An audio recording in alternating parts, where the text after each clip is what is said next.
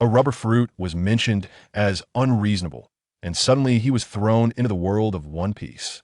A little boy covered his head and cursed. Who is so morally deficient to throw things from high up?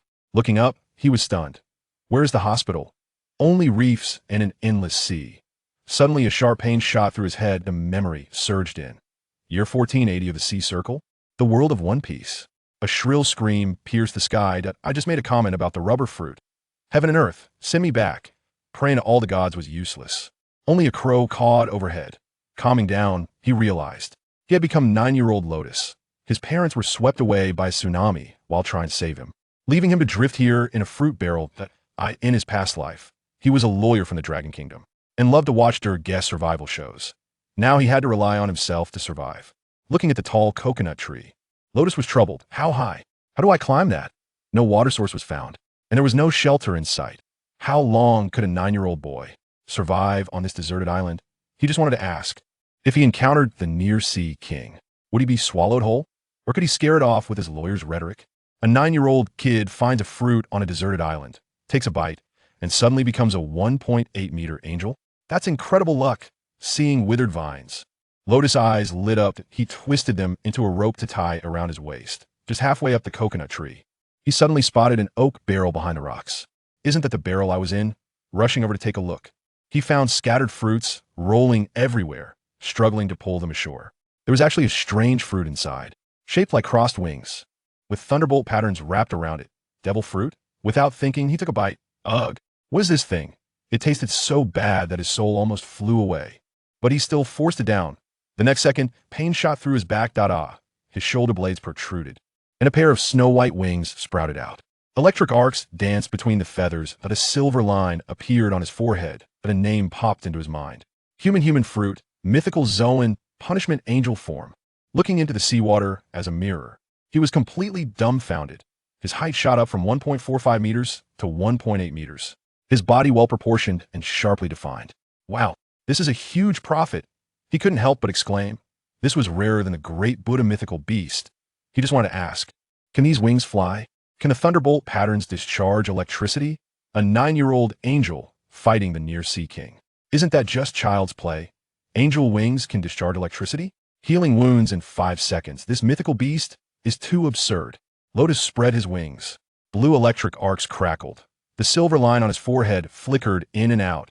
His 270-degree field of vision opened up, giving him half again the normal view.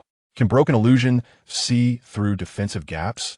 Can broken law's divine light penetrate everything? He made a cut on his hand, and it healed back to normal in 5 seconds. Excited, he flapped his wings and flew up. Wow, huh? I can fly. The next second, he lost his balance and spun out. Help! Bang! He crashed into the beach. Ugh, the sand is so salty. Feeling weak from hunger, he remembered. His abilities relied on physical strength. He quickly showcased the fruits. After filling his stomach with a thought, his wings turned into tattoos on his body. Crossed wings with electric arcs. Looking incredibly cool. Watching the fish in the sea. The wing patterns pulsed. Electric arcs shot out, and a bunch of fish floated to the surface. Belly up, he gathered some dry branches, used the electric arcs to start a fire, and roasted the fat fish. He just wanted to ask, if this lightning hit the near-sea king, would it turn to charcoal? With his 270-degree vision, could he even see treasures hidden on the seabed? Black spot leopards attacked the tent at dawn, but were punched through by the boy. This combat power is incredible. Lotus set up a tent, staring blankly at the campfire. Thinking of his relatives who were no longer around in both lives, he made 2 mounds of earth, sprinkled dry wood on them, and dug a pit, then fell into a deep sleep. At dawn, a crisp sound crackled. A black spot leopard, twice the size of an ordinary leopard, set its sights on the tent. It pounced fiercely, just as its claws were about to tear through the tent. A fist burst through the fabric. Bang! The leopard was sent flying. Can't anyone let me sleep in the morning? Lotus stood up with silver hair, his 1.8-meter height facing off against the 1.5-meter leopard. The silver line on his forehead shone when his broken illusion vision activated. He saw an old wound beneath the leopard's waist, feigning a stumble. The leopard thought it had a chance. It lunged at him. Its front paw stepped into the its body tilted. Lotus punched the old wound, breaking through it, with a flap of his wings, charged with electric arcs. The leopard was instantly electrified into cooked meat, smelling the aroma of meat. Lotus was very satisfied. This tactic is incredible. He just wanted to ask, is the leopard meat delicious when roasted? With this strength, can he walk sideways on the deserted island? The rock's pirates were annihilated. The sea was a bloodbath, yet the boy was still roasting leopards on the deserted island. Thank you, nature. For breakfast, Lotus set up the black spot leopard, flapping his wings to fan the electric arcs to start a fire. Taking a bite of the roasted meat, his eyes lit up. Tender and juicy. Just no salt. One sip of coconut water, one bite of meat. He was eating like a king. After eating, he began to ponder. Naval forces? Pirate hunters? Pirates were a definite pass. Criminals doing bad things, though the Navy has its pests. There are many strong people with ample resources that if I want to do something, I need this platform. The Revolutionary Army? No sign of them yet. First, he needed to train. Spreading his wings, he flew up. Let's explore this island first. In the distance, the sea was buzzing. Rox was taken down by Carp and Sengoku. The whole world was shaken. The escaped cadres went into hiding, and ambitious people began to seize territories. The sea was a bloodbath.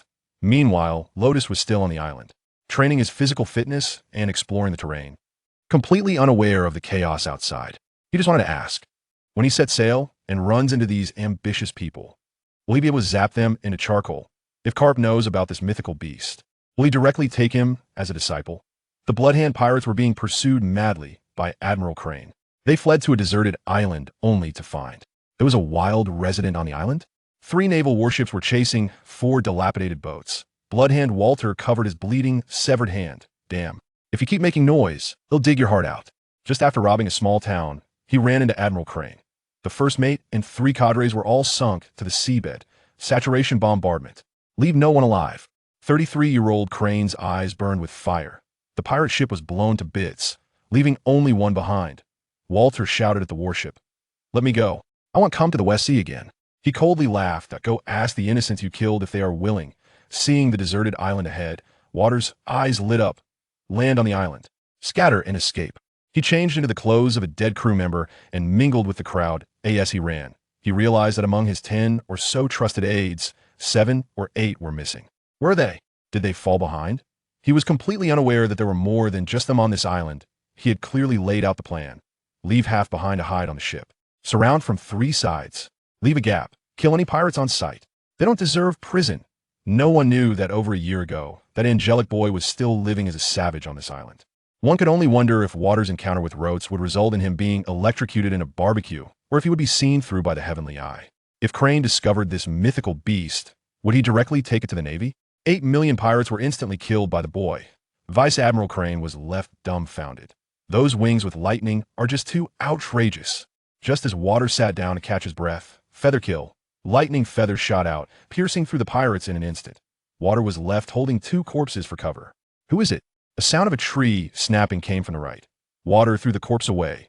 Suddenly, his skin felt a sharp pain from the left. He rolled to dodge a sharp wooden stick. Looking up, he saw a silver-haired boy charging at him. With wings flashing blue light, behind him, a punch landed on his injured waist. The poison blade kicked out was blocked by a wooden stick. With a sweep of his wings, lightning struck him all over. Water was electrocuted to death on the spot, not even knowing the enemy's name. Rotes touched his chin. A year's practice hasn't been in vain. Just as he hid in the treetops, he was spotted. The 2.7-meter Crane stood behind, watching everything clearly. He revealed a kind smile.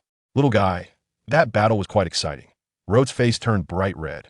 Looking flustered at team made Crane chuckle heartily. "The feel is really good." One could only wonder if Crane knew this was a mythical beast. Would he directly take it back to Navy headquarters?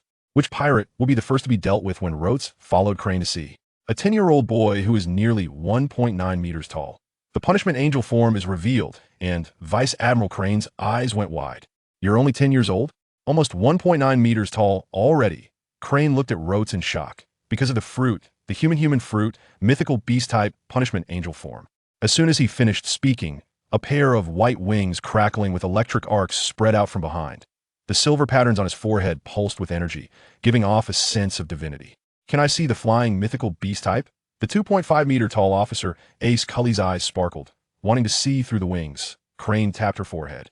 "Prepare dinner first." Once the others walked far away, Rotes waved his wings, shooting out hundreds of electric feathers. The hard reefs were pierced through as if cut by a butter knife.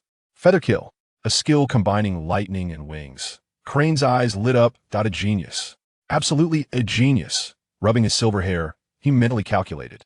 If this mythical beast entered the Navy, wouldn't it make the pirates cry? One could only wonder if these feathers were shot at a general, would they break through defenses? If Carp knew about this treasure, would he rush over at night to snatch the person? A 10-year-old boy instantly kills 8 million pirates. Was it really thanks to this pair of eyes that see through flaws? Crane rubbed Rote's head, causing the boy's face to flush bright red. Don't touch my head. Do you think I'm a child? Who told you to have such a baby face? Crane laughed even more cheerfully. Rotes pointed to the silver patterns on his forehead. This is the heavenly eye. It can see through flaws. When dealing with that pirate, I first killed his subordinates to make him panic. Then I grabbed his weaknesses in the abdomen and hands. Crane clapped in approval. Smart. From now on, call me Sister Crane. Sister Crane? Rotes sweetly called out, secretly calculating in his heart. He hugged the future chief strategist's leg, thinking that in the future when he electrocuted bad pirates, he would have someone to back him up. The next day, he arrived in front of 2 tombs. Rotes knelt down. Mom and Dad, I'm going to join the Navy. I ate the mythical beast fruit and survived. Tears fell as he thought of the loved ones who were no longer there in both lives. Crane silently watched and turned to have her officer investigate. Check if his family's property has been swallowed. She was determined to protect this genius boy to the end. One could only wonder if this heavenly eye could see flaws against Carp's fists. When Rotes followed Crane back to the Navy, who would be the first unlucky one to be dealt with? A 10-year-old mythical beast boy wants to join the Navy? Vice Admiral Crane directly hugged him. We'll take you to meet Sengoku. After bowing 3 times, Rotes stood up. Ace Cully wanted to move the tomb to no need. It's quiet here. He gazed at the tombs, hiding his sadness deep inside. Come to the Navy. Ace Cully raised her stick to persuade. Rotes saw through her. Sister Cully put the stick away. Cully awkwardly threw it far away, and the atmosphere suddenly shifted to laughter. Crane wrapped her arm around his neck, her 2.7-meter height just right. Go to the Navy school. We'll take you to meet a comrade. Just like you, a human mythical beast. Rotes' eyes lit up. General Sengoku. That night, they held a banquet to celebrate. The 2 majors looked at his nearly 1.9-meter height. Care for a beer? Rotes thought back to his past life where he could drink pretty well, but 1 cup knocked him out. He didn't wake up until 9 the next morning. I actually passed out after 1 cup. Cully laughed so hard she couldn't straighten up. Your body is still that of a 10-year-old. Just after drinking milk, Rotes wanted to train. Crane approached from behind. I agree. One could only wonder if when he met Sengoku, which human mythical beast would have a stronger shockwave in their clash. If Carp knew about this little angel, would he try to take him in as a grandson? It is already known that the boy in front of me, who is nearly 9 meters tall, is only 10 years old. Seeing a cup spilled with the fruit of a phantom beast, Colonel Locke feels a bit guilty, but more than that, he finds it amusing. Who would have thought that a tall guy of 9 meters would be knocked out so easily? Yes, Uncle Locke, upon hearing the term uncle. The bearded Locke visibly turned gray and white. I'm only 25, you little brat. Rotterdam is speechless. With your bearded appearance, it's hard to believe you're even 40. Ratsamandi's mouth twitched. Good boy, you've successfully caught my attention. Don't you want to train together? Go ahead. A dangerous glint flashed in Colonel Locke's eyes. That little brat dared to mock him, and he would make sure to train him well. Half an hour later, Colonel Locke's mouth was slightly agape. Is this kid really only 10 years old? How can his physical fitness be so strong? After a brief period of adaptation, Ratsamandi quickly caught up with the Marine's training pace. After adjusting, he only felt a slight warmth in his body, not at his limit yet. So he requested Colonel Locke to add weight to his body. Subsequently, Colonel Locke saw a boy bearing a 300-pound weight training alongside the Navy, and he seemed to handle it with ease. Is this kid a monster? He can keep up with the training at just 10 years old? Colonel Locke thought in shock. At that moment, Admiral Crane and Colonel Escarly also approached and looked at the training scene. Of course, they noticed the weighted boy. Locke, stop the training, and you go test this kid's combat power, Crane commanded. Since yesterday, Crane had been very curious about Ratsamandi's actual strength. She wanted to see what kind of power Ratsamandi, who possessed a mythical Zoan-type devil fruit, really had. So she sent her elite Colonel Locke to test it out. As for Ratsamandi defeating Locke, Crane never considered it. While mythical Zoan types are strong, Ratsamandi was still only 10 years old. Elite Colonel Locke had mastered several techniques from the Navy's 6 powers, including shave, finger pistol, paper drawing, and gale foot. His swordsmanship had also reached a considerable level, and he was just a step away from mastering hockey. In this setting, only those above the elite colonel rank can master hockey. It's not the kind of setting where low-level minions can wield hockey later on, as that would break the power balance. Mandy kid, let's pause the training for a moment and have a spar, how about that?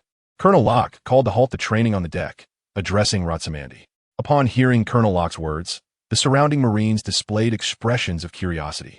They all knew that the person training with them was the possessor of a mythical Zoan type. Although they weren't clear on the specific abilities, there were no weak mythical Zoan types. All right, Uncle Locke, it's Big Brother. Locke's forehead twitched at the mention of Uncle upon hearing Rotsamandi's response. He agreed. Rotsamandi also wanted to know what kind of strength he had achieved in the pirate world after a year of training with his mythical Zoan abilities.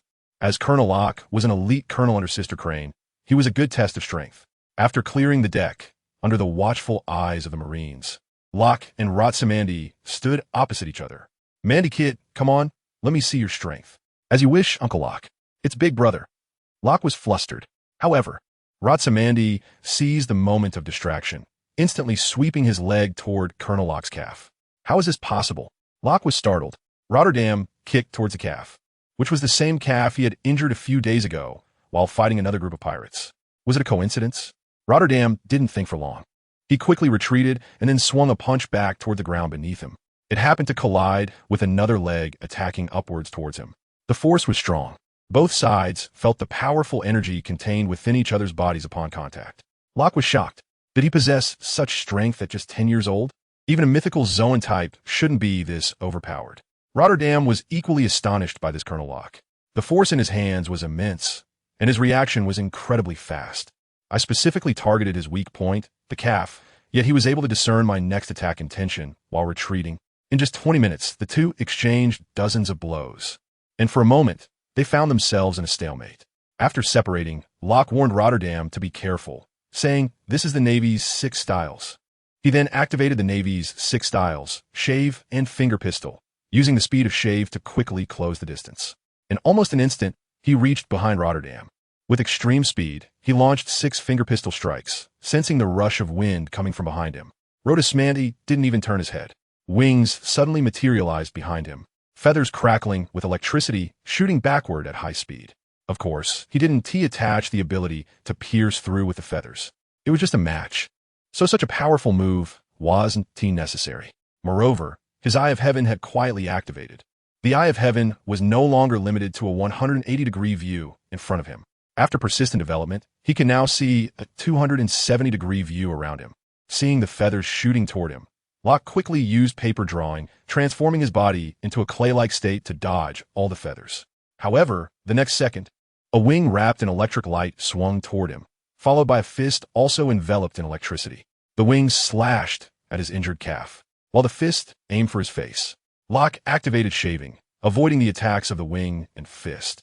He quickly kicked forward, unleashing the gale foot, with 4 blades of wind rushing toward Rotsamandi. Utilizing the Eye of Heaven's ability to see through illusions, Rotsamandi spotted the flaws in the oncoming wind blades. He flew through the attacking wind blades, flapping his wings at nearly the same speed as shaving, charging toward Locke once again. The feathers that had just flown out crackled with electricity and, under Rotsamandi's control, instantly returned, attacking Locke from all directions. At this point in the match, the surrounding Marines were all wide-eyed. They were aware of Colonel Locke's strength, as he was an elite colonel proficient in the 6 styles. But the Rotsamandi opposite him also seemed quite formidable. Is this what a mythical Zoan is like? But no, Rotsamandi's combat power not only stemmed from his mythical Zoan abilities, but also from his own strength. Watching the back and forth between the two, Crane appeared calm, while Escarly was shocked by Rotsamandi's combat prowess. As a colleague on the same ship, Escarly often sparred with Locke and Gus. Although the two couldn't match her, their combat strength was significantly stronger than that of an average colonel. "General Crane, we struck gold," Escarly exclaimed excitedly. Half an hour later, Rotsamandi, breathing slightly heavily, looked at Colonel Locke, who remained calm in front of him. He couldn't help but sigh inwardly, realizing he still needed more training. At 10 years old, although he had the enhancement of the Phantom B seed fruit, he had only trained for about a year. He had not developed the fruit to a deeper level, and his body had not yet matured to an adult state. However, Rotsamandi was still quite satisfied. After all, the person in front of him was no ordinary opponent. During last night's banquet, he had learned that this person was among the top 2 elite colonels on Sister Crane's ship, second only to Sister Callie. Among the 5 elite colonels, it had to be said that with the support of the Phantom B seed, being able to compete with an elite colonel at around 10 years old was quite impressive. Rotsamandi is quite satisfied with the results of his training over the past year. By the way, The reason he calls them Sister Crane and Sister Callie, rather than General Crane and Lieutenant Colonel Callie, is of course because he was reprimanded.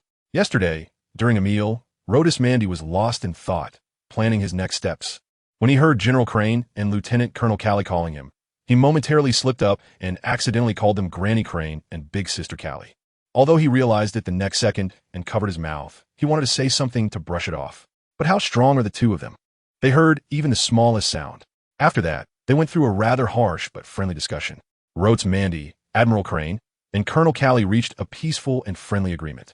As for whether it is truly peace, the victims and that loose-tongued person have no objections, so it won't be pursued. Speaking of which, although Colonel Rock did not show any expression, his shock was already beyond measure. This kid is really only 10 years old? Even if he has a mythical beast type, he shouldn't be so outstanding. He is an elite colonel after all, to be able to perform like this, not defeating this little brat in 30 moves. Although he did not exert all his strength, probably only about 50, but that was enough to shock Colonel Rock. This kid has a strong grasp of timing. He can catch fleeting flaws and then launch a fierce attack on those flaws. He almost disrupted his own rhythm. Ordinary Navy colonels below him are probably not his match. Give this kid a small defensive gap, and he can tear it into a huge hole. Moreover, how did he know that his calf was injured a few days ago? Although it wasn't serious, it still had a slight impact. In the recent battle, Rotes Mandy attacked his injured leg with almost every move. Was it his fruit ability or his talent? Colonel Rock did not ask. In a world of pirates, asking a fruit user about their specific abilities is impolite. Once you know the specific ability, it becomes troublesome to be targeted. It doesn't take much to imagine how miserable it would be if Luffy, who doesn't even know hockey, found out he could be hit by water. Moreover, the two were not close enough to that extent. Admiral Crane had found a great treasure. Colonel Rock admired in his heart. However, he did not show it on his face. Mandy kid, you're strong, but not enough. Your experience is insufficient, and your power is not fierce enough, Colonel Rock said expressionlessly. I understand, Uncle Rock. Let's do it again. Rotes Mandy said, You little brat, call me Big Brother. How many times have I said it? I'm only 25. Looking at the two who were re-establishing their stances to fight again, Admiral Crane intervened. All right, Mandy kid, Rock, let's stop the competition here for now. Since we've gauged each other's strength, there's no need to continue. With Admiral Crane's insight, she could already see that this Mandy kid's current strength was probably much stronger than an ordinary Navy major, and an ordinary Navy major was not his opponent. He should have the strength of an elite Navy major. This kid is only 10 years old and already possesses such strength. One must say, she really found a treasure. If properly trained, he would definitely become another Navy admiral. The Navy's justice at sea would become even more solid. Seemingly thinking of something, Admiral Crane sighed softly in her heart. However, the Navy's justice is shrouded in shadows. Although the Navy currently has 3 admirals, Garp and Sengoku, in the God Valley incident, allied with the Roger Pirates, led the Navy officers to defeat the Rocks Pirates, earning Garp the title of hero. Here we set that Garp gained the title of hero after defeating the Rocks Pirates. Because I have seen a lot of information, the timing of when Garp received the title of hero is actually disputed. So let's set it here for future plot needs. However, the title of hero and the combat power displayed by the Navy have raised the vigilance of the world government. Over the past year, there's been a lot of overt and covert suppression. Brother Sora is often furious. The world government wants to achieve a delicate balance by letting the forces at sea check and balance each other. However, the Navy's overwhelming combat power has tilted this balance. The world government has implanted a number of CP personnel within the Navy. Some of them she has already grasped, but there are still some hidden quite deep, and it will take time to find them.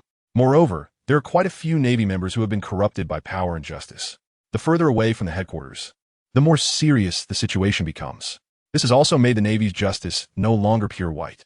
Admiral Crane put away these thoughts in her mind and looked at Rotes Mandy in front of her. Her mood improved significantly. Going out to chase pirates and finding such a treasure with a mythical beast type is also a side indication that the Navy is quite lucky. After stopping the two, Crane let Colonel Rock continue to lead the Navy soldiers in training. She called Rotes Mandy to her side, rubbed his head, and said with a smile, Mandy kid, there's still quite a distance to your hometown. There are probably 3 days of sailing left. For these days, you should rest well on the ship, okay? Thank you, Sister Crane, but I want to train with Colonel Rock and the others. Is that okay?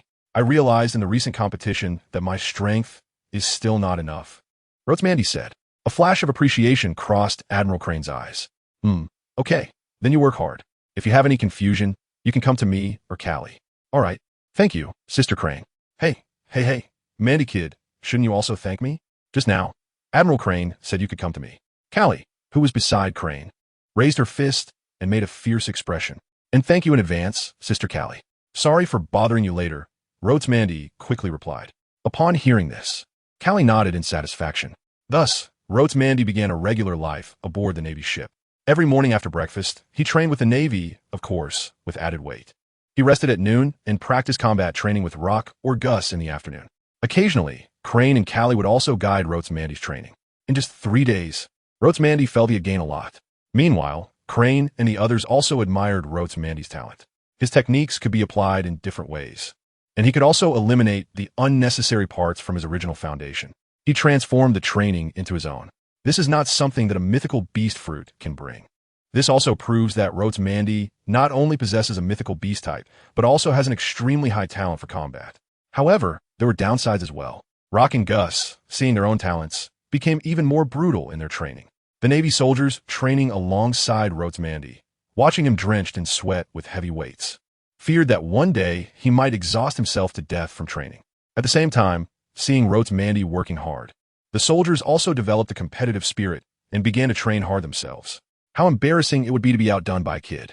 For a time, the Navy ship was filled with the sounds of shouting and encouragement. 3 days later, Rhodes Mandy stood at the bow of the ship, watching the familiar island getting closer. A feeling of timidity began to linger in his heart. There is no sentiment more intense than returning home. I have returned. My hometown. In this life, Rhodes Mandy murmured to the small island, reminiscing about his parents in this life. Rhodes Mandy's sadness rose up again. Looking at Rhodes Mandy, who was murmuring to herself, Crane reached out and rubbed her head. Not to mention that Rhodes Mandy didn't resist. Even if she did, it would have been ineffective, so she could only let Crane rub her head. The little one hadn't been back for a year, and seeing her hometown again, didn't it feel particularly familiar? Thank you, Sister Crane. Thank you for bringing me back. Bang! A punch landed on her head, and Rhodes Mandy covered her head in pain. A huge bump slowly rose on her head. Why be so distant? Callie retracted her smoking fist. It hurts so much. Sister Callie, can't you be a bit more ladylike? Callie scoffed with a smirk. After Callie's reprimand, Rhodes Mandy's sadness gradually faded away. Rhodes Mandy knew that Sister Crane and Sister Callie noticed his sadness. It was in this way that his mood could be alleviated. The thoughts in his heart faded, and the warship had already begun to dock. At the Naval G-166 branch, the branch chief, Colonel Crit, was waiting at the port with his Marines. Colonel Crit knew that this time, Vice Admiral Crane was coming. Vice Admiral Crane was in charge of intelligence and the Naval Internal Inspection Forces, holding a status comparable to the current 2 naval generals, Sengoku and Zephyr, as well as the naval hero, Vice Admiral Garp. A few days ago, he received an investigation document sent by Vice Admiral Crane's aide, Colonel Escarly. Colonel Crit personally came to this small island in the West Sea. After handling the matters, he waited on this small island for Vice Admiral Crane's arrival. Hearing his soldiers report that a naval warship was docking, Crit knew Vice Admiral Crane had arrived, so he personally went to welcome him with his soldiers. Welcome your arrival, Vice Admiral Crane. I am Colonel Crit, the branch chief of the G-166 branch in the West Sea, Colonel Crit said, saluting Crane. Thank you for your hard work, Colonel Crit. Crane nodded and returned the salute to Rhodes Mandy. Let's first go to your base on this island. Callie, you accompany Rhodes Mandy home, Crane instructed Rhodes Mandy before turning to his aide. Yes, Vice Admiral. In fact, Crit had already noticed Rhodes Mandy behind Crane. This should be the boy that Vice Admiral Crane asked me to investigate, Crit thought to himself. But since Crane did not introduce him, Rhodes Mandy would not ask either. Watching Callie leave with Rhodes Mandy, Crit said, Let's go, Crane, turning to Rhodes Mandy. Yes, Vice Admiral, please. Crit led the way, bringing Vice Admiral Crane and the 2 colonels, Gus and Lot, into the Naval G-166 branch on the island. Vice Admiral Crane sat in the main seat of the office and said to Colonel Crit, Colonel Crit, a few days ago I had my aide, Escarly, send you a document. Did you receive it? Yes, Vice Admiral. Here is the investigation document, Crit said, taking out a file from his pocket. The file opened, and there was a picture of Rhodes Mandy before he ate the fruit. Quite cute, Crane thought to himself as he looked at the document. When she saw Rhodes Mandy's data from a year ago, the height section showed 145 meters. Considering that Rhodes Mandy was now nearly 9 meters tall, the mythical Zoan fruit truly lived up to its reputation as a rare devil fruit, possessing incredible power. The kid is only 10 years old. I wonder how tall he will be when he reaches adulthood, Crane thought. Looking at the document in her hand, the content matched closely with what Rhodosmanti had said. After reading the document, she gained a deeper understanding of Rhodosmanti. The document stated that Rhodosmanti's parents were relatively wealthy, and he'd been missing for a year. Has his inheritance been encroached upon? Crane asked Crit. Yes, it has been encroached upon. According to our investigation, some of Rhodosmanti's cousins knew that the Rhodes family had encountered a shipwreck and had not returned for a long time. They gradually encroached upon the Rhodes family's property, thinking that the Rhodes family would not come back. I have already instructed the town mayor to resolve this matter, and the property has been returned. Colonel Crit replied to Vice Admiral Crane. Thank you for your trouble, Colonel Crit. Rhodosmanti is a boy I met on a deserted island who possesses a mythical Zoan fruit. I plan to enroll this child in the Naval Academy, which is why I asked you to investigate Rhodosmanti, Crane said. Upon hearing this, Colonel Crit's confusion about why Vice Admiral Crane specifically sent a document to inquire about Rhodosmanti was completely cleared up. The Naval Academy is designed to accept those with special fruit abilities and talents, but do not meet the age requirements to enter the Navy, thus establishing a preparatory naval school. It can be said that this Naval Academy is filled with young geniuses. Colonel Crit was puzzled as to why Vice Admiral Crane would investigate a child.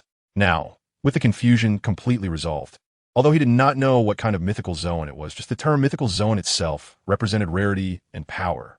So far, every known person with a mythical Zoan fruit has been an incredibly strong individual.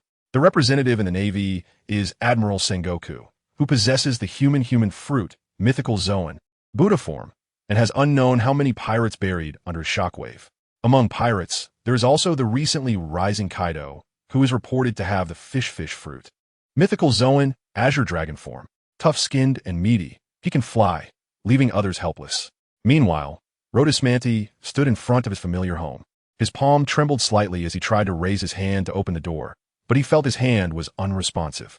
Suddenly, a hand rested on his shoulder, and looking beside him, he saw Sister Callie's encouraging gaze.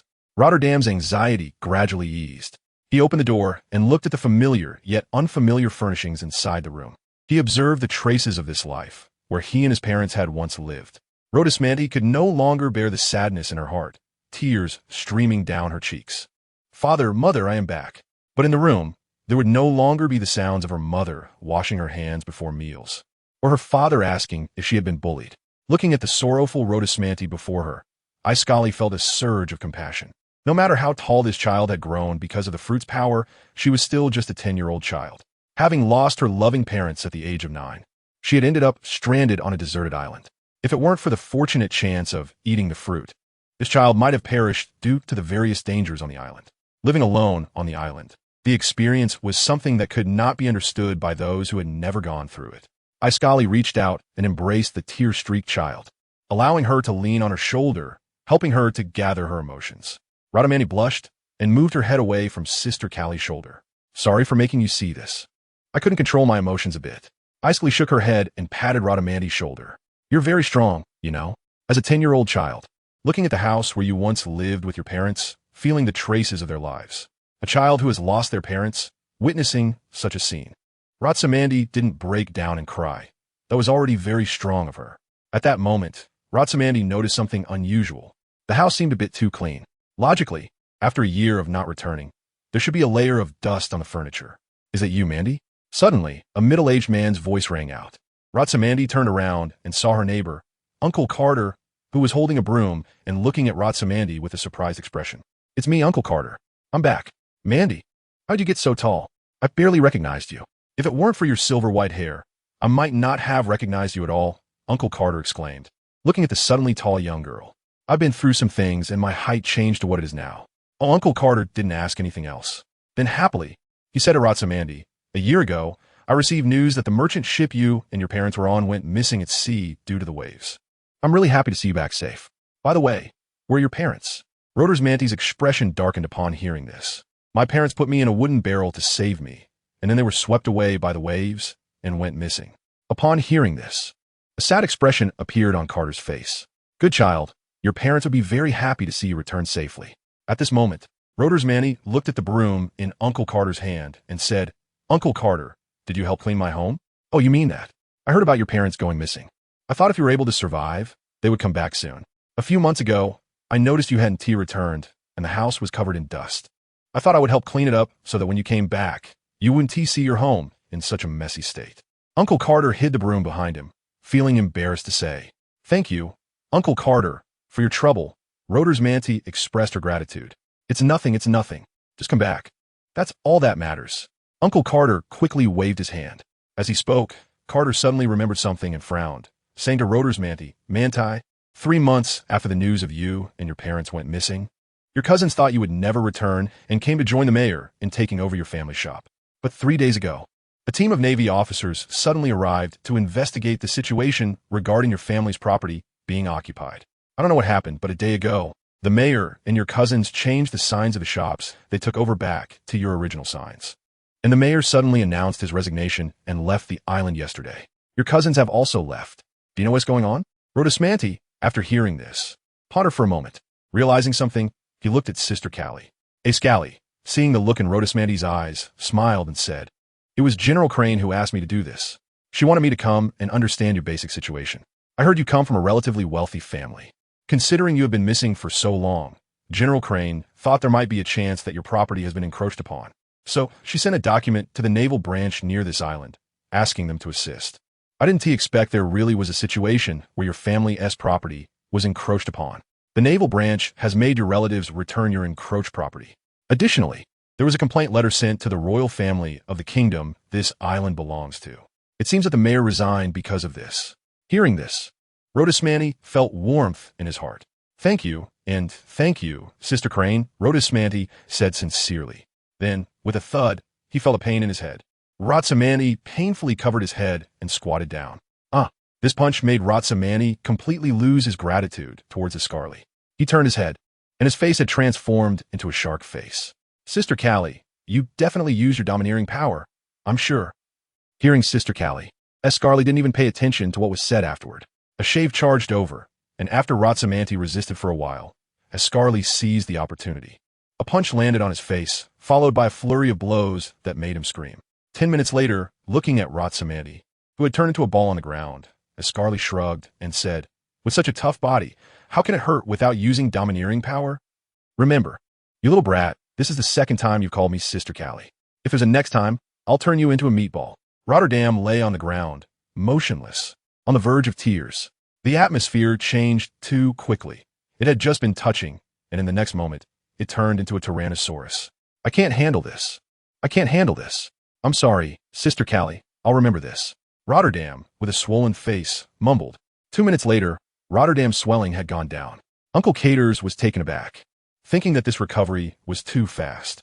Without saying a word, he saw Rotterdam walking towards him, holding the rum he had just dug out from home. "Thank you. Uncle Caters, please accept this bottle of wine."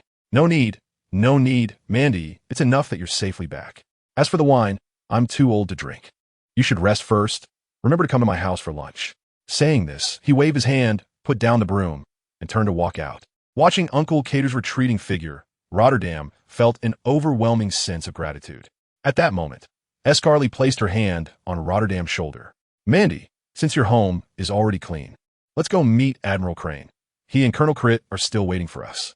Hearing this, Rotterdam thought of something and nodded. She found the place where her parents kept their money at home, opened the safe, and took out a stack of berries. Then she walked out with Ascarly. When Ascarly and Rotterdam arrived at the naval branch base on the island, Ascarly already had a huge lollipop in her hand, which she bought with Rotterdam's money. Why not use it if it's free? Meanwhile, Rotterdam carried some gifts and wine, which were meant as a token of gratitude for Admiral Crane and Colonel Crit. Upon entering the base, they saw Admiral Crane sitting in the main seat, with Colonel Crit beside him, chatting. "Mandy, you're back?" Crane looked at the two approaching. "Yes, Sister Crane, I'm back," Rotterdam said, solemnly thanking Crane and Crit. "Thank you, Sister Crane and Colonel Crit, for helping me get back my property that was taken by those who invaded my home." "It's nothing.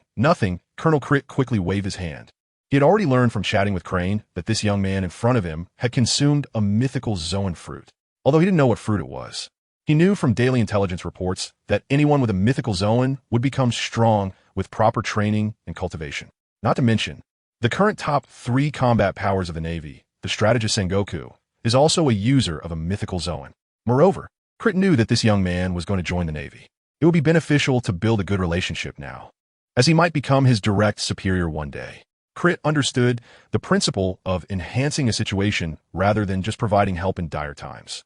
However, after Rotterdam's thanks, Crane suddenly felt a mischievous urge.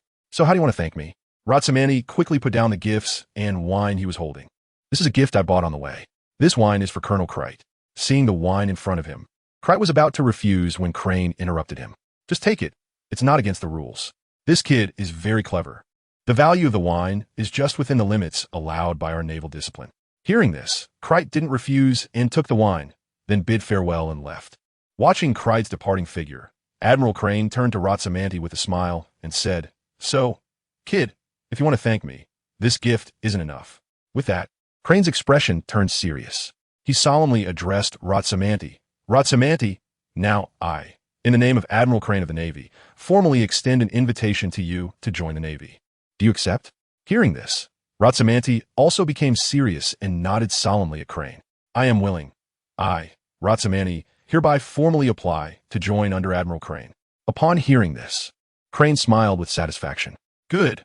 Rotsamandi, I accept your application." "Great.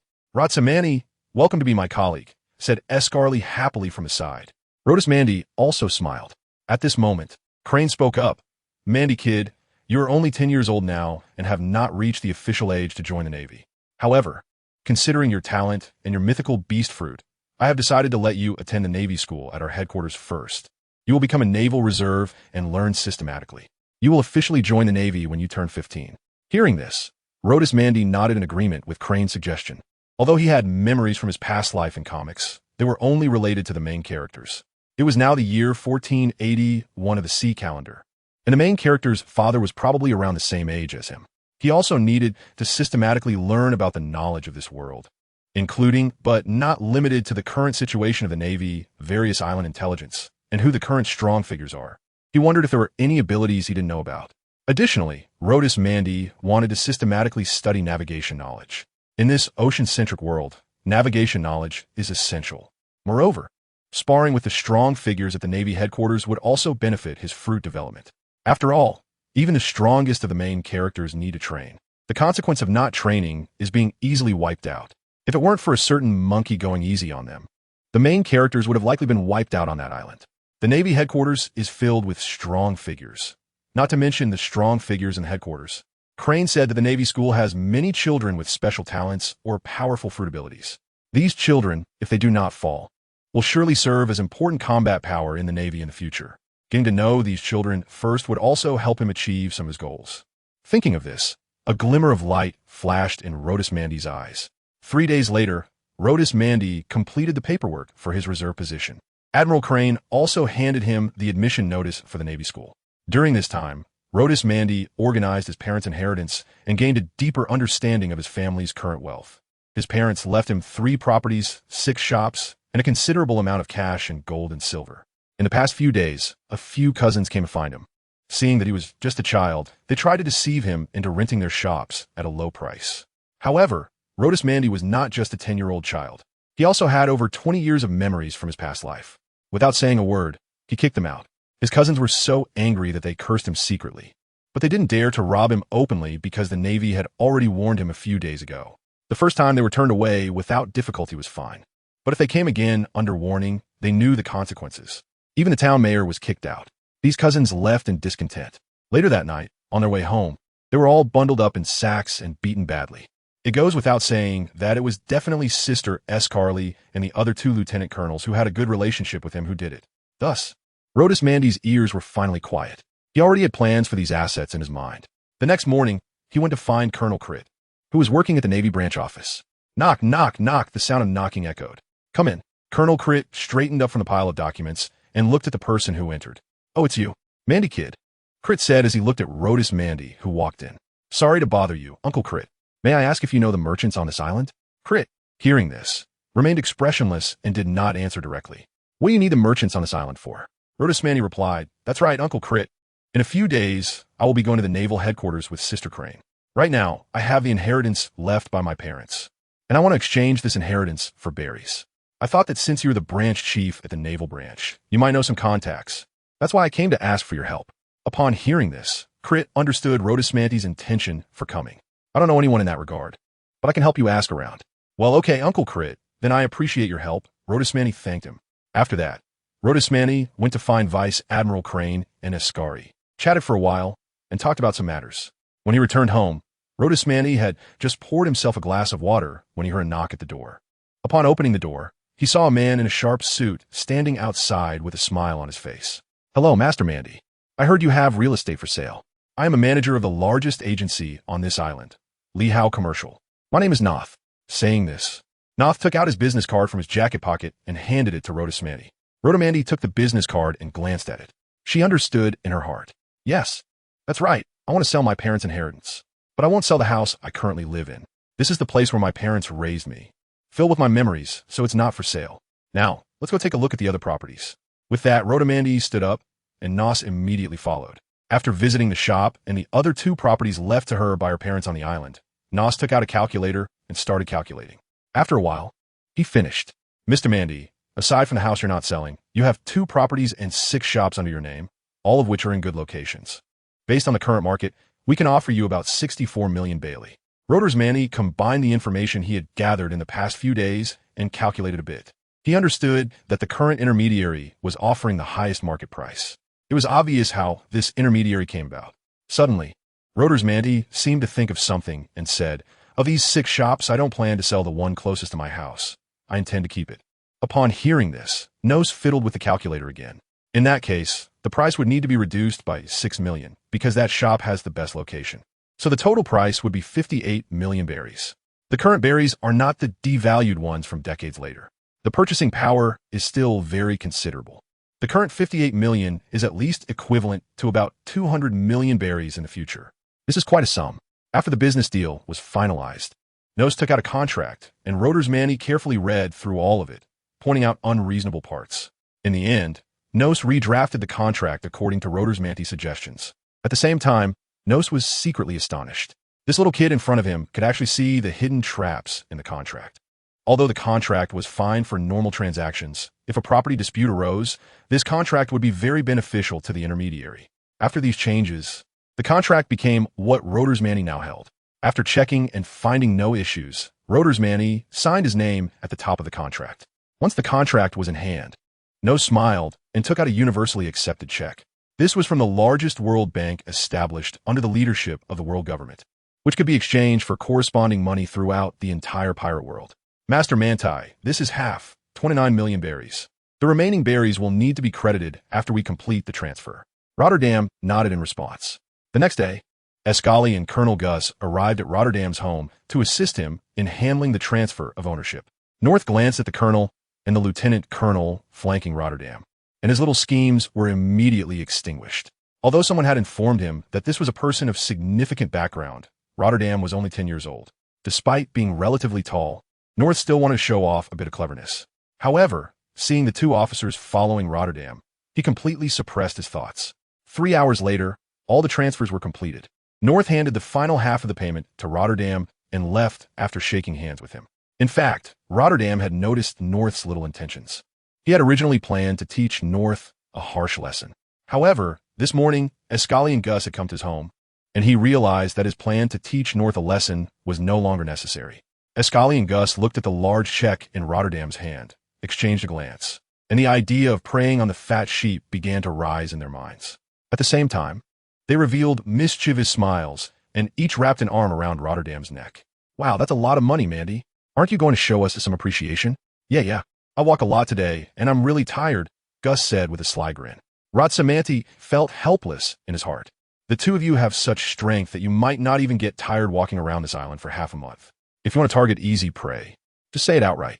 However, Rhodosmante also knew that Ascali and Gus came today because they were worried about him, afraid that he might be deceived due to his young age. Rhodosmante was still very grateful. All right, I'll call my neighbor, and we'll invite General Crane, Colonel Locke, and Colonel Crit. Let's go to the biggest restaurant on this island for dinner. At this point, Rhodosmante clearly felt the 2 arms around his neck tightening even more. Let go, I'm going to be choked to death by you. Rhodosmante was gasping for breath as 2 people held him tightly. Seeing Rhodosmante's complexion starting to turn blue, Ascali and Gus simultaneously released their grip and smiled apologetically. That evening, Rhoda Manny and General Crane's group had a nice meal at the largest restaurant on the island. The meal cost 1 million Bailey. During this time, Rhoda Manny also introduced his neighbor, Uncle Cartes, to Colonel Crit. Upon hearing that Uncle Cartes was the one who had been cleaning Rhoda Manny's house and had watched him grow up, Colonel Crit became interested in befriending him and kept trying to get closer. For a moment, the dinner table was filled with joy and laughter. The next morning, at the port of the small island, Navy warships were neatly lined up, their blue and white seagull flags fluttering in the wind. At the port, Rhoda Manny was saying goodbye to Uncle Cartes. Uncle Cartes, I'm leaving. I joined the Naval Reserve a few days ago. I'm going to the Naval Academy at the Naval Headquarters for further training. Uncle Cartes showed a reluctant expression. Child, you just came back.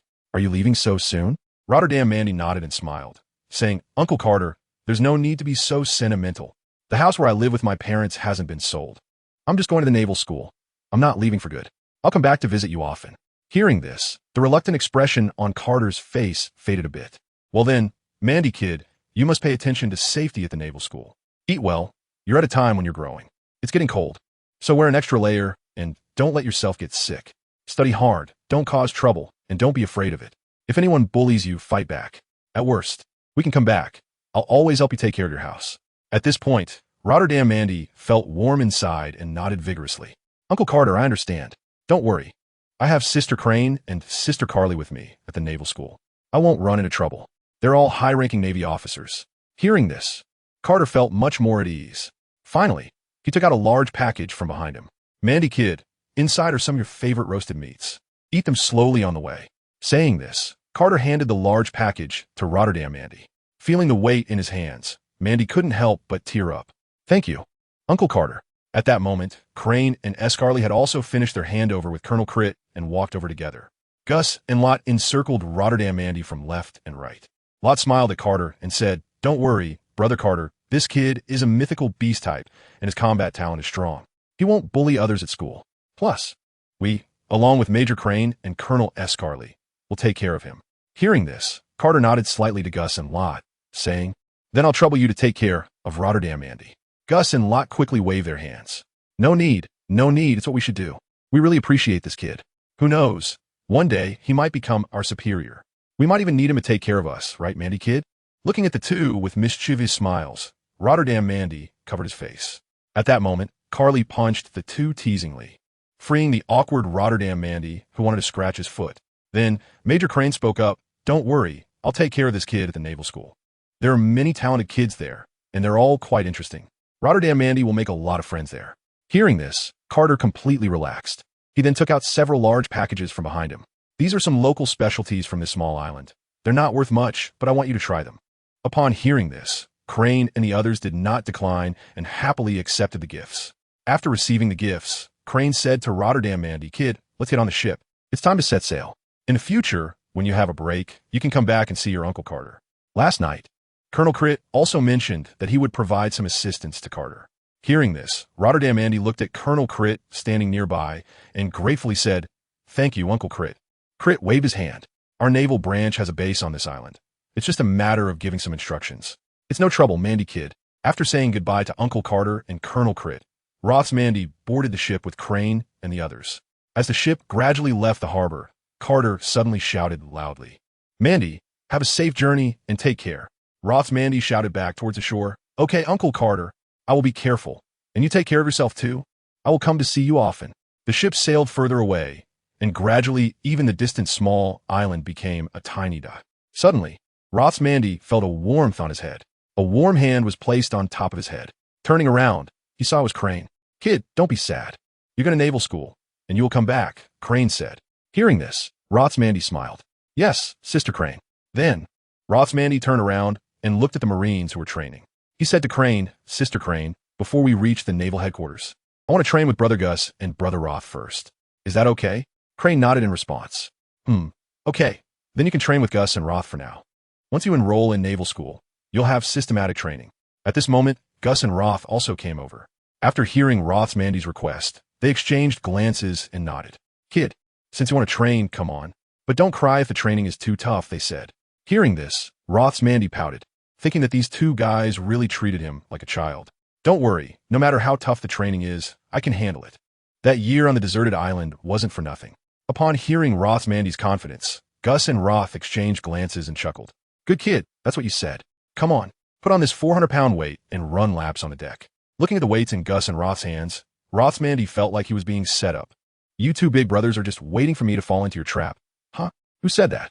This is your own request. We didn't do anything. So be careful, or we'll sue you for slander. Hearing this, Rothmandy chuckled and didn't mind. After putting on the weights, he started running laps along the deck. The tough training began.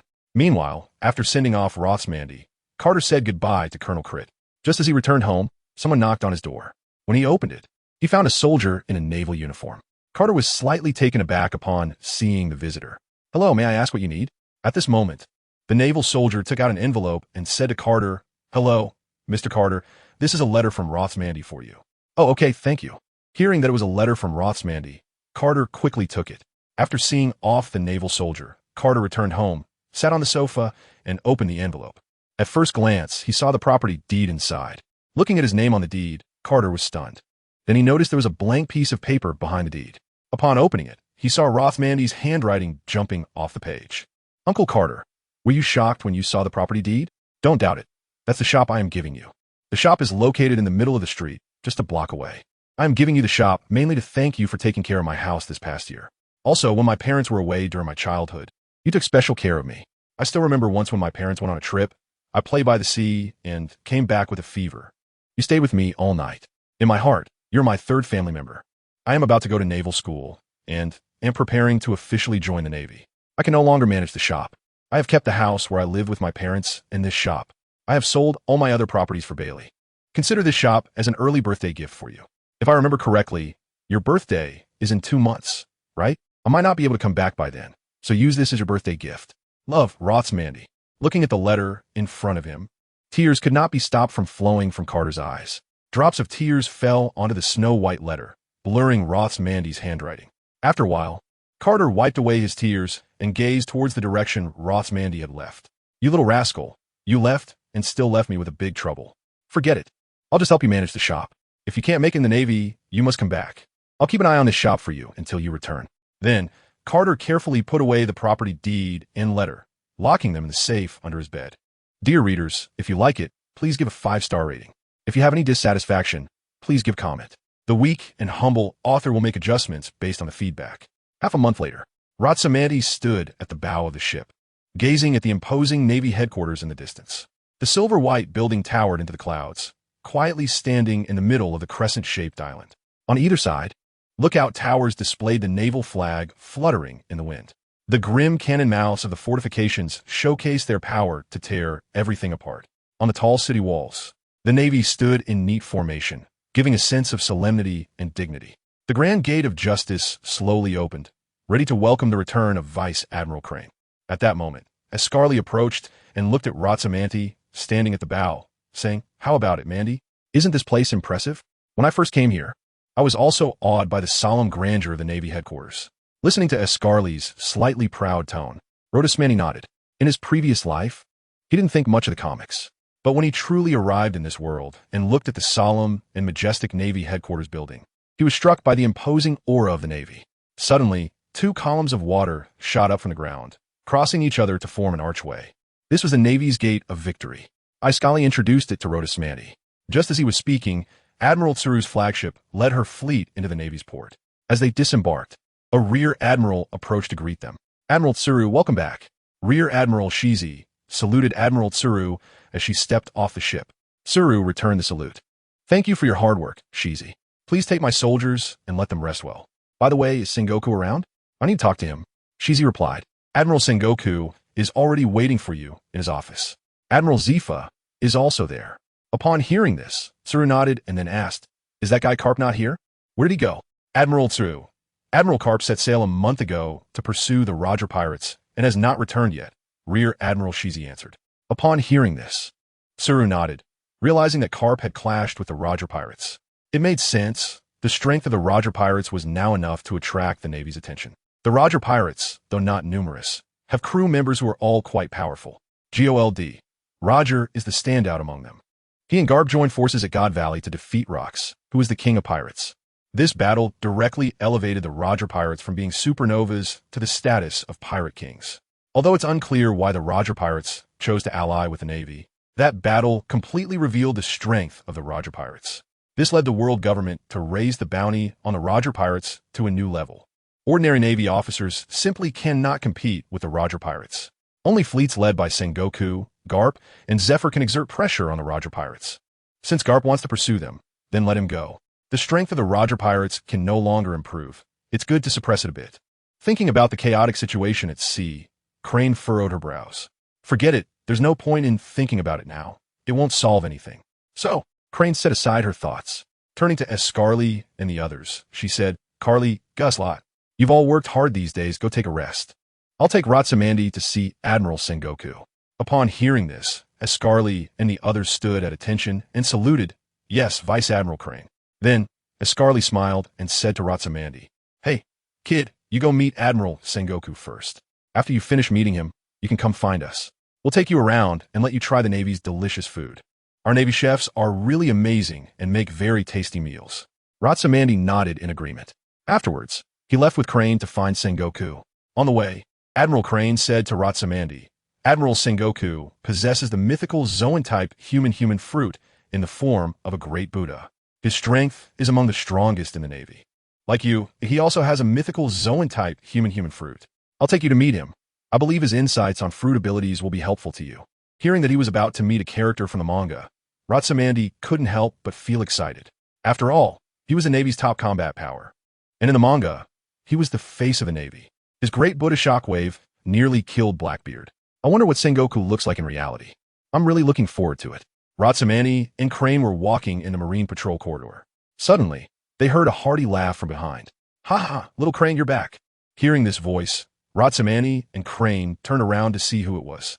A tall figure with thick black short hair and a distinctive black beard approached them. Standing about 3 meters tall, not much different from Crane's height.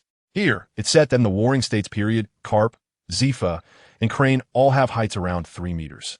So it's not easy to get confused. He was wearing a silver-white Navy uniform, with the Navy's Justice cape draped over his shoulders.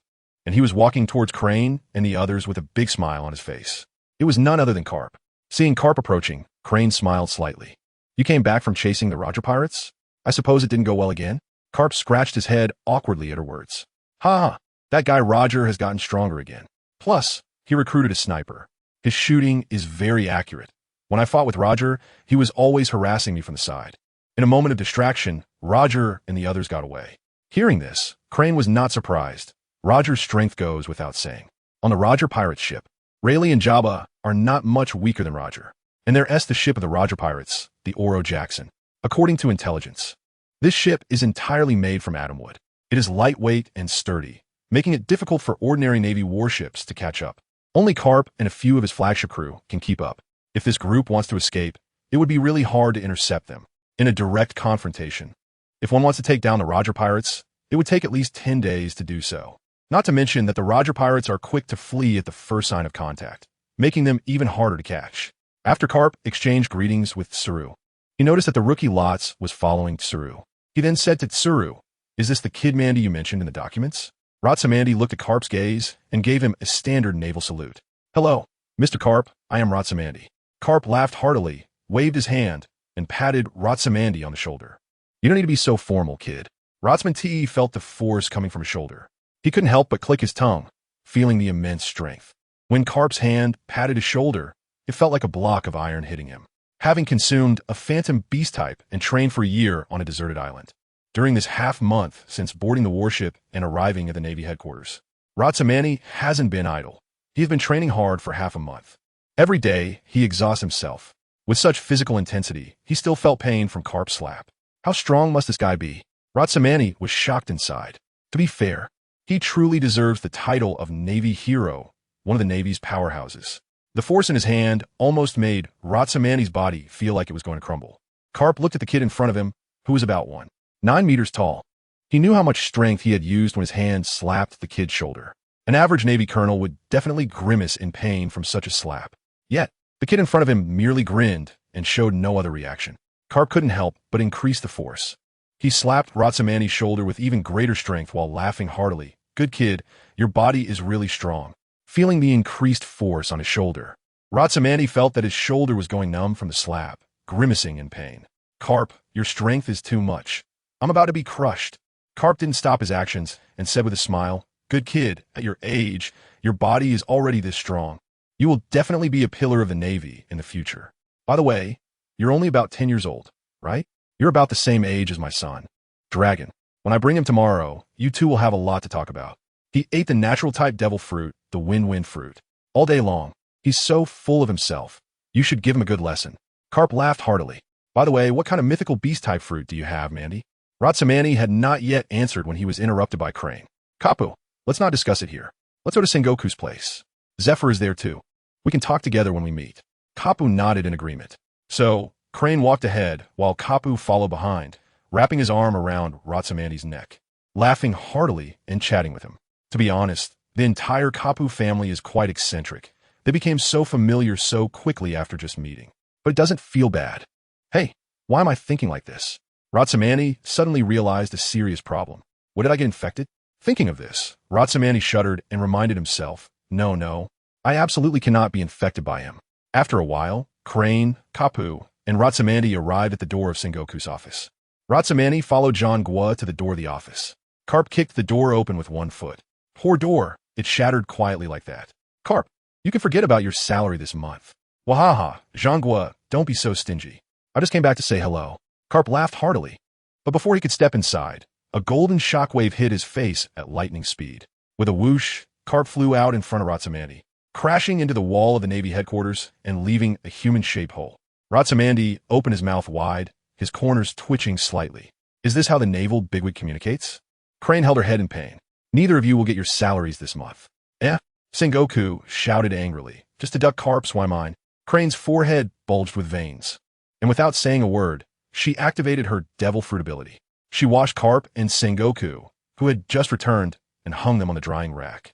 Pointing at the broken door and the large hole in the wall, she said, "You two are equally at fault. Did the door and wall provoke you? How many times have the door and wall been repaired? The number of repairs is almost more than how often you two eat." After recovering from their paper doll state, Carp and Sengoku looked like elementary school students, lowering their heads to face the scolding. After her outburst, Crane returned to her usual calm demeanor. Rubbing her temples in pain, she felt that there were hardly any normal people in the Navy, except for Zephyr. At that moment, Zephyr also came out. "All right, little Crane. You know what kind of personalities these two have. The people at the Navy headquarters have already gotten used to them doing this." Next to Sengoku's office, there were many office doors and bricks stored by the Navy headquarters maintenance workers. "Just ask the Navy headquarters craftsman to fix it later," Zephyr said, noticing Ratsamani, who was beside Crane. Looking at the handsome, tall, and well-proportioned Ratsamani, he remarked, "This little guy is the one you mentioned, the child with the human fruit, mythical type, right? According to the documents you sent back, he's only 10 years old, but isn't he nearly 2 meters tall?" Ratsamani, upon hearing this, quickly greeted Zephyr. "Hello, General Zephyr. My height is due to my mythical beast fruit. After eating the fruit, my height grew from around 1.45 meters to about 1.9 meters now." At this moment, Garp and Sengoku also gathered around, expressing their amazement. Looking at the few people who had come over, Crane said, "Let's go to my office to talk. Mandy, you come too." "Okay, Sister Crane." They arrived at Crane's office. Manny and the current 3 admirals of the Navy, along with Vice Admiral Crane, were sitting on the sofa. At this moment, Carp was the first to speak. "Manti, what kind of devil fruit ability do you have? I also saw the documents sent by Crane. They only mentioned that you ate a mythical Zoan type, but did not specify the exact kind." Looking at the 3 curious admirals, Manny replied, "My fruit is the human fruit, mythical Zoan, judgment angel form." After saying that, Manny activated his devil fruit ability. Snow-white wings, intertwined with arcs of electricity, slowly materialized in front of him. The ethereal blue arcs danced happily on the wings behind Manny. The wings gradually spread open. At the same time, the Eye of Heaven was activated, its patterns pulsating with a silvery glow, gazing at the figure before him, which had transformed into a tall and divine presence after activating his fruit's ability. Carp looked at Sengoku, then at Manny, and said to Sengoku, "Sengoku, look at him. They both have the human fruit, mythical Zoan. Manti's ability looks so cool after activation, and then there's yours, all shiny and blingy. How ugly." Thinking of this, several hashtags appeared on Sengoku's forehead. Is the fruit about looking cool or not? Look at me again, and believe it or not, I'll blast you out of Navy headquarters with a shockwave, and you can just soak in the sea." After angrily yelling at Carp, Sengoku turned to Rotor's Manti and showed a kind expression. He said to Rotor's Manti, "Manti, keep your distance from Carp in the future. Don't let his foolishness rub off on you." Seeing Sengoku's rapid change of expression, Rotor's Manti felt he had learned something. Such a quick change of expression without any twitching of facial muscles was impressive. At this moment, Zephyr's voice rang out. "Manti, can you conveniently introduce your devil fruit ability?" Rotor's Manti nodded upon hearing this. Zephyr has taught nearly half of the elite officers in the Navy. Huang Yuan, Chi Inu, and Qing Ji, the three top combat powers of the Navy in the future, were all trained by Zephyr. There is no doubt about Zephyr's vision and teaching standards. With this in mind, Rotor's Manti began to introduce his devil fruit ability. My devil fruit ability is divided into two parts. First is the Thunder Wings. My Thunder Wings allow me to manipulate lightning to a certain extent. With the enhancement of lightning, I can fly at incredible speeds in the sky. Moreover, through my development, my wings can now shoot feathers. When infused with electric arcs, the feathers possess considerable piercing power. Upon hearing this, Carp's eyes lit up. He knew Carp well. She certainly understood that this guy in front of her was eager to test Rotor's Manti's current combat ability. Before Carp could speak, Crane interrupted. "Carp, you keep quiet for now. Let Manti finish his introduction." Hearing this, Carp obediently closed his mouth. After Crane spoke, Carp turned to Rotor's Manti and said, "Manti, you can continue." Rotor's Manti nodded and continued to introduce his abilities. The second ability is my Heavenly Eye. My Heavenly Eye allows me to have a broader perspective. Normal people have a field of vision of 120 to 150 degrees, but now my perspective is 270 degrees.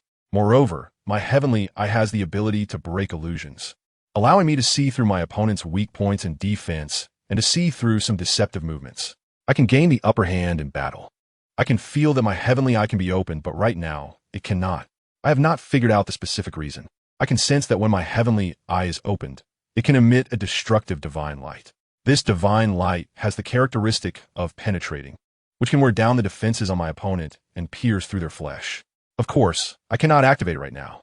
After listening to Rotor's Manti's introduction, the four senior naval officers, except for Crane who already knew about it, appeared quite calm.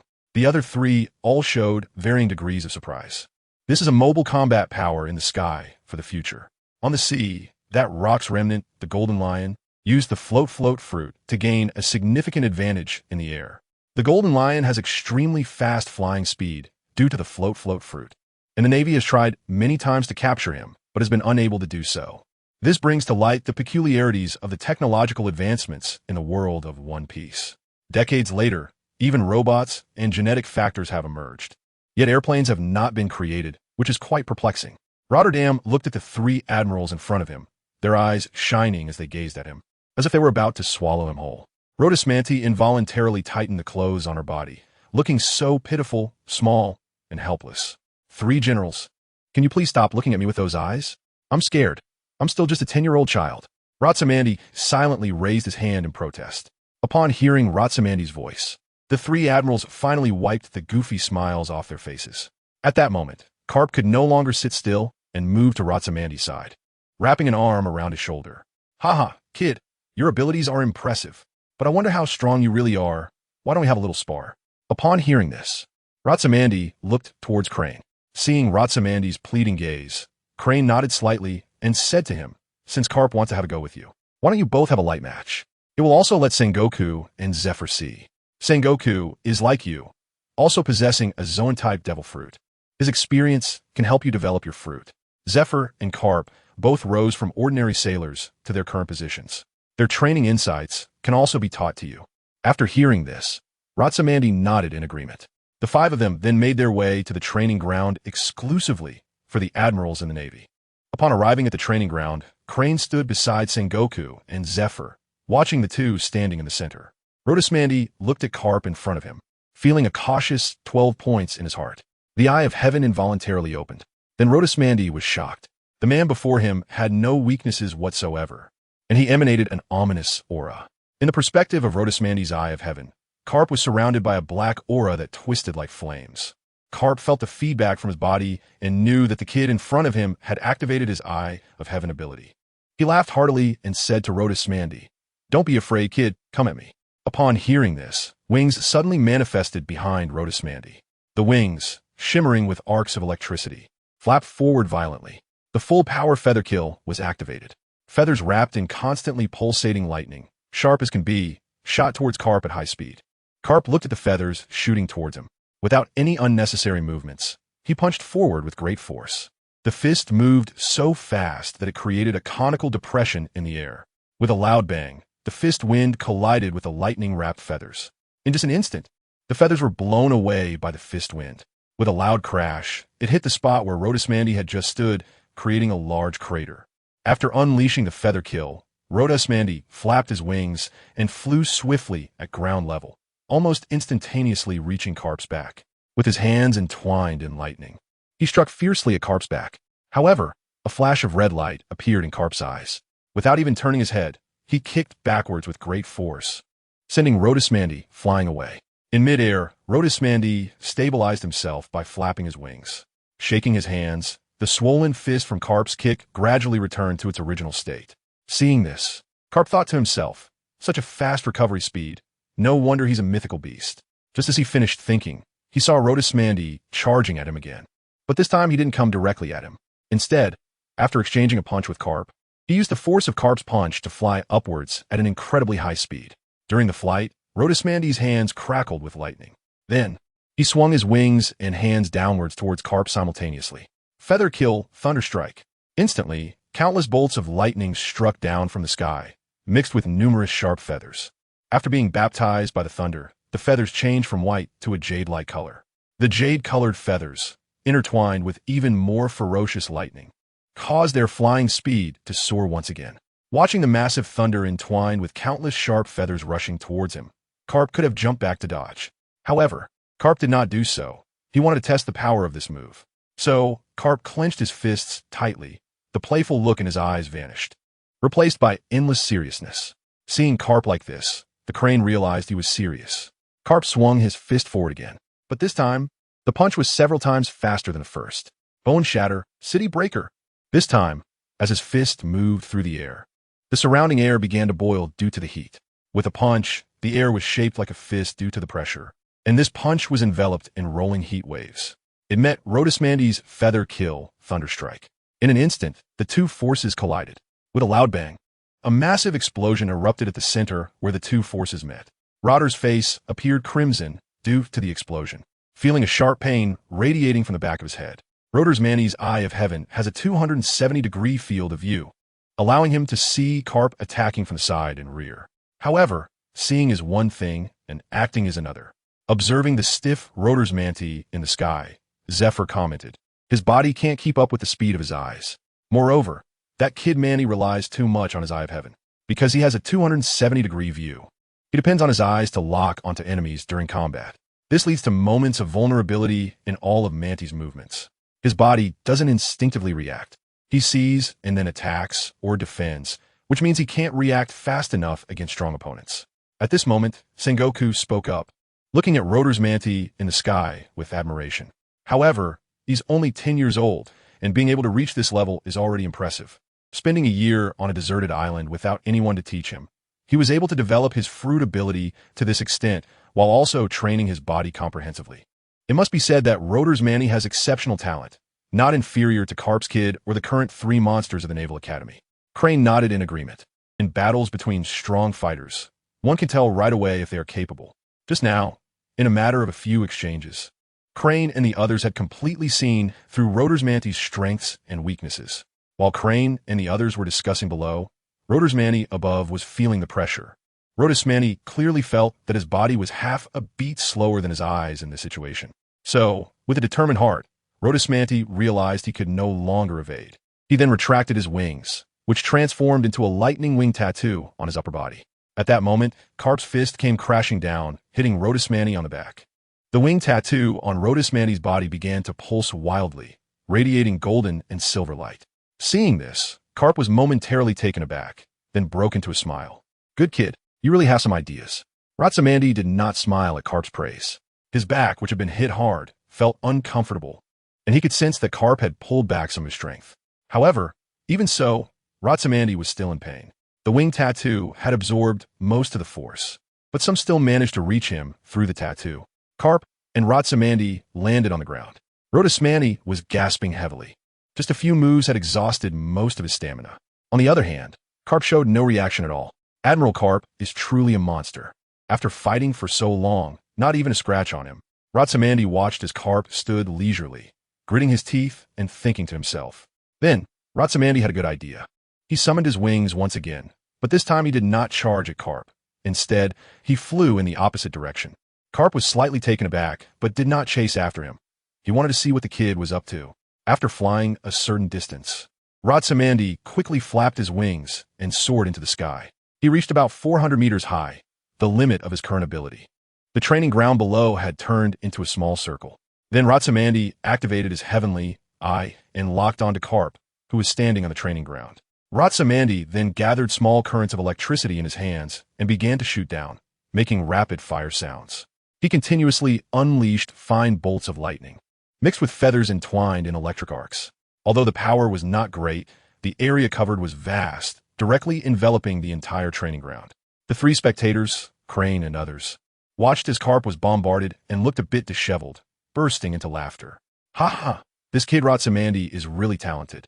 He actually thought of using lightning to cover the entire training ground, making it hard for Carp to dodge within this range. Although Carp was evading at high speed and managed to dodge most of the lightning, his height of over 3 meters made him relatively tall on the training ground.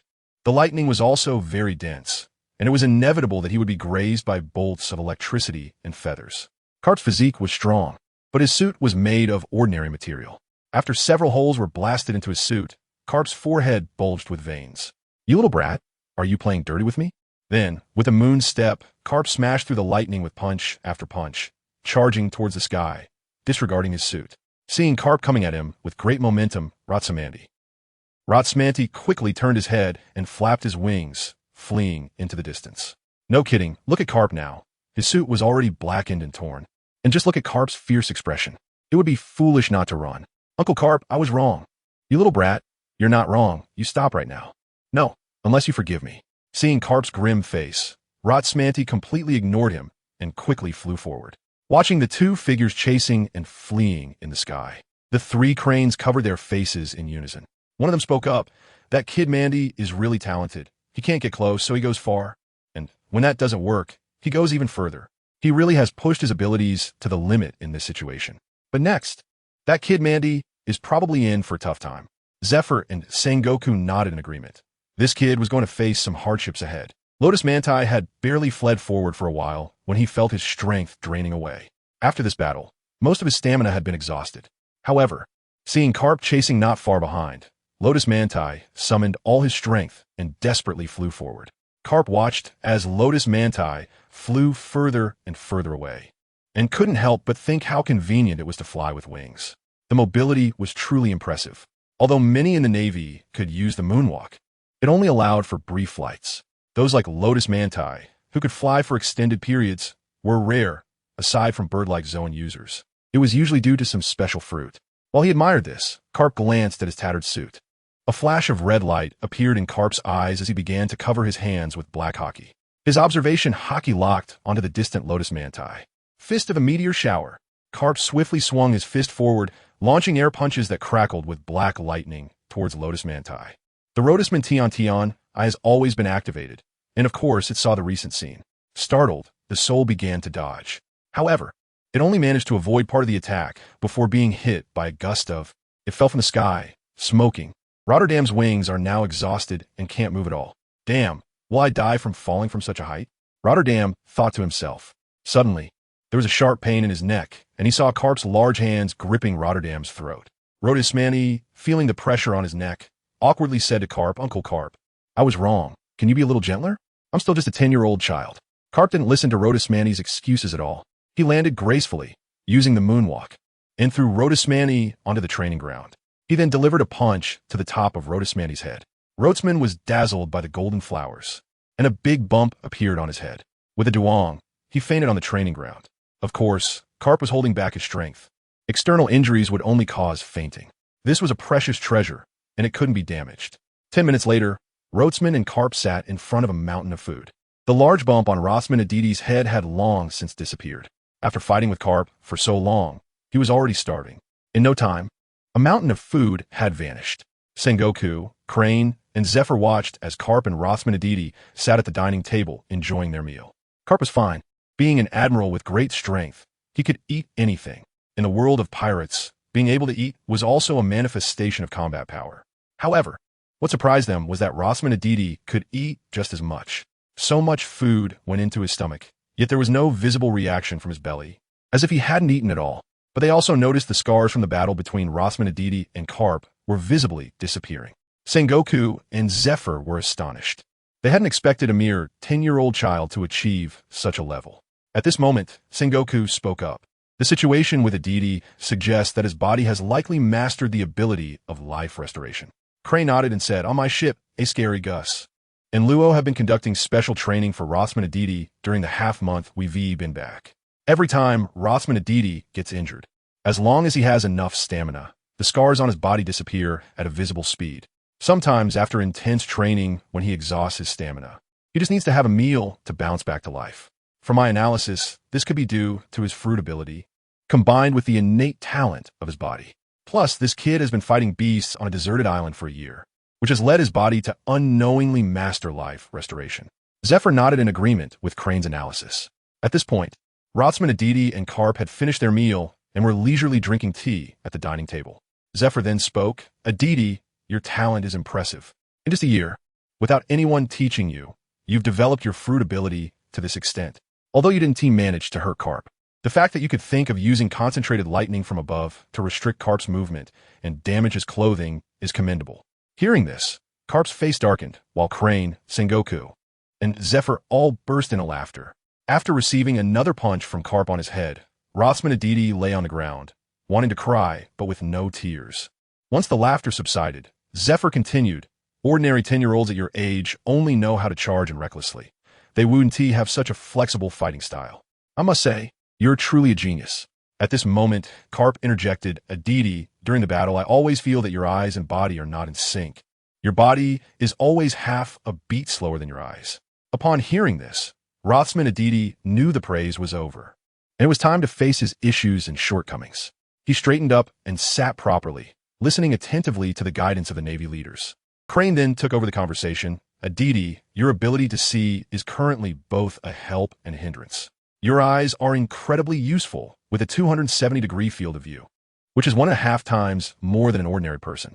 There is no doubt that you will eventually develop it to 360 degrees. Moreover, your eyes have the ability to see through weaknesses and slow down time. This leads you to rely heavily on your vision during battles. I believe you've noticed that you tend to subconsciously lock onto your enemy with your eyes before attacking with your body. This fighting style works well against weaker opponents, allowing you to exploit their weaknesses before they react. However, when you encounter top-tier opponents, the moment you fix your gaze on them, they will sense it. They will prepare in advance, lock onto you with their own vision before attacking, and by then, it'll be too late. In a life-and-death battle, if you face an opponent who understands your abilities, they can set an ambush the moment you lock on. When you rush into attack, you might end up severely injured or worse. At that time, you'll be in danger. This is why I don't allow you to reveal your Mythical Zoan fruit, not even its name." Upon hearing this, Rothman Aditi nodded seriously. He had always known that Crane forbade him from mentioning his fruit out of concern for such situations. Only in front of Sengoku and the others did Crane allow him to introduce his abilities. On the ship, a scary Gus and Luo had been strictly prohibited by Crane from discussing Rothman Aditi's fruit. He had felt during his recent battle that his body couldn't keep up with his vision. "I understand, Sister Crane.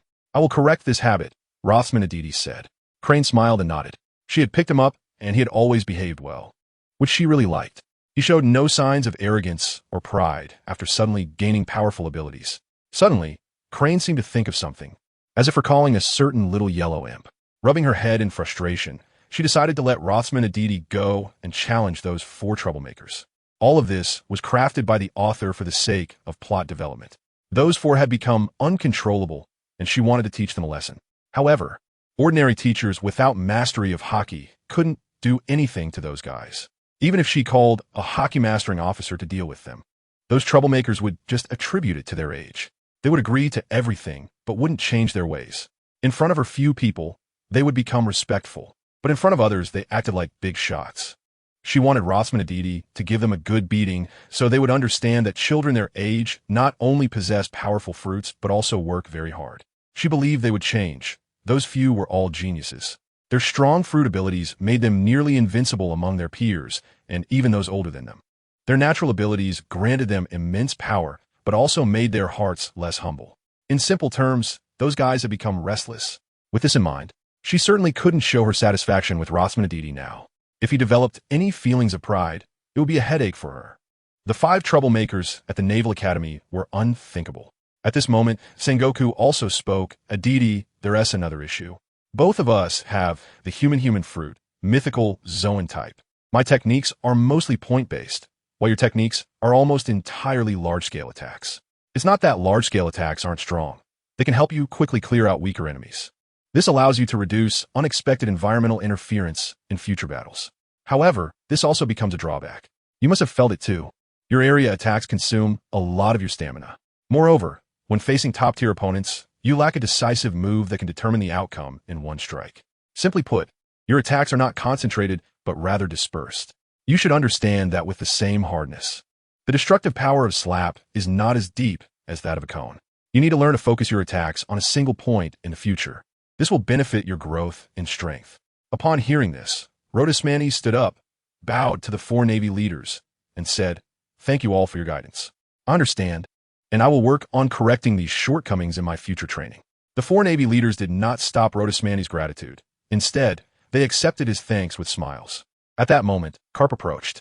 Karp had not said much earlier, but he sensed it too. However, Karp is the kind of person who will do what you ask. But asking him to talk is quite a challenge.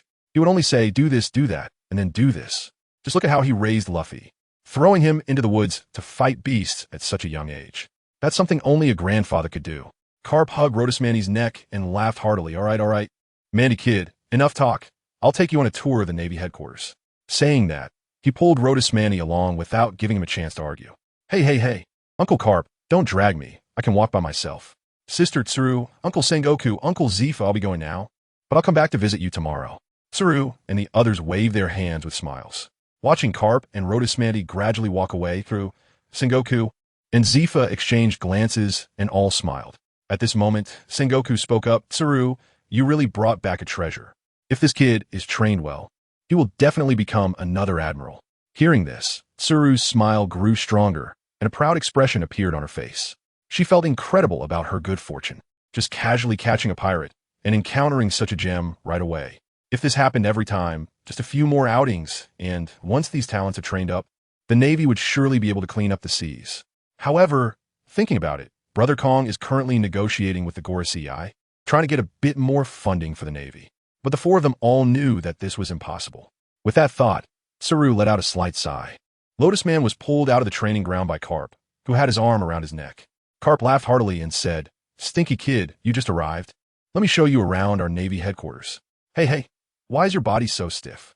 Don't be so tense, stinky kid." Rotsman tilted his head and said, "I'm stiff because of you. If you have the ability, take your hand off my neck. You don't know how strong your hands are, do you? Being touched on the back of my neck by such hands means handing my life and death to someone else.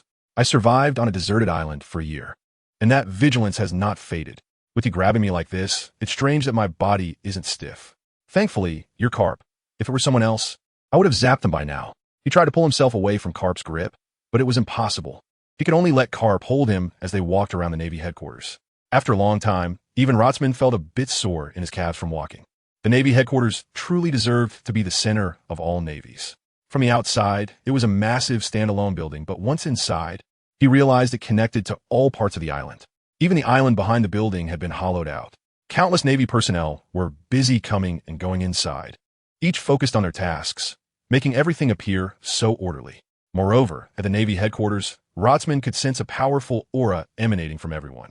During this time, Karp introduced Rotsman to many people, mostly rear admirals and vice admirals, almost all of whom had served under the 4 high-ranking officers of the Navy. Some were aides, and some were crew members, all radiating a strong aura.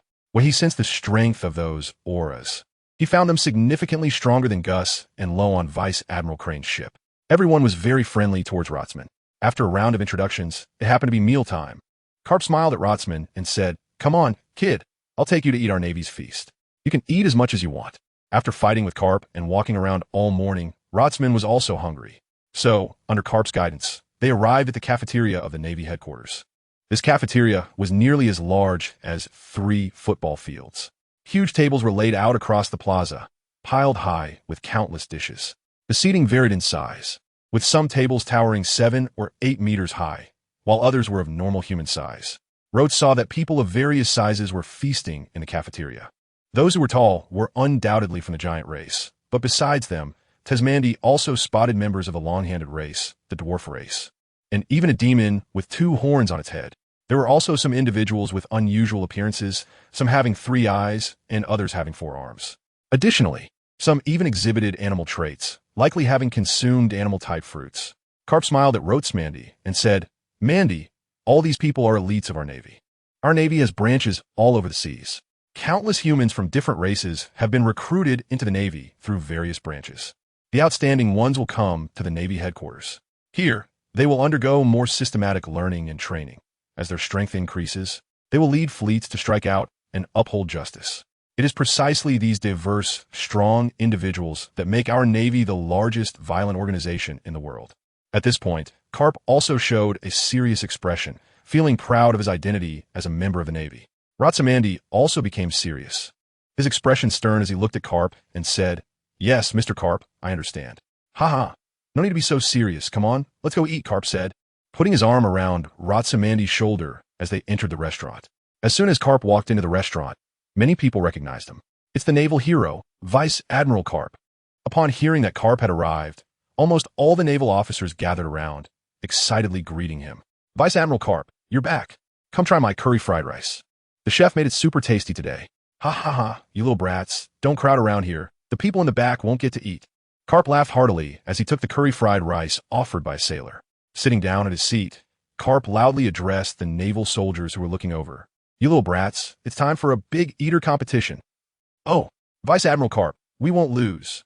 All the sailors shouted in unison, looking at Vice Admiral Carp, who was laughing heartily among them.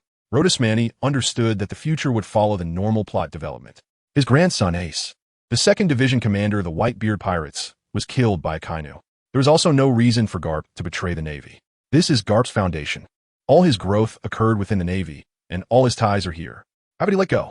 Moreover, was it kinda wrong? No, the Navy is about killing pirates. And if Ace were rescued under the public's gaze, the Navy would no longer be able to suppress the situation at sea. At that time, it wouldn't just be 1 or 2 people dying, but entire cities of people. Such consequences are something that the Navy hero Garp, who has devoted his life to justice, could not possibly overlook. This is why Garp is in so much pain. On one hand, there is his grandson. On the other, there is the justice and prestige of the Navy. No matter how he chooses, it's a dilemma. If there's someone to hate, it should be the world government that forced the Navy to publicly execute Ace and Blackbeard, who captured him. Thinking of this, Rodismanti's expression became determined. Although they had only just met, Rodismanti really liked Garp, who was generous and carefree, Sengoku, who had a wise yet playful demeanor, Crane, who was clever yet had a youthful heart, and Zephyr, who was gentle and had a unique perspective. He was determined to prevent some tragedies from happening. While he was lost in thought, suddenly a big hand lifted him up and placed him on a seat. It was Garp, laughing heartily. "What are you dawdling for, kid? Come over. The food the chef made today tastes amazing." Rotsamandi smiled upon seeing the Marines examining him and greeted them. "Hello, everyone. I am Navy Reserve Rotsamandi. I look forward to your guidance." All the Marines had already noticed this handsome kid brought by Carp. Being personally brought by Carp proved that this kid had great potential and talent. Don't feel unfair. If you had that kind of talent and potential, you would also deserve to be valued by the Navy-S higher-ups. Being brought by Carp represents recognition from the Navy-S leadership. The Navy's justice cannot be separated from the deterrent power of strong military force. Only with more Navy geniuses growing up can the Navy better implement justice on the sea. None of the Marines felt jealous. They all called out to Rotsamandi, "Hey kid, come over here. The competition is starting. You should join us. Let us see who's better." All right. Half an hour later, all the Marines were wide-eyed, staring at this kid in front of them. He had eaten 2 tables worth of food, only slightly less than what Vice Admiral Carp had consumed. Where did Vice Admiral Carp find this food bucket? Everyone thought, looking at the kid whose belly was bulging like a round ball, as if it would burst if poked. Just then, the sound of a bell rang. Ding, ding, ding. As the referee, the head chef slammed his hand on the table. Game over. Vice Admiral Carp wins. Following this, the Marines cheered. Vice Admiral Carp is still as impressive as ever. He won again. That kid over there is not bad either. He ate 2 whole tables. Shouted Marine A. I'm willing to crown this kid as the number 2 food bucket. Marine B heckled from the side. Soon, all the Marines started chanting, "Number 2 food bucket. Number 2 food bucket." Hearing this, a black line appeared on Ratsamandi's forehead. What the hell? What kind of naming talent is this? Just because I ate a bit more? You're calling me a food bucket? Ratsamandi's face turned into a shark-like expression. You bastards, don't casually give others nicknames. Watch me fry you. Saying this, Ratsamandi picked up a pair of chopsticks and began to dash towards the crowd of Marines, making a rapid series of sounds. The chopsticks flew through the air, striking the ground. Seeing Ratsamandi get angry, the Marines scattered in a panic, running away while shouting, "The number 2 food bucket is attacking. The number 2 food bucket is attacking." Yada, don't do this. All the Marines simultaneously made a gagging motion. What kind of disgusting, high-pitched sound is that? Especially since this sound came from a nearly 3-meter-tall, muscular man. After gagging, everyone started to run away again. Ratsamandi was chasing behind with a pair of chopsticks. Watching the scene of the Marines chasing and fleeing, Carp laughed heartily, holding his stomach and tears streaming down his face. At this moment, all the Marines noticed that after the commotion, the once round Ratsamandi had returned to his original figure, just like when he first arrived. Goodness, such a fast digestion ability, he must have mastered the return of life. No wonder he was certified as a genius by the Navy's higher-ups. A thought arose simultaneously in the minds of all the Marines. Just as they finished thinking, they saw the ferocious-looking Ratsamandi, who was already chasing them with chopsticks raised. Everyone said nothing and fled in panic. Looking at the chaotic floor speared by chopsticks, the head chef's forehead bulged with veins. "You little brat, this is the new floor. The cost of repairing the floor will be deducted from your salary." Saying this, the head chef delivered a kick, sending Ratsamandi flying. Is a Navy head chef this strong? Ratsamandi thought while airborne, feeling the pain on his head. Then he crashed through several walls. At this moment, Crane and the others also arrived, looking at the wrecked dining hall. Crane held her head in pain. This Navy headquarters will be torn down by you sooner or later. Several hashtags appeared on Crane's head. Suppressing her anger, she said to Carp, the head chef, and Ratsamandi, "None of you 3 will receive your performance bonuses this year. I'll deduct them all for the repairs of the Navy headquarters." Seeing Crane, who seemed to be evolving towards a Tyrannosaurus, Ratsamandi and the head chef, who had just crawled out of the rubble, all obediently lowered their heads. They were afraid of getting beaten. They all knew that when Crane was in a good mood, she was very gentle and had a girlish heart. However, once she got angry, she would definitely turn into a Tyrannosaurus. At this time, saying one more word could lead to a beating. Suddenly, a voice that didn't know better appeared. "Hey, little Crane, why am I getting deducted too? I didn't do anything, I just had a meal." Upon hearing this voice, both Ratsamandi and the head chef felt a twinge of pity for its owner. There really was someone brave enough to speak at this moment. With a bang, Crane punched Carp, sending him flying far away, sliding into a nearby wall. The wall seemed to be coated with a layer of film. When Carp crashed into it, it only dented but did not break. It was soft like rubber and bounced back, pushing Carp away in the opposite direction.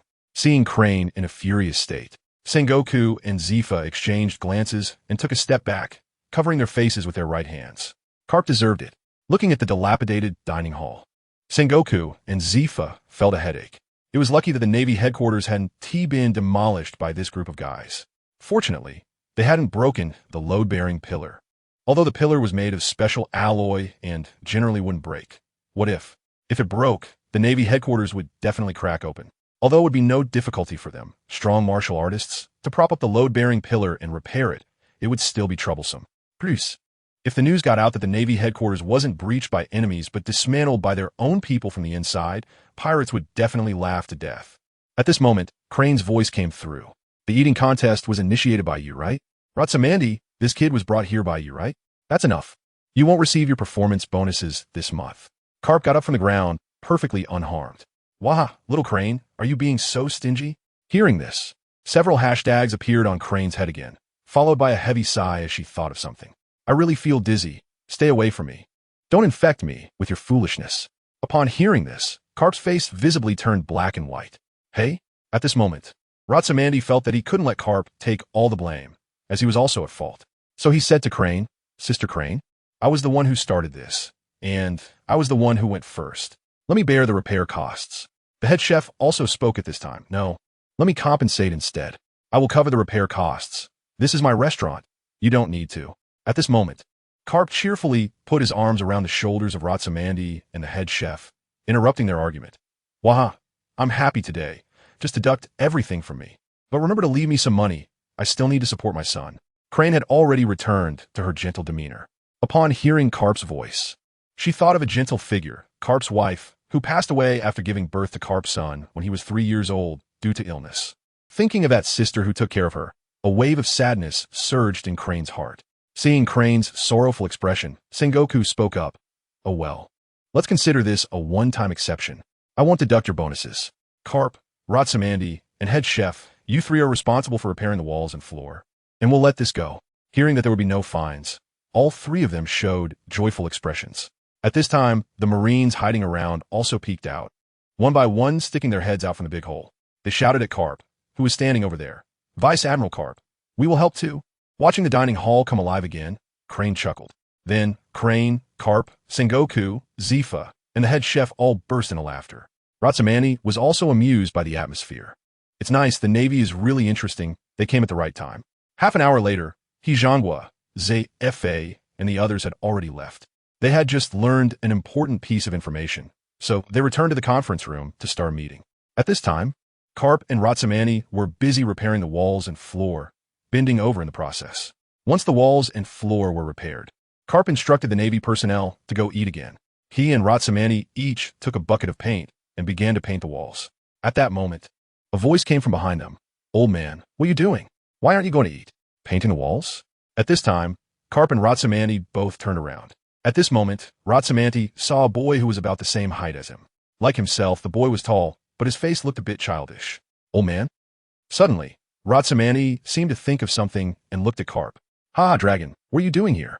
Come, let me introduce you to a little buddy. Saying this, Karp didn't care about the pain on his hands. He took Ratsamani and Dragon and hugged them together with his arms. Karp lifted the two little guys and walked out of the restaurant, ignoring their struggles. With a jump, he leaped out the corridor window. Looking at the ground that was 100 meters high, Ratsamani and Dragon exchanged glances. They both covered their heads in midair, thinking the same thing.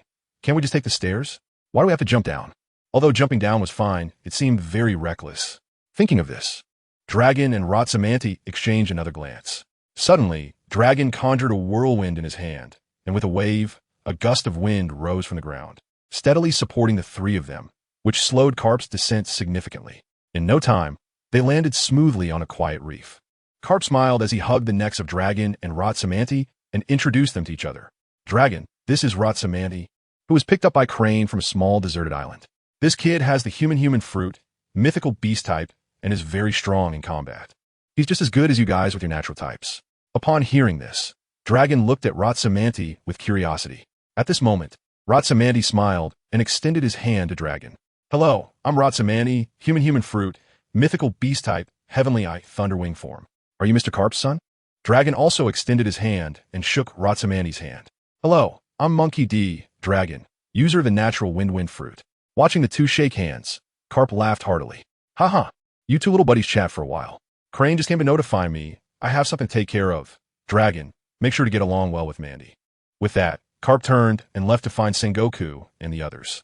Looking at Karp's departing figure and then at the paint on their shoulders, Dragon helplessly shook his head and said to Ratsamani, Sorry, Mandy, my father is just like this, unreliable. Ratsamani nodded in agreement.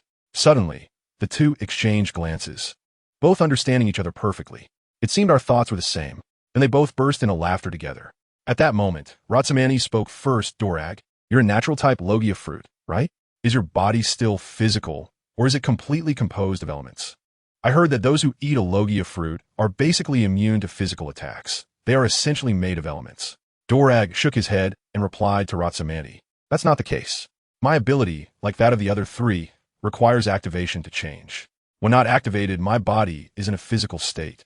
If my body were just a mass of elements, then the physical body couldn't be trained. Upon hearing this, Ratsamani suddenly understood. Then Dorag continued, Yours is a human fruit, mythical Zoan type, right? Isn't that similar to the fruit of the warlord? The warlord also has a human-human fruit, Mythical Zoan type. Can you also unleash shockwaves from your hands? Hearing this, Ratsamani shook his head, turned, and sat on a rock, looking at the sea. At this moment, Dorag also sat down. My fruit can't unleash shockwaves, but I can manipulate lightning to a certain extent. Like this. Saying that, Ratsamani extended a finger. Lightning began to coil around his finger, and in an instant, a bolt of lightning struck the surface of the sea. Before long, many fish with their bellies up began to float on the surface. Seeing this, Dorag showed a look of amazement. Lightning ability. This is one of the most powerful forces in nature. Then Dorag also extended his hand, and a whirlwind began to rise from it. He directed his hand toward the sea, and it seemed as if the wind came to life from Dorag's hand. Tornadoes appeared beneath the fish, and soon all the fish floated onto the rocks. During this time, Dorag also controlled the wind to swirl around the fish's bodies, removing all their scales. Seeing this, Ratsamani exclaimed, "What amazing elemental control!" Saying this, Ratsamani extended his hand, slightly curling his 5 fingers. Countless bolts of lightning began to gather in his hand. Then, small bolts of lightning wrapped around the fish floating in the air. This skill was something Ratsamani had developed during his year of living on the deserted island. It was incredibly useful. Before long, these fish all emitted the aroma of grilled meat. Rodismani took out a napkin from behind him. Dorag controlled the fish and piled them all onto the napkin. Just like that, Dorag and Rodismani sat on the rocks, eating the freshly grilled fish. Holding the grilled fish in hand, they used a small knife to cut open the belly of the fish and threw the innards into the sea. Instantly, it attracted a lot of fish to come and compete for the scraps. Dorag took a bite of the grilled fish. It was cooked just right. The skin was crispy, and the inside was tender and juicy. The boy in front of him had control over his abilities that was not inferior to his own. Dorag thought to himself, having observed how much his father valued this newcomer. He still felt a bit puzzled. The Navy had powerful fruits, but they wouldn't place such importance on them. Looking at the perfectly grilled fish in his hand, all of Dorag's doubts were resolved. At this moment, Rodismani was equally surprised. Dorag, or rather the future dragon, was indeed worthy of being the future leader of the Revolutionary Army, designated as the most dangerous criminal by the world government. This was likely not only due to the revolutionary movements Dorag stirred up everywhere, but also his own strength. The Dorag in front of him seemed to be about the same age, and his control over his fruit abilities was already so strong. When he grows up, his power would undoubtedly soar. Thinking of this, Rodismani looked at Dorag and asked, "Dorag, how old are you this year? How did you grow so tall?" Dorag smiled slightly and said, "I'm exactly 10 years old this year. As for being so tall, it might be because of my family genes." "What about you, Mandy? Why are you so tall too?" "Almost the same as me." Rodismani replied, "It's because of my fruit ability. After I ate the Mythical Zoan fruit, it significantly enhanced my body. A little over a year ago, I was only about 1.5 meters tall. After eating the fruit and training on the deserted island, I nearly ate everything there. That's why my height increased so much. By the way, I'm also 10 this year. We're the same age." Hearing this, Dorag happily said, "We're the same age, but you haven't met the Navy's active duty requirements yet. Did Sister Crane bring you back to prepare for you to enter Navy school for study?" Ratsamani nodded upon hearing this. "Yes, I will study at the Naval Academy first, and when I'm old enough, I will officially join the Navy." Hearing this, Dorag nodded and suddenly seemed to realize something. "Mandy, did you come to the naval headquarters by yourself? It must be very difficult for you to go home while studying at the Naval Academy. Did your parents agree to this?" Upon hearing this, Ratsamandi's eyes completely dimmed. "My parents are no longer here. More than a year ago, due to the storm at sea, my parents were all swept into the sea by the waves while trying to save me. I ended up stranded on a deserted island at that time, and by chance, ate the fruit of the phantom bee species." At this point, Dorag quickly apologized to Ratsamani. "I'm sorry, Mandy. I didn't know your parents were gone." Looking at the helpless Dorag in front of her, Ratsamani shook his head and said, "I don't blame you, Dorag. It's normal that you don't know me since we just met." Hearing this, the guilt in Dorag's heart slightly dissipated, and he looked at Ratsamani with friendly eyes. "So, where are you planning to stay in the Navy? Why not stay at my house? My father is out on missions every day and isn't home. It's really boring living alone in a house. I haven't decided yet. I actually plan to buy a place here in the Navy." "Huh? Are you that rich? Houses at the Navy headquarters are really expensive." "Well, I sold my parents' inheritance and got quite a bit of berries. Even if I left my parents' inheritance in my hometown, my cousins would just squander it all, so it's better to convert it into berries directly." Hearing this, Dorag showed an angry expression. These people are really too much. Mandy, don't be sad. When we have our vacation, I'll go back with you to teach them a lesson. Rhodesmanny waved his hand and said, no need. Thank you for your kindness, Dorag. Sister Crane, even before I got home, I had already sent the documents and had the naval branch near my house help me with it. Sister Crane, you are still so smart and considerate. You truly deserve to be our Navy's intellectual support. At this moment, Rhodesmanny noticed something wrong. Wait, Dorag, you called Sister Crane Admiral Crane? That doesn't seem right, does it? You should be calling her Aunt Crane instead. Upon hearing this, Dorag felt a slight pain in his head, rubbed it, and said, I used to call her that, but I got beaten up by Sister Crane several times for it. Just thinking about it now makes my head hurt. Since then, I've never dared to call her Aunt Crane again and have always called her Sister Crane. At this point, Rhodesmanny seemed to remember something. He looked around warily, leaned closer to Dorag, and whispered, when I was on Sister Crane's ship, I got drunk and accidentally called her Sister Crane, Grandma Crane. I got beaten up so badly. An angry Sister Crane nearly tore me apart. After saying that, the two boys who had the same experience simultaneously covered their heads and exchanged a knowing smile. Thus, Dorag and Rhodesmanny enjoyed grilled fish and happily chatted away. Meanwhile, inside the naval headquarters, behind the windows where they couldn't be seen, four figures were reflected on the glass of Crane's office, quietly watching Dorag and Rhodesmanny chat joyfully. In Crane's office, none of them deliberately listened to Dorag and Rhodesmanny's conversation. They all saw the entire process of Rhodesmanny and Dorag subtly testing their abilities against each other. Dorag and that brat Rhodesmanny, their control over their abilities at their age has already surpassed many older people, Zifa said. The other three nodded in agreement. At this moment, Sengoku spoke up, especially that brat Rhodesmanny. After spending a year on a deserted island with no one to guide him, he has managed to train his abilities to this level. One could say that in terms of self-learning, Rhodesmanny is even better than the three monsters from the Naval Academy. Little Crane, you've struck gold. No wonder you value this kid so much and brought him over the moment he returned, Sengoku continued. Hearing this, Crane smiled and said, if it weren't for his top-notch talent, character, and abilities, how could I have brought him back to meet you all so quickly? It took a lot of effort to get him on my ship. At this moment, Carp laughed and said, this kid's personality really suits me. I like him. Little Crane, let him come on my ship after he graduates. Upon hearing this, Crane rolled her eyes at Carp. Don't even think about it. After he graduates, I plan to have him join the supervision unit. This kid's heavenly eye can see through all illusions. Nothing false can escape his sight. Some rats and termites in our Navy need to be cleaned up. At this point, all four naval giants nodded seriously. Over the years, the world government has not been sparing in planting spies within the Navy. Nobles across various regions have also sought to corrupt station Navy personnel. Those in the Navy who couldn't resist temptation colluded with the nobles, committing many acts that drew public outrage and tarnished the Navy's pristine flag with undeserved stains. The establishment of the supervision unit by Sora was also born out of this situation.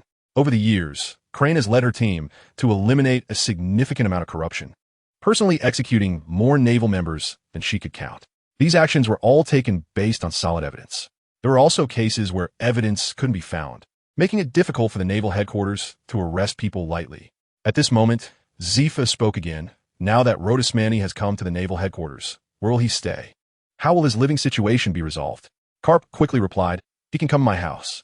Since I'm often on missions, Dorag usually stays by himself.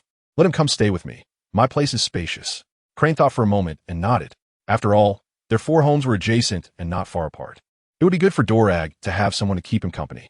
Once the arrangement was made, Crane said to Sengoku and the others, then I'll take Dorag and Rhodesmanny to the Naval Academy to handle the paperwork first. Carp, you come with me. You have nothing to do anyway. So don't just sit in Sengoku's office, stealing his senbei. I'll ask Rhodesmanny about his thoughts. If he agrees, you can take him to your house. As the Naval Academy had not dismissed class yet, Dorag had snuck out using his fruit ability. Upon hearing this, Carp awkwardly scratched his head, having just forgotten about that. The four of them parted ways, and Sengoku sat back down behind his desk, which was filled with documents, starting to process them frantically. Sengoku had begun to slowly take on some of the duties of the fleet admiral. Zifa returned to his office to handle his work as well. After leaving the naval headquarters building, Crane and Carp walked towards Rhodesmanny and Dorag. From a distance, Carp's voice could already be heard by Dorag and Rhodesmanny. Ha, Rhodesmanny, Dorag. You two seem to be having a great time chatting. Upon hearing Carp's voice, Dorag and Rhodesmanny stood up simultaneously and turned to see Crane and Carp walking over together. At this moment, Crane spoke first. Rhoda, let me take you to the Naval Academy to handle the paperwork. The classes haven't finished yet. Dorag, you little brat. You're sneaking out again. Realizing he had been caught, Dorag sheepishly scratched his head. Sister Crane, it's just too boring in school. I've already learned everything the teacher is teaching. Before he could finish, he received a punch from Carp on his head. You little brat, what are you saying? You learn quickly, but the other kids don't. Just because you progress quickly doesn't mean everyone does. Dorag understood this, which is why he often snuck out. The other three monsters were the same. They just happened to be more cautious, getting caught less often. At this moment, Carp put his arm around Rhoda and said, Rhoda, you don't have a place to stay at the naval headquarters yet, right? How about coming to my house? I'm often on missions, and Dorag is usually alone. You two can keep each other company. Hearing this, Rhoda looked at Crane, who slightly nodded at him. After a brief thought, Rhoda agreed. Although he could buy a house at the naval headquarters, he wasn't an official naval member yet, meaning he had no income before officially joining the Navy. While he had plenty of berry, he didn't want to waste it. Besides, he really liked Carp and Dorag, so living together seemed good. Thus, Rhoda living arrangements were settled. Carp then grabbed Dorag by the scruff of his neck, and they went to clean up the room for Rhoda. Of course, they would use Dorag's ability. It must be said that Dorag's ability to clean up a room was really useful. Looking at Carp, who had completely disrupted her plans, Crane shook her head slightly. This guy Carp has messed up her plans again. Forget it. That's just his personality. It's been like this for many years. Crane turned to Rhoda and smiled gently. Let's go, little one. I'll take you to the Navy school to handle the paperwork. Okay, Sister Crane. Thank you, Rhoda replied. And the two left together. The Navy school is located on the opposite side of the island where the Navy headquarters, Marine Fort, is situated.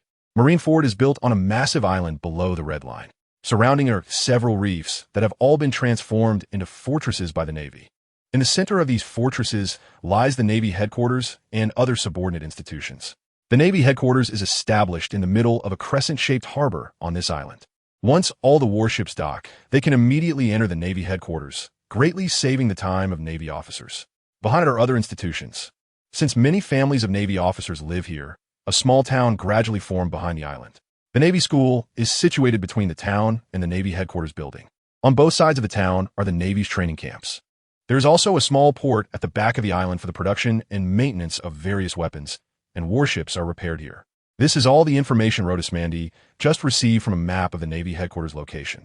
According to Crane, this island has actually been hollowed out, filled with military facilities. One could say that this island itself is a gigantic fortress. Seeing this, Rhoda couldn't help but be amazed. Upon arriving at the Navy school, the Vice Admiral Crane personally brought them in. The principal of the Navy school quickly helped Rhoda complete the paperwork. Stepping out of the principal's office, they immediately saw 3 figures of different colors, red, green, and yellow. Without needing an introduction, Rhoda recognized them. The future Akainu, Sakazuki, the future Akiji Kazan, and the future Kizuru, Borsellino.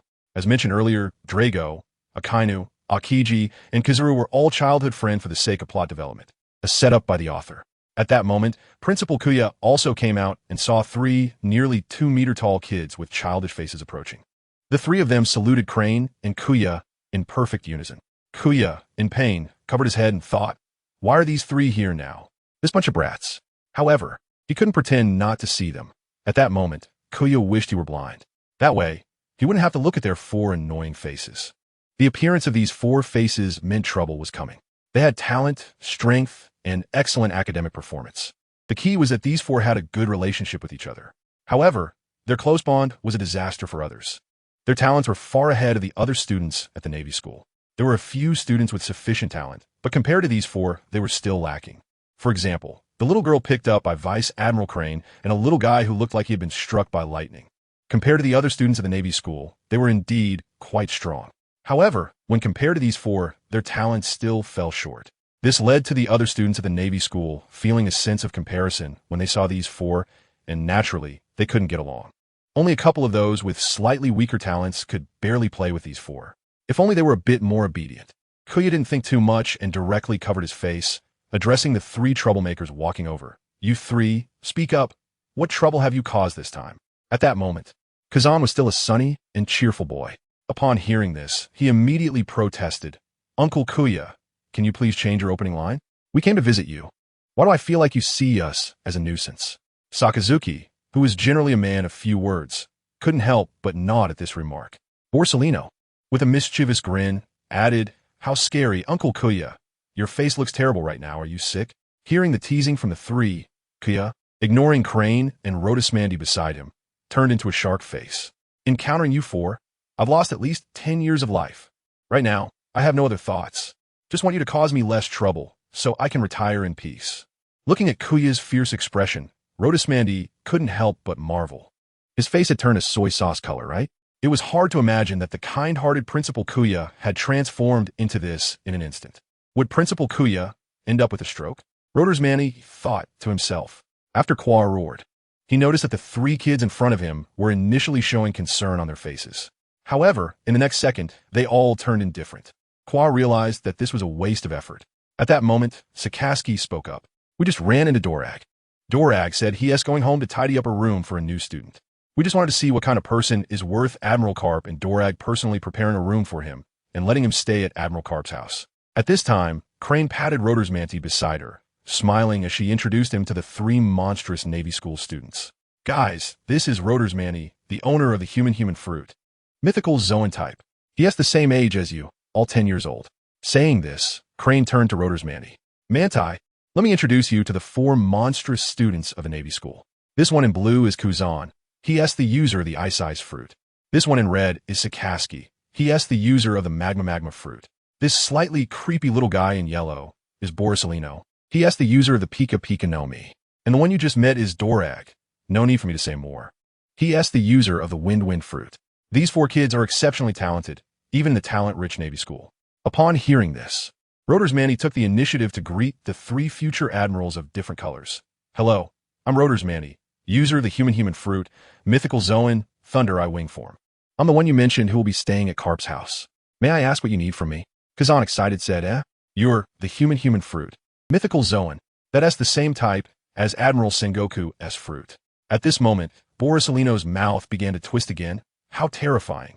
Human fruit, Mythical Zoan, Thunder Eye wing form. Just hearing the name sounds so strong. At this time, Sakaski spoke up. "What are you two babbling about? Aren't we here to test this guy in front of us? Going in circles, how annoying." Rhotasmandy, someone who is valued by Admiral Karp, must be extraordinary. "How about we have a match?" Of course, you can refuse. He looked at the three young future admirals in front of him, clearly different in style. Rhotasmandy silently complained in his heart. Was Kazan really this lively when he was young? And Akiji Borsalino, the crooked-mouthed Dragon King, had already appeared at this time. Sakazuki didn't expect him to be so straightforward as a child. No wonder he would go to such lengths to uphold the Navy's justice. Although he was thinking this in his heart, Rhotasmandy's expression didn't change at all. He had already anticipated this before coming to the Naval Academy. Upon arrival, he immediately met with the four great powers of the Navy. One of the four great powers, Tsuru, personally escorted him for enrollment, which drew attention from others at the Naval Academy. Everyone who knew wanted to see his capabilities. It's still the same saying, you have to show your worth. If you don't have the strength to be recognized, then no matter how high your status is, you'll still be looked down upon. The Naval Academy. Could it be that someone thinks all the people here are ordinary? Many here are the children of officers. Being an officer already represents considerable strength, and their children will inherit their parents' talents to some extent. Those who aren't officers' children are also geniuses discovered by various naval branches from all over the world. The most ordinary person in the Naval Academy is still at a level that crushes ordinary people. Genius is merely the threshold to see them. Of course, apart from a Naval Academy, the world government also has world schools. The students there have levels similar to those in the Naval Academy and don't get along. They spit at each other when they meet. Those with high status but poor talent will be excluded by these geniuses. With this thought, Rhotasmandy's expression remained unchanged. Want to compare? All right, pick a spot. Sakazuki and the others, upon hearing Rhotasmandy's calm words, assessed that this boy, who is the same age as them, probably had some skills. Combined with the content from chatting with Dragon, they could also evaluate that this boy's strength should be considerable. However, whether he was stronger, weaker, or on par with them would depend on the upcoming competition. At this moment, Sakazuki spoke up. Rhotasmandy, you just got here and haven't had a rest, right? How about tomorrow? Tomorrow at 9 in the morning. Let's compete on the back mountain? Please rest well at Karp's house tonight. Rhotasmandy nodded in agreement. He thought these three guys wanted to compete right now. After finishing, Sakaski and the others saluted Principal He and Qua before turning to leave. At that moment, he patted Roadsmanty on the head and said, "How is it? These three little guys are quite interesting, right? Do you have confidence for tomorrow?" Rotsamandi revealed a sunny smile. "Don't worry, Sister Crane." Seeing Rotsamandi's confident smile, Crane also smiled back. "All right, then I'll be watching your match tomorrow. Dorage and the others should have tidied up your room by now. Let's go. I'll take you to the Carp family." Saying this, she led Rotsamandi away, saying goodbye to Kuya as they left. Kuya watched the departing group and chuckled softly. Great, the more talented people, the better. It wouldn't hurt to have more with good potential. If we train them well, the Navy will be able to execute justice better on the seas, surpassing that group of little brats from the World School. Crane walked with Rotsamandi through the small town behind the Navy headquarters. Roadsmanty bought quite a few gifts. There were gifts for Crane, Sengoku, Garp, Zephyr, Dragon, and Ace. Gus and Lot also bought a gift. For Crane, he bought a very beautiful pair of earrings. After putting them on, Crane, who was already very beautiful, became even more mature and charming with the earrings embellishment. Crane looked in the mirror and expressed that she really liked them. After shopping, it was almost dark. Carrying a large bag of items, Crane and Roadsmanty slowly made their way to the residential area. The residential area was not made up of high-rise buildings, but rather one standalone villa after another. Although the land area was not large, each villa had a small yard. In the central location, this was where the high-ranking Navy officials lived.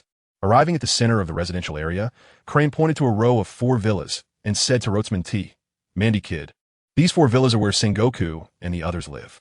From east to west, there's Sengoku's, Zephyr's, mine, and Garp's. Garp's is the furthest to the west. Let me take you there." Roadsmanty nodded. "Okay, thank you, Sister Crane." They arrived in front of the villa. Rotsamandi knocked on the door. After a while, the door opened, and it was Dorag who answered. "Rotsamandi, you're here," Dorag said happily upon seeing Rotsamandi at the door. "Yes, Dorag, I'll be bothering you from now on." Before Rotsamandi could finish, Dorag had already pulled him into the villa. "Bothering what? Dad goes on missions every day. I only get to see him for a couple of months a year. Now that you're here, it's just right for us to keep each other company. Every time I come home, I'm all alone. I don't even want to come back," Dorag complained while leading Rotsamandi into the villa. Upon entering, Rotsamandi noticed that the villa was a bit cramped. He saw Sengoku and Zifa sitting on the living room sofa, chatting while eating sunbae and drinking tea. There were very few matters today, and it just so happened that the Carp family needed one more person. Thus, all 3 admirals of the Navy had come to Carp's house, under the pretense of celebrating, but in reality, they were there to snatch Carp's prize senbei. The 3 of them turned Carp's house upside down, bringing out all of Carp's treasured senbei. Carp looked at the people rummaging through his house like bandits, wanting to resist, but was held down by Sengoku and Zifa. By the way, Zifa's family hadn't moved in yet. Crane explained that Zifa's wife wasn't very fond of the military-style Navy headquarters town. Therefore, Zifa's wife hadn't moved in. The Navy headquarters isn't far from where Zifa's wife lives. It's just 2 islands away. Because it wasn't far, Zifa didn't insist on bringing his wife over. Hearing this, Rotsamandi thought about what would happen in the future. It seems he had to come up with a way to get Uncle Zifa's family to move in. Otherwise, that incident might very well happen. Before he could fully form his thoughts, he was interrupted by Dorag. "Hey, Rotsamandi's here." Carp laughed heartily as he greeted Rotsamandi. "Uncle Carp, I'll be bothering you from now on. Please take care of me." "Oh, what do you need to take care of? Come in, come in." While saying this, Carp noticed the gift that Rotsamandi was holding. With a swift motion, Carp snatched the gift from Rotsamandi's hand. "Ha, is this a gift for me?" he said as he placed the gift on the coffee table in the living room. Roadsman, Dolag, and Crane also sat down. Lotus Mandy has given out all the gifts she bought for everyone. Escali, Gus, and Lot were brought the gifts by Crane. In no time, the 3 of them had unwrapped their presents. "Isn't this a limited edition, senbei? Where did you get this in such a small town? No one sells it here." At this moment, Crane smiled and said, "This is from Mandy, bought at a high price from a collector." Upon hearing this, Cap immediately wrapped his arm tightly around Lotus Mandy. "Ha, you little rascal, I really like your gift. I wanted to eat this flavor of senbei for a long time, but couldn't find it." Rotsamandi was gasping for breath under Kapler's pressure, almost sticking out his tongue. After a hard struggle, he managed to break free. At that moment, Sengoku, Zephyr, and Dorag all presented their gifts. Sengoku held the finest coffee, as Rotsamandi had visited Sengoku's office and seen a set of coffee cups on his desk, so he chose coffee as a gift. As for Zephyr, his gift was a bottle of fine rum. Rotsamandi knew very little about Zephyr, but in the pirate world, all men love to drink, so he bought this. As for Dorag, it's a green cloak. This cloak is not an ordinary cloak. It contains materials that can block Kinbunchika haki. Crane experimented by closing her eyes and using Kinbunchika haki to see the reaction of the dragon. It was not a human form, but a small light cluster. This is of no use in the eyes of strong people. However, it is just right for the still-growing dragon. The dragon saw this green cloak and liked it very much, immediately putting it on. He excitedly said to Ratsamandi, "Thank you. Mandy, I really like this cloak." Dorag replied, "I'm glad you like it." At this moment, Sengoku spoke up. To celebrate Ratsamandi joining the Navy, let's have a banquet. I have to say, Sengoku, who is out of work, is just as generous as Garp. And so, the banquet began. At the dining table, Zephyr said, "Mandy kid, I heard that you made an agreement to spar with the Kainu, right?" "Yes, Uncle Zephyr. I'm planning to have a duel with the Kainu and the others tomorrow in the back mountain." At this moment, Garp laughed and said, "Go for it. Teach them a good lesson. These guys have been making a fuss in school. Bring Dorag with you tomorrow." Dorag was obviously very interested. How could he not go when his 3 friends are going to duel with Mandy? Crane then said with a smile, "Mandy kid, I don't oppose the duel. I know your strength, but keep it within limits, understood? I don't want you to get hurt." Rotterdam felt warm in her heart upon hearing this. "It's Sister Crane. I understand." The banquet was very successful. After eating until midnight, Karp took Sengoku and the others away and then brought Rotterdam to his own room. Retair's Mandy's room is next to Dorag's. "Mandy kid, you could just stay here from now on. Dorag is right next door, so you two should get along well." "Yes, Uncle Cap, I really like Dorag and we'll get along with him." "Haha, that's good." At that moment, Dorag popped his head out of the room. "Mandy, I tidied up your room with my abilities. Remember to call me early tomorrow. I'll go to the back mountain with you." "Okay, I'll call you tomorrow, but you better not oversleep." TCH. Lying in bed, Retair's Mandy looked at the bright moon outside. He soon fell into a deep sleep. After a busy day, he was tired. Early the next morning, Retair's Mandy woke up from his dream. He stepped out of his room, and Uncle Cap was not there. It seemed he had left early. Dressed in his pajamas, Retair's Mandy walked into the living room.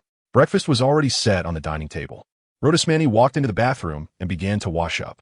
After finishing, Rotismani knocked on Dorag's door. After knocking for a long time without a response, only Dorag's thunderous snoring could be heard from inside. Dorag was still not awake. As Rotismani spoke, his eyes turned, and he suddenly thought of something, chuckling to himself. He concentrated, and a small bolt of lightning formed at his fingertip. He precisely directed the lightning through the keyhole and struck Dorag.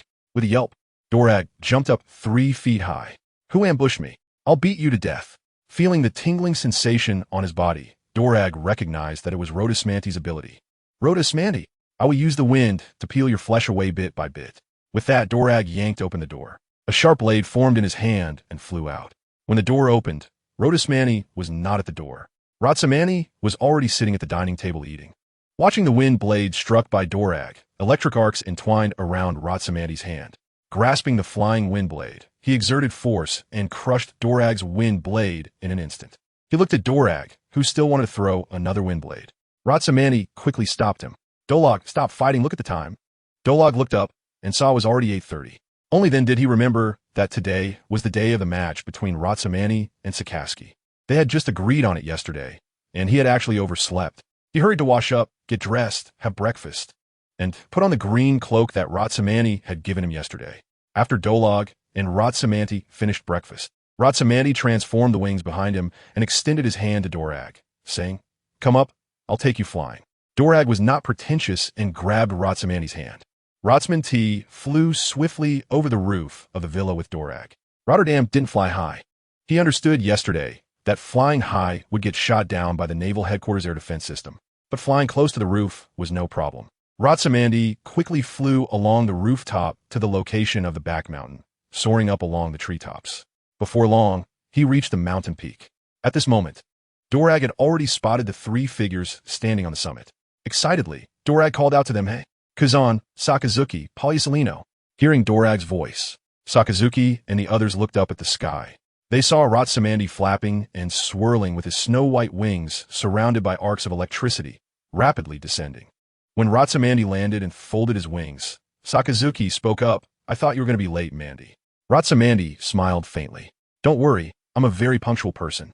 So, who's going to compete with me today?" At this moment, Porcelino spoke up. "How scary, of course. It's whoever suggested it who will compete, right? Isn't that so, Kazan?" Kazan nodded upon hearing this. "Mandy, Sakazuki will be competing with you. You just flown quite a distance. Do you want to take a break? Ratsamani shook his head upon hearing this.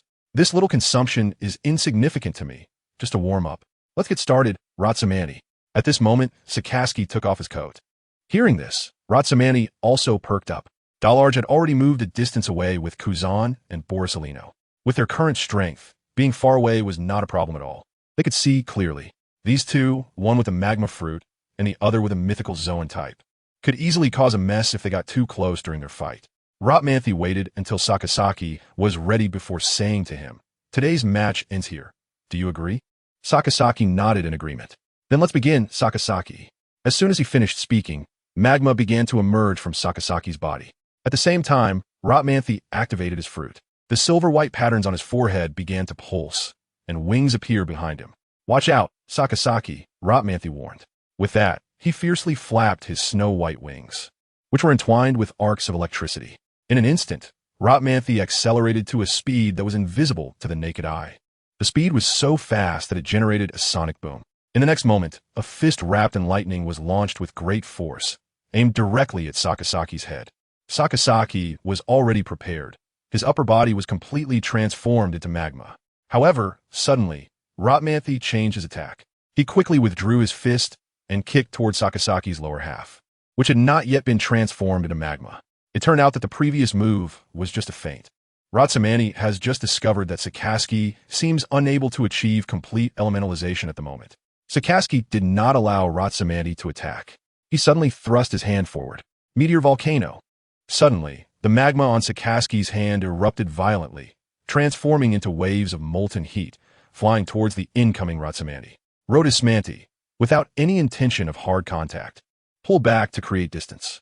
Lightning began to condense in his hands, and he started to release it towards the incoming flow of magma heat. Each bolt of lightning precisely shattered the flying magma heat. Just with this move, Dolag's companions, Borisolino and Kazan, clearly recognized Rodismanti's mastery over his power. No wonder he was personally sent by Crane. This strength is impressive. The explosive collisions began, and soon, smoke and dust started to fill the arena. This little smoke and dust had no effect on Rodismanti at all. His observation haki was already activated, locking on his Sakazuki amidst the smoke. He had just realized that Sakazuki's field of vision was significantly limited compared to his own, only a normal 180 degrees. Without awakening his Kinbunchika haki, he wouldn't be able to see behind him. In other words, Sakazuki's back had now become a weakness that was not a weakness. Thinking of this, Rodismanti felt the arcs of electricity swirling on his wings begin to pulse violently. Rotes Mantis fiercely flapped its wings forward. Featherkill, the feathers, entwined with electric arcs and possessing strong piercing power, shot rapidly towards Sakaski. Meanwhile, Sakaski was not idle. He felt a slight sting on his skin. Instead of taking the hit, Sakaski rolled to the side. As he rolled, magma began to flow along the ground from within his body. When the magma was almost fully spread out, Sakaski's feet transformed into magma, using the thrust from the magma to propel himself in front of Rotes Mantis. He lifted his foot to kick at Rotes Mantis, while magma began to drip from his hands, with two columns of magma starting to attack Rotes Mantis's wings. From Rotes Mantis's perspective, Sakaski's movements began to slow down. The arcs of electricity shimmered on Rothsman, doubling his reaction speed. He easily dodged Sakazuki's attacks. The two of them exchanged blows, fighting the woods. At this moment, Drago's expression didn't change much. He already knew from yesterday's small competition that Rothsman was not weak. However, he was still a bit shocked. He never expected Rothsman's strength to be this formidable. Similarly, Kazan and Borisolino wore serious expressions. They were well aware of Sakazuki's strength and knew that while there were those who could fight him to this extent, apart from the three of them, everyone else was older. It can be said that among their peers, the four of them were invincible. But now, with Rothsman emerging, he was actually able to fight Sakazuki to this degree. They all noticed that neither Rothsman nor Sakazuki could gain the upper hand. One could elementalize his body, while the other, aided by lightning wings, was so fast that he was invisible to the naked eye. This led to an awkward situation where neither could land a hit on the other. The moves looked impressive, but in reality, neither had connected. At this point, Rothsman and Sakazuki both realized the situation. They stopped using their abilities. There was no way to hit each other, so the fight couldn't continue. Sakazuki and Rothsman simultaneously halted their movements. They exchanged glances and retracted their powers. They quickly charged towards each other, starting a hand-to-hand combat. The two of them exchanged punches and kicks, thoroughly enjoying the fight. Before long, both Rossmann and Sakazuki had bruises on their faces and bodies. However, Rossmann's wounds were rapidly healing, while Sakazuki's injuries were not recovering as quickly. As their physical techniques clashed, they traded blows. You punch me, I kick you. And just like that, they reached another stalemate. Drago and the others noticed that Sakazuki was slightly inferior to Rossmann in physical skills. It wasn't that their techniques were lacking, but rather that their recovery abilities, especially Rossmann's as a mythical Zoan, were now evident. Both Sakazuki and Rossmann began to gasp for breath as they were exhausting themselves. But Rossmann was slightly better off than Sakazuki. At that moment, Sakazuki and Rossmann both smiled at each other. Return feather. 1,000 stabs. The two quickly made their moves. Rossmann's feather shot out, shimmering with electricity, and quickly returned, aiming for Sakazuki's back. At the same time, Sakazuki unleashed his magma, sending out needle-like streams of lava that wrapped around Rossmann's legs, making it impossible for him to escape. Sakazuki and Rossmann exchanged glances, realizing they were on the same wavelength. They simultaneously raised their hands. Rossmann retracted his feathers while Sakazuki stabilized the magma. Both recognized the futility of their attacks. There was no need for a life-and-death battle. Rossmann, why didn't you fly high earlier? If you had unleashed lightning from up there, how would have had any countermeasures? They both retracted their abilities, and Sakazuki said, "This is a competition, not a fight to the death. There is no need for those kinds of moves. Besides, I believe you have some preparations, right, Sakazuki?" They exchanged knowing smiles. Sakazuki indeed had a plan. He had been preparing all along. If Rossmann had taken to the skies, he would have mobilized most of his abilities to compress the magma into thin lines, extending its range by sacrificing volume. But Rossmann didn't do that, so Sakazuki's plan was rendered useless. At this point in the battle, it was basically a draw. Without a fight to the death, neither could claim victory. Although Rossmann had superior recovery, if Sakazuki activated his powers and elementalized his body, he would still be unable to land a hit without using haki, and he could get burned by Sakazuki's magma. Thus, Rossmann and Sakazuki ceased their combat. Ha ha, kids. One exciting match. At that moment, Rossmann heard a strange voice. He looked towards the source of the sound and saw a tall man, accompanied by Karp, Zifa, and the principal of the Navy school, Koya, approaching. Seeing their positions, Rossmann understood the identity of the newcomers, the current Fleet Admiral Steelbone Akainu. Rossmann and Drago, along with the others, saluted the approaching Navy high-ranking officials with a standard Navy salute. During their time on the ship with Tsuru, Rossmann had been trained in Navy etiquette by Eska. Moreover, Rossmann was already in the Navy reserves, so saluting was entirely reasonable. Ha ha ha, kids, no need for so much formality. Steelbone Akainu laughed heartily. Mandy, you've surprised me greatly. To be able to match Sakazuki like this, your current strength is not weaker than his. If it comes to recovery, they can't compete with you. Rotor's Manny scratched his head apologetically. Sakazuki, his elemental abilities make it hard for me to deal with him. I can't even hit him. This was Karp speaking. Ha ha ha, kid Mandy. If you can't use haki, trying to hit those with elemental abilities is really tough. You either need to master haki or find the weaknesses of their elemental powers. It's still too early for you to train in haki. At this point, Zephyr also spoke up. For you, it's best to first push your body to its limits before starting haki training. Haki can give you powerful strength, but awakening it too early will continuously drain you. It will make it difficult to hone your physical body. That's why the Navy school doesn't teach you haki. Other than Conqueror's haki, the other two types of haki will only be taught when you are around 16 years old. By then, your bodies will have fully developed, and your physical training will have reached a certain level. Starting haki training at that time will allow your strength to grow exponentially. At this point, Crane also spoke. What you need to do now is learn various knowledge.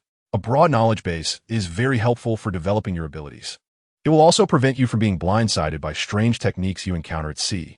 The sea has many peculiar abilities, and if you don't have a comprehensive understanding, you could easily suffer losses when facing them.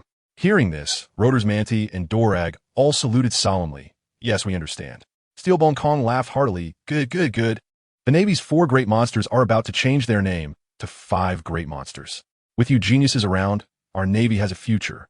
A future indeed. Ha! Train hard and surpass those little brats from the World School. At this moment, Sengoku interrupted Steelbone Kong's laughter. Brother Kong, be cautious. Although there's no one here, there are many spies from the world government within our Navy. Haha, I got it, Sengoku. I was just too happy and forgot, Steelbone Kong replied. Sengoku, now starting to take on some of the fleet admiral's duties, felt a headache coming on. Steelbone Kong had always been very cautious, carefully navigating dealings with the world government, which allowed the Navy to maintain relative independence in front of them. But since he and a few others had grown up, especially after Sengoku began to take on some fleet admiral responsibilities, Steelbone Kong seemed to have shed his shackles and started to become more carefree. Although Sengoku and Crane felt relieved to see a relaxed Steelbone Kong, his newfound carefree attitude also gave them headaches. At this moment, Steelbone Kong spoke again. Little Crane, Sengoku, Carp Zephyr, now that the viewing is over, let's go back.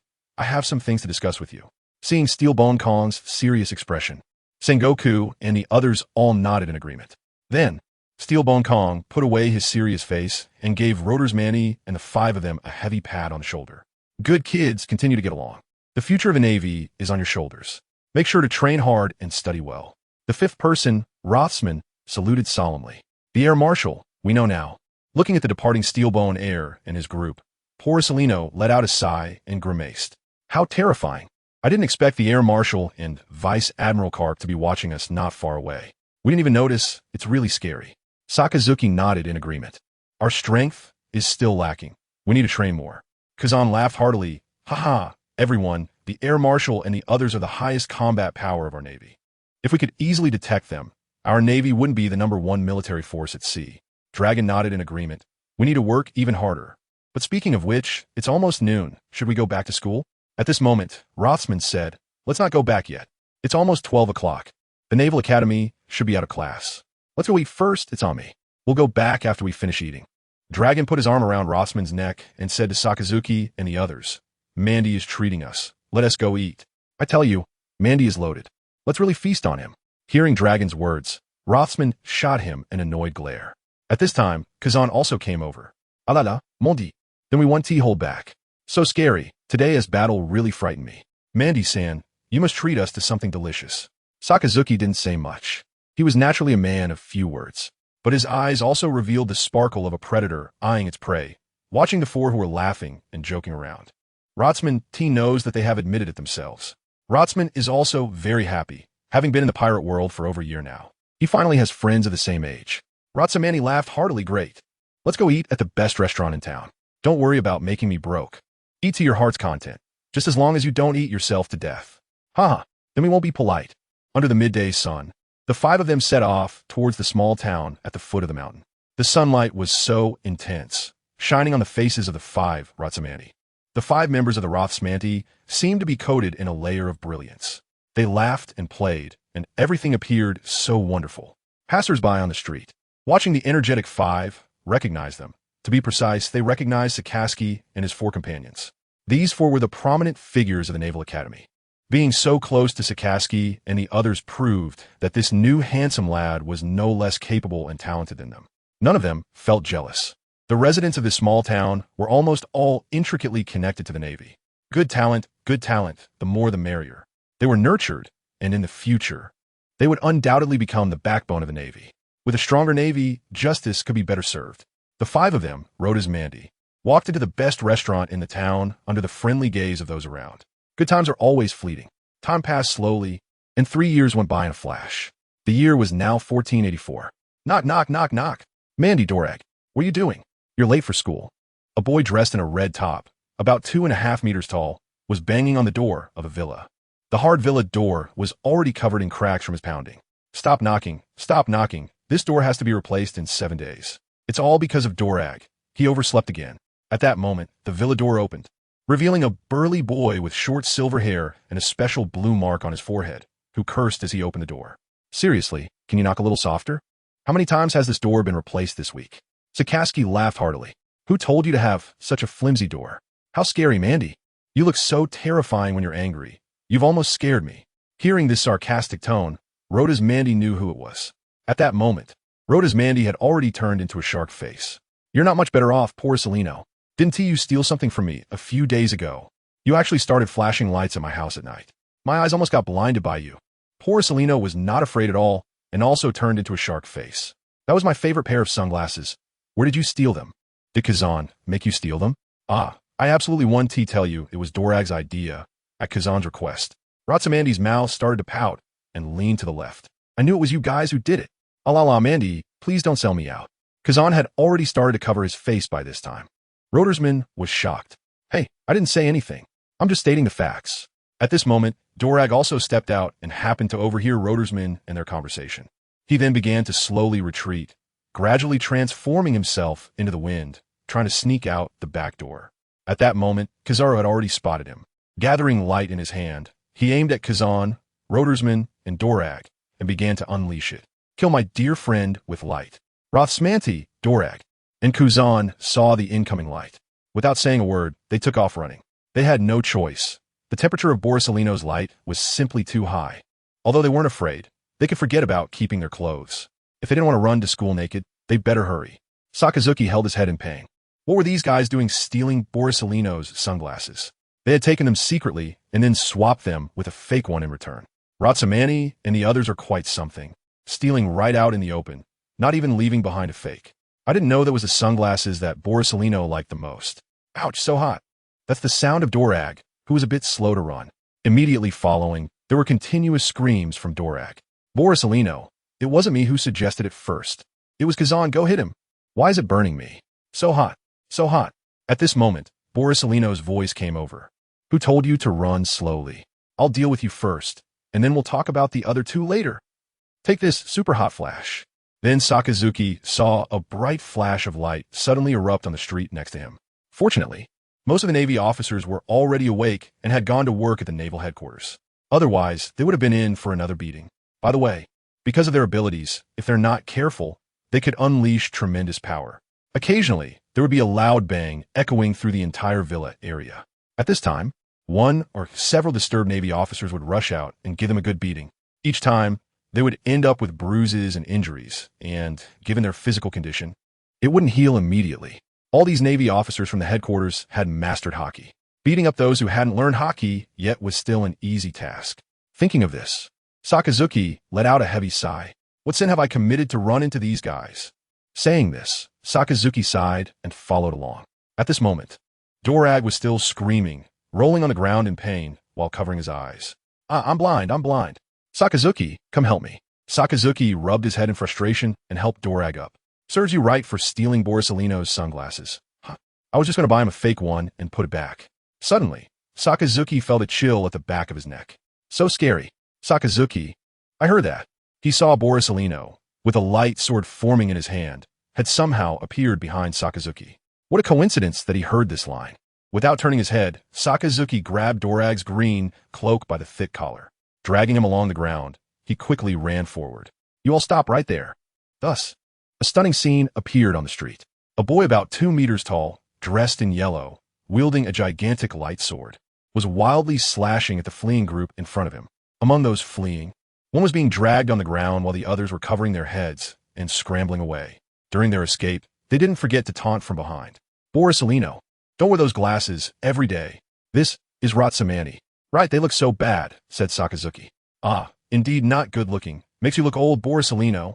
This iconic catchphrase naturally came from Kazan, who was at the front. Kazan, with frost forming on his feet, created ice skates. Every time he landed, a narrow ice surface would form on the ground, allowing him to glide. With this technique, Kazan always managed to escape the fastest. Of course, when Ratsamanti and the others stole their own eye masks, Kazan was also the fastest to chase after them. Each time, he would freeze everyone except Borisolino into ice sculptures. As for Borisolino, his light fruit was just too fast. Every time he caught the others, they would have to help him catch Borisolino to unfreeze themselves. Ah, I'm still the fastest. Kazan taunted as he sped ahead, leaving Ratsamani and the others far behind. Sakazuki and Ratsamanti exchanged glances. Kazan, don't think you can run. Ratsamanti and Sakazuki both made their moves simultaneously. One unleashed lightning while the other released magma. Ice Road Destruction. This was a technique secretly developed by Ratsamani and Sakazuki to prevent Kazan from running so fast. Lightning and magma both had extremely high temperatures. Together, they would instantly evaporate all the moisture on the road surface. At this moment, due to the high temperature, the ice surface created by Kazan would become rough. Losing its smoothness, Kazan took a solid hit underfoot, Losing his balance because the ice surface was uneven, Kuzan fell forward. Taking advantage of Kuzan's fall, Ratsamanti and Sakazuki quickly ran away. Before leaving, Ratsamanti even released a small bolt of lightning, momentarily paralyzing Kazan. Just that slight delay allowed Borisolino to catch Kazan. Ratsamanti, Sakazuki, you must have done this on purpose, just you wait. At this moment, Borisolino's menacing voice came over. No need to wait, I'll turn you into light right now. Have you ever been kicked at the speed of light? At this time, cold sweat began to pour down Kazan's back. Stay calm, Borisolino. To hell with calmness. I'm going to kill you. As Borisolino said this, a strong flash of light erupted from his body. Kazan received the same treatment as Dorag. Oh, my eyes, I'm blind. Kazan rolled on the ground, covering his eyes. Borisolino grabbed Kazan by the back of his neck and activated his ability, chasing after the already distant Ratsamani and the others. In 3 years, Ratsamani, Sakazuki, Dorag, Kazan, and Borisolino had become very good friends. If it weren't for the Navy prohibiting such brotherhood, they would have sworn an oath long ago. Ratsamanti and his companions, huddled together in fear, quickly ran to the classroom door. They knocked, and the teacher was in the middle of a lesson. Just as they were about to speak, a flash of light suddenly came crashing in. With a bang, the flash exploded, filling the classroom with smoke and dust. Ratsamani, you lot. At that moment, the teacher at the podium showed a fierce expression. This kind of situation occurred at least 3 times a week. What did the teacher do each time? Naturally, he unleashed his authority and gave them a beating. The teacher suddenly leaped down from the podium, his hands darkened. Before Ratsamani and his friends could get up from the ground, he threw a punch. The screams of Ratsamanti and his companions echoed in the classroom, reaching the ears of the other students. Pursuing them, Borisolino tried to run but couldn't escape. Even with Kuzan in hand, Ratsamanti and his companions, who had obviously gained some weight, staggered into the classroom with swollen heads. Now, all of them stood around 2 meters and 5 centimeters tall. After years of training, their strength had significantly improved. However, when facing the teachers of the Navy school, they could never win. It must be said that to become a teacher of the Navy school, one must possess considerable skills. Watching Ratsamanti and his companions stumble into the classroom, the students in the class suppressed their laughter, wanting to laugh but not daring to. After all, these 5 were far stronger than them. Their strength was not only reflected in martial prowess, but also in knowledge of islands, naval warfare understanding, troop deployment, physical training, and so on. These 5 monsters were powerful in every aspect.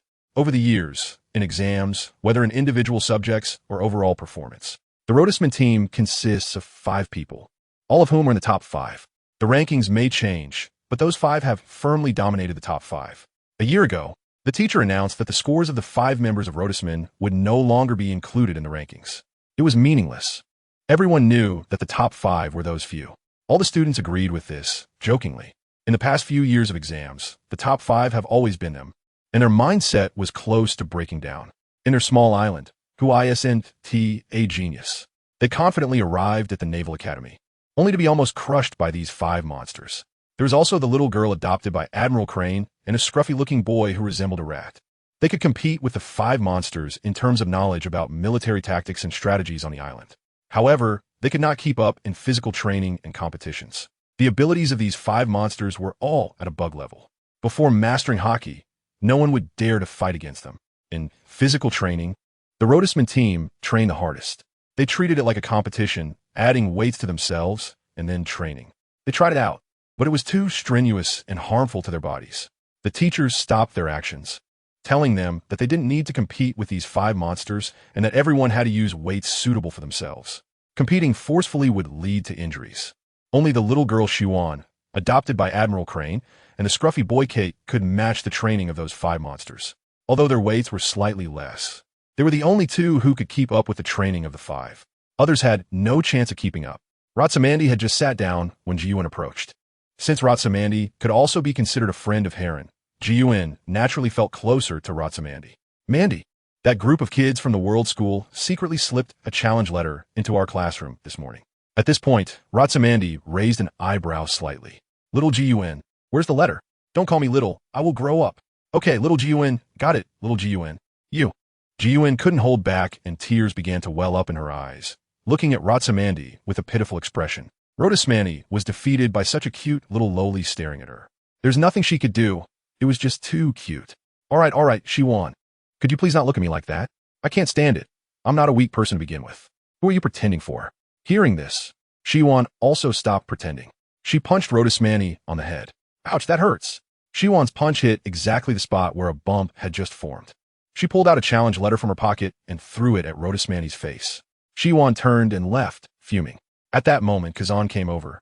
Ah la la la la, you made Shiwan angry again. Rotterdam quickly denied. How is that possible? I'm stating the facts. Sakasaki covered his head in pain. Mandy, you blockhead. At that moment, Dorag and Porcelino all gathered around, using Porcelino's unique mocking tone. How scary. Someone is destined to be lonely for life. Rodismanti was left confused by their mockery, looking at the other four with the eyes of a fool. Are you all idiots? Both I and Shiwan can be considered vice admirals, brought back. We are naturally closer to each other. Do you have something yellow in your head? We're only 13. Don't think about that kind of stuff.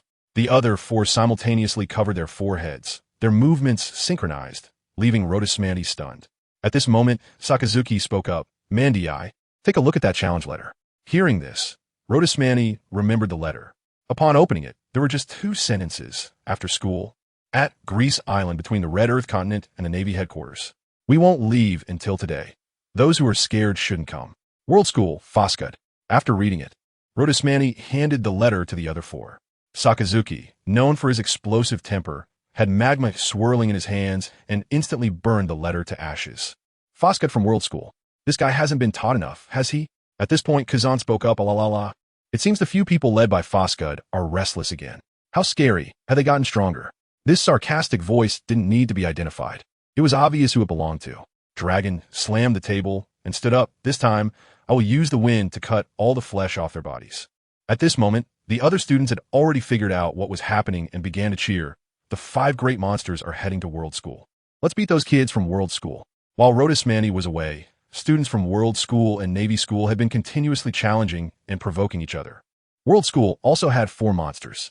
The leader was Foscud, a Zoan-type mythical beast, in the form of a thunder cow, possessing immense strength. He was taller than Rodismanti and the others. The other 3 were Horonas, a Paramecia type with steel fruit abilities, who had the bloodline of the Oni tribe, naturally possessing great strength. Coupled with the steel fruit, Horonas became one of the 4 monsters of World School. The second was Denesai, an ancient Zoan-type devil fruit user, with the Tyrannosaurus fruit possessing the bloodline of giants. The third was Sheetsi, a girl and natural type with sand fruit abilities. Don't underestimate her just because she's a girl. Her sand is toxic. It's unclear how Sheetsi filled her body with toxins, causing her sand abilities to also be poisonous. All 4 of them shared a common identity as members of the world nobility. The student composition of Navy School and World School was different.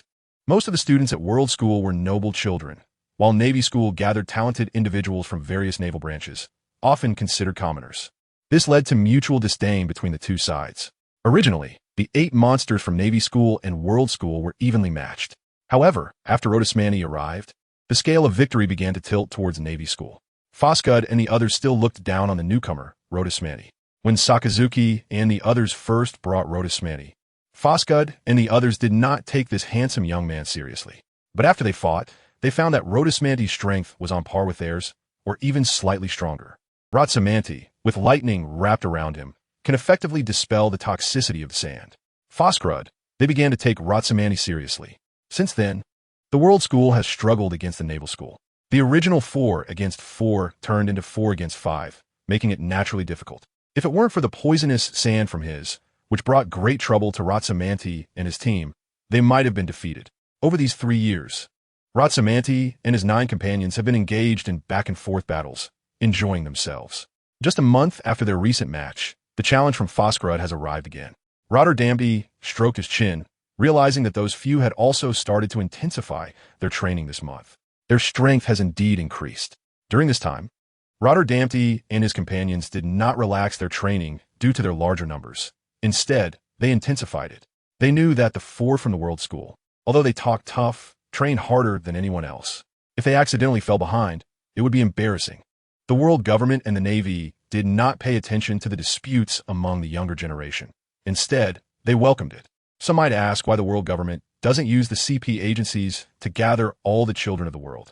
In fact, they have tried, but the commoners and nobles couldn't get along at all, leading to serious conflicts. When the children of the nobility were harmed, the nobles began to pressure the World School. This matter ended without resolution. Because of this incident, it became difficult for the CP agencies to recruit talented commoners. The first choice for talented commoners was always the Navy School. Therefore, the CP agencies shifted their focus to orphans, engaging in many despicable acts. Of course, that's a story for another time. That afternoon after school, all the students in the same grade as Rotterdamte headed toward the port in droves. The station Navy personnel were already used to it. Hey, Mandy kid, are you guys going to compete with those kids from the World School again? After hearing this, Rothsmani greeted the naval colonel. Uncle Roger, hello. It's your turn to be on duty again today, right? Are there still any boats going to Gress Island? Roger heard the voice of Rothsmani and looked down at his watch. Smiling at Rothsmani, he said, yes, there are still boats to Gress Island. But remember, you must be back before midnight. From midnight to 7 in the morning, Gress Island and the naval headquarters are off limits. Rothsmani thanked Rogder, saying, thank you, Uncle Rogder. I understand. Could you please arrange for us to board the ship? Roger said solemnly, all right, you little brats, be careful during the competition. Rothsmani, along with Dorag and the other two, saluted Rogdi, followed by the students behind them. Got it, Uncle Rogdi, we will be careful, they said. At that moment, Sakasaki spoke up, don't worry, Uncle Rogdi, the main force in the competition will be the 5 of us. We will protect everyone. La la la la. We feel reassured now, Uncle Rogdi. It's quite scary, but we will pay attention, right, Dorag? Dorag nodded and loudly said to Rogdi, Uncle Rogdi, you can rest assured. You should have confidence in the strength of the 5 of us. Roger laughed heartily. You smelly little guys, I look forward to your triumph. Saying this, Roger quickly filled out a boarding form. In no time, he completed a boarding pass. Take this form and go to port number 3 to board ship 016. This ship will be departing in half an hour. Let ship 016 take you over. Rothsmani took the boarding list. Thank you, Uncle Rogder. We will be leaving now. Looking at the lively and energetic students leaving in a crowd. Colonel Hochtismaid. Youth is great. Being around this group of energetic guys makes me feel much younger. After saying this, he lowered his head and began to attend to his own matters. An hour and a half later, ship 016 docked at the port of Gress Island. Rothsmani, after they came down, walked along the port avenue, passing through the small town of Glees Island, heading towards the back mountain of Glees Island. Before reaching the mountaintop, they encountered the 4 monsters of the World School. At this moment, Porcelino spoke first, smirking as he began a mock. How terrifying, Foscarud. Are you guys getting a little restless? Or do you think you've gotten stronger? Foscarud, known for his fiery temper, was electrified with anger from Porcelino's taunts. Hey, yellow monkey, am I strong or not? Just come over and take a punch. You'll know. How terrifying. You should hit me first, replied Porcelino. At this time, the 4-meter-tall Denesai said, you always run around with your fruit powers. If you're capable, don't dodge. Then, Rothsmani also spoke up. Do you have muscle instead of brain? Is your brain completely smooth? Instead of thinking about leveraging your fruit's advantages, you want to waste it? Why don't you strip that fruit from your body and let me see? Denesai, enraged by Rothsmani's mockery, shouted back, Rothsmani, don't think just because your physical strength is somewhat similar to mine, you can act arrogantly. I haven't relaxed for a month. If I knock you down later, don't cry. Who will be crying after getting beaten later is still uncertain, right, Dorag? Dorag nodded in agreement. You 4 monsters of the World School. 3 of you are brutes. I'm really worried about you, Shiz. Shiz, whether due to poison or her own nature, always exuded a cold aura. This girl was also the brains of the World School team. Because of her, in every competition among the 9 of them, if the 4 monsters of the World School were at a disadvantage, she would always summon a toxic sandstorm at the first opportunity, which annoyed Dorag greatly. That is why he mocked her. At this moment, Sakazuki's hand began to emit lava. Foscarud, do you want to compete here or go to the mountaintop? Foscarud, though rugged due to the thunderbolt fruit, should not be underestimated. Anyone who did would surely suffer. Foscarud was the type that, despite being rough, had finesse. His strength was among the top of the 4 monsters of the World School. If Foscarud were just a fool with strong combat power, he wouldn't be able to hold the top position among the 4 monsters. The noble training he received allowed him to effectively conceal himself and project the image he wanted others to see. It can be said that none of the 4 monsters of the World School were simple. Foscarud, with a glint in his eye, said to Sakazuki, let us go to the mountaintop. Competing here might trigger a landslide. Of course, this wasn't out of kindness from Foscarud. The wind on the mountaintop was strong. Rothsmani certainly noticed for Sklu's little schemes. However, Rothsmani wasn't afraid at all. Not to mention that the lightning Rothsmani possessed could effectively counter Heezy's poison. but also because the group had brainstormed together and developed a very powerful skill. They were ready to give those 4 guys from the World School a severe lesson in this competition. Before long, the students from the World School and the Navy School all arrived at the mountaintop. The students from the World School and the Navy School naturally divided into 2 camps, cheering for their respective monsters. From time to time, they would throw some hidden weapons at each other or mock one another. In the center of the field, 9 figures of varying heights and builds stood together. Rodersmani spoke up at this moment. Foscarud, you 4, it's not too late to surrender now. Hand over your weapons, and you won't be killed. The 4 of Foscarud, having spent these years together, understood what hand over your weapons, and you won't be killed meant from Rodersmani. At this time, the most hot-tempered one, Heranaster, began to radiate a metallic glow. Nonsense? Rodersmani, you 5, come meet together. Let's see if I can beat you to death. Foscarud and his exchanged glances and helplessly shook their heads. This Heranaster, aside from muscles, had nothing else in his head. He was just a fool. If it weren't for his strong abilities, they really wouldn't want to acknowledge his identity as one of the 4 monsters. Foscarud and his simultaneously understood the meaning in each other's eyes. A hint of mockery flickered in his eyes as he said to Rodersmani and the others, enough with the nonsense, let's get started. As his words fell, Rodersmani and Foscarud, the 9 of them, simultaneously activated their devil fruit abilities. In an instant, the arena was filled with poisonous sand, the hard reflection of steel, lightning-entwined thunderbolts, and a roaring Tyrannosaurus Rex that appeared on the scene. Rodersmani and the others were not willing to fall behind. Sikaski began to emit rolling magma from his body. Kazan's hands were already enveloped in frost. Drag's front was also starting to be surrounded by sharp wind blades. Borsellino extended his finger, and dazzling light began to gather at its tip. As for Rodersmani, he had long since transformed the wings on his back. Now, Rodersmani's wings had been honed through years of hard training. The feathers on Rotsmanthi's wings had begun to shift towards the color of jade. Each feather, when plucked, possesses unparalleled sharpness. Furthermore, the arcs of electricity entwined around Rotsmanthi's wings can no longer be called arcs. They have transformed into pulsating lightning. As the fruit ability activates, the muscles on Rotsmanthi's body begin to show subtle expansion, making him appear more robust. Additionally, the shape pattern on Rotsmanthi's forehead, covered by hair, has deepened in color due to years of training, now turning into a deep blue. However, Rotsmanthi's eyes still cannot be opened. Rodersmani, who had once been troubled by this, went to seek out Crane and Zephyr. Zephyr and the others also didn't know the reason. It was still Marshal Steelbone who meaningfully said, "The eyes are the reflection of the soul." Rodersmani possessed memories from a past life, and upon hearing Steelbone Kong's words, he immediately understood what was happening with his eyes. After thanking Steelbone Kong, Rodersmani began to train and study even harder. Seeing Rodersmani start to exert himself, Sikaski, Dorag, and the others were certainly not willing to fall behind, and also began to work hard. Their efforts triggered a chain reaction, inspiring other classmates to start putting in effort as well. This made the principal of the Naval Academy, Kuya, so happy that he drank several glasses that evening. This was the reason for the only defeat of the 4 great monsters of the World School. Afterwards, the 4 great monsters also began to get serious. For a time, the students of the Naval Academy and the World School were filled with enthusiasm. Looking back at the competition arena, Rodersmani and his 5 companions were already engaged in battle with Foscarud and his 4 companions.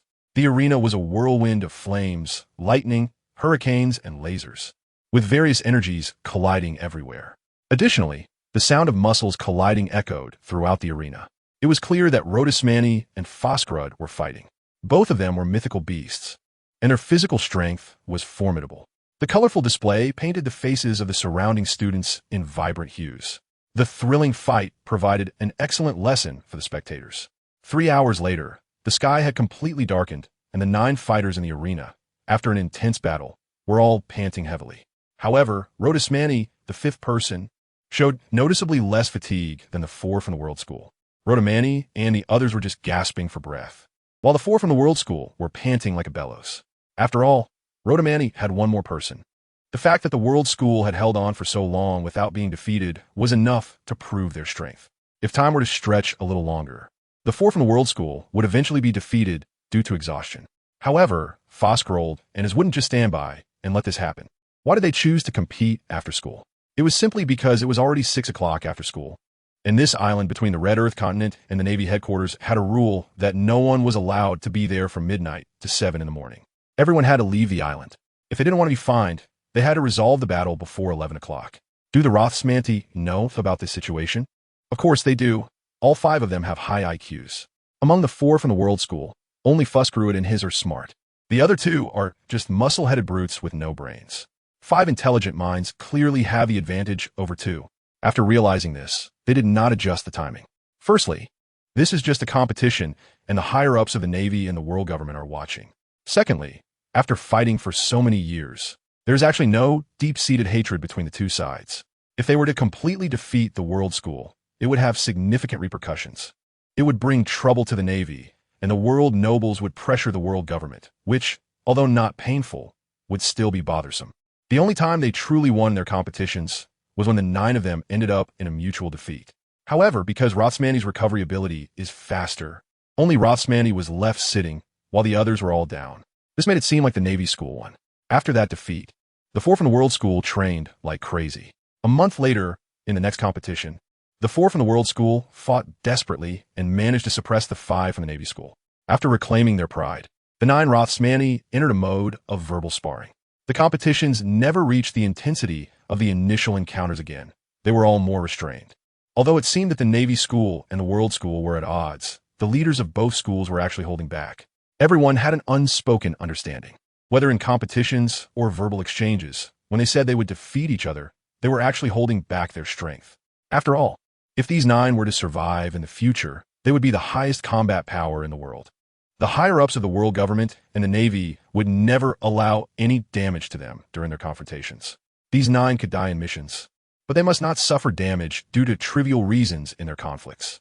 This is also the unspoken understanding between the higher-ups of the world government and the Navy. Looking at the time, it was now time to end. At this moment, the transformed Hronaster swung its tail, separating the 5 Rothsmanti from the 4 World School members. Then his unleashed the poison sand. Suddenly, the purple sand in the arena began to surge. The purple sand, faintly shimmering with colors, was clearly toxic. At this point, the members of Rothsmanti exchanged glances and nodded. Dorag started to mobilize his abilities, and soon, a small whirlwind appeared in his hand. Although this whirlwind was small, it spun at an incredibly fast speed. At this moment, Rothsmanti, Sikaski, and Kuzan also began to gather their powers, creating small magma balls, ice blocks, and thin bolts of lightning in their hands. The 4 of them joined their hands together, and instantly, the whirlwind was mixed with magma, ice, and lightning. What was Borisolino doing at this time? He was also gathering his power. When Dorag aimed the whirlwind at the location of the 4 World School members, a massive whirlwind, entwined with lightning, magma, and ice, surged toward the World School members. A void appeared in the center of the whirlwind, and at that moment, Borisolino extended his palm, shooting out a massive beam of light that perfectly passed through the void. This was a combination technique, Void Kill. The 5 of them shouted out their prepared move simultaneously. This was a combination technique developed through their day and night training in energy manipulation. Its power had been tested by Karp, who was sent flying into the horizon after taking a hit, completely out of sight. When Karp returned, his clothes were torn, and his arms showed damage from different types of energy. It should be noted that Karp was in his prime and ranked among the top at sea. 5 13-year-old kids, who hadn't even graduated yet, could develop such a powerful technique. They truly were geniuses.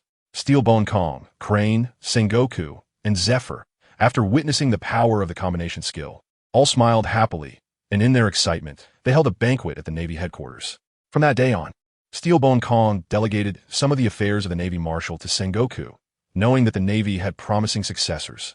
This move was hidden by the 5 Rothsmanti, waiting for this competition to use as a trump card. The 4 from World School were also not unprepared. His and Fuskruid stood one in front and one behind. His sand and Fuskruid's lightning continuously intertwined, eventually forming a battle drum made of purple sand that shimmered with lightning. His and Fuskruid maintained the shape of the battle drum. The other 2, Hronaster and Denaysai, had their muscles bulging, their arms transforming into gigantic steel and dinosaur arms, respectively, striking the battle drum fiercely. Immediately, the drum emitted visible purple sound waves and powerful lightning. The strong sound waves, mixed with the purple lightning, also formed an energy column that simultaneously attacked Rothsmanti. The 2 intense energies clashed together, continuously squeezing and rubbing against each other. It was as if they had reached a critical point. With a loud bang, a massive explosion occurred at the point where the two energies met. A brilliant flash of light illuminated the dark grass island. At the same time, a powerful shockwave followed. The students of the Navy School and the World School had already gathered behind their respective leaders before the explosion occurred. In an instant, various abilities erupted on the field. There were shields, wooden boards, thorns, and all sorts of abilities intertwined, forming one protective barrier after another to withstand the energy's impact. After the shockwave subsided, the barriers opened, revealing a mountaintop that showed no traces of any trees remaining. Ratsamani and the 9 of them let out a deep sigh of relief. Then they each shot a fierce glare at each other. The 4 or 5 people across from them were quite sneaky, having prepared such powerful moves. All 9 of them shared the same thought. Then, leading their respective schoolmates, they began to verbally spar. After a while, everyone got tired. They each took their own students and left in opposite directions. Of course, before leaving, they exchanged a lot of harsh words. By the time Ratsamanti and the others descended the mountain, the moon had already risen. Rodersmandi and Dorag, along with their 5 companions, walked ahead, laughing and chatting. From time to time, they would share whispers with the classmates behind them. Whenever they hit a funny point, everyone burst into laughter. Today, Rodersmandi and their group's combined skills provided a lesson for all the classmates. It turned out that abilities don't necessarily have to be used alone. When coordinated well, their combined power is even greater. The classmates behind, grouped in 3s and 2s with similar abilities, were those who thought they could combine their powers. Were constantly experimenting and occasionally approached Dorag and the others to ask how to develop their skills. Dorag, Rodersmandi, and the others did not hold back and shared all their experiences in skill development with their classmates. Many of these students had consumed devil fruits, while others possessed special bloodlines. Some had unique skills and belonged to special races, such as the Longhand tribe, and some could perform different tasks with both hands simultaneously. In short, the abilities were diverse and peculiar. After listening to Rodersmandi and their skill development process, none of the attendees were foolish. Everyone began to seek out their friends. Ranged attackers looked for strong melee fighters, and support types sought out those with high attack power. In no time, small groups began discussing how to combine their skills. Seeing the enthusiastic classmates, Sakaski was very pleased. "Mandy, your idea is really effective." The concept of combined skills was indeed conceived by Rodersmandi. It all started when Rodersmandi and Dorag were competing. By chance, Dorag's whirlwind and the lightning in Rodersmandi's hand showed signs of slow merging due to a balance of power. Witnessing this phenomenon, Rodersmandi suddenly had a flash of inspiration. Subsequently, Rodersmandi shared the concept of skill combination with Sakaski, Kazan, Paulusalino, and the others. After a moment of thought, they believed it was feasible. Thus, they began developing combined skills. However, developing combined skills was not easy, and there were many explosions along the way. The back mountain of the Navy School has become somewhat patchy due to the destructive powers of Rodersmandi and the others. There was even an incident where the release of power was too great. Rodersmanti and Sakaski nearly died in an explosion. If it weren't for Paulusalino, the speed of the light fruit's ability was extremely fast. It's estimated that Rodersmanti and Sakaski wouldn't have made it. Upon hearing the news, Crane abandoned the investigation into naval corruption and hurried back to the naval headquarters. Looking at Rodersmanti and Sakaski, who were already wrapped up like mummies, she gave them a good scolding. Ratsamanti and Sakazuki, having become mummies, managed to avoid Crane's punishment. However, Kazan, Borisolino, and Dracula were in for a rough time. They were taken by Crane to the Navy training ground. When Sengoku, Zifa, and Karp heard that Ratsamani and Sakazuki almost blew themselves up while trying to experiment with new skills, they were shocked and hurried to the hospital. When they found out that Ratsamanti and Sakazuki were not seriously injured, their initial worries turned into a surge of anger from the Navy's top brass. Upon learning that this was Ratsamani's idea, Dracula started to cheer, and Kazan and Borisolino made suggestions. When Sakazuki implemented the plan, aside from the already mummified Ratsamani and Sakazuki, Kazan, Borisolino, and Dracula were severely beaten by the Navy's leaders and then thrown into the sea to soak. They were left in the water until they were slightly swollen before being pulled out. Later, Ratsamanti and Sakazuki lay wrapped like mummies on the bed, while Kazan, Borisolino, and Dracula stood before the Navy leaders, each with a large lump on their heads and swollen bodies, trembling with fear. The 5 of them crouched in the shadows like quails.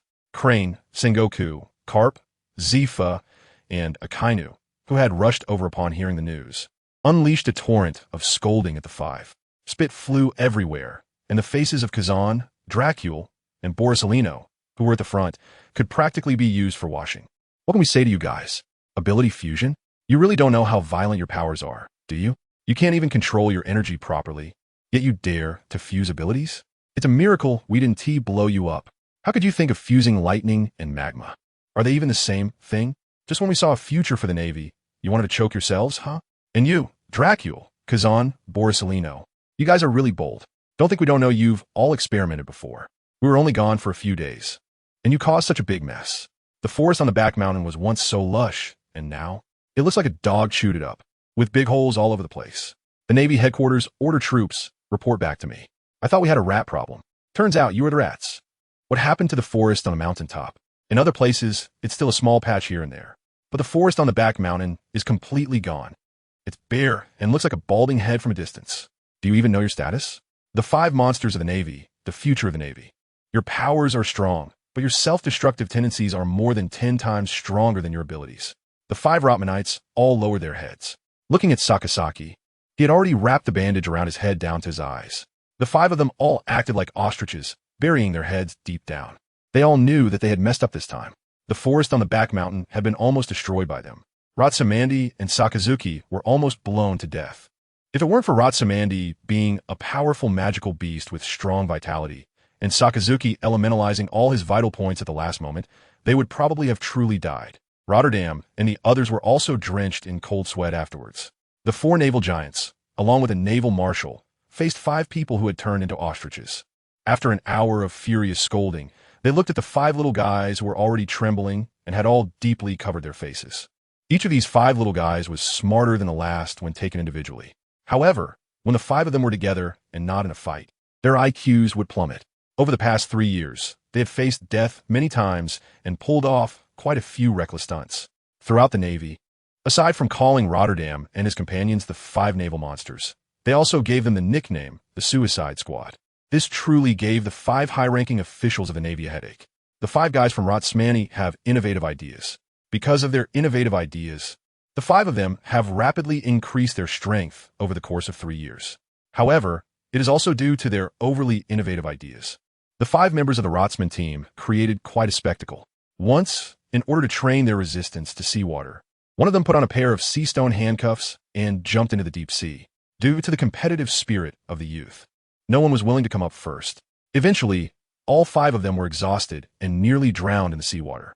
If it weren't for Principal Koya, who hurried to find Zephyr after hearing that the 5 naval monsters had not shown up for school, they might have perished. Zephyr immediately mobilized personnel to search for the 5th member of the Rotsman team. When they found the 5th member at the bottom of the harbor, the 5 of them were already on the brink of drowning.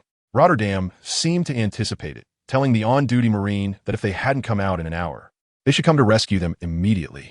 The 5 members of the Rothsmani had long been drowned. After that harsh lesson, the 5th member of Rothsmani honestly behaved for half a year. After 6 months, they started again, but due to the lesson of nearly drowning, they were more cautious. The 5 members of Rothsmani were not engaging in any dangerous actions until Rothsmani proposed developing combination skills. The situation arose again. After KG and Sengoku angrily vented, they all glared at the 5 members of Rothsmani. At that moment, Rothsmani weakly raised his hand. That Uncle KG, Uncle Sengoku, Uncle Zephyr, Uncle Carp, and Sister Crane. We also want to develop a powerful skill to teach those 4 guys from the World School a lesson. Moreover, when I had a duel with Dracul, it seemed that our abilities reached a certain balance point. My lightning and Dracul's whirlwind showed signs of fusion. At this moment, Dracul also spoke up, yes. During our duel, my whirlwind fused with Rothsmanti's lightning. My whirlwind took on the properties of lightning. At this time, Sakazuki, who was lying on the bed, and Borisolino and Kazan, who were standing on the ground, all nodded in unison. La. That's indeed how it is. Because of the fusion phenomenon, we want to see if we can fuse more. How terrifying, a whirlwind with lightning. Very cool. At this moment, Sakazuki also nodded. Yes, Marshal KG. I was present at that time, and I witnessed it with my own eyes. Hearing Sakazuki's explanation, KG and the others knew that among the 5 members of Rothsmani, Sakazuki was the most mature one. Sakazuki was also the least likely to lie. Since Sakazuki said he saw it, that it must have happened. Upon hearing this, KG and the others fell silent. They were also considering the feasibility of this method in their hearts. KG, Sengoku, Zephyr, and Carp. They were all martial arts powerhouses. They didn't really have much understanding of abilities. When they fought against ability users, they all first covered their haki and threw a punch. If they didn't die, they would pay attention to the strange abilities. If they died, they definitely wouldn't pay attention anymore. There really aren't many who can withstand a punch from KG and the others at sea. Most of the time, it was resolved with a single punch.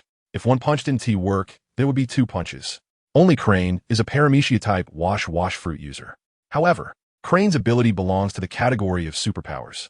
For this kind of elemental transformation ability, Crane also doesn't know much. At this moment, Zephyr suddenly spoke, "Manti kid, although our skills don't match with yours, martial arts and abilities are all applications of physical strength. Their operational methods are the same, just expressed differently. Since you say that Rothsmandy's lightning and Dracula's whirlwind show signs of fusion, then why not try to connect your abilities with Dracula's wind? Wind, compared to lightning, ice, and magma, has better inclusiveness. Tornadoes often occur at sea. Tornadoes can lift all sorts of different things. You can give it a try." At this time, Crane also spoke up. "Once my ship was accidentally caught right in the center of a tornado. The center of the tornado has no wind. Little yellow ghost. Your ability is the Goro Goro no Mi, which propagates in a straight line. You can compress your ability, and when Rothsmandy and the others release their abilities, aim your laser at the center of the whirlwind to make up for the lack of damage at the center of the whirlwind." Hearing the suggestions from Crane and Zephyr, Sengoku and Carp nodded and pondered, feeling that this was a feasible suggestion. Rotismandy's few members, upon hearing he and Zephy's suggestion, all had a gleam of gold in their eyes. The brightness was no less than that of Porisolino's shimmering fruit. Indeed, why hadn't they thought of this? It must be said that even the smartest people can sometimes get stuck in a rut, because when the five of them from Rotismandy were together without danger, their intelligence clearly decreased. They all overlooked this aspect. Immediately, Rotismandy tore off all the bandages on their bodies and prepared to experiment. Just as they were about to jump off the bed, suddenly a large hand grabbed the back of their neck. Turning around, they saw it was Carp. At that moment, Sengoku gritted his teeth and spoke, "Good kid, very good. You are very good." Oh no! In a moment of excitement, he forgot to disguise himself. Rothsmandy is sweating profusely. The recovery ability of the mythical beast fruit of Rothsmandy is extremely powerful. In fact, he had fully recovered 3 hours ago. However, in order to avoid getting beaten, he chose to pretend to be sick. But due to a moment of excitement, he forgot about this. "Ha ha, Mandy kid, you're quite clever." Carp laughed heartily from behind. Although he could hear Carp laughing, the hand gripping the back of his neck was getting tighter. "Uncle Carp, be gentle. I'm still a kid." No. You're not a kid anymore. You're a fox." Saying this, Carp lifted Rothsmandy by the scruff of his neck and walked out, intending to skin him. Rotismandy quickly grabbed the door frame at the entrance, calling for help from Crane inside the room. "Sister Crane, say something, help." Hearing Rotismandy's plea, Crane gave a big smile, but then turned her face to look out the window, ignoring Rotismandy completely. With no help in sight, Rotismandy looked despairingly at Sengoku and the others. Sengoku and the others mirrored Crane's actions. Ha, no one can save you." As he said this, Carp exerted force, pulling Rotismandy along with the entire door frame down and dragging him out of the Navy hospital. Listening to Rotismandy's howls of despair from outside, Sakazuki didn't even dare to move. At that moment, Sengoku suddenly walked over, his hand glowing with golden light, and threw a punch at Sakazuki. Sakazuki couldn't pretend anymore and turned to run. He was already well aware that while he was upright, he was definitely not a fool. In that situation, going out would mean getting beaten up. It was better to lie in bed. Because of Rotismandy's foolish actions, Sakazuki couldn't keep up the act anymore. He was already cursing Rotismandy in his heart. Just as he was running outside, a small piece of ice appeared under Sakazuki's feet. This was, of course, thrown by Kazan, who said, "You two pretend to be sick, and we three will take the beating. If you get exposed, just stay here." With just a little delay, Sengoku had already caught up with Sakazuki. He too was dragged out the door. Before long, the sound of punches landing echoed from outside. The screams of Rothsmandy and Sakazuki echoed one after another. Upon closer listening, they surprisingly had a certain rhythm. Kazan, Porisolino, and Dorag listened to the screams outside with pleasant expressions. Just a moment ago, they were very sad due to the near death of Sakazuki and Rothsmandy. After Rothsmandy's reveal, Kazan and the others were initially very worried, but now they were equally furious. "Goodness, brother, you really sold us out like this. While we're getting beaten up, You two are just lying in bed pretending to be sick and watching a show, right? Go ahead, beat us to death. We wouldn't think it's unfair. This was the unified thought in Kazan and the others' minds. Listening to the screams outside, Kazan and the others were also contemplating the feasibility of Admiral Zephyr's suggestion. They all felt that Admiral Zephyr's suggestion had a very high degree of feasibility. At that moment, Karp and Sengoku walked in, each carrying a misshapen meat bun. With a couple of thuds, they threw Rothsmanti and Sakazuki onto the ground. Rothsmanti groaned in pain on the floor. You guys, stop pretending. We didn't even use much strength, Karp said at this time. Karp and Sengoku seemed to have figured it out. Rothsmanti seems like a white ball on the surface, but inside is black. Sakazaki belongs to the kind that appears white, but is actually black. He doesn't say much, but he definitely has a lot of cunning. At this moment, Rothsmanti and Sakazaki suddenly stood up. Ouch, that hurts. Rothsmanti rubbed his cheeks and complained to Karp. Karp, digging his nose, showed his disdain. At this moment, Crane spoke up, looking at the five who were standing straight. Although Zephyr's suggestion was quite feasible, it required extremely high control over their abilities. After receiving the suggestion, you should not attempt it lightly. I will not allow you to encounter such a dangerous situation again. Now, your task for this month is to use your abilities to catch mosquitoes at the naval port. Remember, you need mosquito corpses. Those that turn to ashes or fragments are not allowed. Rothsmanti, you're not allowed to use your observation hockey. Each of you must catch 1,000 mosquitoes every day. If you can't catch enough, you'll have to feed the mosquitoes at the naval port. Saying this, Crane ignored the cries of Rothsmanti and the others and walked out of the infirmary. Sengoku and Karp exchanged glances and walked out of the infirmary with smirks. They knew that Crane was training Rothsmanti in this way to improve their control over their abilities. However, on the first day, Rothsmanti and the others would definitely struggle. After all, releasing their abilities to kill enemies is one level of control, while trapping enemies requires a higher level of control. Not to mention, using their abilities to catch mosquitoes raises the bar even higher.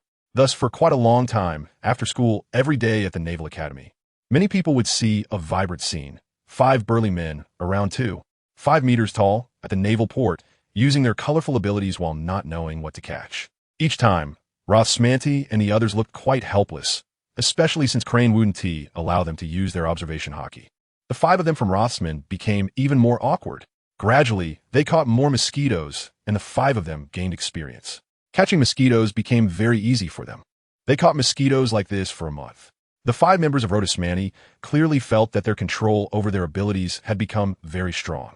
Finally, under the guidance of Kong, Crane, Sengoku, Garp, and Zephyr, they completed their combination technique, Void Kill, in the presence of the 5 giants of the Navy. After returning from Gress Island, it was already very late. After saying goodbye to their classmates, as well as Akainu, Burgess, and Kazan, they headed home in groups, laughing and joking. Today's battle had opened the eyes of Rothsmanti's students, and the combination moves of the 5 members also inspired them greatly. They could hardly wait to get home to share their thoughts with their parents and ask them for guidance. After parting ways with Akainu and the others, Rothsmanti, Dorag, and a little Loli set off on their journey home. This little Loli is naturally the future candidate for Admiral Shiwan, adopted by Crane. Shiwan has started to develop a bit now. Her beautiful face already hints that she will be a stunning beauty in the future. Currently, Shiwan is referred to as a little Loli, but that is only in comparison to Rothsmanti and the others who are around 2 meters tall. Shiwan's height is about 1,90 meters. I couldn't find Shiwan's exact height, so I said it like this: if you know, let me know, and I will change it. For the sake of the following plot, Shiwan and Rothsmanti are set to be of the same generation. This height is considered tall compared to the average person, but short compared to Rothsmanti and Dorag's heights. Shiwan hops around Rothsmanti and Dorag, saying, Manti, Dorag, you guys are so strong. How did you develop such powerful combination moves? The whirlwind entwined with magma, lightning, and ice, with lasers in between. It's really so cool. Shiwan's eyes are already sparkling with excitement. Such a combination technique looks amazing just from the external effects. It's no wonder Shiwan's eyes are shining with stars. Rothsmanti felt dizzy from the spinning and suddenly pressed down on Ziyuan's head, interrupting the motion of Ziyuan turning around them. He rubbed Ziyuan's pleasantly textured head. Perhaps it was because of the darkening sky, but it felt like Ziyuan's face was a bit red. Rothsmanti clearly felt that his hands were getting a bit warmer. Rothsmanti only thought it was because of the recent bouncing of the garden and did not pay much attention to it. Rotterdam smiled and explained that they had endured quite a bit for this technique. He then shared a series of events that occurred during the development of this technique with Xiwan. During this time, Dorage also added many details. Listening to Rotterdam and the other four, who were required to catch mosquitoes every day to train their ability control, and hearing about how Rotterdam and Dorage were beaten up, Xiwan giggled joyfully, appearing very happy. Thus, the calm voices of Rotterdam and Dorage, along with the girls' clear and pleasant laughter, intertwined on the quiet path. The shadows of the three grew longer. The streetlights flickered softly, and the sounds of laughter added a vibrancy that had never been there before to the quiet path. After a while, they arrived home, and Rotterdam and Dorage began to prepare dinner together. After dinner, they sent Xiwan back to the crane's house. After finishing dinner and washing up, Rotterdam and Dorage each returned to their own rooms. At this time, Dorage was already feeling a bit drowsy. After all, such a powerful technique was fused with Dorage's ability, and the physical exhaustion was greatest for him. He had already felt a bit sleepy on the ship, and returning home only intensified his fatigue. Shortly after Dorage returned to his room, the sound of his thunderous snoring filled the room. In the neighboring room, Karp's house had excellent soundproofing, but Dorage's snoring still came through intermittently. Rothsmandy has gotten used to lying in bed listening to Dorag's snoring. Rothsmandy began to reflect. Calculating the time, he realized he had been consuming the illusion beast fruit for 4 years. He recalled the scenes he had experienced over these 4 years, remembering the teachings of Karp, Crane, and others. Rotterdam was lost in thought. In today's fight, Rothsmandy discovered a little problem with himself. His lightning intensity seems to be slightly unable to keep up with the growth rates of Sakazuki and Dorag. After all, his ability to control lightning came from the Thunderwings. What he consumed was not the natural Thunderfruit.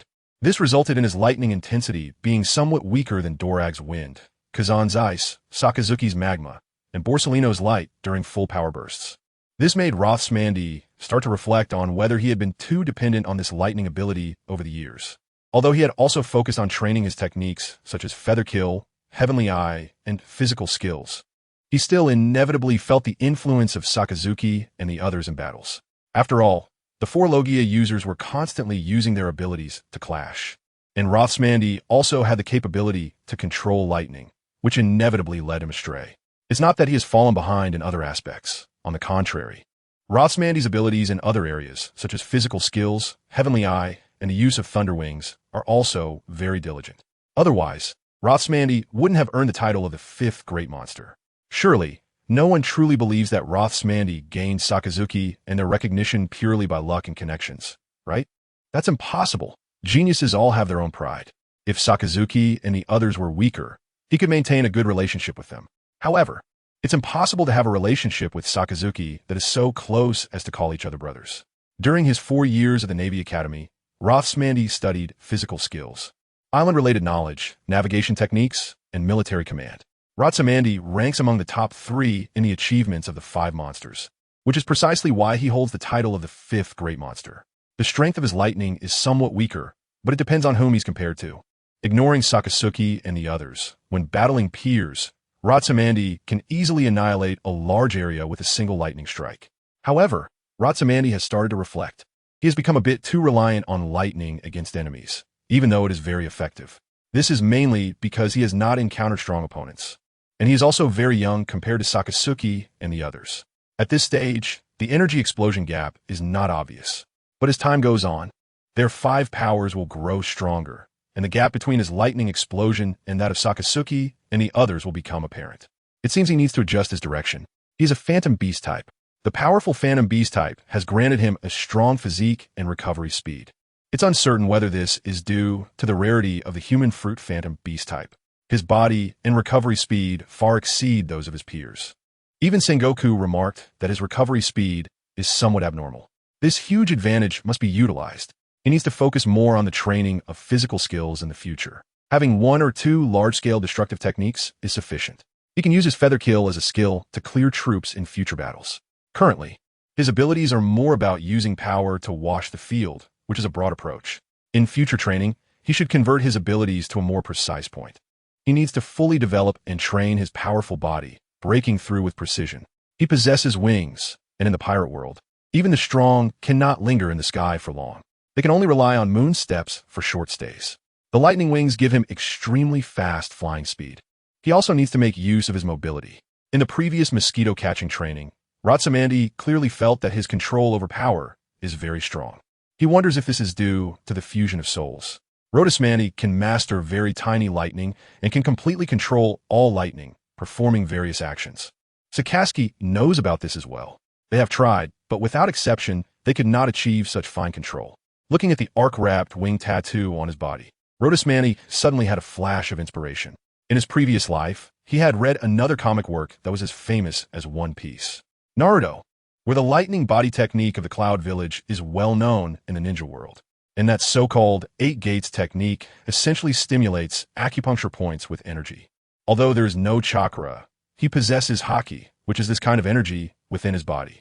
Ratsamandi knows that a few years ago, a scientist collaborated with renowned doctors around the world. They have confirmed that the energy known as chi actually operates along a specific pathway. That scientist and the doctors jointly named this pathway meridians.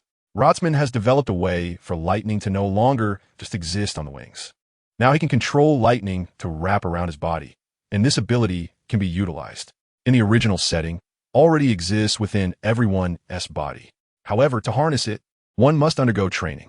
Rhotasmandi was thinking about how to use lightning to stimulate his body in order to enhance his reaction ability and physical strength. Rhotasmandi is getting more and more energetic and can't sleep at all. Ratsamandi has already determined its future development plan. The focus will be on physical techniques, prioritizing the training of haki. It aims to perfectly utilize the powerful recovery and mobility advantages brought by the Phantom Beast Fruit, breaking through with precision. Featherkill will be used as a tool for clearing enemies, while lightning will serve as a supportive tool. With thoughts of lightning body technique and 8 gates armor, Ratsamandi felt no drowsiness throughout the night. Rotterdambi has recalled the acupuncture points corresponding to the 8 gates. This is truly thanks to the slow updates of the manga, which allowed Rotterdambi to repeatedly watch it in his previous life and remember. However, Rotterdambi did not dare to try it recklessly. Firstly, the height in the pirate world is completely different from that in the Naruto world. Whether the acupuncture points in the body are different is unknown to anyone. If he tries recklessly and ends up exploding again, he really wouldn't even have a place to cry. He endured until morning, and Rotterdambi suddenly jumped up from bed. He bought breakfast for Dorag and asked Dorag to help him take a day off. Ratsamandi arrived at the Navy headquarters in Crane's office. He already knew that Sister Crane had returned to the Navy headquarters yesterday. However, due to being busy with work, she hadn't gone home. Knock, knock, knock.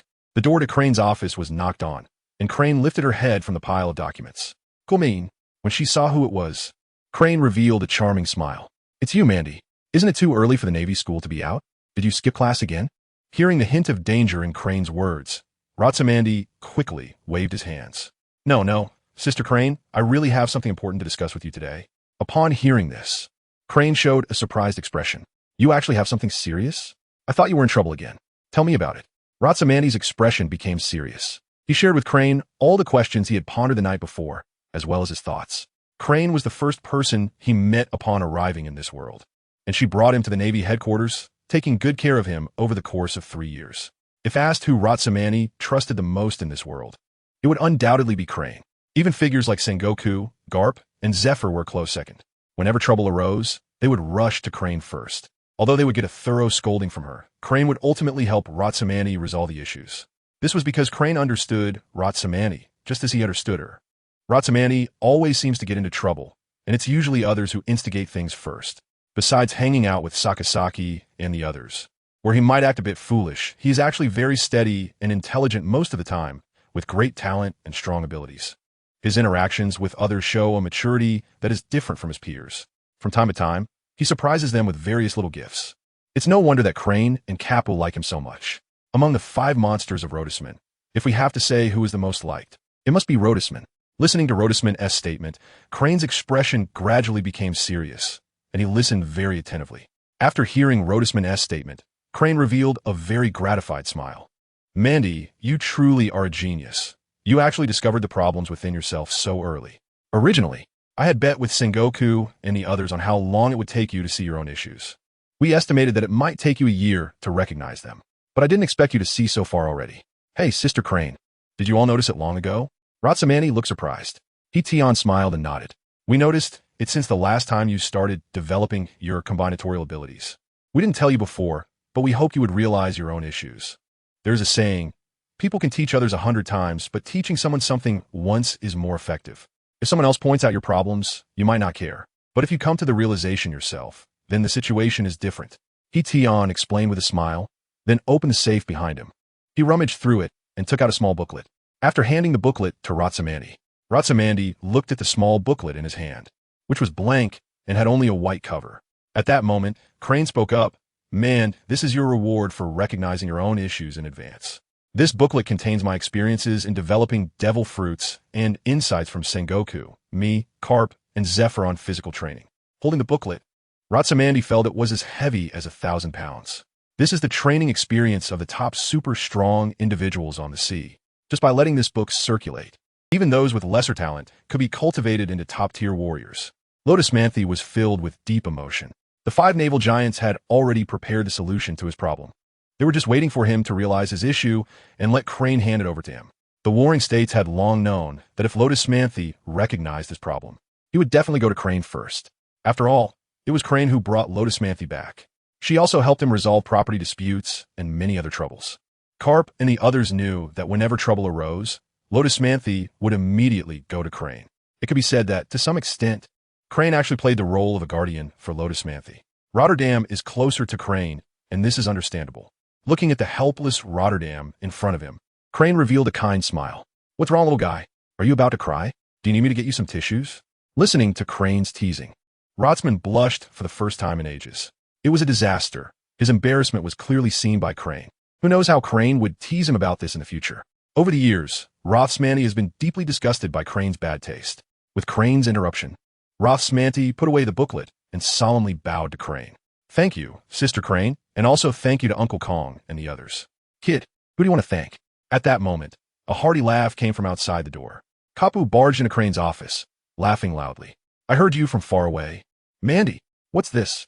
Starting to bow now? Come on, hurry up, who is it? Bring over the camera."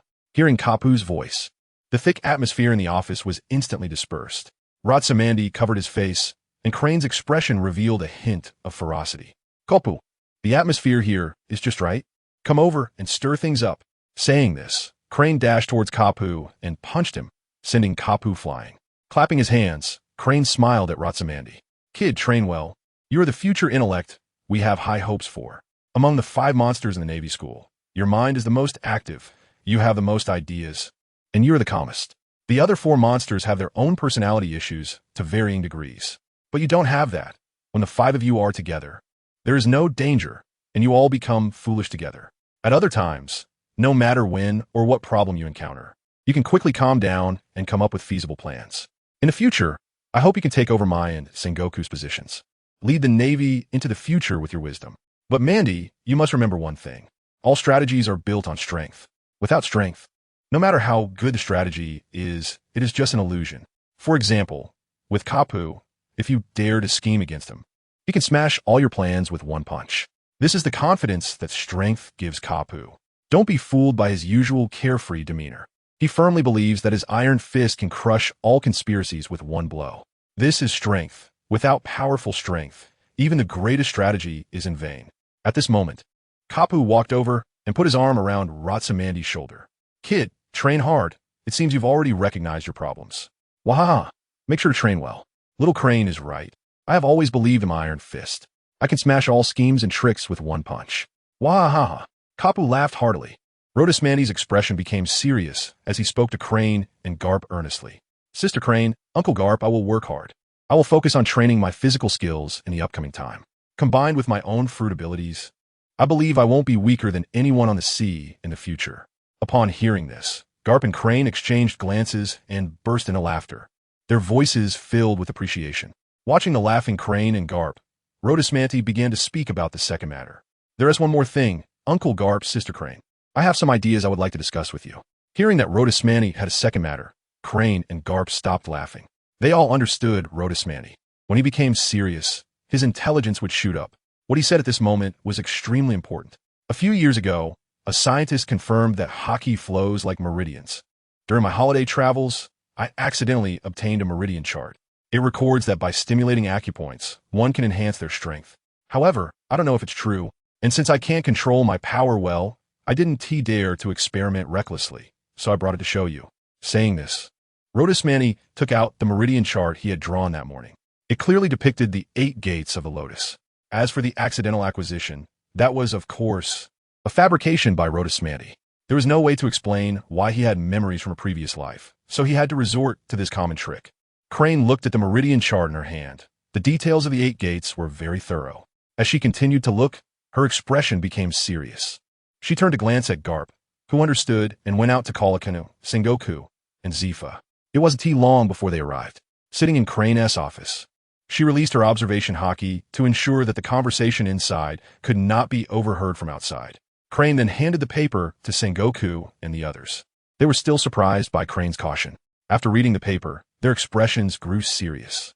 The paper stated that if one used haki, this special energy, to stimulate acupoints, it could significantly enhance combat power if it were true. The value of this paper would be immeasurable. Listening to Crane and Rhodesman's explanation, Sengoku and the others were not fools and could tell that Rhodesman was hiding something. It was simply because they understood Rhodesman too well. Rhodesman pouts slightly every time he lies to someone close to him. Over the years, the warring states have long since understood Rhodesman. Rhodesman may be hiding the origin of this paper, but at least the content on it is feasible. The warring states didn't ask too many questions. Everyone has their own secrets. They all overlooked the process of obtaining it and began discussing the feasibility of the content on the paper. Sora, Carp, Sengoku, Zephyr, and Crane, as the top powerhouses on the sea, have already mastered the use of their strength. They can manipulate their power with precision. Looking at the content on the paper, Sora exchanged glances with the others. Sora said, "Let's go to our training ground." Sengoku and the others all nodded in agreement. When they arrived at the training ground, Rhodesman and a few others stood around the area. Zephyr was the first to speak. "I'll give it a try." Sengoku and the others all nodded in agreement. Crane had already instructed the medical team to wait outside. Why let Zephyr go first? Because Zephyr has the deepest theoretical understanding of power among the 5 of them. Carp and the others only know how to do things in a certain way without understanding the underlying principles. They can train their strength themselves, but if asked to teach, it will be difficult for them. The booklet given to Rhodesman was organized by Zephyr based on Carp and the others' descriptions. Zephyr is completely the opposite. He understands both the how and the why. Therefore, it is correct for Zephyr to be the first to experiment. Zephyr stood in the center of the training ground, recalling the positions of the acupoints on that paper. He aligned the diagram on the paper with his own physique. Zephyr quickly found the corresponding position. Feeling the rhythm of his body, Zephyr thought, it seems that Rhodesman really did acquire a meridian chart with these acupoint positions. First, Zephyr found the position of the first door. Opening the door, he controlled a small thread of haki and slowly moved it to the position of the door. Controlling the haki, he began to impact the door. Don't underestimate a small thread of haki from a top powerhouse on the sea. Just that small thread cracked the door open. As soon as a crack formed, Zephyr felt his body begin to slightly strengthen. Although it was just a trace, Zephyr felt it. Sensing the change, Zephyr began to mobilize more haki. The door was opened. As the door opened, green steam began to rise from Zephyr's body. The onlookers outside had already activated their observation haki, sensing the aura emanating from Zephyr's body. Sora and the others all gasped. This paper really works. Just this one door has increased Zephyr's power by about 1/50th. Rhodesman's mouth was almost on the ground. They didn't expect this piece of paper to actually be useful. Before they could catch their breath from the shock, they saw Zifa's aura starting to strengthen again. They knew Zifa was beginning to open other doors. With the experience of the first acupoint, Zifa opened the doors of Kai, rest, life, injury, do, scene, and shock all at once. At this point, the steam emanating from Zifa had turned into a thick blue. Rhodesman looked at the familiar blue before him, feeling incredibly complex emotions, not expecting it to actually work. Zifa's powerful aura began to leak out, the invisible pressure crashing against the thick walls, causing cracks to form. This was a training ground specially prepared for the high-ranking Navy officials, with materials that were extremely hard. At that moment, in Sengoku's perception, Zifa's aura had increased by about 1.5 times. To explain, reaching the 7th gate of the 8 gates for a top-tier powerhouse like Zifa was about 1.5 times stronger. I made corresponding reductions to the side effects of the 8 gates, considering that in the pirate world, everyone has monster-like physiques. Because the pirate world has high blood and high attack, while the Naruto world has high attack but low blood. In the pirate world, a single punch can destroy an island, which already represents the pinnacle of physical strength. Even if enhanced, wouldn't increase that much. The higher the strength, the harder it is to improve. The growth in a Naruto world appears high, but that's not because the health bar is long. The attack power has increased by quite a bit, and of course, 1.5 times should not be underestimated, even if it only increased by half a time. Encountering other strong individuals of the same level would mean victory. Zifa only opened the 7th gate and did not open the last one. Zifa could sense that the last gate was a desperate use. Zifa closed the 8 gates, laughing heartily as he said to Rhodesmanti, "You little brat. This 8 gates really works wonders. I can feel my strength has increased by about 1.5 times. Just this 1.5 times is enough for me to catch those old, immortal pirates on the sea." At that moment, they also approached, surrounding Zifa in amazement. Crane spoke up. "Zifa, you should have only opened the 7th gate, right? According to that paper from the Kid Mandy, the 1st and 2nd gates don't show a physical change, but the attack recovery increases. In the 3rd gate, the skin turns red and the body emits green steam. For the 4th, 5th, and 6th gates, the green steam becomes heavier, representing a greater increase in strength. In the 7th gate, the steam turns blue. Just now, the steam coming from you is blue." Zifa nodded at this moment. Yes, the 8th gate, the death gate, according to Mandy's description, is a desperate use. The consequence is that it may cause irreversible damage to the body. This move is a last-ditch effort, and I can feel that once the last gate opens, the 8 gates will form a cycle, allowing my strength to increase by about 2.5 times. Listening to Zifa's explanation, Crane and the others all nodded. They had seen that paper and knew that the 8th gate was a desperate measure. However, there were too few things in this sea that could make them desperate. Opening the 7th gate was actually sufficient. The growth effect was not as exaggerated as stated on that paper. It might also be because their strength had already reached the peak of the sea. With the upper limit of strength raised, the upper limit of growth would naturally be adjusted downwards. Sengoku said, "It seems that the one who created this secret technique is an unparalleled genius, but their strength is not particularly strong." Rhodesmanti thought seriously for a moment and compared the strengths of the two worlds. It seems that in that world he is a strong fighter, while in this world he might just be an ordinary soldier. After that, Sengoku and the others, under Zephyr's explanation, basically understood the principle of the 8 gates of Duanjia. They all tried it out, the 8 gates of Duanjia. Even Rhodesmanti tried it under Zephyr's guidance. However, Rhodesmanti did not manage to open the 7th gate. He could feel that he was currently unable to do so. He only managed to open the 4th gate. Even just that allowed Rhodesmanti's strength to increase by 20%. This further validated Zephyr's statement. The weaker you are, the more your strength increases. The stronger you are, the less you grow.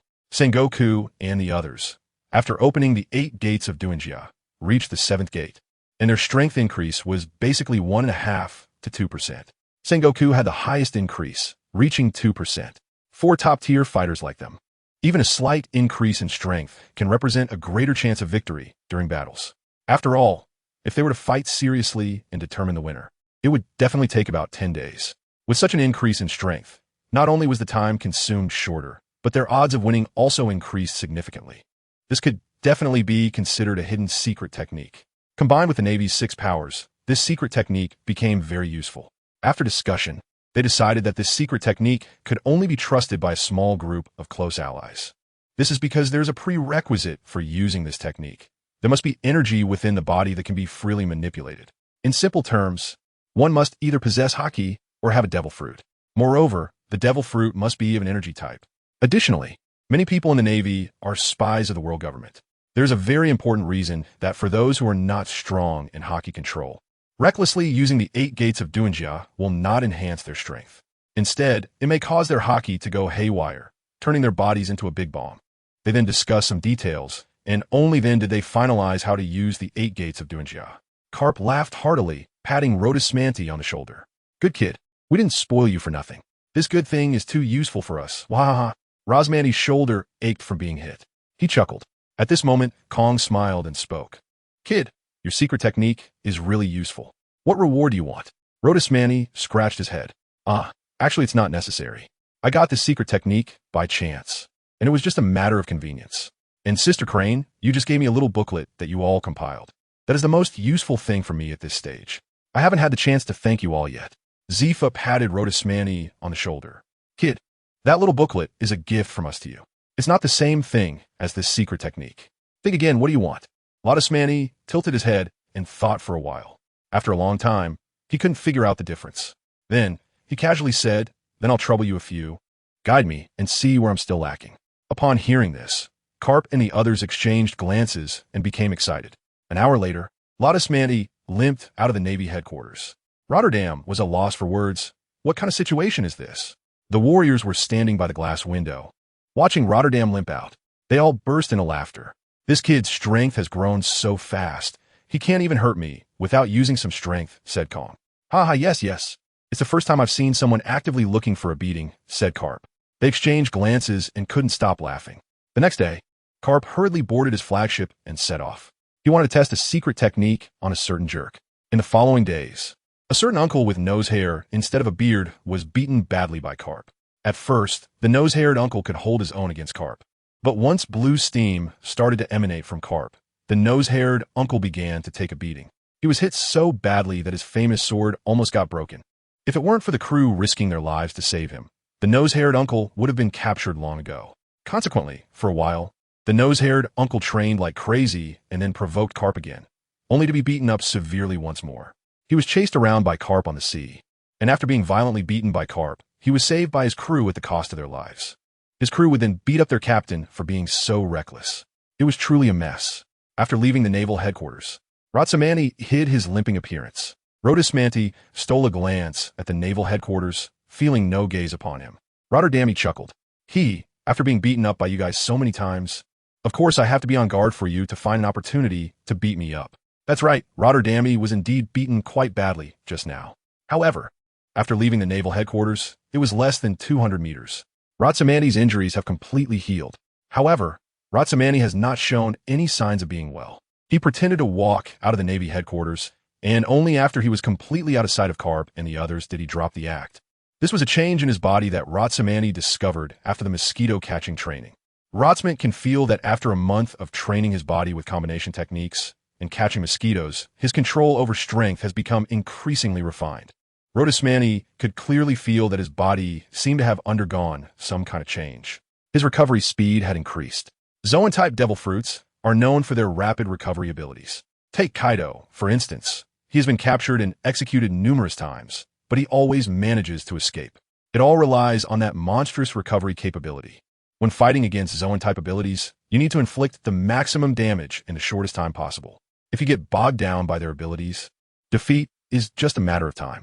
Sometimes you may strike them with a blade, but they can hit you back with a punch. Their wounds heal while yours haven't even begun to recover. In that back and forth, defeat is inevitable. It's simply a matter of endurance.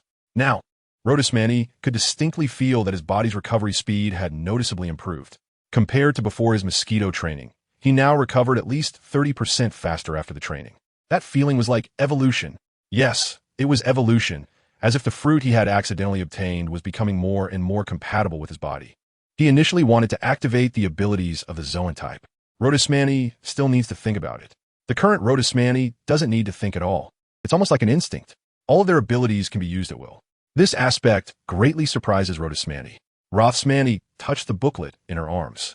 Feeling the warmth in her hands, Rotterdam quickened her pace home. Once home, she shut the door and began to study. From time to time, a sound of realization would echo in the room as Rotterdam kept busy, writing and drawing on paper. Unbeknownst to her, it was already 6 o'clock in the afternoon, the time when the Naval Academy finished classes. Bang! Even before entering, Sakasaki's voice had already come through. "Mantai, where are you? We heard from Dorag that you took a day off today. He said you looked really unwell. We came to check on you." "Alalala, Monty, where are you? You're not dead, are you?" Just from this catchphrase, it was clear it was Kazan. "How scary, Mantai. If you die, please leave your inheritance to me. Okay?" This lewd voice was none other than Borsalino. Mantai, come out. "Sakasaki, they came to see you. I even brought your favorite roasted meat. If you pass away, I want half of your inheritance." No need to say, that voice was definitely Dorag. Rotterdam originally heard the voices of Sakazuki and the others, knowing they were worried about him, and felt touched. Then he heard Kuzan and the others starting to plan how to divide his inheritance. Suddenly, Rotterdam opened the bedroom door with a black line on his forehead. "I'm not dead, so don't think about my inheritance. Did I save that money easily? Damn it. You guys are just hoping for my downfall, right?" As he spoke, lightning began to gather in his hands, aimed at the 4 people standing together. Thunder flash. Damn, Mandy, are you trying to kill us? Look at me. Whirlwind rebound. A commotion ensued, and the house of the Carp family started to shine with different lights from the windows. Fortunately, Carp's house was specially made, otherwise, it would have collapsed long ago. Moments later, Rotterdam and the others, wearing tattered clothes, had bruises on their faces to varying degrees. Each one was grimacing and rubbing their faces. It hurts so much. Mandy, you went too far. Your strikes are really heavy. Sakazuki gasped in pain while covering his face. When he looked up, he noticed the bruises on Rotterdam's face fading at a visible speed. He couldn't help but open his mouth wide. Your face? At this moment, Kazan and the others also looked over. They all noticed the situation on Rotterdam's face. How terrifying. Has your recovery speed increased again, Mandy? Polyasolino didn't care about his own injuries anymore. La, Mandy, your fruit has developed further. Wow, this recovery speed is too fast. Isn't it? Sakazuki and the others each reached out to pinch Rotterdam's face. TSK, how amazing. Rotmanthi's face was pulled into a square. With a few slaps, he pushed Sakaski and the others' hand away. Since that time I trained by catching mosquitoes, I can clearly feel my control over energy has reached a finer level, Rothsmanny said. Accompanying this, my body's recovery speed has also increased. I didn't mention it before because the increase wasn't obvious. It wasn't until the last few days that the speed of recovery stopped increasing, which made it seem faster. As he spoke, Rothsmanny tore a piece of paper into tiny shreds. Then, with a forceful flick, he sent the scraps into the air.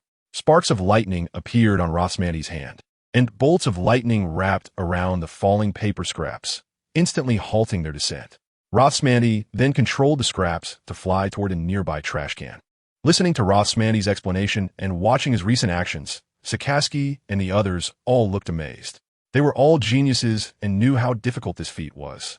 Sakaski and the others could indeed cause catastrophic destruction, but such delicate operations were beyond their capabilities. They suddenly remembered that Rothsmanny was not a thunderfruit user. He was a mythical beast type that played with lightning amidst the natural elements. Hey, Manti, I declare that you have completely become the odd one out among the five of us. Dorag laughed heartily while putting an arm around Rothsmanny's shoulder. Soon after, Sakaski and the others joined in the teasing. Naturally, the five of them started to get involved. After the commotion, Rothsmanty and the others lay on the floor of Carp's house, exchanging glances and bursting into laughter. At this moment, Rothsmanny sat up straight, got up, and returned to his bedroom.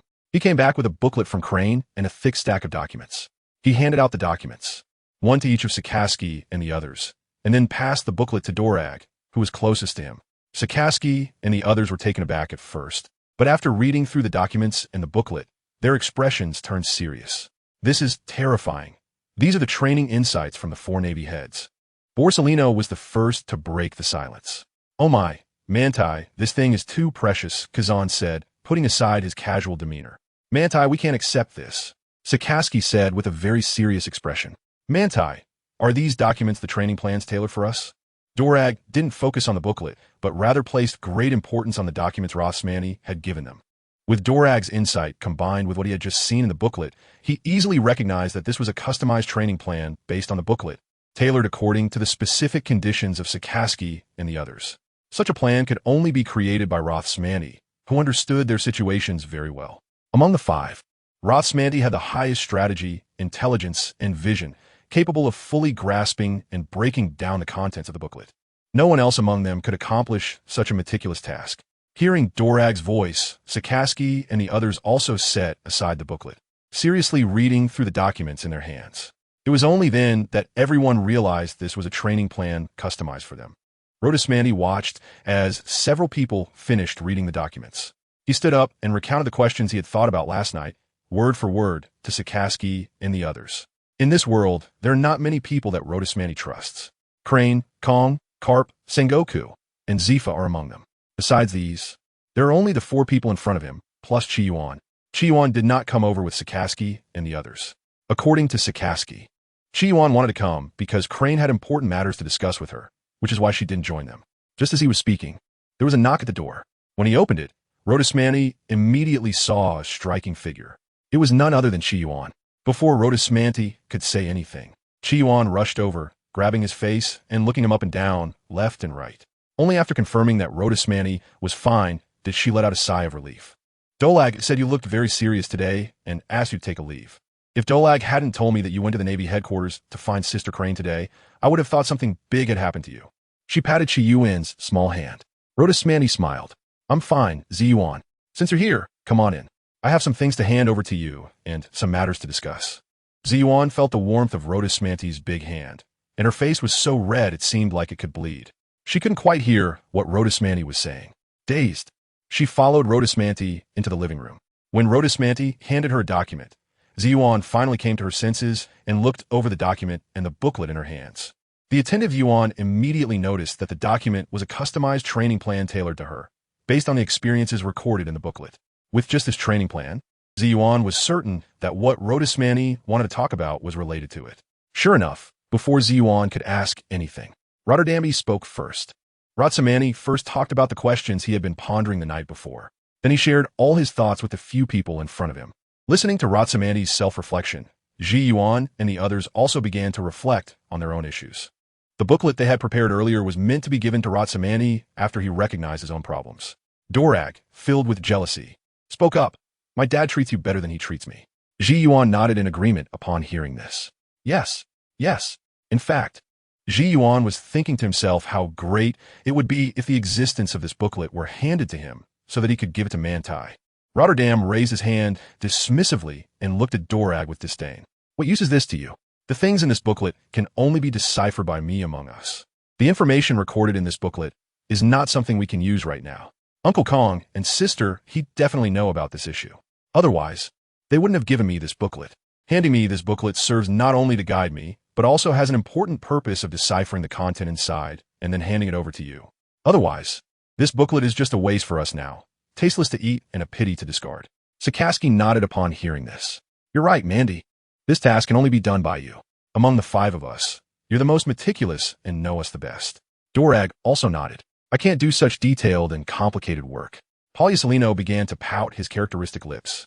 How scary. If you want me to unleash my energy to fight, I'd be more than happy. But to do such detailed work, I'd rather turn into light.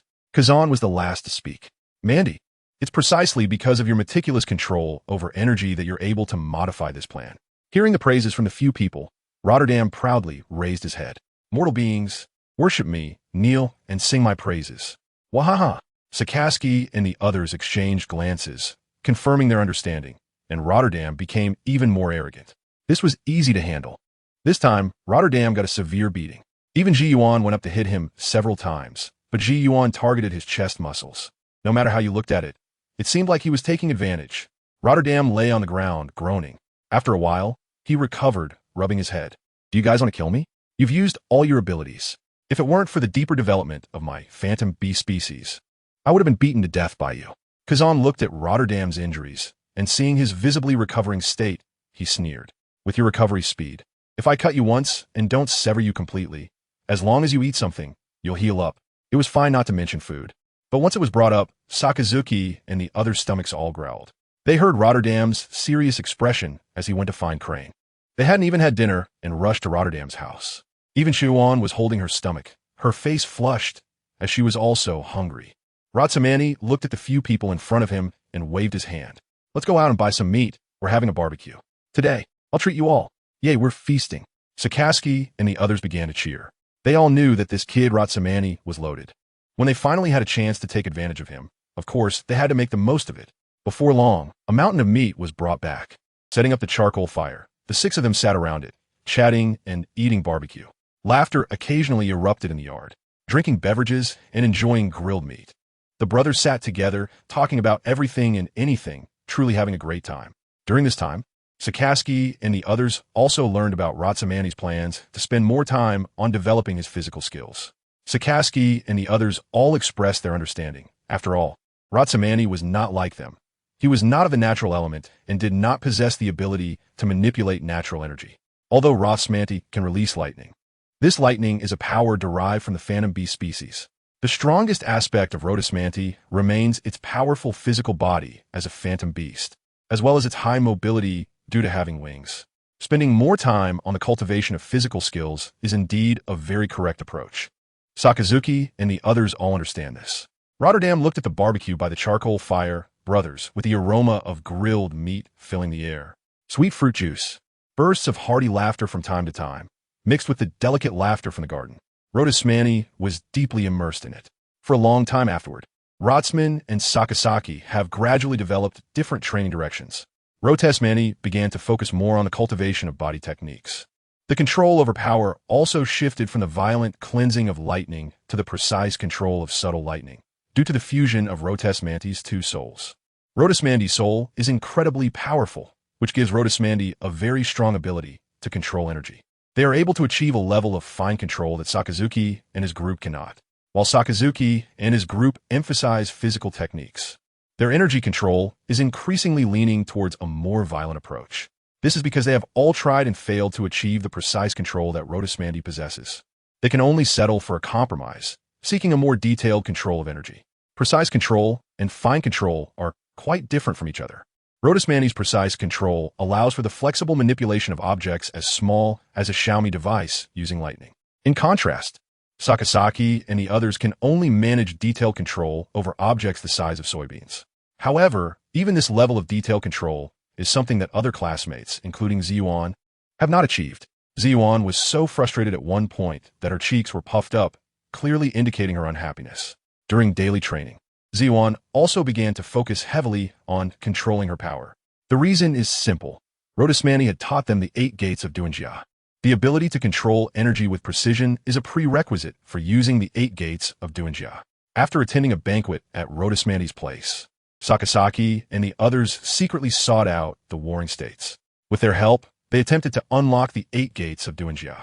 Of course, due to their insufficient energy control, Sakasaki and the others could only open 2 gates. They felt the surge of power within them. Even just opening 2 gates resulted in such a significant boost. From then on, Sakasaki and the others paid even more attention to their physical training. Zoan, having neither consumed the fruit nor mastered hockey, did not participate in this experiment. To avoid falling too far behind Rotosmani and the others, Zoan began to work extremely hard, and her strength visibly started to grow. Her efforts did not go unnoticed by Crane, who felt both pained and concerned. Seeing Zoan battered and bruised from training, Crane's gaze towards Rotosmani and the others changed significantly. Afterward, Crane found many excuses to discipline the 5 of them, under the guise of guidance. Although the Rotosmani 5 were trained harshly, it was clear that they were experiencing a noticeable increase in strength. Crane was not solely focused on teaching a certain stubborn brat a lesson. Sakasaki and the others were in tears, completely caught up in the situation. Among the 5 high-ranking officers of the Navy, Crane's insight and strategy were top-notch. When it came to training, aside from Zephyr, it was Crane. Therefore, Crane imparted her complete experience to the few present during the training. Of course, Shiwan was also there. After Crane's guidance, Shiwan was no longer training so desperately. Crane had told her, "You're still too young. You're not like Rotosmani and the others. They have all consumed devil fruits. From another perspective, they can no longer be considered ordinary humans. If you can keep up with them physically, it proves your talent. However, training so hard now is prematurely exhausting your still developing body. It's like pulling up seedlings to help them grow. You can feel your strength increasing now, but it comes at the cost of your future. Even Rotosmani and the others have not undergone particularly harsh training. At your current stage, you just need to train step by step. That's enough. Don't worry about falling behind Rotosmani. That brat's mythical Zoan is peculiar. Your talent is not lacking. Just follow a steady training regimen. Build a solid foundation, and when you turn 17, your body will experience explosive growth. That will be when the real training begins for you and Rotosmani. Moreover, Shiwan, your talent lies more in swordsmanship. You are an independent girl, and you should follow a path that suits you without forcing yourself to be like Rotosmani and the others." Listening to Crane's explanation, Shiwan's inner urgency completely relaxed. Rotosmani has also emphasized in the training program. Currently, their bodies are too small. One could say they have not developed to their peak. The current intense training could ruin their future. Even Sakazuki and Rotosmani, after experimenting with the 8 gates technique once, were prohibited by Kong from using this secret technique. For the current Rotosmani, the burden is too great. For Kong, using it consumes physical strength. Rotman and others use and consume potential. Rotosmani, they all know this problem. So this secret technique, Sakazuki and the others have selectively forgotten it. For a period of time in the future, Sakazuki and the others, aside from developing their abilities and practicing control, focused on training their physical skills. Because their energy control could not achieve the same fine control as Rhodosmani's. Sakaski and the others completely changed their direction. Since they couldn't control it, they decided not to control it at all, and all turned toward a route of high burst and high damage. Rotsman has complete self-awareness. Even if Rothsmani erupts, its explosiveness is definitely not comparable to the four natural elements. Therefore, Rothsmani also began experimenting with Thunderbody techniques, retaining 1 or 2 moves for cleanup. Rotomani has developed all of its other techniques towards precision. Meanwhile, Ziyuan followed Crane's advice. Ziyuan is also a smart girl. She only acts foolishly in front of certain people. With Crane's help in recognizing herself, Ziyuan began practicing swordsmanship with a wooden sword. For a long time after that, on the playground of the naval school and on the hillside behind the naval headquarters, 6 figures could be seen sweating every day. The 5 members of Rothsmani are running laps around the playground with weights strapped to them. They continuously perform various movements to exercise their bodies. Next to them, there is always a striking figure, constantly swinging a sword and practicing the basic swordsmanship techniques. After finishing the sword exercises, they begin strength training, matching Rothsmani and the others in intensity. Of course, all of this training is well structured. Sakaski and the others all have customized training plans tailored for them by Rothsmani. These training routines are being carried out methodically according to the plan. Rhodosmani and their 6 people's sweat successfully motivated their classmates at the naval school. With 6 genius monsters working hard, how could they afford to slack off? The first to train alongside Rhodosmani was the rather sleazy-looking Kaji. He was a genius on par with Jiyuan, and he didn't want Jiyuan to get too far ahead. With one came a second, a third, and a fourth. Gradually, the naval school began to get into the groove. Everywhere, students from the naval school could be seen sweating it out. Of course, Rhodosmani did not shortchange his classmates at the naval school. He grouped different students based on their abilities, forming groups of similar skill levels. Then, according to the handbook, each group was given a corresponding plan. The students who received their tailored plans were all moved to tears and became even more motivated. The 4 monsters from the World School watched as Rhodosmani and his team work hard. They all didn't want to be left behind and also began to get into the grind. Thus, the competition between the World School and the Naval School began again. During this period, with the help of Zifa and Karp, Rhodosmani completed his lightning body technique. The Rotsamandi's thunder technique, when activated, can increase the body's reaction speed by more than double and nearly double the overall speed. Rotsmanti's original movement speed was already fast. When the lightning body technique was activated, Rotsmanti could only be seen as an afterimage during movement, making it impossible to see his actual form. This once again refreshed Zifa and the others' understanding of Rotsmanti's genius level.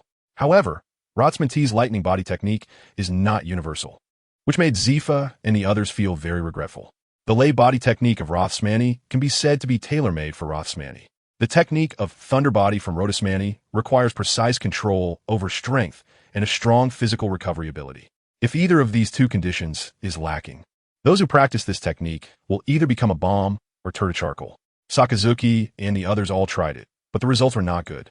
The reason lies in the fact that only lightning can produce a strong stimulus to the body. The stimulation from other elements is much weaker.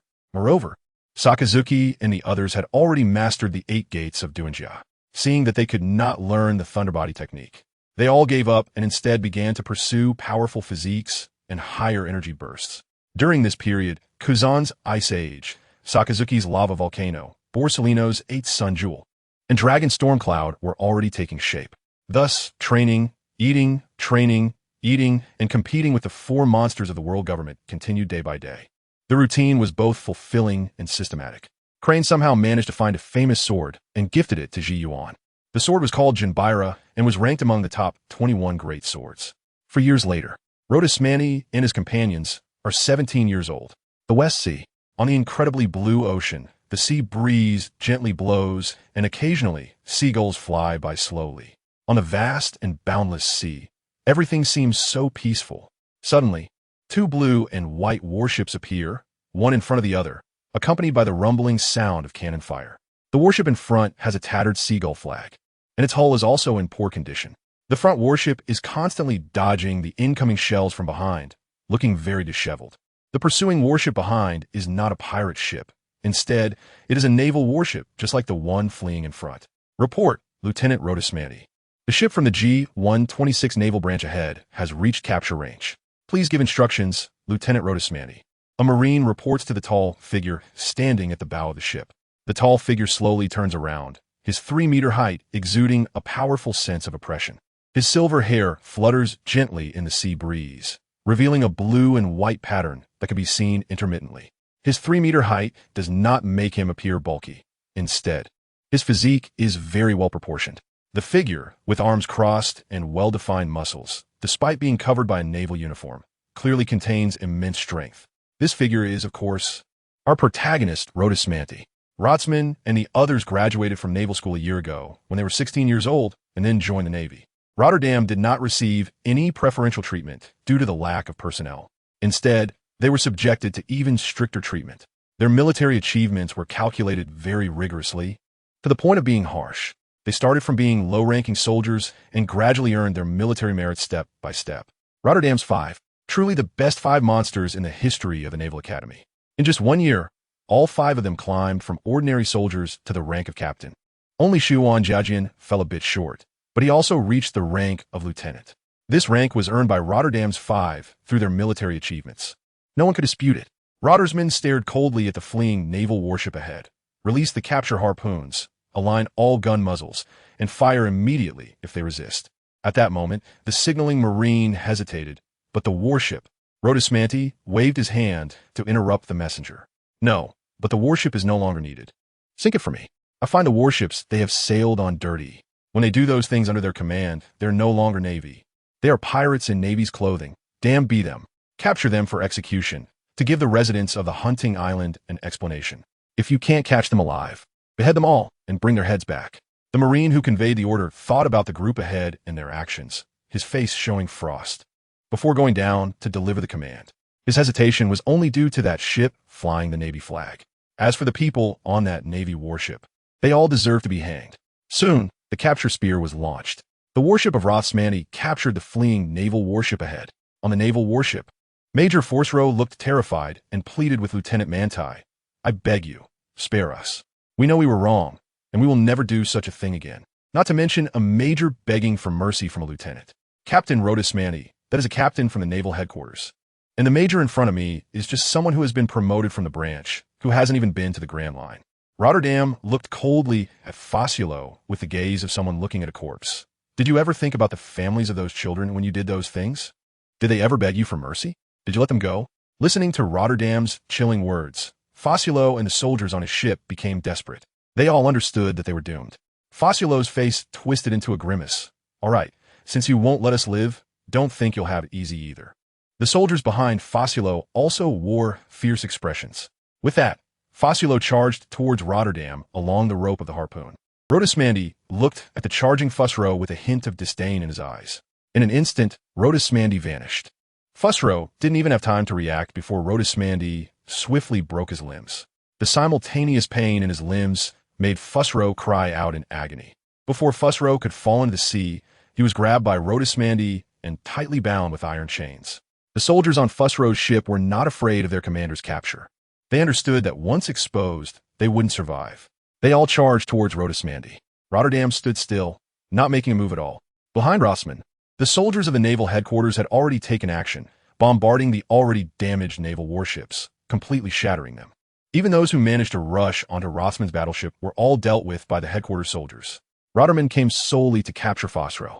He needed Fosro's head to give an explanation to the residents of the hunting island and to pay tribute to the souls who died in resentment. As for the other soldiers, they had all been dealt with on the island. What remained now was just the last one. Rhodesmanti threw Forcerow aside to the Marine. Tie him up. Don't let him die now. The Marines looked at Forcerow in their hands, each displaying indignation. They stripped Forcerow of his Navy uniform, leaving him with only a pair of underwear. They rushed up and started punching and kicking Forcerow. I'll kill you, beast. You have children. How dare you do such a thing? Listening to the angry shouts of the Marines around him, Rhodesmanti closed his eyes, but the anger in his heart burned hotter and hotter. It's no wonder Rhodesmanti was so angry. 2 months ago, Rhodesmanti was at the naval headquarters, where the intelligence department was handling intelligence. Rhodesmanti discovered a report letter with bloodstains in the corner. The letter was sent from Shihai Lai Lai Island, located at the extreme corner of the West Sea, which is the most peripheral area of the ocean. The letter reported that at the naval base G-126 stationed on Shihai Lai Lai Island, there was a major named Forcerow who was the commander of the base on the island. This major force row was involved in human trafficking on the island, in addition to trafficking people.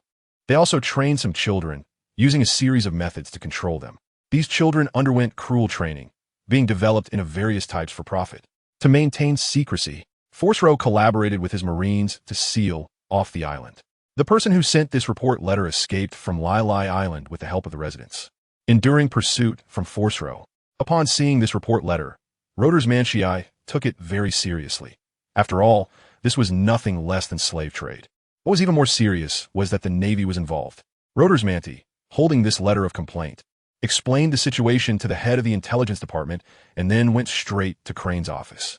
Upon seeing the letter, Crane took it seriously and asked Roder's Manti to lead a group of sailors from a warship to Hunter Island. Before coming, Roder's Manti had sent out 7 or 8 documents in different directions. After completing these tasks, he first arrived at the West Sea. Roder's Manti was confident in his own abilities. Although he only held the rank of lieutenant, his strength was not to be underestimated. Roder's Manti did not find the whistleblower and should have already been killed. Roth's Manti did not immediately land on the island. Instead, he anchored the warship at a deserted island far from Lai Island.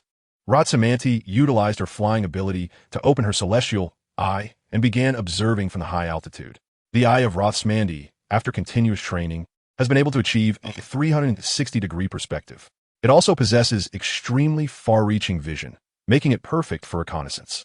This was no small matter, and it immediately infuriated Roth's Manti.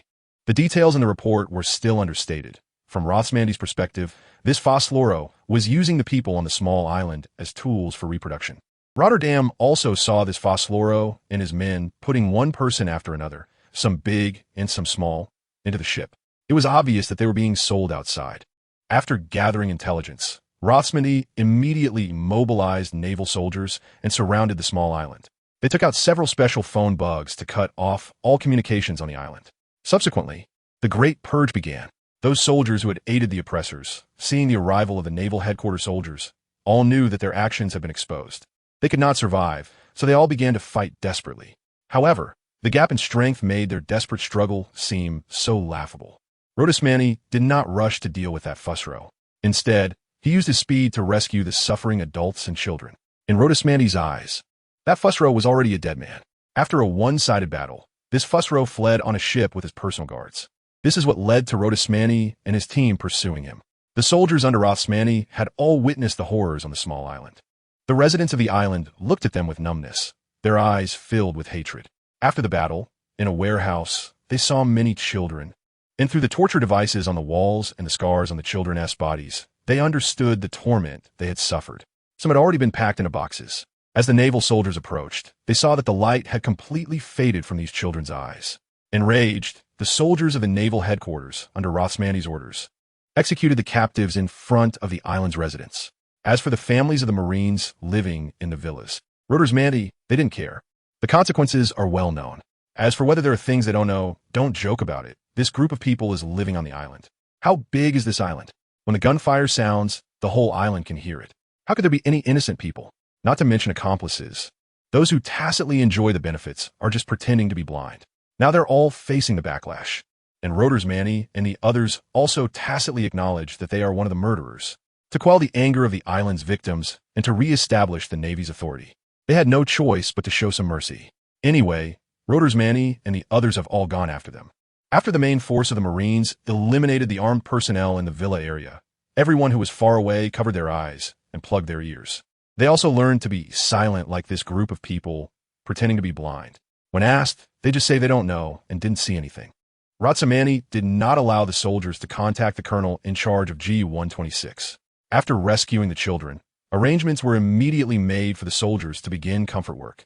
Another group followed Roth's Manti in pursuit. This led to a series of events. Froslo was locked in a cage, completely disregarding his tearful pleas for mercy. Roder's Manti cast a cold glance at Fusro. He noticed that there was a naval flag tattoo on the back of Fusro. Huh. Oh, Fusro is someone like you. Do you really think you deserve a naval flag tattoo? The Marine next to him didn't even wait for Roder's Manti to speak.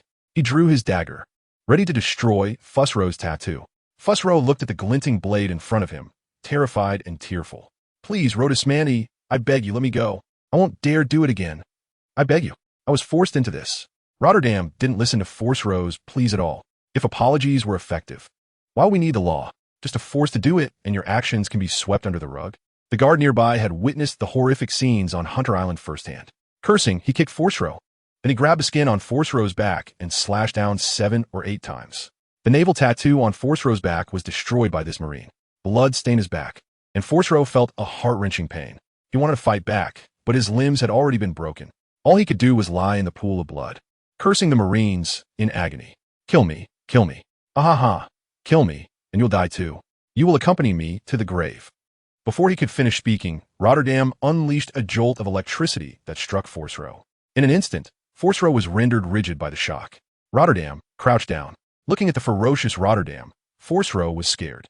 The courage he had finally mustered was zapped away by that jolt of electricity. He curled up in the corner in fear, not daring to meet Rotterdam's gaze. Nor could he bear to look at the eyes of the surrounding sailors that were hungry for blood. Rotterdam looked at Force Row, whose psychological defenses had already collapsed, knowing that the time for questioning had come. The series of actions just taken were all aimed at breaking Force Row's mental barriers. The Marine, named Salona, was a classmate from Rotterdam Naval Academy and the first officer on this ship, having already grasped the basics of swordsmanship. Salona had attained the rank of second lieutenant. Everything he had just done, including destroying the naval tattoo on Force Row's back, was meant to instill fear in him. As for why Salona was wearing a Marine's uniform, that was certainly instructed by Rotterdam. Salona's swordsmanship had reached a basic level, and he needed to make Force Row feel extreme pain without letting him die. This was a delicate task, while destroying the tattoo was simple. Precisely stimulating the nerves to deliver extreme pain without severing them was not something an ordinary sailor could achieve. The goal was to give Force Row a false impression, making him believe that the soldiers of the naval headquarters were incredibly powerful. If an ordinary sailor had such means, could the person behind him save him? With pain combined with such methods, Force Row would certainly be filled with immense fear. Then, Rotterdam would deliver the final blow. Force Row was already afraid of being instantaneously dealt with by Rotterdam.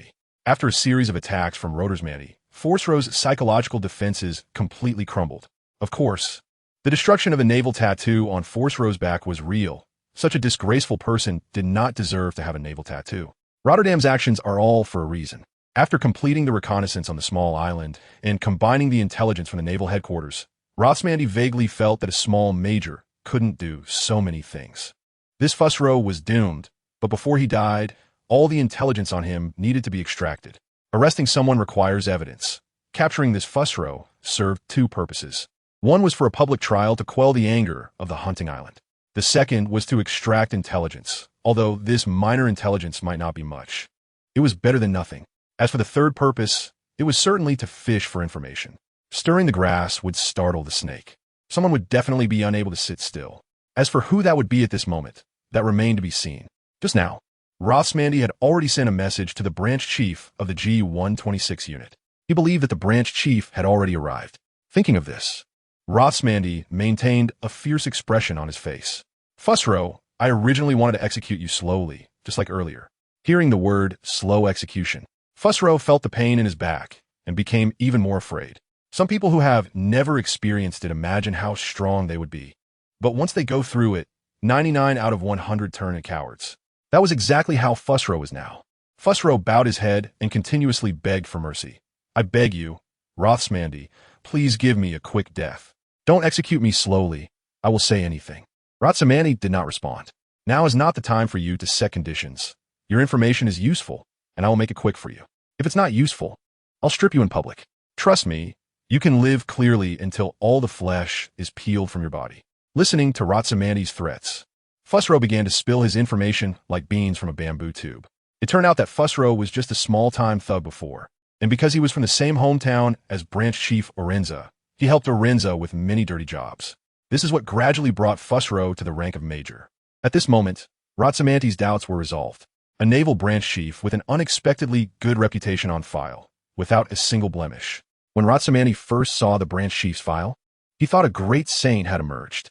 In a chaotic world of pirates, the vast majority of branch chiefs would often do outrageous things, motivated by both personal and public interests, all to maintain stability in their jurisdiction and intimidate those under them. Each of these individuals would have some stains on their record. However, this Alensa had no blemishes at all. All the emotional stains were left by the guy in front of him. Listening to Fosro's lamentations, Ratsamanti gradually understood some things. At this moment, Ratsamanti spoke up. Is this only about this branch chief? What about the others? Hearing Ratsamanti's question, Fosro visibly froze.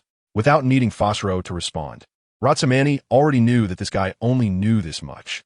Standing up and looking at Fosro, he said, Fosro, considering you have once killed pirates, I'll give you a quick end. Listening to Ratsamanti's assurance, Fosro surprisingly felt a sense of gratitude.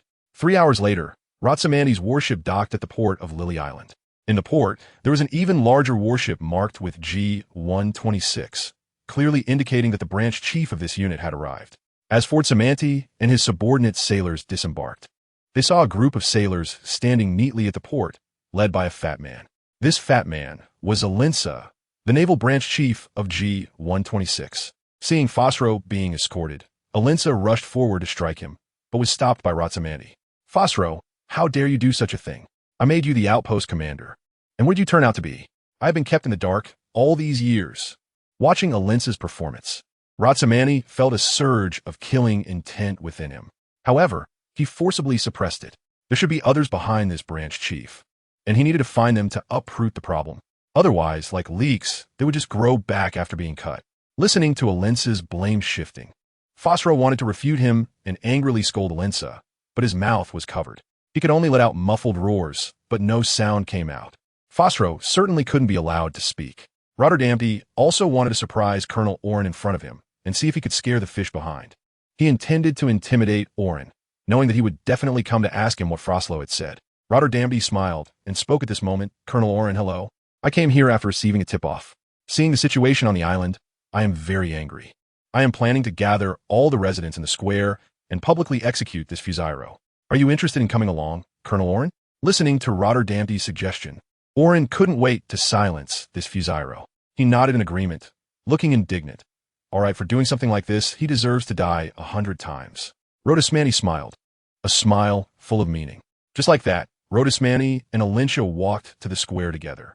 His subordinates, the Marines, quickly set up a high platform in no time. Meanwhile, all the residents of the Lili Islands were also invited to the square. Hearing that Fosloro was to be publicly executed, the residents of the Lili Islands all showed hatred. And not a single one was left behind. They all came to this square. Ratsamanti publicly announced Fosro's crimes.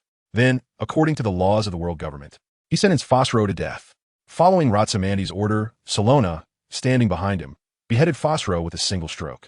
Instantly, a huge cheer erupted in the square. Listening to the cheers, Ratsamanti closed his eyes, and when he opened them again, a determined look flashed in his eyes. At this moment, Ratsamanti spoke to Colonel Oren. Colonel Oren, the disaster relief work on the island will need to continue for a while. Let's return to the base on this island first. Oren looked at the lifeless Fosro and breathed a huge sigh of relief, as he was now sure that Ratsamanti had no intention of making things difficult for him. He also relaxed his guard against Ratsamanti and replied with a smile. All right, Lieutenant Ratsamanti. This way, please. I brought a bottle of good wine. Let's sit down and have a good chat. Ratsamanti nodded slightly and glanced back without saying anything. Lotusmanti and Alinsa each left a portion of their Marines for disaster relief. As for the others, they went together to the naval branch stronghold. Sitting on the sofa at the stronghold, Ratsman and Orenza were drinking and enjoying each other's company. Orenza began to flatter. Captain Mandy is truly a young talent. If it weren't for Captain Mandy's timely handling, the residents of Hunter Island might have suffered even greater hardships. As he spoke, Orenza slapped his thigh heavily and sighed. Ratsamanti suppressed his nausea and gently reassured, Colonel Oren, don't be sad. Scum like him are not worth your concern. In the naval branch, he is your subordinate, but here at this outpost, he acts like a local tyrant. If he wants to hide things from you, it would be very easy for him. Upon hearing this, Oren nodded slightly. Yes, Lieutenant Manti. I never expected that such a well-performing major at the branch could turn out like this after taking charge of the outpost. It's truly a case of knowing a person's face, but not their heart. At this moment, Oren changed the subject. What about this Fosilo? Didn't he mention where the children are? We need to save those kids. Rotterdam smiled on the surface, but there was no hint of a smile in his eyes. What was he doing here? This wasn't about asking where the children had gone. He seemed to want to know if Froslo had said anything. Rotterdam shook his head with a smile. This Fosro is very tight-lipped and won't say anything. Alinsa felt a little relieved, but he was still not entirely convinced. The next moment, he heard Rotterdamty say, Colonel Alinsa, I am preparing to report on the situation at Lili Island to General He. Additionally, I also saw on the island that you were actively directing disaster relief efforts. I will include your contributions in the report as well. Listening to Rotterdam's words, Alinsa smiled. However, he was also anxious inside. He didn't know if this Fosro had said anything at all. He was unsure whether his name appearing in the report would trigger a chain reaction. He would rather not have his name in the report at all. He smiled and shook his hand. There's no need to alert Commander He. Compared to my negligence, what I've done is insignificant. Rodersman smiled. It was just a routine report. Achievements should be rewarded. This is a tradition of our Navy. Your name will definitely be included. Upon hearing this, Alinsa knew that his name in the report was a certainty. He felt a little anxious inside. Alinsa wanted to refuse, but it was impossible to do so. The people from the naval headquarters wanted to commend him. If he declined repeatedly, wouldn't that imply he had something to hide? Alinsa could only nod bitterly. Seeing that things were almost settled, Rodersman stood up to take his leave. Colonel Alinsa, there are still some matters to wrap up on the island. I need to get busy. If you need anything, come my warship. I won't be staying at this base. It gives me a sense of bloodshed. Alinsa understood. What Fosro did was more pirate-like than actual pirates. It was reasonable for the captain from the naval headquarters to find this base dirty. Moreover, Alinsa also had urgent matters to attend to. Therefore, he did not keep Rodersman any longer. Thank you for your hard work, Lieutenant Mandy. I also have some things to deal with, so I want to keep you. If you need anything, feel free to find me anytime. Rodersman nodded with a smile. I won't be polite.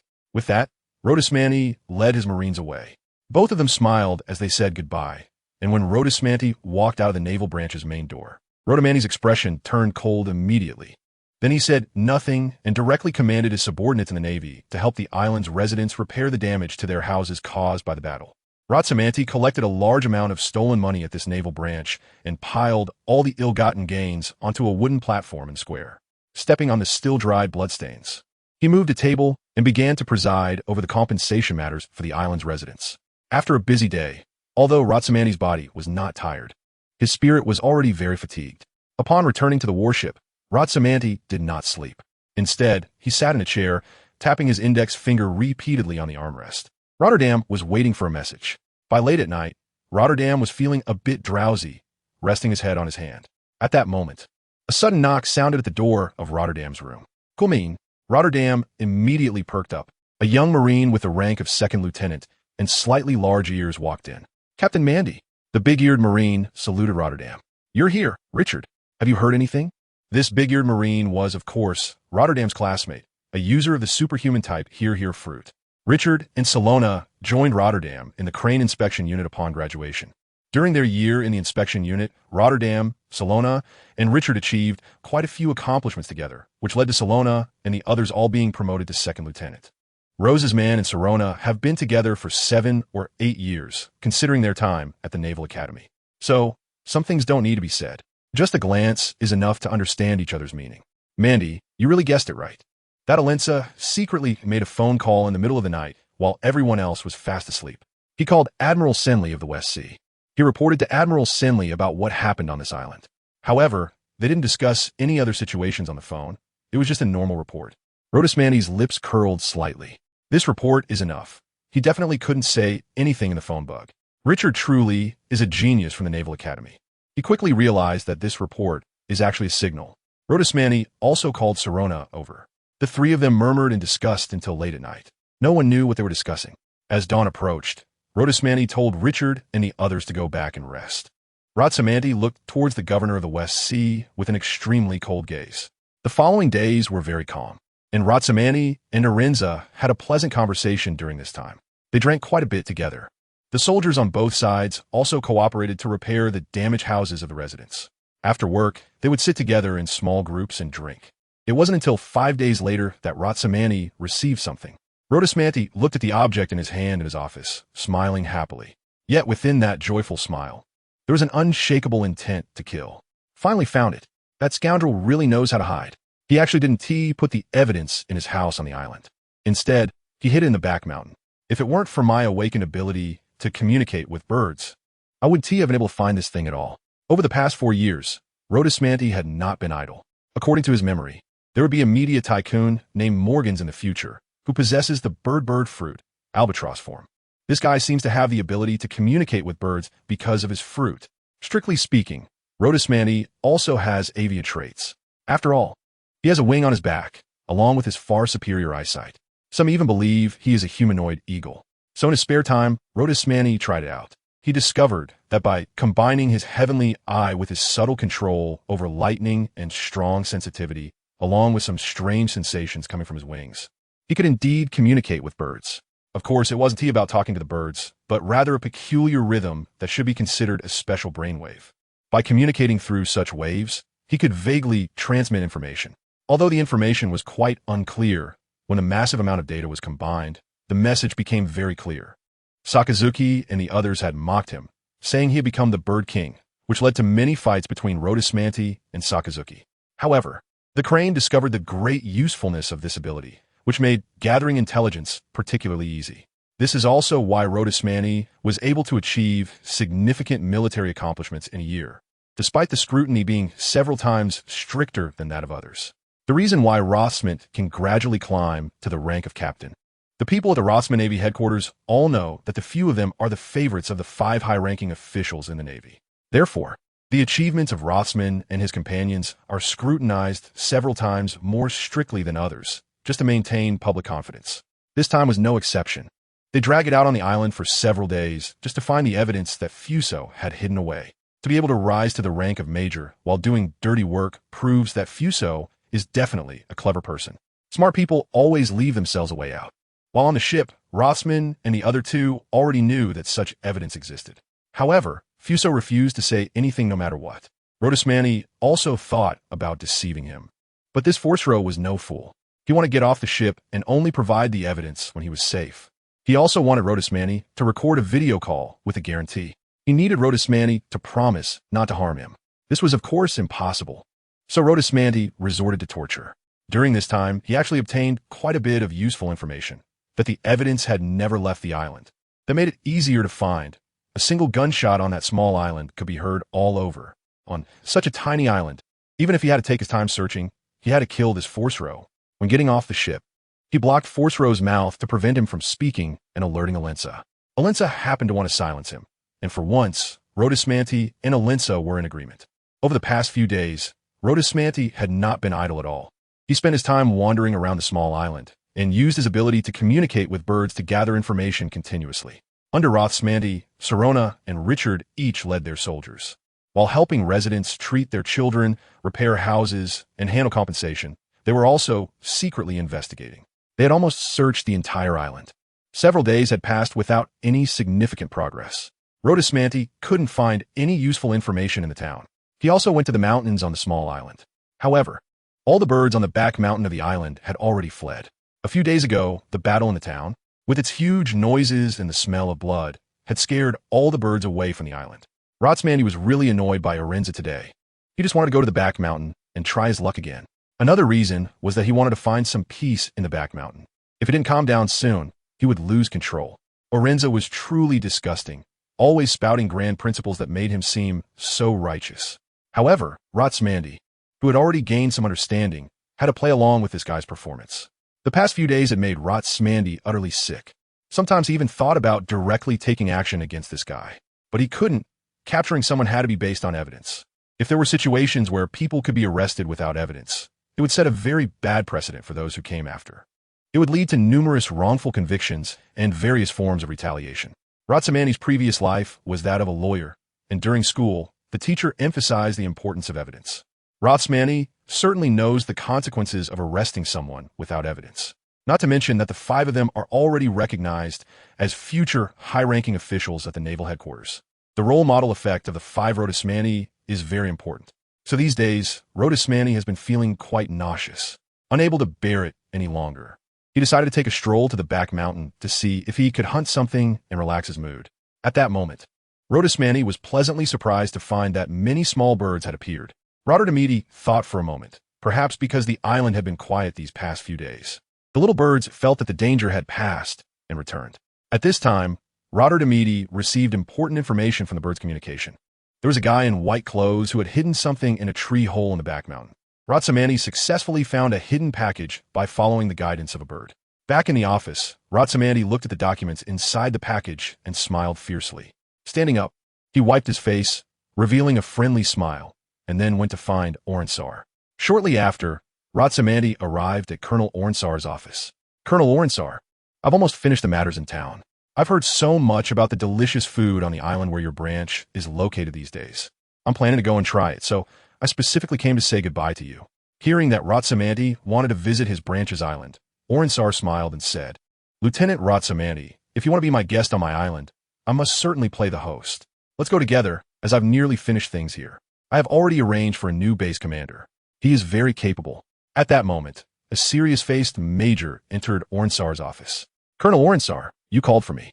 Orensar smiled and patted the entering major. This is the incoming major of G126 branch, Yeren. He then introduced Yeren to Ratsamandi. This is Lieutenant Ratsamandi from the Naval Headquarters Inspection Corps. Upon hearing that the tall man before him was the one who had killed Forsro, a glimmer of light flashed in Yeren's eyes as he extended his hand to Ratsamandi. Lieutenant Ratsamandi, hello. I've long admired your name. Looking at the serious major, Ratsamandi smiled. Hello, Major Yeren. It's a pleasure to meet you. I hope you do well and don't follow in the footsteps of that scum Forsro. Yeren saluted solemnly, yes. After that, Ratsamandi turned to Orensar. Colonel Orensar, then it's settled for this afternoon. Orensar was eager for Ratsamandi to leave and quickly nodded in agreement. All right. With that, Ratsamandi turned and left. After Ratsamandi left, he wandered around the town and bought many local specialties. Suddenly, he was bumped into by a small child. The child fell to the ground and instantly had 2 big bags of tears in his eyes. Ratsamandi helped the child up and patted the child's head. Then he took out some candy from his pocket and handed it to the child. Don't cry. I'm sorry, I bumped into you. Eating the sweet candy. The child also forgot to cry. Standing up, the child said, it's okay, and then hopped away. Ratsamandi stood up, flipped his palm, and a small piece of paper appeared in his hand. This was the very note that the little boy had slipped to him after bumping into him just moments ago. Ratsamandi had already noticed that the child had a purpose in colliding with him. To see what the child was up to, he allowed the boy to bump into him. Rotterdam didn't open, but instead turned around and started shopping. After buying things, he placed the gifts in the office. He opened the note, which had just 4 words on it. Olin, there's a ghost. Ratsamandi looked at the note in his hand, glancing towards the direction of the base with a smile. Yellen. Huh, he thought to himself, this small island is indeed quite remote. If it weren't for that terrible incident, Ratsamandi might not have even noticed such a small island. The person stationed on this island must be someone favored, right? That's a question mark, but Ratsamandi didn't fully trust this Yellen. Who knows what Yellen's situation is? For justice? To clear his name? To rise in rank? Having only met him once, Ratsamandi wasn't sure. After dealing with that Oren, a detailed investigation would still be necessary. Rotterdam did not have the idea of capturing anyone on the island. The trust of the island's residents in the Navy was already fragile. A high-profile capture would completely shatter their trust in the Navy, which was supposed to help them in times of disaster. That is why he used the excuse of leaving for G126, just to lure this Alunsa to leave with him. Rothsman didn't have any intention of looking for Yellen at all. The evidence in hand was already sufficient, and there was no need to complicate things. At 1 o'clock in the afternoon, the warships of Rothsman and Alunsa slowly left the port of the small town. Yellen stood at the port, watching the departing warships. Rothsman, did you receive my note? Yellen knew that Rothsman couldn't possibly trust him just because of a note. But considering the backing behind Alunsa, Yellen could only do this much. Those who could carry out a purge of the island's navy and eliminate the collaborators, as well as execute those who killed Forsro, should be just, right? Yellen sighed deeply, praying that his note would have an effect. On the Azure Sea, 2 warships sailed quietly, with Marines standing guard on the ships, chatting in small groups. There's still a long way to go to the G126 Naval Branch. Rotterdam has completed an hour of training. Rotterdam found Colonel Oren and said with a smile, Colonel Oren, we are still quite far from your place. Let's have a banquet on the warship. We can eat while we move. I'm a bit hungry after just exercising. Colonel Oren, being strong and capable, certainly knew that one would get hungry after training. Without any doubt, he agreed. Thus, the banquet on the 2 warships began. To show his hospitality, Oren even brought out his treasured fine wine from his cabin. He and Rotterdam clinked glasses, and from time to time, they burst into hearty laughter. The Marines under both of them had formed good relationships after helping with disaster relief on the island a few days ago. So the people from the 2 warships gathered in small groups. Under Rothsmandi's command, Sorona and Richard also held wine glasses, toasting to him while embracing Oren's adjutant.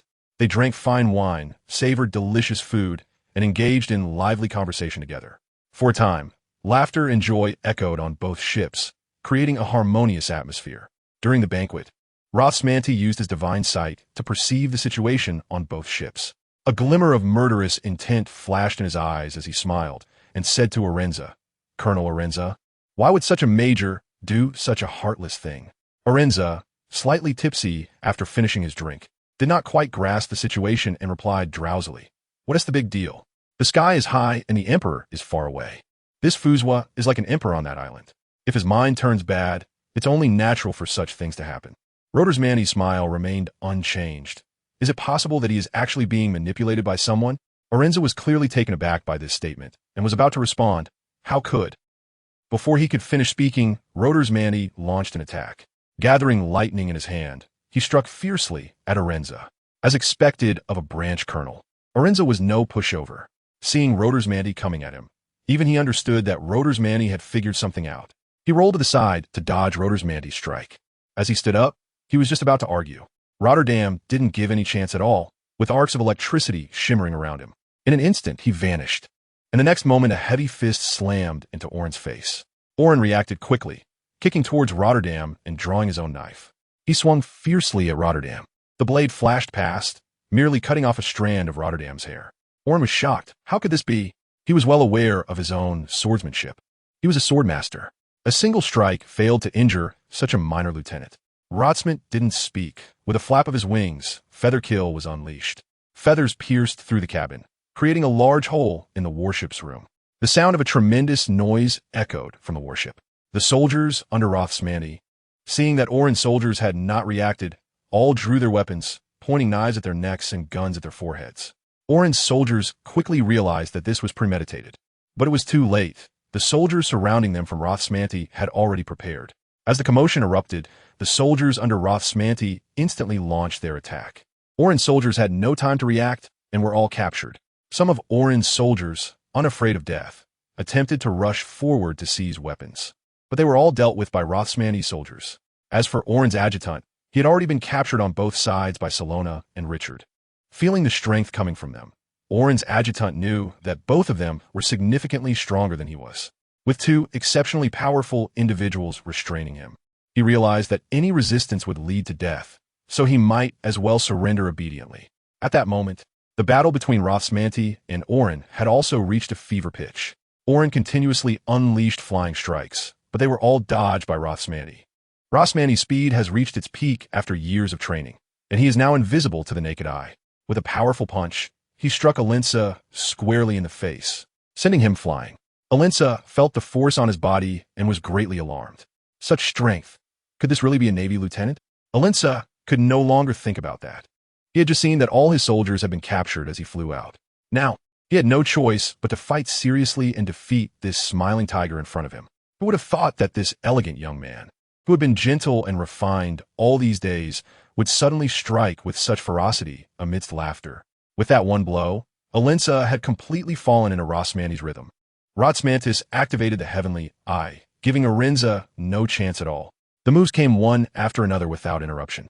Orenza had just unleashed several flying slashes, and his stamina was already greatly depleted. He was panting heavily. Rotsmantis, let me explain. Go explain that to the dead children. Rotismanti charged forward, gathering lightning in his hands. At first, Orenza was able to dodge. However, it seemed like Rotismanti's stamina was endless. His speed did not slow down at all. Instead, it became even faster. In a moment of carelessness, Orenza was struck by Rotismanti's lightning-wrapped fist. That hit rendered Orenza's body rigid and sent him flying out. The direction he flew was exactly where the feathers launched by Yusha had been. The feathers embedded in the floor were all surrounded by lightning, and one by one, they flew back up, this time heading towards Rotismanti. On their return path, they encountered a large man spitting blood. These feathers naturally showed no mercy, piercing through Orenza one by one. This was the second version of a technique developed by Rotismanti based on Yusha's attack, utilizing everything to its fullest. The first version was called Return Feather, which was used during Rotismanti's first match against Sakaski. At that time, the Return Feather could not attach the piercing ability again to the feathers. The second version, named Swallow's Return, manipulated lightning to once again wrap around the feathers, giving them piercing capability and enhancing control. It was a technique that involved launching the feathers and then retrieving them.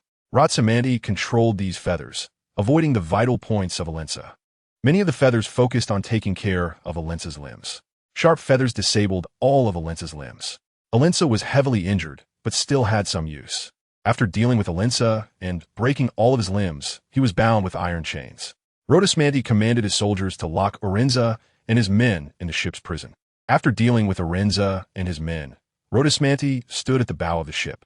Rotsman stood at the bow of the ship, leaning against the railing with bloodied hands, gazing at the azure sea before him. The anger in Rotsamandi's heart had slightly diminished. He had just finished interrogating Alensa. According to Alensa's confession, this small island was merely a stronghold. Looking at Alensa's unrestrained laughter, Rotman knew that this matter was not simple. It was likely that this issue had already developed into a systematic approach. Rotterdamte looked at the vast blue sea before him, constantly pondering how many navies had been drawn into it. Rotsamandi has no intention of calming things down at all. Whoever gets involved will die. I believe that even the most gentle Uncle Zifa would have the same thoughts as me. However, what I need to consider now is how far the status of those involved in this matter has reached. Is it just that admiral? Or are there others in the naval headquarters involved? Or is it?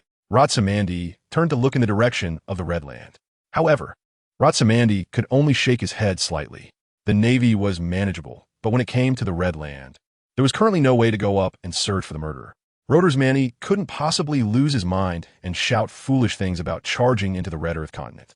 That would be brainless. Just look at the 4 monsters from the World School to understand how deep the background of those people on the Red Earth continent is. For what I've gathered from my past life memories, there is a divine knight order. The members in this order, at the very least, have the strength of a general. It's unclear how many more with general-level strength are hidden among them. Until one understands the depth of those people on the Red Earth continent, only a fool would shout and scream. That would be pointless and would only attract the attention of those guys on the Red Earth continent, which is tantamount to seeking death. The people on the Red Earth continent have ruled the seas for 800 years. They are definitely not fragile vases that break at a touch. Of course, thinking about this at the current stage is still too far off. Rotsamandi stroked his chin, thinking that if it really involved those guys on the Red Earth continent, with their nature, they would definitely silence him. At this stage, he only needed to consider how to resolve this matter while further enhancing the reputation of the Navy. Some might say, how can the Navy hope to improve its reputation when it has come to this? The fact is that some individuals cannot destroy an entire organization. Yes, there are some people in the Navy who have fallen from grace. However, over the years, Rotsamandi has seen more people with a sense of justice within the Navy. At least in the Navy headquarters and the directly governed branches, most people are like this. Mistakes must be corrected, and one must stand tall when being punished. A global live execution is needed. The world must see that the Navy headquarters is merciless towards the fallen members of the Navy. It must show the world that the Navy is different from those on the Red Earth continent. The Navy has a future, and it will cleanse itself of corruption. At the same time, it will deter those who wish to or are currently committing crimes. Only then can it attract more talent and continuously strengthen the Navy's foundation. Rotsamandi rubbed his chin and thought that this was just his own idea. He still needed to discuss it with Crane and the others. No matter how smart Rotsamandi is, his status has not reached the height of the 5 naval giants. If you're not in that position, you cannot discuss its politics. If you haven't reached that position, you will never know what that position is thinking. Rotsamandi was lost in thought about these things. Unconsciously, he began to daze slightly. Suddenly, Rotsamandi felt as if a gentle breeze was brushing against his face. Rotsamandi's eyes suddenly became clear. Rotsamandi didn't move. Instead, he smiled. "You're here, Dolag." At that moment, a gentle breeze gathered, and a pair of hands wrapped around Rotsamandi's shoulders. "Ha ha, I was actually planning to scare you a bit." Dolag laughed heartily as he materialized. "As soon as I received your message, I rushed right over." Rotsamandi listened to Dorj's laughter. His heavy heart eased slightly as he looked at Dorj's big face. Rotsamandi smiled. "It's okay, we are still young, and we can always become strong. I have so many friends and like-minded people by my side, and we can overcome any difficulties." Rotsamandi thought to himself. At this moment, Dorag spoke up. "Manti, you call me over in such a rush? What's going on?" Rotsamandi didn't waste any time. He took out the evidence that Fosro had hidden in the interrogation records just released by Oren. Dolag was slightly taken aback and took the documents handed over by Rotsamandi. After only reading halfway, Dolag's imposing aura could no longer be contained. A powerful presence erupted from Dolag. He was on the verge of biting his teeth to pieces. Ratsamandi looked at Dorag's ferocious face, saying nothing more. What Orin and his group had done would have been punished by exterminating their entire clan in ancient times. Rotterdam pointed to the bottom of the cabin. It's all down there. Remember, we can't kill him. This person is still useful. After saying this, Rotterdam took Dolag down to the cabin. They stood at the door of his cell. Dolag kicked the door open with a fierce expression. Once inside, Dolag was stunned. This was no longer a human shape. At that moment, Orenza had been beaten to a pulp, his whole body swollen like a ball. Dolag looked at Rotterdam in shock. Did you do this? Ratsamandi shrugged indifferently. What do you think? This guy would have been dead long ago if he wasn't still useful. Looking at the barely breathing Orenza, Dolag found that he couldn't even make a move. A light punch would be enough to extinguish Orenza's last breath. Dolag and Ratsamandi exited the cell. Dolag's expression turned serious. How many Navy personnel are involved in this matter? Rodismanti pointed to the intelligence of Forsro and Alensa. Based on the analysis of these two individuals' information, the governor of the West Sea is quite suspicious. As for whether there are higher-ups involved, it has not yet been investigated. These two are just small fries. Looking at Dolag's disappointed expression, Rotsman patted Dorag on the shoulder. Don't worry, the ocean is too vast, and there are too many people in the Navy. It's inevitable that some filth will appear. What we need to do is clear away this filth. Dorag tucked away the disappointment in his eyes. Mandy, now we need to go back and take control of G-126. Then we need to relay the information to my father and inform the Navy's higher-ups about what has happened here. Rodismanti nodded. I think so too. I want to spread the information about this matter.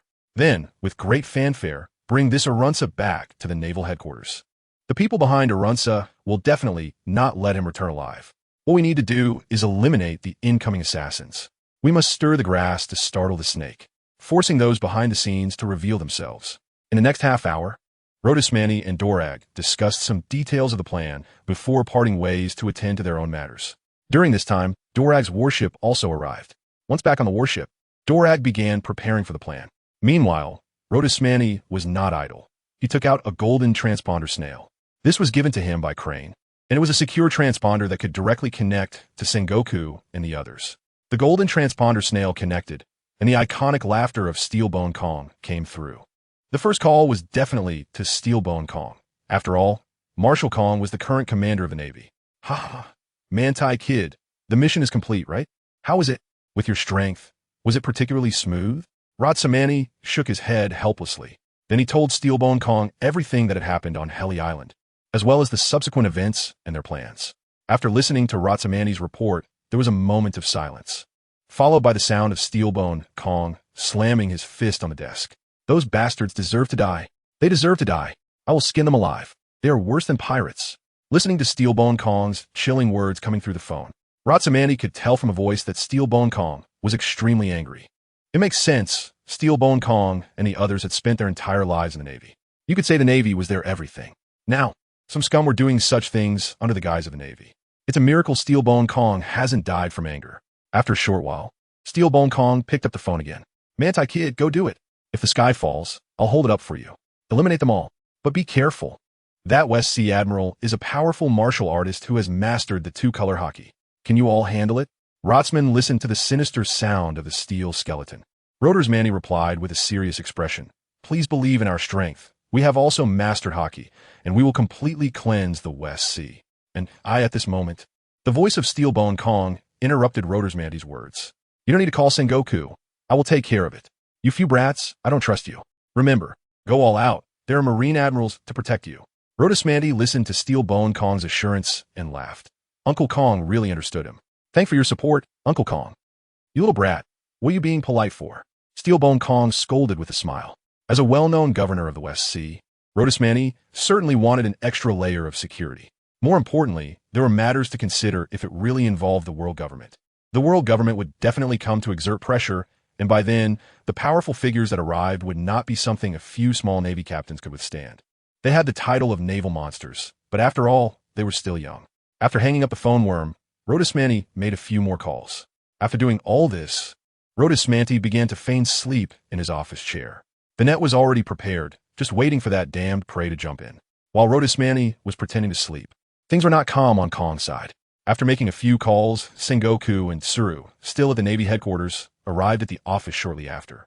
Brother Kong, is what you said true? Those Navy from the West, Sea, actually did something important? Sengoku's temper could hardly be contained at this moment. Calm down, Sengoku. Let's hear Brother Kong explain the specifics, Tsuru said. Although she was also very angry, as a wise figure in the Navy's upper echelons, she quickly calmed down. At this moment, Kong took out 2 golden phone worms and dialed Karp and Zifa's numbers. Once the calls connected, Kong shared all the intelligence Rhodosmanti had uncovered with Sengoku and the others. Karp, with the most explosive temperament, smashed a new pirate ship from the Grand Line with a single punch. The poor news star had just gained fame before being reduced to dust. Those damned scum. Let me go. I'll twist their heads off one by one. At this moment, Sengoku, Karp, Zifa, and Tsuru all spoke up, wanting to clean up those scum of the sea. Watching the group argue, Kong was also filled with anger. At this time, Zifa shouted, "Everyone shut up and listen to me." Everyone fell silent. Brother Kong, let me handle this. I'm in the North Sea, closest to Mandy and the others. This matter has already involved the Navy and cannot be simply resolved with force. Kong nodded and then turned to follow Rhodosmanti's plan, starting to assign tasks. Sengoku, the Navy needs you to stay at headquarters and mobilize the Navy forces at all times. If the West Sea Navy gets too involved, send troops to cleanse the West Sea directly. The fact that the Navy headquarters hasn't heard a whisper about this proves that someone is intercepting the information. Sengoku nodded, said nothing, and turned to deploy troops.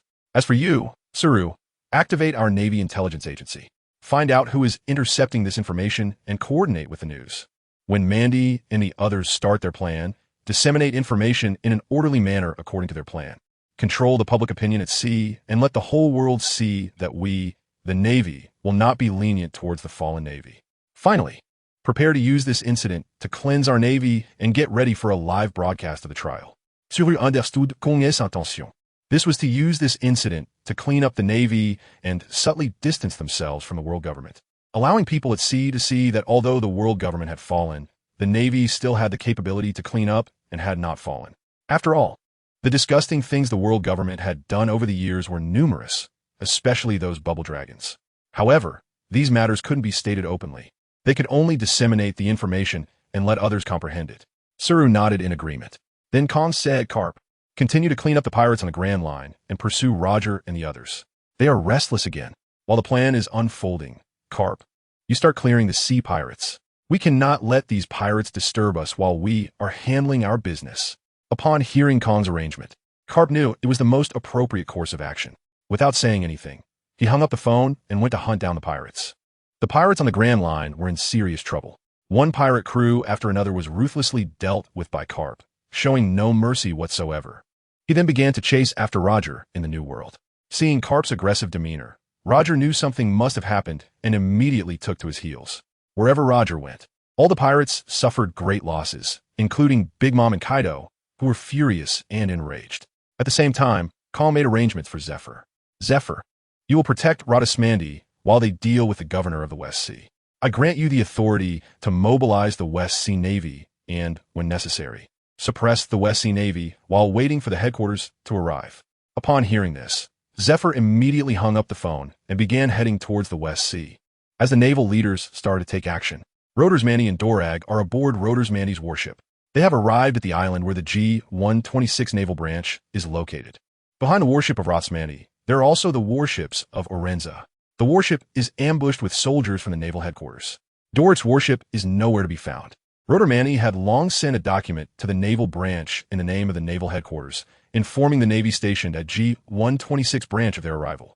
Previously, when departing from Hunting Island, Alinsa had also called the G-126 naval branch to mention the situation. However, Alinsa was resolved too quickly, leaving no time to relay the message. Therefore, the officers stationed at the G-126 naval branch had no doubts and all arrived at the port at the scheduled time to welcome Colonel Alinsa and the inspection team led by Rhodosmanti. The warship was deliberately slowed down by Rhodosmanti.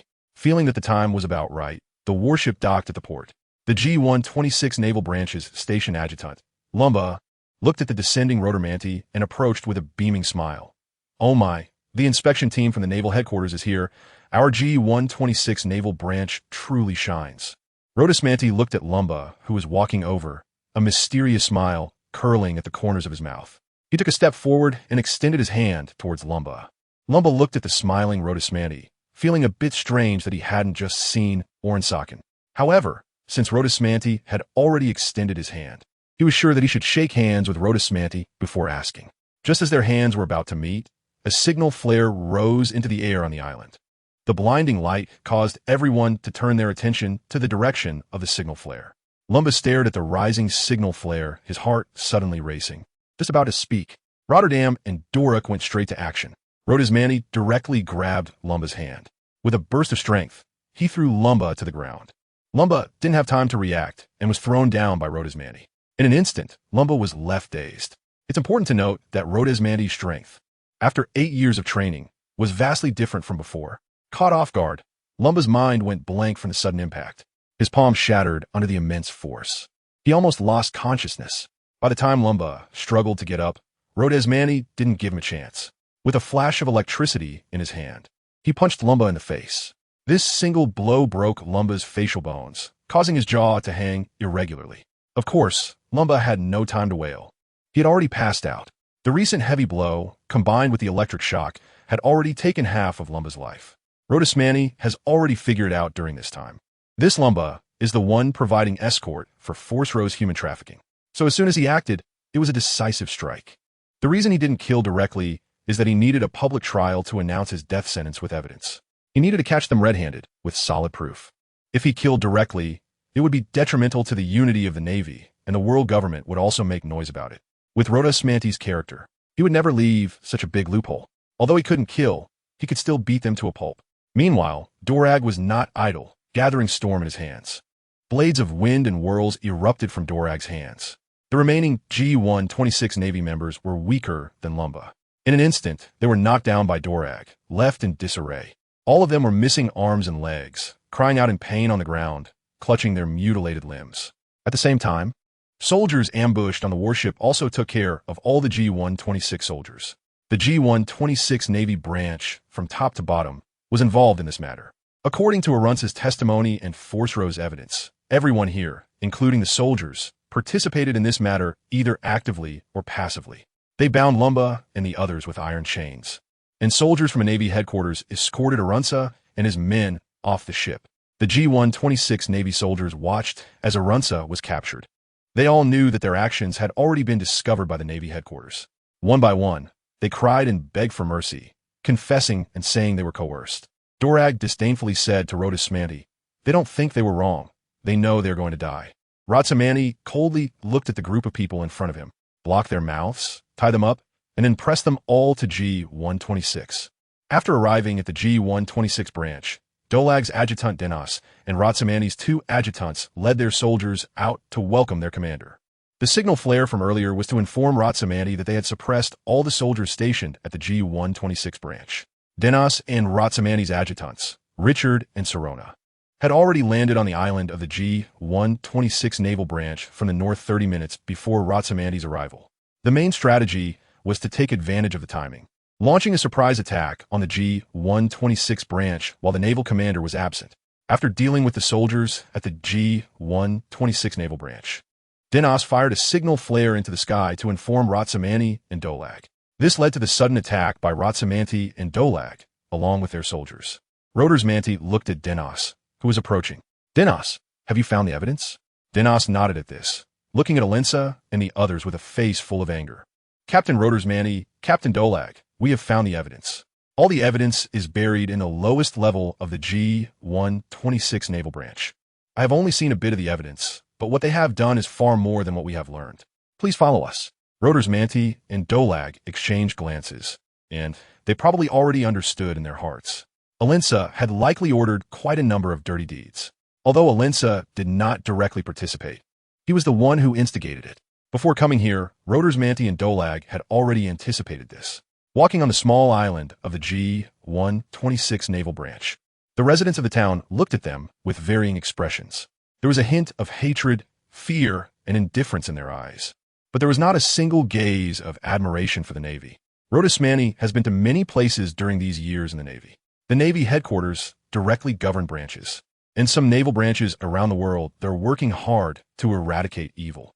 Upon arriving in their jurisdictions, one can clearly feel the residents' admiration for the Navy. However, in the G-126 branch, it was different. Instead, there was hatred, fear, and indifference.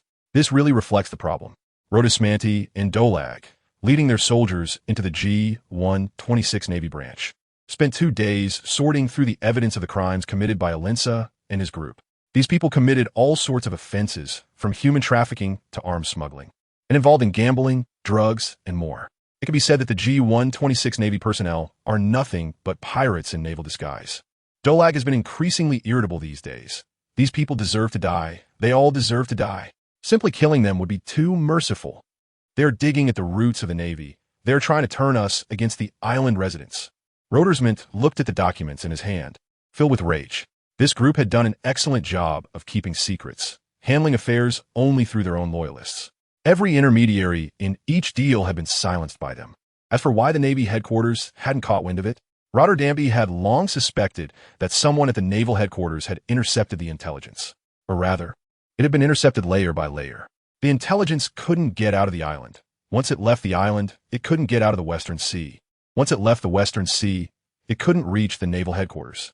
With the intelligence being cut off in this way, it was not surprising that the naval headquarters hadn't received any news. To be able to carry out such actions right under the noses of the naval giants indicated a significant level of authority. Moreover, this was just evidence from one branch, and it was already shocking enough. Were there problems with other branches? Were they involved? How deep was their involvement? Rotterdamby could only rely on evidence to make inferences about these matters.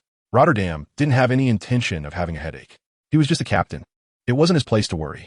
He only needed to focus on the task at hand. The golden telephone bug, with just one call, reached Crane.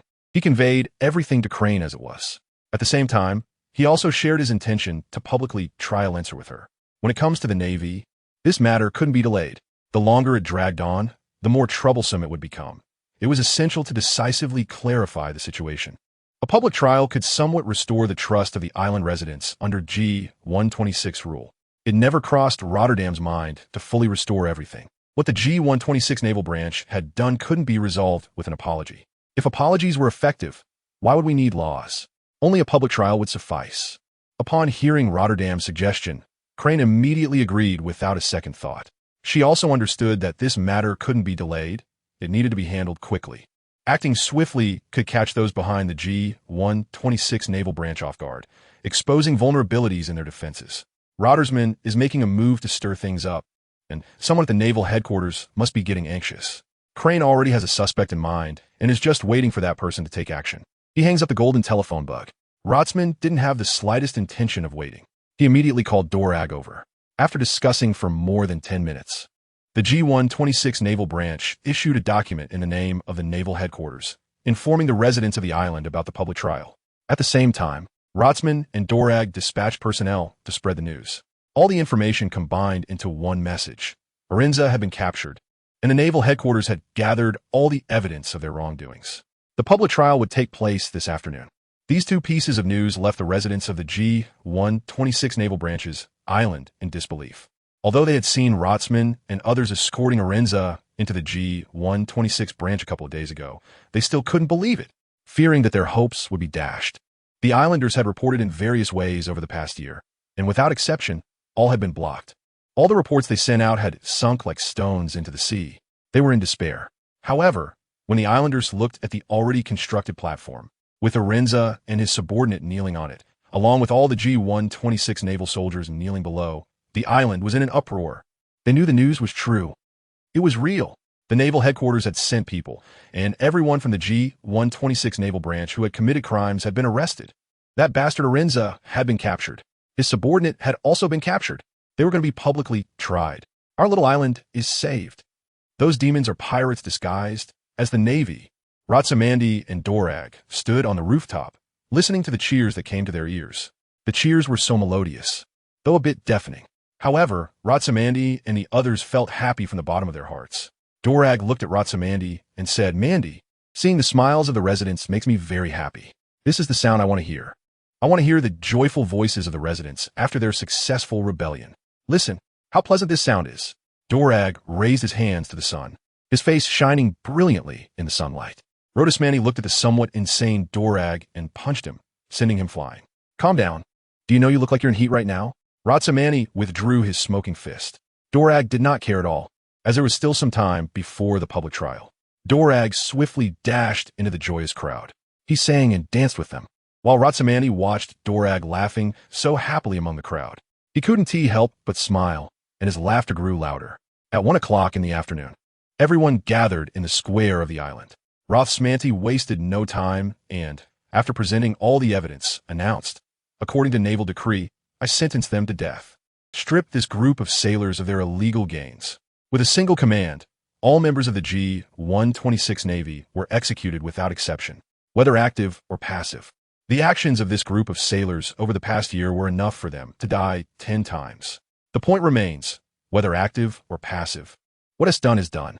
They took the money, enjoyed the benefits, and then claimed they were coerced. It's not that easy to brush it off. As for wrongful killings, that's even less likely. All the names of these sailors were listed in the evidence, with no one left out, except for Yellen, who was exiled to the desolate island by Orin, along with a dozen of his soldiers. The reason Yellen was living well was simply that he was the heir of a noble from a member state of the West Sea. In an instant, the square was stained red, but no one was afraid. That was the red of hope. At that moment, all the residents erupted in even greater cheers. Then, a citywide banquet commenced. All the food in the city was brought out. The aroma of delicious food filled the air, and the people sang and danced. The banquet lasted until the following night. Ratsamani and Dolag were both feeling dazed from the drinking. Of course, Ratsamani didn't let all the soldiers join the banquet. Instead, he divided them in half to take turns. It would be tragic if a disaster happened because of the feast, although they were dizzy from the alcohol. Seeing the renewed smiles of the island's residents made it all worthwhile. In the following half-month, the G-126 Naval Branch was completely wiped out. The Rothsman family temporarily acted as the station navy. Rodismanti and Dorag also need to handle follow-up matters on the island. For example, compensating the victims, confiscating the illegal assets of the offenders, and dealing with those who assisted in the wrongdoing. Additionally, there is the need to soothe public sentiment. Winning the hearts of the people is the most important thing. At the moment the killing was done, the residents were very happy. They temporarily placed their trust in the soldiers of the naval headquarters. However, if they want to fully regain the people's trust, the soldiers of the naval headquarters must take real action. Empty words will quickly lead to a loss of that trust. In recent days, Dorag has been busy with calming the public and compensating the masses, hardly taking a moment to rest. For several days, he has been out of sight, and when he is seen, it's only to return for money. Although Dorag's face is filled with exhaustion, Rodismanti can see that he is enjoying this time. Meanwhile, Rodismanti has not been idle. Seeing that matters are almost settled, he called Kong to request personnel from each branch and to transfer soldiers from 2 warships to fill the gap at the G-126 Naval Branch. Rodismanti also sent invitations to major media outlets. As for why it wasn't communicated internally within the Navy, Rodismanti had already discussed this matter with Kong, Zhangguo, and Crane before executing everyone at the G-126 Naval Branch. The nature of this incident is too severe. The Navy was behaving like pirates. If this matter were kept under wraps and later exposed, the Navy's reputation would be completely ruined. There is also the risk of the world government using this as leverage to coerce the Navy into making greater concessions. It is better to disclose it themselves, as this can demonstrate the Navy's stance against the corrupt elements within. It will also allow those talented individuals at sea to gain a clearer understanding and greater appreciation for the Navy after seeing the news, instilling more hope in them. It is crucial that these talents see the Navy actively pursuing justice and cleaning up the filth. One should not underestimate the importance of this goodwill. It will have a significant impact when these talents choose which side to join in the future. What is most important in the pirate world? Of course, it is talent. As long as a few individuals with the potential of admirals emerge from these talents, even if others have slightly less potential and can reach elite rear admiral status. Counting Rodismanti and his generation, the Navy can maintain its prosperity for at least 2 more generations. Therefore, after handling the matters on the island, Rodismanti immediately invited these journalists. These journalists are well informed and have heard, to varying degrees, about what Rodismanti and others did at the G-126 Naval Branch. However, Rodismanti had the naval headquarters soldiers seal off the island. They attempted multiple times to enter and gather information, but were captured and sent out by Rodismanti. Rotterdam will not allow this group of people to enter the island until everything is handled. They must wait until compensation for the public asset liquidation, and a series of other tasks are mostly completed before allowing these journalists in order to reduce unnecessary risks. After all, Rotterdam is well aware of the news industry from past life. Just a small change in wording can completely alter the meaning of an article. That's why Rotterdam has completely sealed off the island. Of course, there is also the reason to prevent those who assist in wrongdoing from escaping. Things have been mostly handled over the past few days, so Rotterdam lifted the blockade of the G126 branch and simultaneously sent out invitations to the eagerly awaiting journalists. Upon receiving the invitations, all the journalists rushed to the G126 naval branch. A large crowd of them directly stormed into Rotterdam's office. Dolag originally planned to ask Rotterdam for some more money, but as soon as he arrived, he saw that the entrance to Rotterdam's office was surrounded by reporters with cameras. With that density, it took a lot of effort for Dolag to squeeze in. Mr. Mandy, what happened at the G126 naval branch? Mr. Mandy, were all the soldiers at G126 executed? Mr. Mandy, do you have evidence for what you were doing? Even though Rothsmandy was mentally prepared, he was almost drowned out by the noise of the group of journalists. Their voices were so loud that Rothsmandy had a headache. Stop. Listen to me. Rotterdam roared loudly, drowning out the voices of the journalists. Listening to the reporters, who had gradually quieted down. Rothsmandy cleared his throat and then revealed a standard smile to the reporters. Ladies and gentlemen, please don't rush. Our Navy will hold a press conference in 1 hour. The location is right here in the square of this naval branch. By then, I will present the evidence our Navy has collected. We will not show any mercy towards a fallen Navy. Upon hearing that the press conference would be held in an hour, the reporters realized that asking Rothsmandy questions now would not yield any answers. They exchanged glances and all rushed to the square. The platform had already been set up in the square, with rows of chairs and tables placed beneath it. The tables were adorned with snacks, fruits, and a variety of drinks, clearly prepared for the reporters. Once the reporters found their seats, none of them touched the snacks on the tables. After all, what could be more important than this major news? While waiting, some reporters took out their phones to report back to their companies, others furiously wrote down questions on paper, and some were adjusting their film to ensure their cameras could capture the best photos during the press conference. Rotterdam and Dorag, along with their aides, listed all the evidence one by one during this hour, forming a perfect chain of evidence. They also printed many copies. Time flew by, and an hour had passed. Rothsmandy and Dolag took to the podium. They sat down in the chairman's position. At the same time, 3 aides from Rothsmandy and Dolag, along with their soldiers, began distributing copies of evidence to the reporters. All the reporters took the documents in hand and started to carefully flip through them. They looked at the shocking photos, each filled with bloodied financial transactions, as well as some training and torture documents. The evidence was complete, and after reviewing it, all the reporters displayed expressions of anger. They all deserve to die. They all deserve to die. They're the Navy. How can they do such things? They are worse than pirates. These people are wolves in sheep's clothing. They looked at the reporters below the podium, who were filled with indignation. Rotterdam and Dorag exchanged a glance and nodded slightly. The first step was completed. The goal was to use this evidence to stir the anger of these reporters, keeping them in sync with themselves for the time to come. Once the first step was completed, the rest would be easier to handle. Rotterdam picked up the microphone and cleared his throat, saying, "Ladies and gentlemen of the press, the press conference is now officially underway. Let me first introduce the cause and outcome of this matter." He briefly summarized the origin, process, and results of the incident that began with a report he received. After finishing, Rotterdam took a sip of water from the table. Dorag took over the microphone. "Gentlemen of the press, this is the situation. I am now here to answer questions. If anyone has something to ask, feel free to do so." At this moment, a reporter was the first to ask. It's been a year since this incident occurred, and the Navy headquarters hasn't received any news. What's the reason for that? Dorag thought for a moment and replied, "You all must have seen the evidence. These individuals were very careful when carrying out these actions. Non direct personnel. Almost everyone involved has been silenced. Moreover, they intimidated the residents of the island. Anyone who reports will face retaliation. Intelligence was intercepted layer by layer, leading to the news being covered up. The reporter clearly was not easily fooled. Is there an insider among the Navy High Command?" At this point, Rotterdam spoke up. "We have already identified that insider and are in pursuit. It is this insider who intercepted the information regarding this matter.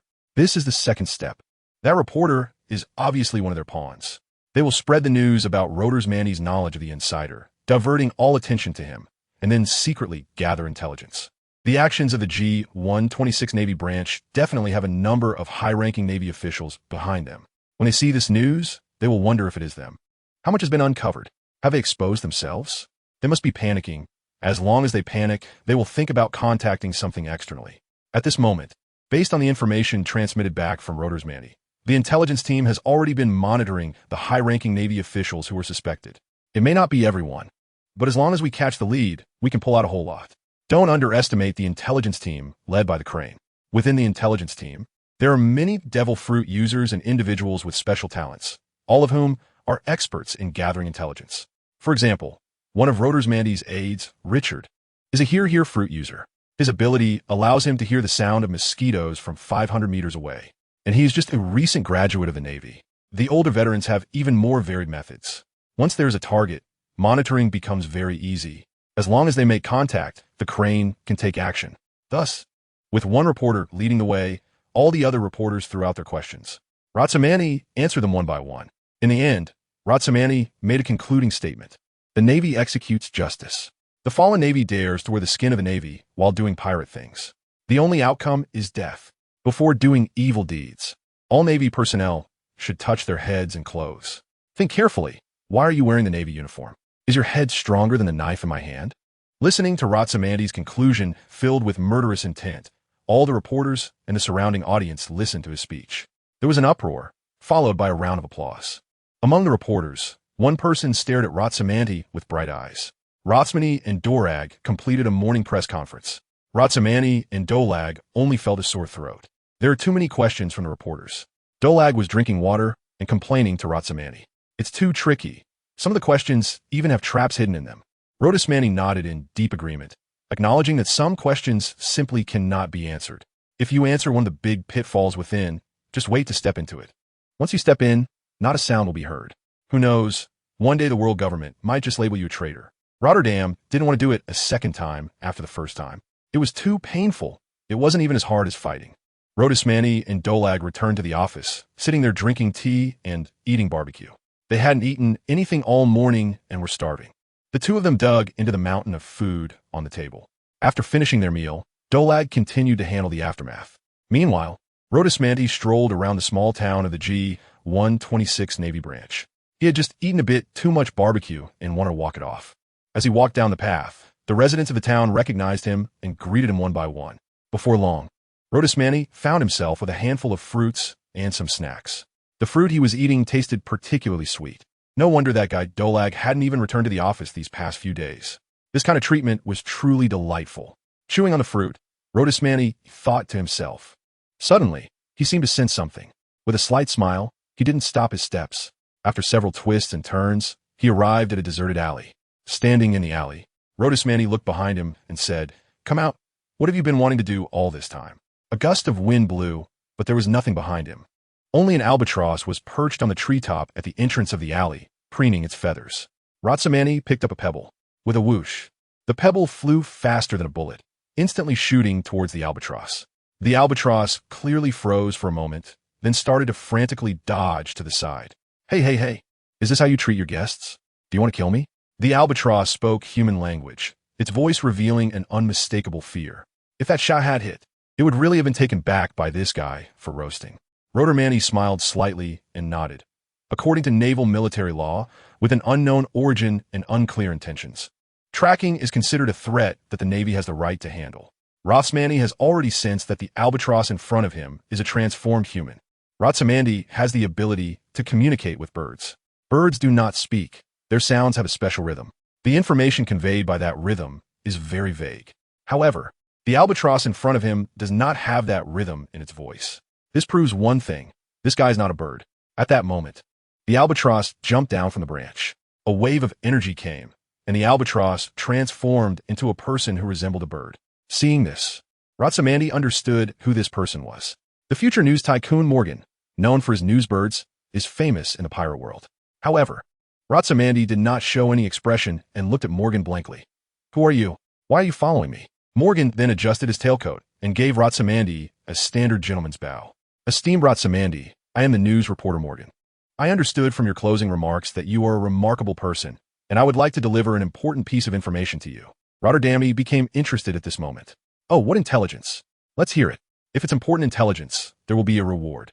Morgans came this time to make an acquaintance with Rotterdamby. Without any small talk, he directly told Rotterdamby the significant intelligence he had gathered through birds. Admiral West C. Senley is a major suspect in this human trafficking incident. According to my intelligence birds, the information relayed back indicates that around the middle of each month, the head of the G-126 Navy branch visits the West Sea Admiral's office. The specific content of their conversation has not been collected, but it is suspected to be about human trafficking. Upon hearing this, Rotterdamby's eyes slightly brightened, not because Admiral Senley had issues. Rotterdamby had already had suspicions prior to this.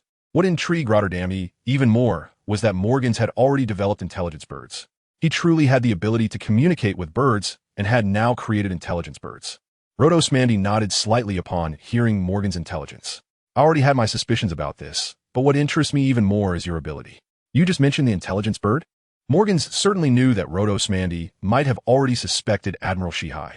Why mention it then? Of course, it was to showcase his own intelligence bird's capabilities. Through Admiral Senley of Shihai, he demonstrated the value of his fruit ability by collecting intelligence on Rotterdamby over the past few days. Rotterdamby is not just a genius in the Navy. During his time in the Naval Inspection Forces, he treated criminals with a professional attitude, regardless of who they were. He was generous in rewarding those who accomplished merit. He was hated by wrongdoers and admired by those with a sense of justice. Morgans realized that this person in front of him would have limitless achievements in the future. Therefore, he wanted to befriend him in advance. To befriend someone, one must have sufficient value. Otherwise, why would they want to associate with you? Thus, a series of events unfolded. Morgans introduced himself to Rotterdamby. I am the bird fruit. Albatross form, a power user. I have the ability to communicate with birds and can train them to perform different tasks. The intelligence birds are trained by me. As he spoke, Morgans waved his hand, and a seagull with a mini camera around its neck landed on his hand. Rotterdamby looked at the information bird in Morgan's hand. Years of doubt in his heart were resolved.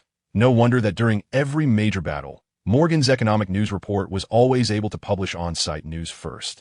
With this ability, it was no surprise that Morgans could become a news tycoon in the pirate world. Rotterdamby spoke up at this moment. Do you know that just now a bird on the treetop was cursing you? It said you were withholding their food?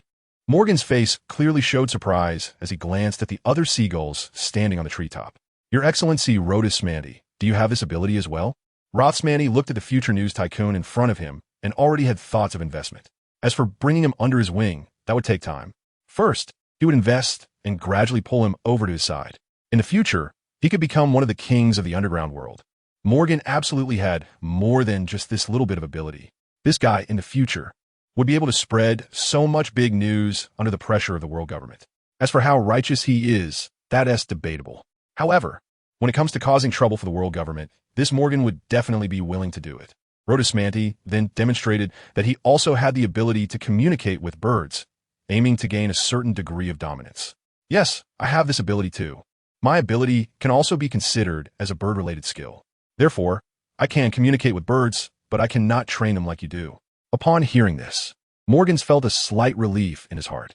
The first trump card had to be effective. Otherwise, the subsequent conversation would be difficult. Then, setting aside his distractions, Morgans performed a gentlemanly gesture to Rotterdamby and said, Well, Your Excellency Rotterdamby, would it be convenient for us to move to a quiet place to talk? Rotterdamby nodded with a smile upon hearing this. That's exactly what I mean. Please proceed, Your Excellency Morgans. Thus, Rotterdamby and Morgans arrived at the desolate cliff on the western edge of the small island. Below the cliff, the waves crashed violently, while the two engaged in lively conversation above. They talked for a very long time, and no one knew what Morgans and Rotterdamby discussed. After they parted ways, not long after, a new newspaper appeared on the sea, the Economic News. Shockingly, the G-126 Navy had done such a thing. Why did a lieutenant from the naval headquarters slaughter everyone in the G-126 Navy branch? Outrageous actions of the G-126 Navy branch. Shocking. As the press conference concluded, report after report caused a huge stir across the sea. With the push from Crane, all newspapers removed unimportant news that day.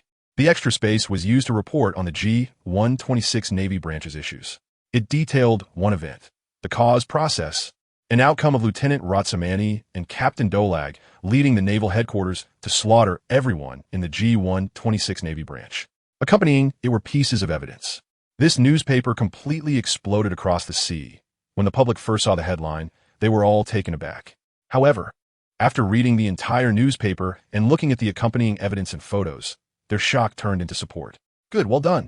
These people are just beasts in naval uniforms. They couldn't believe these people had done such things and silenced so many. There must be someone backing them. Yes, there must be a big figure supporting this action. Those children are truly pitiful. These Navy personnel truly deserve to be killed. Ratsamani and Captain Dolag are indeed the rising stars of the naval headquarters, doing well. The naval headquarters really has the guts to execute an entire branch of the Navy to uphold justice. It seems those fallen navies are just a small minority. The majority still uphold justice. All who saw the newspaper were filled with outrage while also expressing great admiration for the Navy headquarters' firm execution of justice. They also realized that the fallen Navy was just a small part. There are many more navies who are committed to upholding justice at all costs. Some talented individuals who were hesitating about which force to join saw this report. Coincidentally, they packed their bags and headed to the Navy recruitment office. In no time, many talents surfaced in the Navy, making the soldiers at various recruitment points count their bonuses until their hands were sore. Meanwhile, all the Navy personnel were already aware of the entire process of this matter. The Navy members committed to upholding justice were all elated upon hearing the news. They expressed their support for Ratsamanti and Dolag's actions in executing justice. They all understood that the G-126 Navy branch had crossed the line. Many bold naval officers even announced a day off for their Navy to hold a banquet celebrating this event. This led to cheers among the Navy as they shouted, "Long live their commander." Some were happy while others were worried. The Just Navy held a grand banquet. Some Navy personnel who wanted to fall or were already falling trembled upon seeing this news. Although their actions were not as extreme as those of the G-126 Navy branch, they had still committed some wrongdoings, and these personnel were filled with anxiety. They feared that one day the naval headquarters would send this executioner to deal with them. Thus, these Navy personnel began self-rescue efforts, compensating those who were harmed and returning stolen goods. Some were even pushed out by their superiors as scapegoats. In no time, the atmosphere within the Navy was suddenly cleared up. As for other dark forces, seeing that the Navy could turn against its own, it goes without saying that they would also not be lenient towards their inherently dark forces. Many dark forces began to consolidate their territories. Some smaller dark forces were even scared into disbanding. Although not all dark forces disbanded, it made those dark forces less bold in their wicked deeds. The retreat of dark forces made life much easier for the citizens disturbed by them on the sea. During this time, even the number of pirates go to sea decreased significantly. Who would want to be a pirate when they could barely get by? Meanwhile, in a marshal's office of the naval headquarters, Crane, Sengoku, and Kong looked at the gathered intelligence in their hands, all smiling. Crane said, "That kid Ratsamani did well this time. Look, with this deterrence, the atmosphere on the sea has cleared up quite a bit." Sengoku and Kong nodded in agreement. Kong laughed heartily and said, "In recent days, quite a few talents have joined our Navy. I can feel the Navy is destined to become even stronger in the future." Sengoku nodded in agreement. "Yes, quite a few talents have emerged. I conducted an investigation, and many joined after this report was released." The three giants of the Navy laughed heartily upon hearing this news. They agreed with Ratsamani's public execution of everyone in the G-126 Navy branch. Besides G-126, the actions of a Navy branch had crossed the Navy's bottom line. More importantly, one aim was to deter other dark forces and fallen navies on the sea. The last and most crucial point was to show the talents on the sea the Navy's stance on justice. From the outcome, the effects were indeed very good.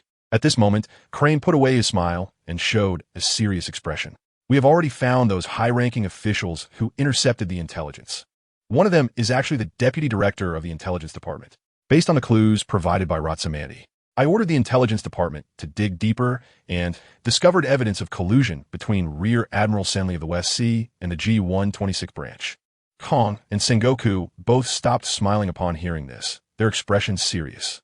Kong slammed the table. "Since it's confirmed, then let's arrest them. As for the pressure from the world government, I will meet with the Gorosei now. I will try my best to buy you some time." Sengoku nodded upon hearing this. "The fleet is already prepared. Call Ratsamani and the others. Tell them not to wait. Arrest them. Those two brats have trained for so many years. It's time to test their strength." Crane nodded, knowing that these kids had grown step by step under their watch and had a good grasp of their strength. Crane took out a golden transponder snail and dialed Ratsamani's number. Ratsamani was handling official business in the office when he heard the unique ring of the golden phone bug. Rodersmanni knew that there was news from the naval headquarters. For the past few days, Rodersmanni and Dorag had been waiting for confirmation of evidence from the naval headquarters. At the same time, they were assisting the newly arrived Navy personnel in familiarizing themselves with their work environment. When he answered the phone bug, a voice came through.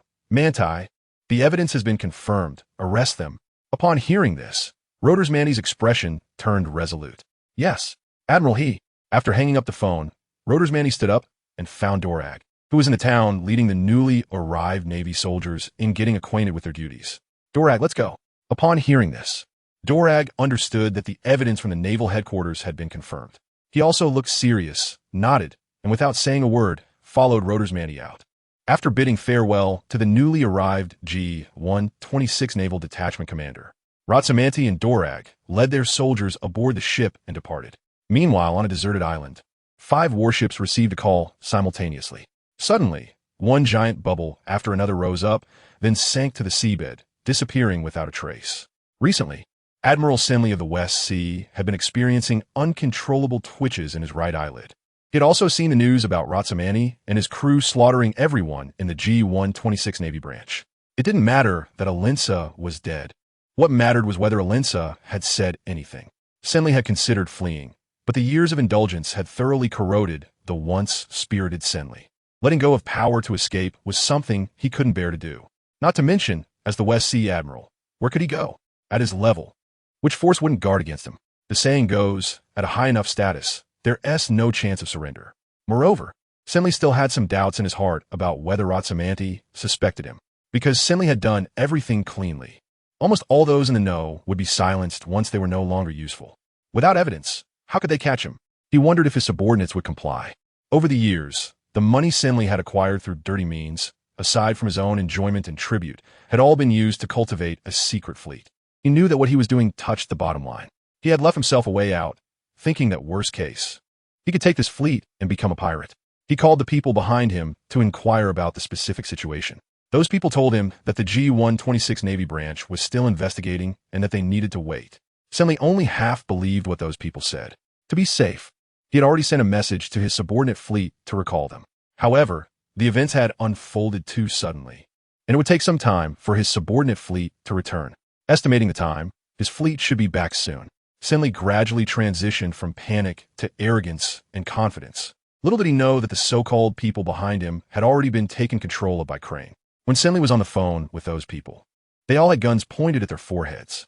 Just as Senley became increasingly confident because his subordinate fleet was about to return. The warships of Rosemonth and Dorag have also approached the main base of the West Sea Governor, Grid Island. Suddenly, 5 white orbs floated in front of Rosemonth's warship. Ratsamanti and Dorag exchanged glances and nodded at each other.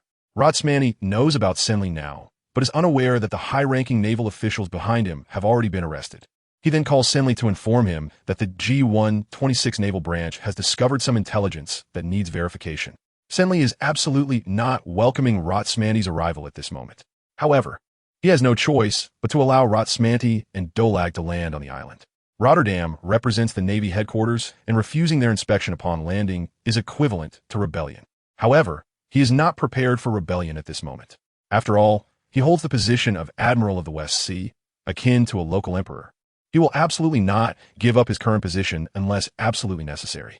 Furthermore, according to the intelligence from Senley, Rotterdam is merely a junior captain at the Navy headquarters. Although he is known as a Navy supernova, he is still just a 17-year-old boy. How much can a 17-year-old genius really achieve in strength? If they were here to capture him, it wouldn't he be a mere rookie coming over. Senley has absolute confidence in his own strength. Therefore, he thinks that Rotterdam is here to hold him accountable on behalf of the Navy headquarters. It's not surprising that Senley misjudged Rotterdam as strength. After all, this is the West Sea, not the Grand Line or the New World. With mastery of both hockey types and strong physical skills, Senley is an absolute powerhouse in the West Sea. Flattered by those around him and the West Sea nobility for a long time, Senley has begun to become blindly arrogant. He believes that as long as the 3 admirals are not coming to capture him, with his strength, anyone who comes will die. Thus, Rotterdam and Dorag successfully landed on the island. Rodersmanti and Dorag, leading their soldiers, successfully entered the West Sea Governor's office. Arriving at the small square of the office, Rhodesmani looked up at the highest point of the building where Senli was smoking a cigar.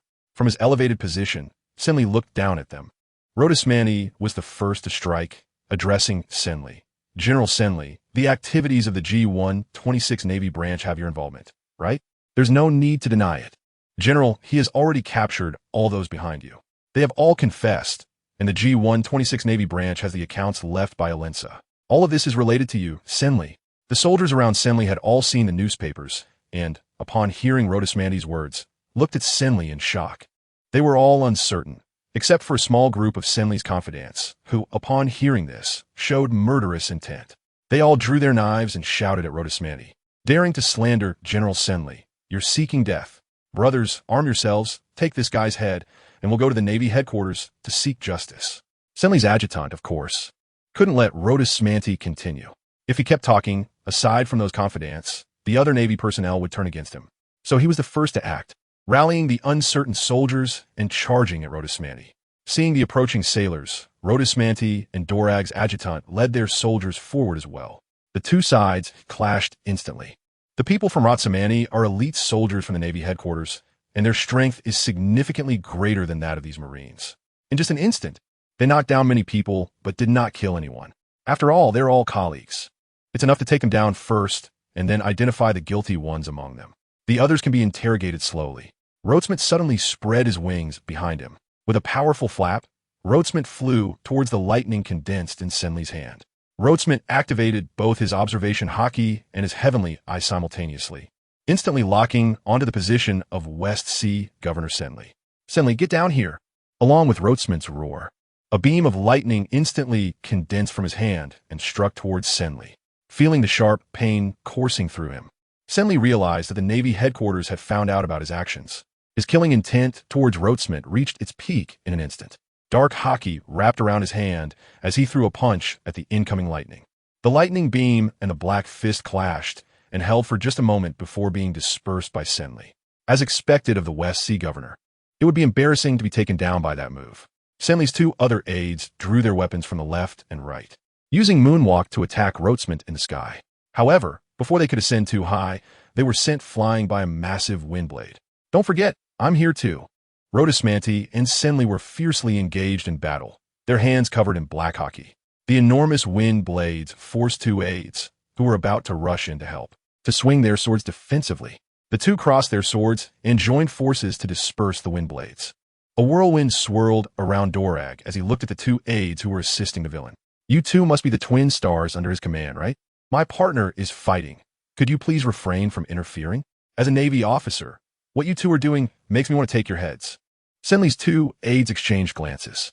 One with a long beard nonchalantly replied to Dorag, with power, we naturally pursue a better life. That's the meaning of our swordsmanship training. The other, with a scar on his mouth, also smirked. What nonsense about the Navy. We wear this skin for the power it represents. Otherwise, we would have become pirates long ago. The bearded aide and the scarred aide exchanged glances and burst into laughter. Dorag looked at the two of them, laughing arrogantly, his eyes flashing red. He never expected these two would be so shameless. Then let me skin you. You don't deserve to wear those clothes. As he spoke, he enveloped his hands in hockey, and the wind blades around him began to spin rapidly. He charged towards the twin stars, launching fists covered in wind blades at them. A relentless barrage of attacks was directed at the twin star swordsmen, accompanied by countless wind blades released by Dorag. The twin star aides were not slow to respond either. Their two swords danced seamlessly, occasionally launching flying slashes toward Dorag. For a moment, the three were locked in a fierce battle. Even with the two aides working together, they could not break through Dorag's defenses to assist Senli. Seeing his two strongest aides being held back by Dorag, Senli's heart sank.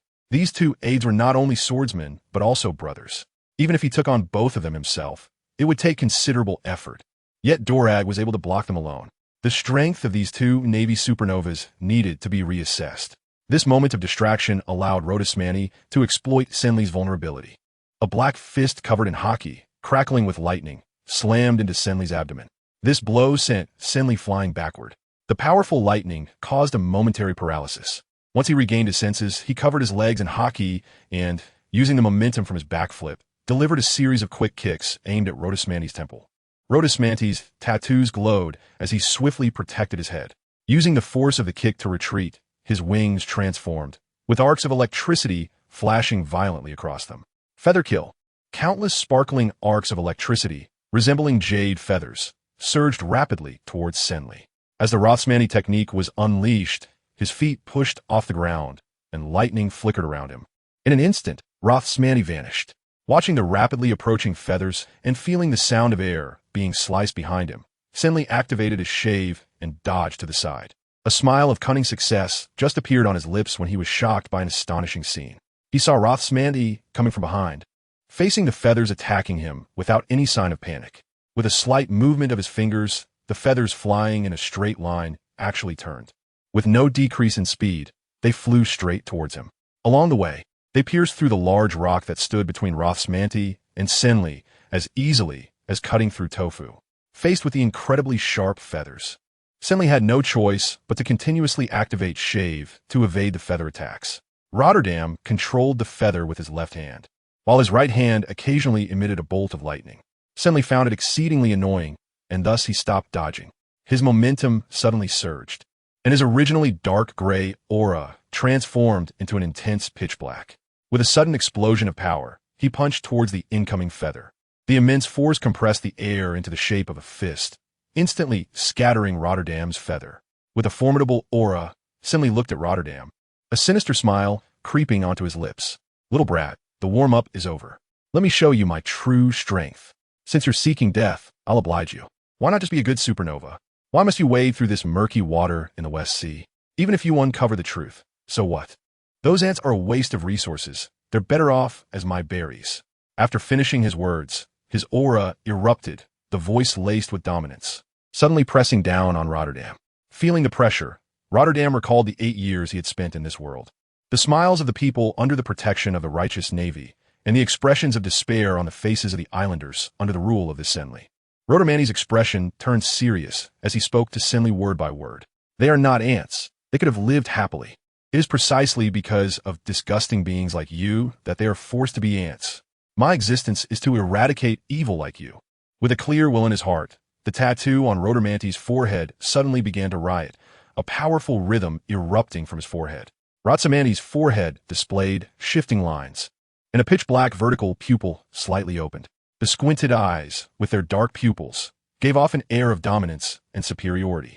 At the same time, a powerful pressure began to emanate from Rothsmani. Rothsmani's Conqueror's Haki has also awakened.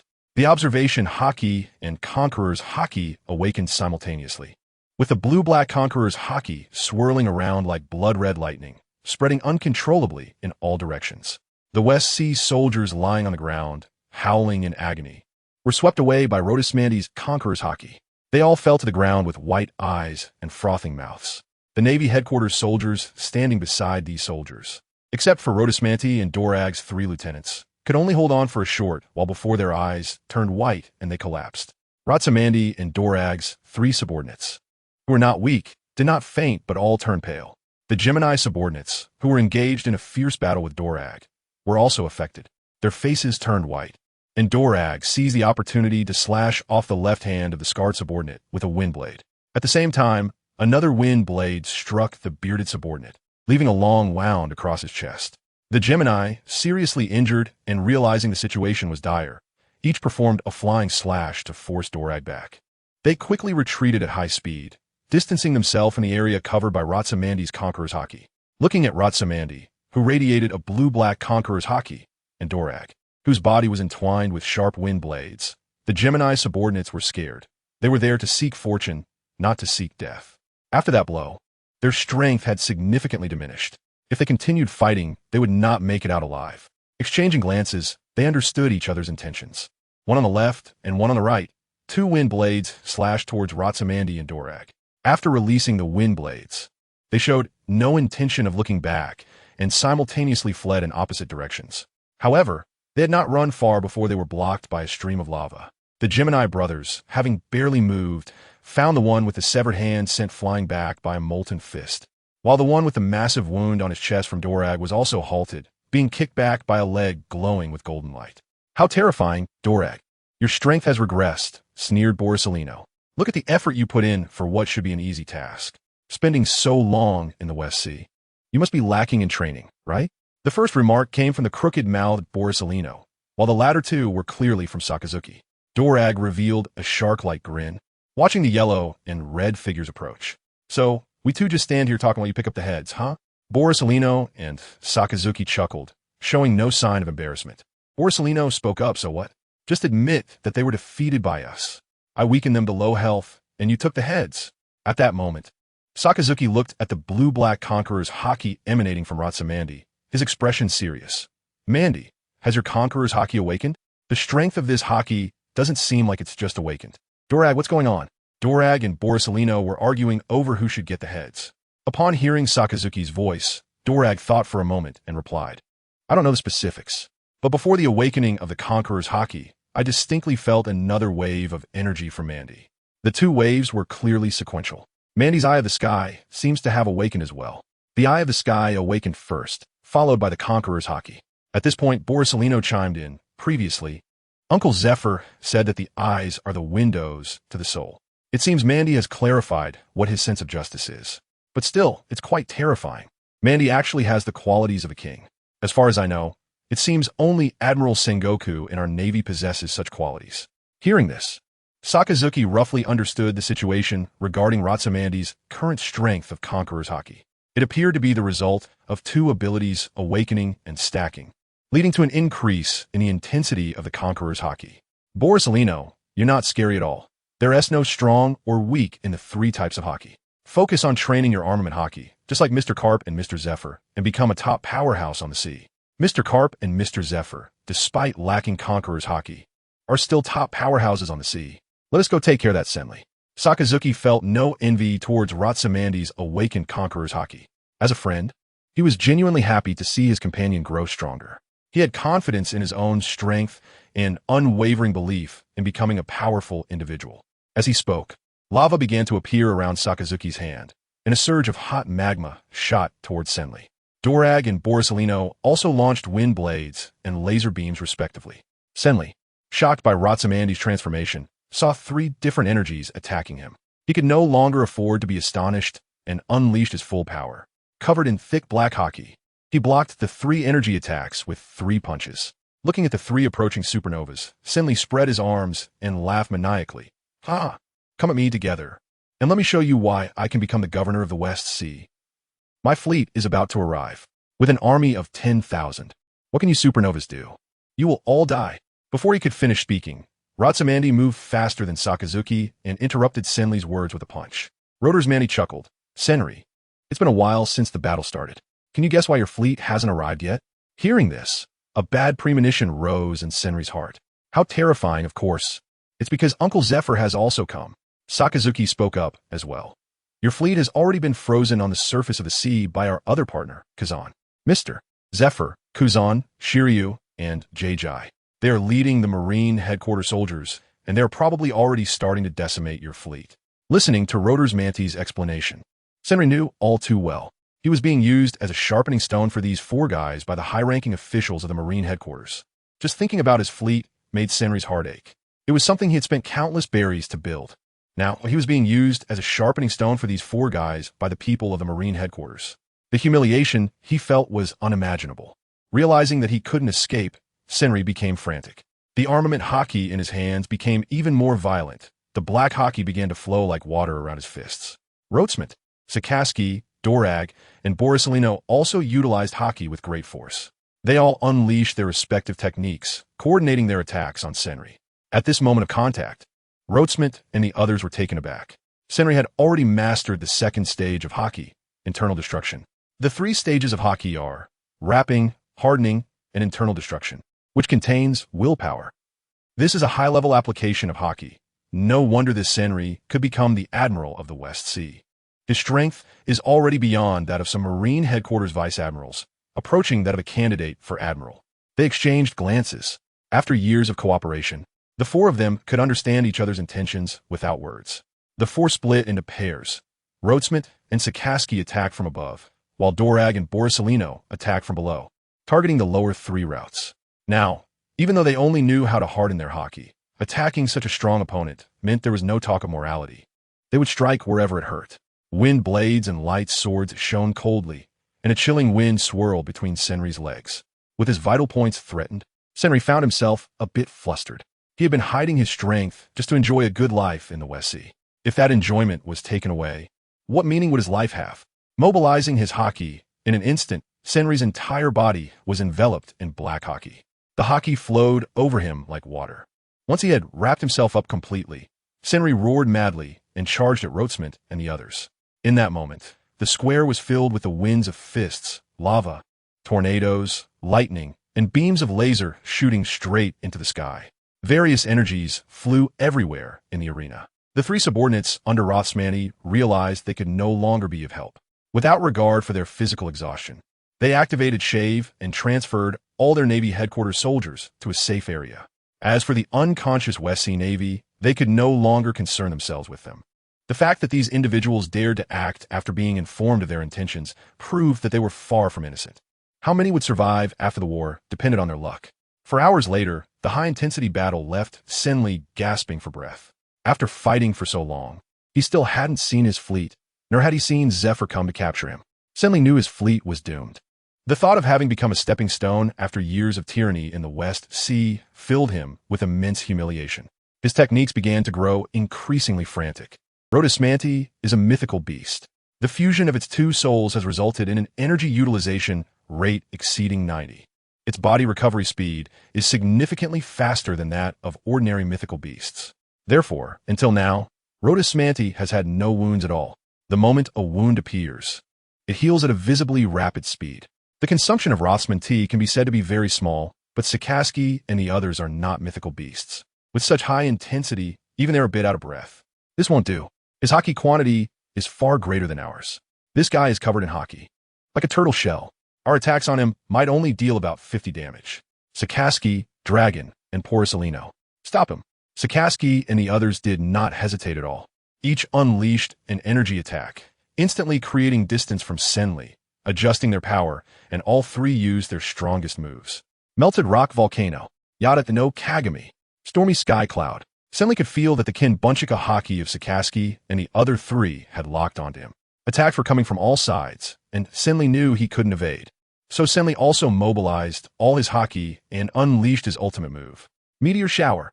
One by one, fists made of air slammed fiercely against the attacks from Sikaski and the others. The energy compressed against each other, creating massive explosions. Explosions erupted, and the area was instantly filled with dust and smoke.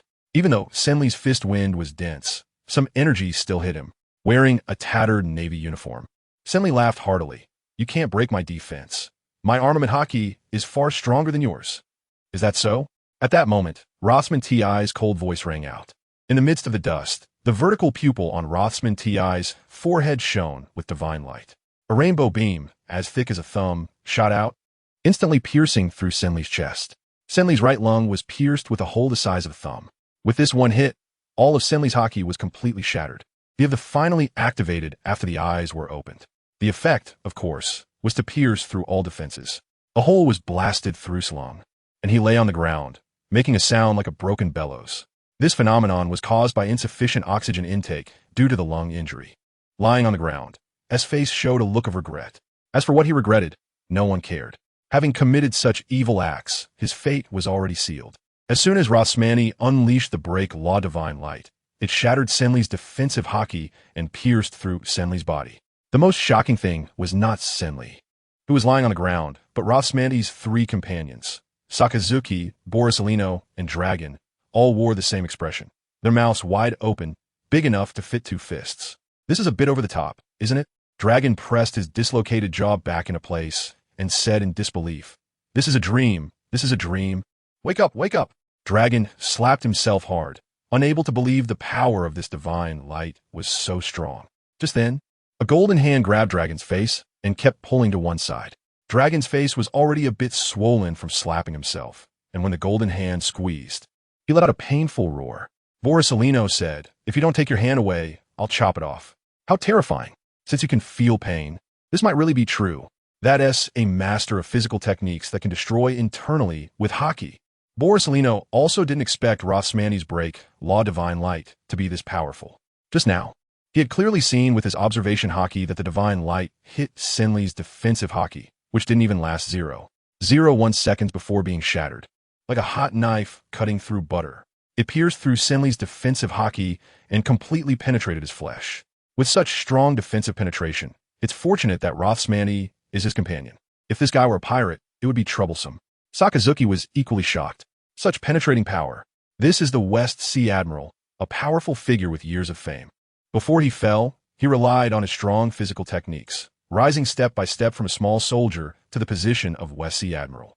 Before he could finish speaking, Sakazuki saw Borisolino and Dragon, each supporting Rothsmanti on one side, both wearing slightly lewd smiles. Manti, are you tired?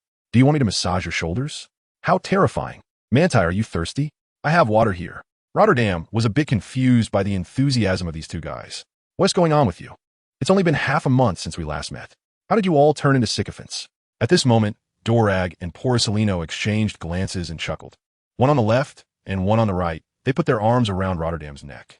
Mandy, teach us this move. Two nearly 3-meter-tall strong men said this in such a tone.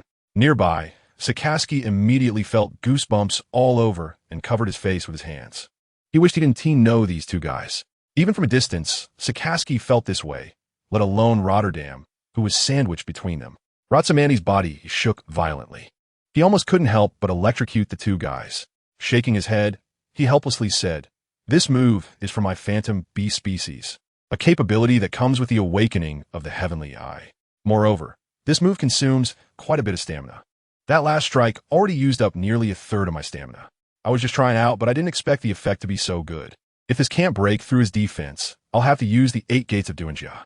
Upon hearing that this was the ability of Rothsmanti's Heavenly Eye, and that it consumed a significant amount of energy, Dorag and Borisolino immediately showed expressions of boredom. Like tossing a broken sack, the two of them forcefully threw Rothsmanti out. Rotterdam didn't react at all and was thrown away by two people, crashing through a wall. The fallen wall directly buried Rotterdam. The two people clapped their hands, expressionless. Such a waste of feelings. Rothsmanti struggled to crawl out from under the bricks, lightning flashing around him. You two are really something else. Treating me like this when I'm of no use to you. Don't you know how much energy I've spent? I'll electrocute you both. Sakazuki watched the 3 people in the arena, shook his head, and said to them, "Enough fooling around. We need to clean up the mess now." Hearing Sakazuki's voice, Rothsmanti and the others stopped their antics. They looked at the chaotic little square. All 3 of them felt a headache coming on. It was easy to fight, but dealing with the aftermath was going to be tough. They needed to inventory evidence and property at the Senli office. They also needed to treat these West Sea soldiers.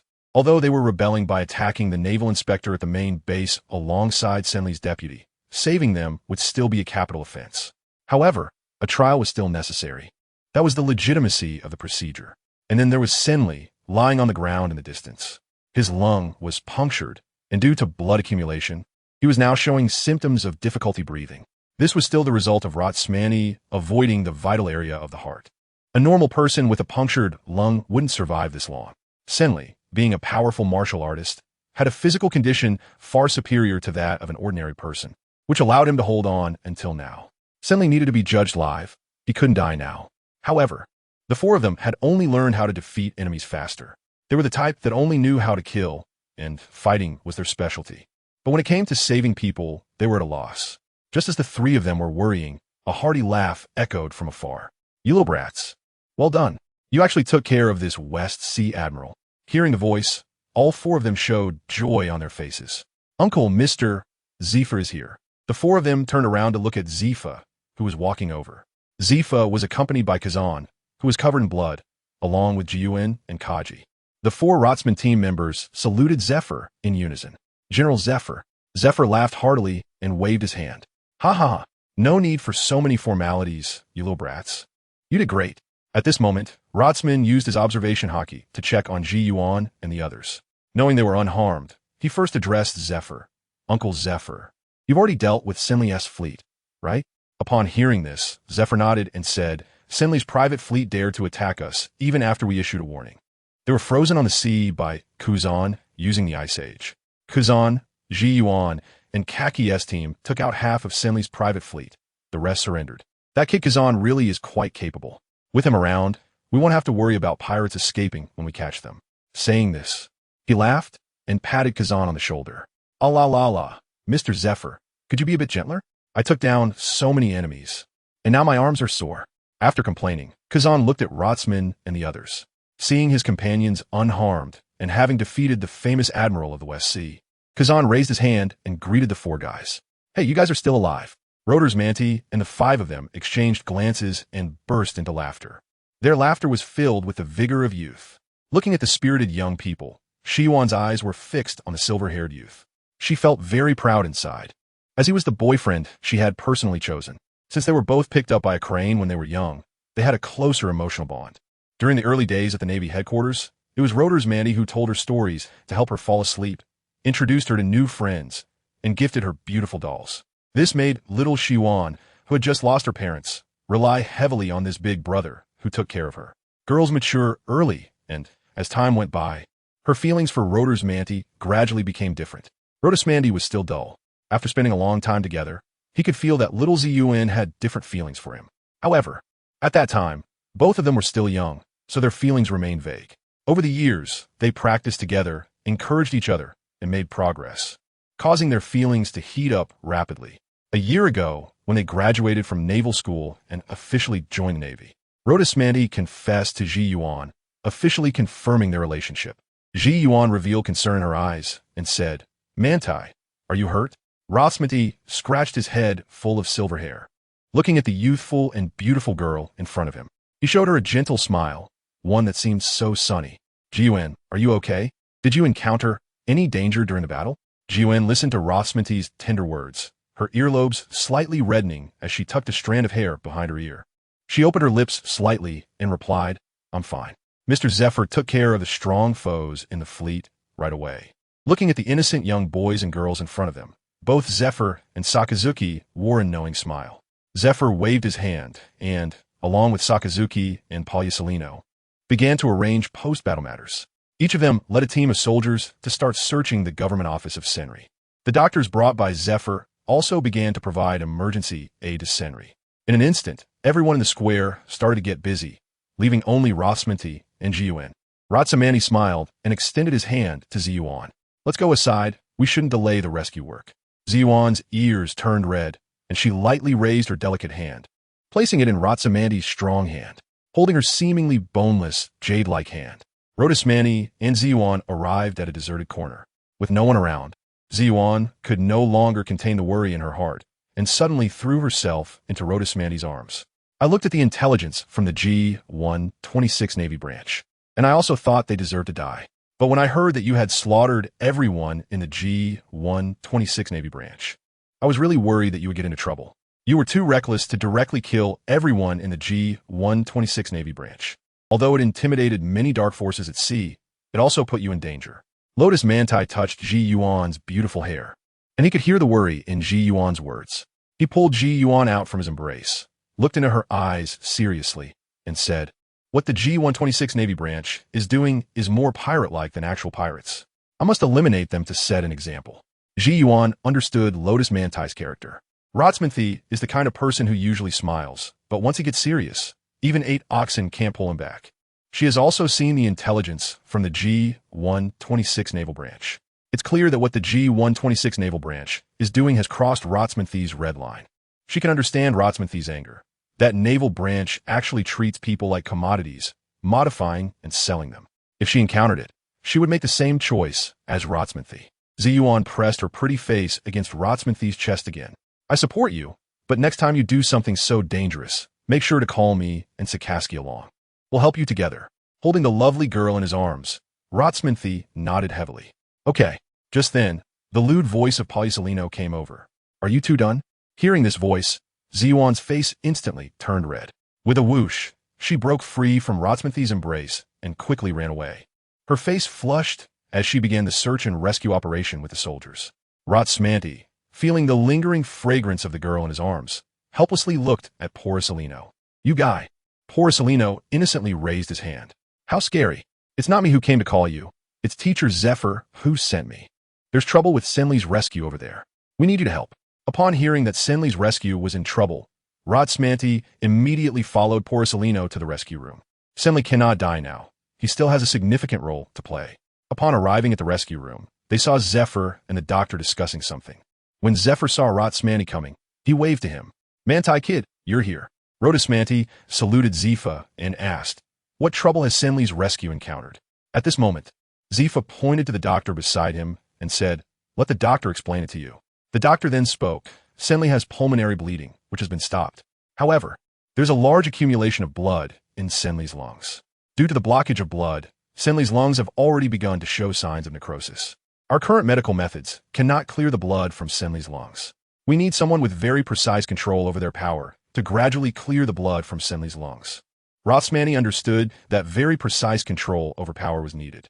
Among these people, only he could achieve such delicate control. So Rothsmani said, then let me do it. I am confident in my control over energy. The doctor looked at Zephyr, who nodded. Thus, the doctor led Rothsmanti into the operating room. Rhodesmanti looked at the unconscious Senli in front of him and said nothing more. A faint arc of electricity shimmered in his hands as he pressed it against the hole created by the divine light. Under Rhodesmanti's control, the arc began to wander through Senli's lungs, clearing the accumulated stagnant blood. 2 hours later, the stagnant blood in Senli's lungs was cleared. Senli's breathing began to stabilize. But he had not yet woken up because the anesthesia had not worn off. Rotterdam turned and walked out of the operating room to report the situation to Zephyr. He was not afraid at all that Senli would wake up and become violent, especially after just clearing the bruises. Rhodesmanti left a few small lightning bolts in Senli's lungs. This is an ability that comes with the awakening of Rhodesmanti's heavenly eye, allowing the lightning to exist in one place for a long time and be controlled by thought. Senli can breathe normally without any issues, but if he engages in intense activities using his haki, those lightning bolts will definitely make him feel extremely uncomfortable. Just as Rhodesmanti and the others were leading the Navy headquarters soldiers to carry out post-battle work in an orderly manner, a ship flying the world government flag slowly docked at the port. A gangway was lowered, and a man with a slick-back hairstyle and an arrogant expression walked slowly down the gangway. With his long fingers, he gently covered his nose with a handkerchief. A sharp and thin voice came from his throat. What kind of broken place is this? How dare you bring me, a noble, to such a poor and remote area? I just acquired several female slaves and haven't had a good time with them yet. At that moment, a chubby man beside him, with a fawning expression, spoke in a flattering tone. Lord Manslow, it truly is beneath your dignity to come to such a small place. But there's no helping it. After all, the Navy here has been careless and got caught by the Navy headquarters. Manslow showed a look of disdain. A worthless thing like a dog can't even handle this small matter. Do I have to clean up after him? What was his name again? Zephyr, right? Where is he? Tell him to come see me. The chubby man, looking troubled, replied, we called Zephyr just half an hour ago, but he didn't even answer our call. Manslow felt offended, and his woman-like face instantly twisted in anger. Isn't he just a damn admiral? Acting all high and mighty? Aren't these Navy guys just our pets? How dare they not give us their master's face? Upon hearing this, the chubby man's expression changed drastically, and he looked around nervously. Seeing that there were no other people nearby, he breathed a sigh of relief and inwardly cursed. You fool, you're looking for trouble. Don't drag me down with you. How come all the people coming down from the Red Earth continent are so arrogant? You think the 5 giants of the Navy are nothing to you? They could crush you like an ant. Although he was cursing the woman-like man in front of him, he still forced a flattering smile upon realizing the man's status. Yes, Lord Manslow, your presence here is indeed giving them face. But we must also carry out the tasks assigned by the higher-ups in the government, right? Upon hearing this, Manslow seemed to think of something, his body suddenly stiffening. He neatly folded the handkerchief and placed it in the pocket of his suit. Then, in a sharp voice, he said to the chubby man beside him, then let's go. If he won't come to us, we'll go see him. Giving him this much face, I believe he will also give me face. The chubby man wiped the sweat from his forehead. Finally, he managed to placate this guy, but he felt as if he had just seen him tense up. Did I see it wrong? Manslow had already walked far away, and the chubby man immediately jogged to catch up. Behind the two of them followed a group of people dressed in white suits, wearing various strange masks. The iconic white suits and strange masks made their identities unmistakable. CP Agency. Zephyr was in his office chatting with Rhodesmanti and the others when he heard one of his soldiers report, Admiral Zephyr. A group of CP Agency personnel has arrived at the military camp's entrance, specifically requesting to see you. Rotzman and Sakaski frowned upon hearing this. Rhodesmanti was the first to speak. How did these dogs from the world government get here? Sakazuki thought for a moment and said, could it be because of that Senli? Allah. It seems our speculation is correct. How terrifying. The world government has sent people. When Dragon heard that the world government had come, he didn't say a word, only furrowed his brow, deep in thought. Suddenly, he looked up. Could they be here to stop our live trial? Upon hearing this, Rodismani felt that it was not impossible. So, Rodismani said to Zifa, Uncle Zifa, I'll go meet them. Zifa thought for a moment and nodded, saying, It's fine for you to go. Tell them that if they want to see me, they can come in themselves. If they don't want to see me, let them wait outside. After hearing Zephyr's words, Rothsmanti immediately turned and walked out of the camp. Upon reaching the camp entrance, he saw a man who was as beautiful as a woman. Behind him followed a fat man and a team of CP agents in white suits. Seeing that it was not Zephyr who came out, but one of the Navy school monsters, Rothsmanti, Manslow's face immediately showed dissatisfaction as he pointed his orchid finger at Rothsmanti and said, Is it you, little brat? Who came out? Where is Zephyr? Bring him out to see me. Rothsmanti stuck his thumb into his nostril. What's all the noise about? General Zephyr is busy. If you have something to say, go in yourself. Manslow looked at the even more arrogant Rothsmanti in front of him, his face suddenly turning red with anger. Do you know who I am? You dare to speak to me like this? Rothsmanti waved his hand dismissively, looking indifferent. Aren't you just one of the CP agents? What does that have to do with me? Don't even know you? Are you coming in or not? If not, please return the way you came. We're busy here. After saying this, Rothsmanti didn't even glance at the displeased Manslow and turned back to the military camp. Rodismani felt displeased as he looked at the arrogant guy. Back when he was at the Naval Academy, many of the world school guys were just as arrogant, and he had dealt with them harshly. Watching Rodismani walk away, Manslow's expression turned sinister. That little brat actually dared to ignore me like this. At that moment, the fat guy beside him spoke up. Lord Manslow, he hasn't seen you, so he probably doesn't know your identity. Why don't we go directly to Admiral Zephyr? Make our identity clear? That arrogant little brat will definitely be scared to death because of your status. The fat man felt helpless in his heart. It was a bad idea to send such an arrogant guy. He had no self-restraint in someone else's territory, and if he were ambushed and killed one day, he probably wouldn't even know how he died. Manslow's eyes lit up slightly at the fat man's words. Yes, that's it. Let's go see Zephyr. I can't wait to see that little brat, scared and begging for mercy. The fat man cursed inwardly but smiled on the surface, inviting the arrogant fool in. He just hoped this mission wouldn't become muddled because of this fool. Before long, Manslow and the others arrived at Zephyr's office. As soon as they entered, they saw a room full of strong men glaring at him. Manslow was startled. Being stared at by so many strong men made him feel like a little sheep dropped into a tiger's den. But thinking of his CP identity, he became arrogant again. Which one of you is Zephyr? I am the deputy director of CP6. I bring the order of the world government. Zephyr looked at the guy in front of him and felt an inexplicable dislike for him. Impatiently, Zephyr said to Manslow, I am. What do you want? Manslow didn't look at Zephyr, but turned his head to look at Rodismani, wanting to see panic on his face. But soon, Manslow was disappointed. There was no expression on Rodismani's face at all. Zephyr slammed the table, startling Manslow. Do you have something to say? Why are you staring at me like that? Manslow then remembered the order from the world government. Looking at Zephyr, who was obviously holding back his anger, he didn't bother to look at Rodismani anymore. He reached into his pocket, took out a document, and handed it to Zephyr, saying, The world government is already aware of what Sinley has done and has ordered us to take him away. We will put him on trial. Upon hearing this, Rodismani and the others exchanged silent glances, all thinking the same thing. Hand him over for your trial? You're probably just going to find a scapegoat and let him continue working for you, right? Zephyr clearly thought of this too, considering what Sinley had done. Looking at the order brought by this CP agency, everything needed no evidence. This Sinley was actually selling slaves for those nobles in the world government. Instantly, Zephyr could no longer contain his anger. With a bang, he smashed the office desk. This guy is a disgrace to our Navy. We will conduct a live trial. You don't need to worry about it. He added, While I'm still calm, you can get lost. Listening to Zephyr's humiliating words, Manslow's face turned grim with anger. He wanted to threaten Zephyr, but looking at the group of people in front of him with powerful auras, he knew his side couldn't match the pressure from Rodismani and the others. The harsh words he wanted to say got stuck in his throat. Fine, Zephyr. How dare you treat the CP agency like this? Just wait for me. We're leaving. After saying this, Manslow turned around angrily and left. Back on the ship, the more he thought about it, the angrier he became. The fat man, seeing Manslow's grim expression, didn't dare to speak, fearing that Manslow would unleash his rage on him. After a while, Manslow took out a golden transponder snail.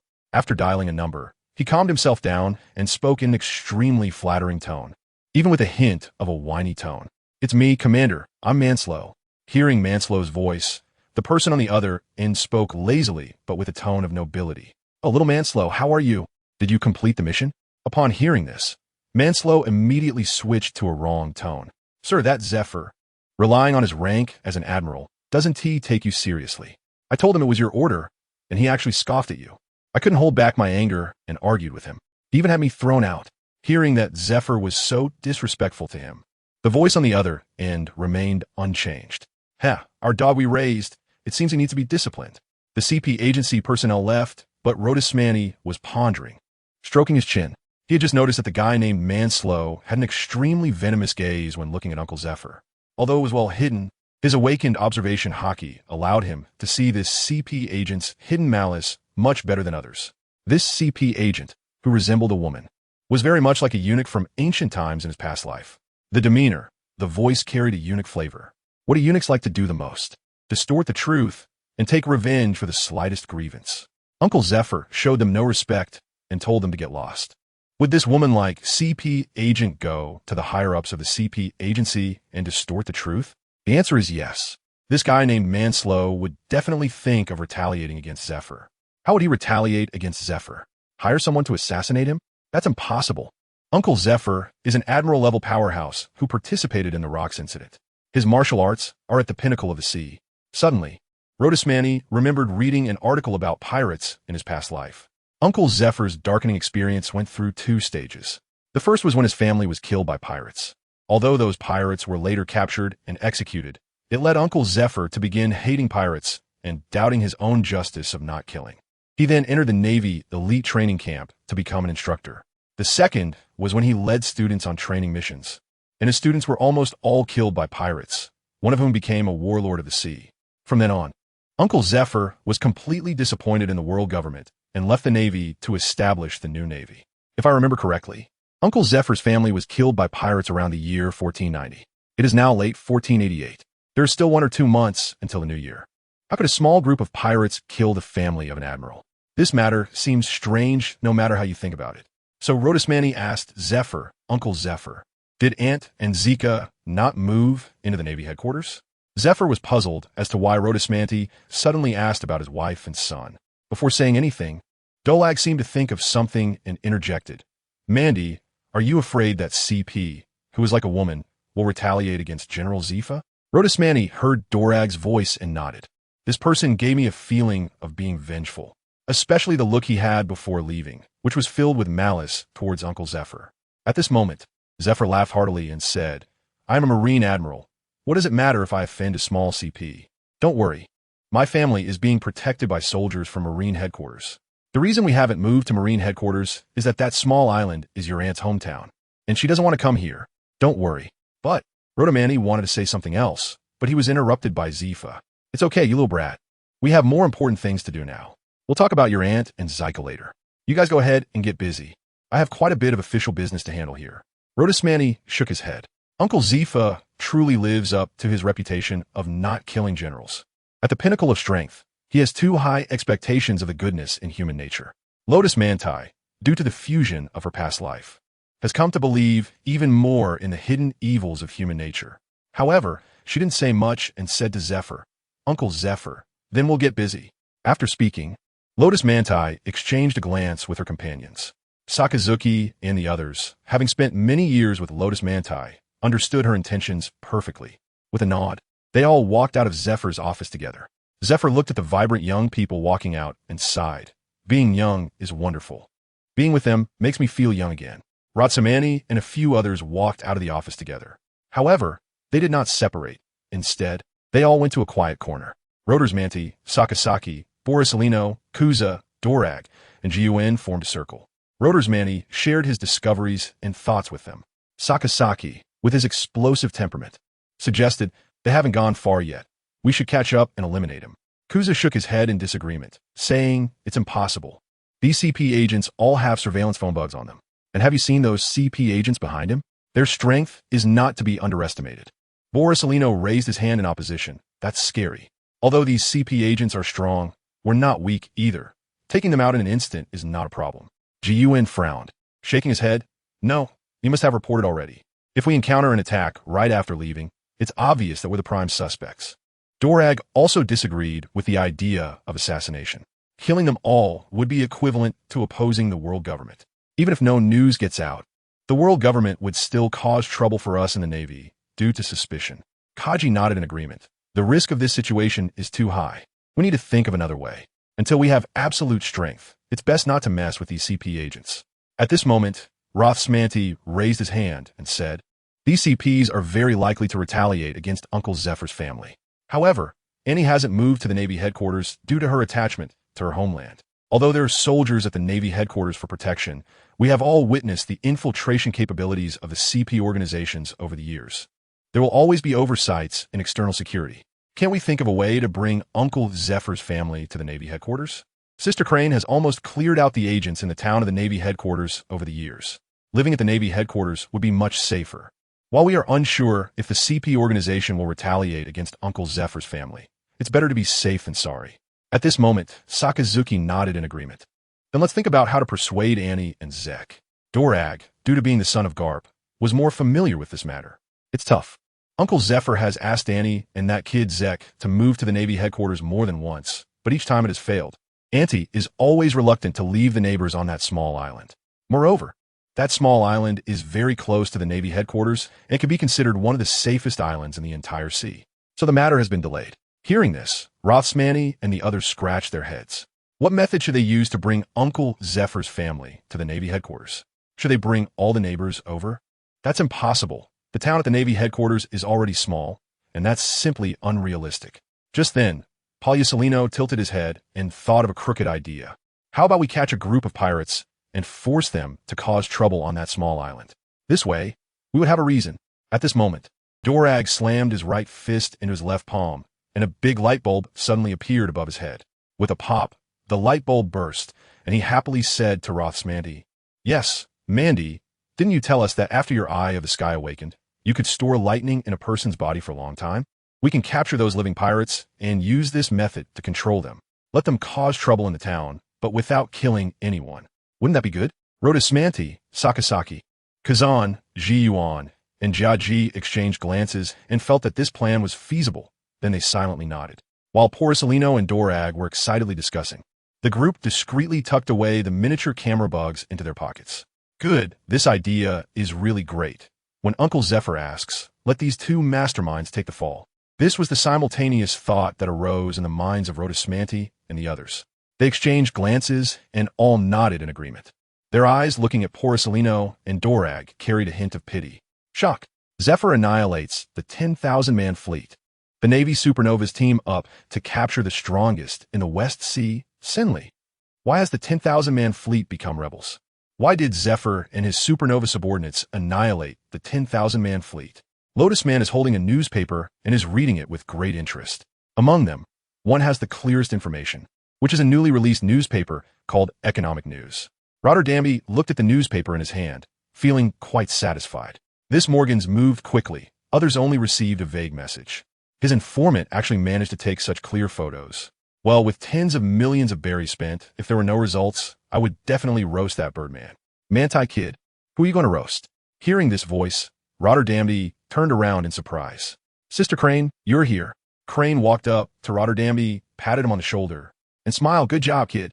This time our Navy has truly made a name for itself. After this incident, the fallen and the currently falling Navy will all retract their claws. Our inspector team's work has certainly become much easier. Rotterdam smiled with a chuckle. Of course, I'll take action, so you can rest assured. It's guaranteed. Crane looked at the spirited young man in front of him and sighed. A few years ago, he was just a naive kid, but now he can stand on his own. In a few more years, I can retire. Ha ha ha, little Crane. How old are you to be thinking about retirement? At this moment, Zephyr came out with Sakazuki and all of them to greet Crane's arrival. With Crane's arrival, the incident involving Admiral Senli from the West Sea, who had been trafficking in people, came to a complete end. In the following week, based on the collected intelligence and the information provided by Senli's two aides, various pieces of evidence were fully prepared. The great cleansing of the West Sea began.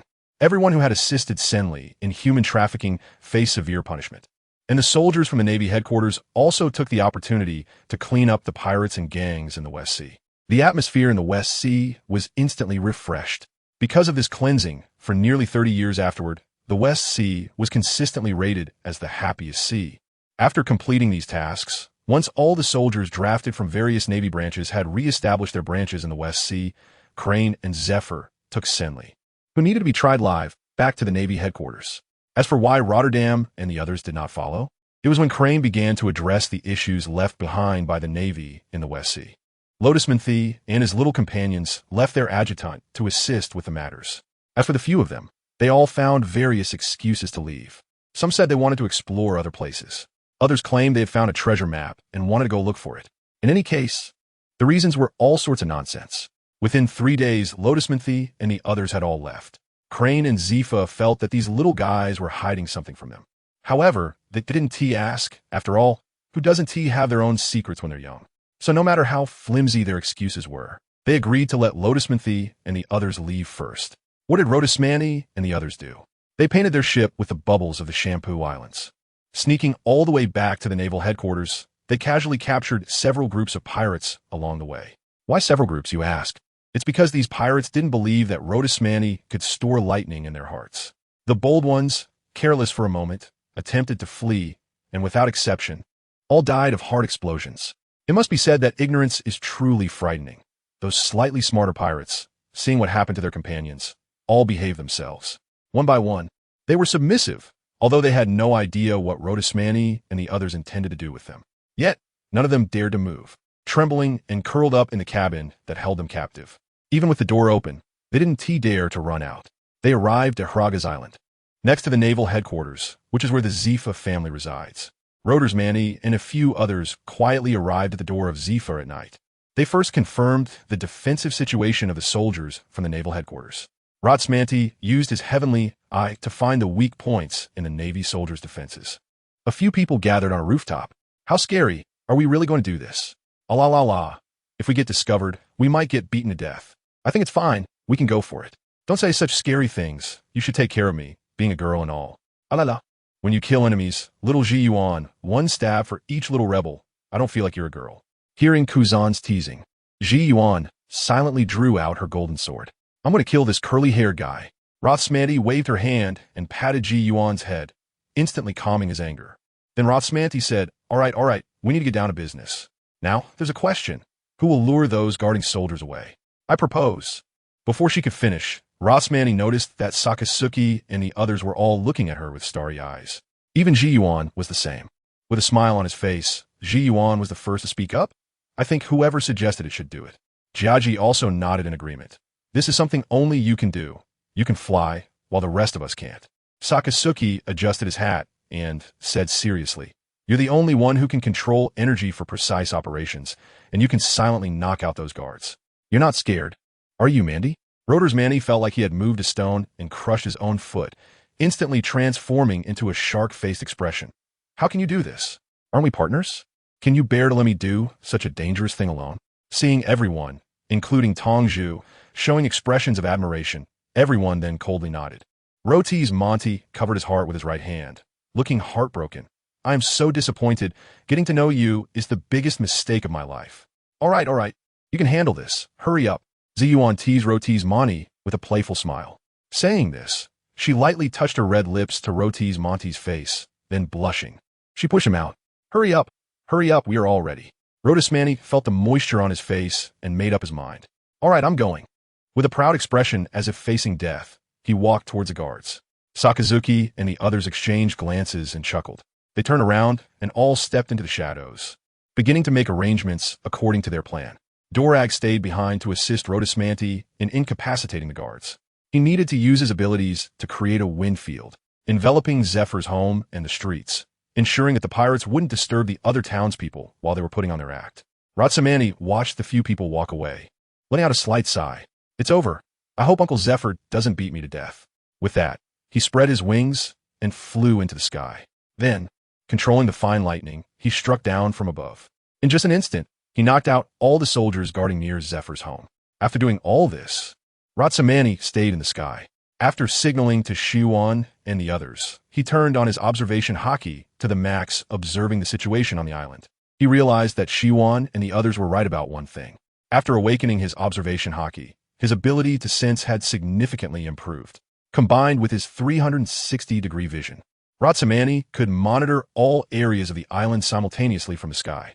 Only he could ensure that no major disturbances occurred during the execution of the plan. At the same time that Ratsamani knocked out the guards, the streets erupted with the shouts of pirates. Kill! Loot this town clean! Yahahaha! All the treasures are mine! Zephyr's wife, Lil Yui, and Zek, who were sound asleep, were startled awake by the commotion outside. Opening the door, they saw the guards lying unconscious on the ground. Liluye, being a clever woman, immediately realized that these pirates might be coming for them. She quickly shoved Zek into a hidden compartment under the bed. Zek, hide here well. These pirates might be after us. You must survive. Mother will draw their attention away. Saying this, she changed into bright clothing and was about to open the front door to run outside. At that moment, Sakasuki's voice rang out from outside. Where do these rats come from? Dare to attack this town. Magma volcano. No. It's hot. It's Sakasuki from the Navy, run. Hearing Sakasuki's voice, Lil Yui's racing heart instantly calmed down, but a sense of dread also rose within her. As Zephyr's wife, she knew that Zephyr must have offended many people outside. What if Sakasuki hadn't come today? Would she have faced grave danger? If she died, wouldn't that leave Zephyr devastated? With such thoughts, Lil Yui solidified her resolve to move to the Navy headquarters. This was the goal of Ratsamani and the others. The Rotsman family has visited Zephyr's home many times. They all understand that Lil Yui is a smart and virtuous wife and aunt. They know that Lil Yui has considered moving to the naval headquarters. However, due to her hometown, she has never made up her mind, which has caused delays. What they're doing now is helping Lil Yui make that decision. Outside the door, Sakazuki is not actually fighting. He is simply releasing magma again and again. As for those pirates, once brought to the island, they have one request: to shout loudly in the street to create the illusion of a pirate invasion. As long as they perform this act well, Sakazuki promises to let them go. The pirates dare not refuse. As they can see that on both sides of the street are Drago, Kazan, Borsalino, Jiuin, and Kaji, watching them, reminding them of how ruthless they are towards their own companions. They can only cooperate with Sakazuki in this act. Just when Sakazuki was enjoying the performance, Rotsman noticed several sneaky figures in the sky. These people seemed to appear out of nowhere, suddenly showing up in Rotsman's observation haki. Then, several figures moved quickly, with a very clear target, the direction of Sakazuki and the others, or rather, the direction of Zephyr's home. Because Drago had shrouded the street in a wind field to isolate sound, the noises from the street did not reach other parts of the town. Therefore, the shadows did not notice anything unusual and quickly approached Zephyr's home. They received orders to set fire around Zephyr's house in the town. Just as the shadows were advancing rapidly, a bolt of lightning struck towards them. The leader used Soru to quickly dodge, avoiding Rotsman's attack, and looked at those who had used Soru. Rhodesmanti instantly understood who they were, and the killing intent in his eyes was unabashed. With a flap of his wings, Rhodesmanti's figure vanished. In just a few flashes, all but the leader were eliminated by Rhodesmanti. Without exception, those shadows all had their throats slit. As he wiped the blood off his hands, Rhodesmanti looked coldly at the leader. Well, the mouse dares to come here. The leader watched his companion being taken out in an instant, feeling an immense panic in his heart. However, years of training forced him to calm down. Do you know who we are? You dare to kill us. Just wait, you will pay the price. After saying these harsh words, the man in black threw a smoke bomb at Rhodesmanti. The shadow beneath the man in black suddenly turned into a pool of black water. Then, the man in black slowly sank down. Suddenly, a light sword pierced through his abdomen. How terrifying. Yes, even a paramecia user. What do you want to do? Borsalino, being the fastest with light, rushed over at the first sign of commotion. Upon arrival, he saw a shadow throwing a smoke bomb at Rhodesmanti. The shadow tried to hide into its own shadow, clearly a paramecia user. Without saying a word, Borsalino summoned a light sword and pierced through the shadow before him. The man in black, realizing he could not escape after being pierced, slightly moved his mouth, and soon, black blood began to pour out from under his mask. Ratsamanti and Borsalino looked at the man who had committed suicide by poison, their pupils suddenly constricting. This was a death warrior. At that moment, Kazan and Dolag also rushed over. They exchanged glances, and Ratsamanti gestured for them to remain silent. They tied several corpses together with ropes and took them away. After Kazan and Dolag cleaned up the bloodstains on the ground, they all followed. On the way, Porcelino told Dolag and the others what he had seen. Hearing that this group of people might appear from the shadows, they felt a sense of fear. If they hadn't come, those guys might have really succeeded, coming out from the shadows to complete their tasks and then retreating without leaving any traces. In the end, the Navy might find nothing. After everything was done, Sakazuki looked at the corpses in Ratsumandi's hands. Upon hearing the details of the incident, the magma on Sakazuki's body began to churn uncontrollably out of anger. What more evidence did he need? To use shaving and possess such a bizarre fruit. Weren't these just the dogs of CP? Rodismanti patted Sakazuki on the shoulder and shook his head. It's useless. They won't admit it. The only survivor has already committed suicide by poison. This is clearly the work of the dead agents. Right now, we have more important things to do. We'll talk about this later. Let's go meet Aunt Liliu. As he spoke, a hint of anxiety appeared on his face. The others followed suit and knocked on the door. Sakazuki knocked on the door and said anxiously, Aunt Liliu. We heard the pirates' voices and rushed over. Are you okay? Upon hearing Sakazuki's voice, Liliu realized that the pirates outside had been dealt with. She opened the door just a crack, and after seeing who it was, she fully opened the door. When the door opened, Liliu was momentarily stunned. It seemed that all the Navy monsters were here. At that moment, Rodismanti looked anxious and asked, Aunt Liliu, are you all right? Is Zika okay? These pirates are too lawless. It's terrifying. If we hadn't been here, who knows what terrible things these pirates would have done. Ziyuan nodded in agreement with Policelino's words, hugging Liliu's right arm and saying, How dangerous. Aunt Liliu, I shudder just thinking about it. Why don't you come with us to the Navy headquarters? Who knows what danger might appear next time? If anything happens to you, I can't imagine how heartbroken Uncle Zephyr would be. Boo-hoo, listening to the advice of the younger ones. Liliu had the same thought and nodded heavily. All right, we'll move to the Navy headquarters at dawn. Upon hearing Liliu agree to move to the Navy headquarters, Rotterdam and Tige exchanged glances and all subtly gave a thumbs up. The plan succeeded, and a few of them directed their soldiers to start organizing Lily's luggage. Meanwhile, Rotterdam and Sakazuki made their way to the other side of the island. There, they found a pirate ship they had captured, and the pirates who had performed were all being watched by their soldiers on this ship. Upon seeing Sakazuki, the pirates stood up excitedly at their arrival. Lieutenant Sakazuki, we've finished our act. Are you satisfied? Sakazuki nodded in satisfaction. You did well. I'm very pleased. Then about what you promised us. I will definitely fulfill my promise to you. Mandy, let them go. Rodismanti nodded and drew out all the lightning from their bodies. Go ahead. Let me wait here for you to commit evil. You all must die. The pirates, one by one, expressed their gratitude, and after all the Navy soldiers had disembarked, they cheered with joy as they felt the breath of freedom. They quickly set sail and fled into the distance. Watching the pirate ships sail farther away, Rodismanti slightly clenched his fingers. Suddenly, intense lightning erupted from that pirate ship. I took the lightning from your bodies, but I never said there was no lightning on your ship. The moment you ran, I'd already let you go, but you made me discover you again. As pirates, becoming the nourishment of the sea is your true fate. Rodismanti looked at the pirate ship in the distance, flashing with lightning, and coldly said, after speaking, he put his arm around Sakazuki's shoulder and smiled, saying, let's clean it up.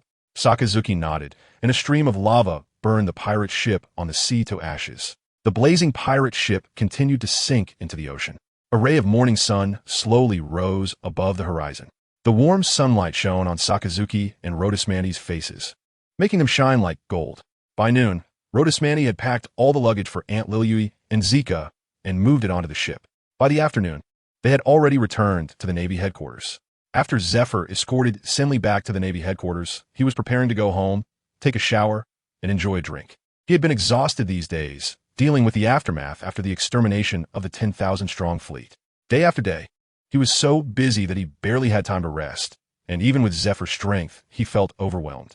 The moment he opened the door, Zephyr was stunned. What did he see? The woman busy in the kitchen, if he wasn't mistaken, should be Liliu? Wasn't Liliu back in her hometown? How did she come to the Navy headquarters? Rubbing his eyes, Zephyr thought he was seeing things. Just then, a little boy with purple hair suddenly jumped out from the bushes behind him and hugged his father's leg. Dad, you're back. I missed you so much. He lifted Zika up and put him on his neck. Good son, how did you get here? You seem heavier. Have you grown taller? Then Liliu walked out, looking at the warm scene between the father and son, showing a gentle smile. Zephyr, you're back. Just in time, I've made lunch. Go wash your hands and eat. Zephyr looked at this gentle woman in front of him. The long-missed feelings made him feel a bit flustered. He took a few steps forward and gently embraced this gentlewoman. Lily felt her husband's broad and powerful chest and tightly hugged her husband in return. Uncle Zephyr, you're back. At that moment, an untimely voice rang out. Without turning around, he knew it must be that brat Rhoda Smanty. La la la. Uncle Zephyr, you're busy, so we'll leave now, okay? How scary. I think I saw something I shouldn't have. Zephyr turned around and saw the little ones holding pots, pans, and various ingredients. Ratsamani, Sakaski, Borisolino, Kazan, Dorag, Shiwan, and Jaji all flashed their big smiles, grinning like loving ants. When Lily was seen by the younger ones, her embarrassment turned her face bright red like an apple. Holding Zika in her arms without looking back, she rushed back to the room. Surprise, Uncle Zifa, we brought Annie back. Ratsamani handed the drink in his hand to Zifa, excitedly inviting him to take credit. Dorag also put down everything he was holding and said with a smile, Uncle Zifa, hurry up. Aunt Lily might have finished cooking. Ziwan nodded in agreement with a smile. That's right, we're all hungry. It's been a long time since we tasted Aunt Lily's cooking. Jiajian had already caught a whiff of the delicious smell coming from the kitchen. After a busy morning, his stomach was already rumbling. He swallowed and nodded in agreement. Yeah. Ha ha. You little rascals, what are you blocking the door for? Karp's cheerful laughter approached from afar. He had heard that Zifa was back and thought it had been a long time since they had gathered for a meal. So he called Sengoku, Crane, and the others to join him at Zifa's house. Kong didn't come along. He was still in Mariehua. Upon arriving, he saw Ratsamani and the other kids blocking the entrance to Zifa's house. Crane looked at the kids and then at the things they were holding, smiling as he said, Hey, Ratsamani, you guys are here too. Rhodasmani greeted Crane. Sister Crane, you all came too? Hurry up. Uncle Zephyr has delicious food at home today. Hearing this, Crane felt puzzled. What good food could there be at Zephyr's house? He lives alone, and doesn't he always order takeout? Before he could finish his words, Crane saw Lilui and Zika walking out from the house. Sengoku also saw the two coming out and happily greeted Lilui. Lilui, you all came too. Lilui had just heard the voices of Karp and the others, knowing that they had come to visit Zephyr's home. After washing her face and slightly fading the redness on her cheeks, she came out with Zika to welcome Zephyr's friends. Lilui smiled gently and said, Sister Crane, Brother Sengoku, you're here? Welcome, please come in. Before long, Zephyr's living room was filled with guests. Karp and Sengoku sat on the sofa. Rhodasmanti and Sakasaki didn't have enough space on the sofa, so they all sat down on the carpet in the living room. While they were chatting, Crane sensed something was off and curiously asked Lirui, sister, aren't you in your hometown? How did you come here? Upon hearing Crane's question, Lirui tucked a strand of hair behind her ear and explained, a group of pirates came to the town last night, clearly targeting me and Zika. Although I don't know the reason, for the safety of the neighbors in the town and Zika's safety, Mandy and the others suggested that we come to the naval headquarters. I also thought it would be safer this way, so I agreed. This morning, these 7 little guys helped me pack my things and move to the naval headquarters. She pointed to the various household items on the floor. These are the household items that Mandy and the others just bought. Ratsmanti immediately felt something was wrong and quickly changed the subject. He raised his hand to explain to Crane, Sister Crane, I know what happened. Yesterday, when we went to Lilui, at Annie's house, we encountered a few men in black. Those men in black had a very clear target, which was Uncle Zephyr's house. After we dealt with those men, we captured their leader. However, that leader committed suicide by poison, clearly a death warrior. Moreover, he was able to move freely in and out of shadows, indicating he was a devil fruit user. I had Kazan freeze the bodies in ice, and they're now in the morgue of the Navy headquarters. Lotus Man and Sakasaki were chattering away, explaining the situation regarding the black-clad individuals in detail. Listening to the explanations from this group of youngsters, Crane and several naval giants from the Marine headquarters all frowned. At this moment, Crane spoke up. Zifa, it's obvious these people are after you. Have you offended anyone recently? Zifa also furrowed his brows, thinking hard, and suddenly recalled that effeminate person from before. He then told Crane about that effeminate Manslow. Sengoku, who had already taken over many of the duties of the fleet admiral, naturally had a lot of interactions with CP, and thus he said, I remember this Manslow. He seems to be from the CP organization. His reputation there isn't great. Is this incident caused by that bastard? Karp clenched his fists. That bastard actually dared to do such a thing. I'll smash him to pieces right now. He stood up, ready to go outside and find trouble with Manslow. However, Crane reached out and pressed Karp down, shaking his head and saying, It's useless. Those people are already dead. And we have no evidence to prove it was Manslow. Acting directly isn't the best choice. Zifa also spoke up to persuade him. Karp, calm down. Fortunately, Mandy and the others arrived in time to prevent worse consequences. We can use other methods to teach those CP pups a lesson. Sengoku thought for a moment and said, although we can't take action directly, we can still trick CP a few times. Let them know that our Navy isn't something they can mess with whenever they want. Crane nodded in agreement. That's right, our Navy has never been one to just swallow our anger. That would make people think we're easy to bully. As soon as this was mentioned, the naval giants began to discuss how to trick CP. The people of the Marines, looking at the murmuring figures of the CP, exchanged glances, each with the same thought in mind. They say CP is not a good thing. And it seems that these high-ranking officials of the Navy aren't team much better either. Just listen to these terrible ideas. How could they let the Navy accidentally reverse the intelligence? Sending the Navy to search for CP's gambling and drug dens? Dressing those men in black in CP uniforms to complain to the Gorosei? These ridiculous plans are truly something that Sengoku and the others could come up with. In the hearts of the Rothsman team, they have gained a new understanding of the limits of the naval giant. Everyone expressed admiration. Even Karp was coming up with all sorts of wild ideas. After discussing how to deal with CP, he suddenly discovered a blind spot. Wait a minute, what were you guys doing on Heracles Island last night? Rhodosmani, upon hearing Crane's question, felt a jolt in his heart, thought for a moment, and replied, we went out to have fun, and on our way back, we just happened to pass by Aunt Liliuai's place. Seeing that it was almost dawn, we thought about going to Aunt Liliuai's house to sneak a breakfast. Poliusolino put on his glasses, making it hard to see the expression in his eyes. How frightening it is that visiting Aunt Liliuai could lead to encountering the black-clad assailants. Don't you think so, Kazan? La. Things are just as Rhodosmani said. At this moment, the advantage of the girls in the group was showing. With a step forward, Ji Yuan hugged Crane's arm and swayed playfully. Oh, Crane's sister, it was just a coincidence. You have to believe us. Crane, feeling dizzy from Ji Yuan's shaking, had her doubts quickly dispersed and gently patted Ji Yuan's head, saying, all right. Little Ji Yuan, sister believes you. You're the best. Crane's sister. Zephyr looked at the few little ones in front of him, whose eyes were darting around. The more he thought about it, the more he felt something was off. After so many years of interaction, Zephyr understood the nature of these little guys too well. This is how they lie after causing trouble. Sengoku was also quite familiar with Rhodosmani and the others. He then looked at Liliuai and said, Liliuai, you just mentioned hearing the sounds of pirates last night. If it really was CP, they wouldn't make a sound while doing their job. Liliuai thought seriously for a moment and replied, I did hear the sounds of pirates screaming last night. Upon hearing this, Karp suddenly burst into laughter and interjected. Could it be that Mandy and the others did it on purpose to get you here? Woo-woo. Before Karp could finish his sentence, Dragon rushed over, grabbed a donut, and stuffed it into his father's mouth. However, Karp's words had already been spoken, and Crane was extremely clever. Two pieces of information were presented. One mentioned possible CP, and the other spoke of pirates shouting. They were completely opposite pieces of information. Looking at the panicked little ones in front of her, Crane began to piece things together. I say, you lot, you all found various excuses to run away a few days ago. Now, tell me, whose idea was it? What about those pirates? At this point, Zephyr, Sengoku, and Karp all understood. These little ones had clearly caused trouble last night before encountering those suspected CP black-clad individuals. Each of them looked at the 7 trembling little ones with unfriendly expressions.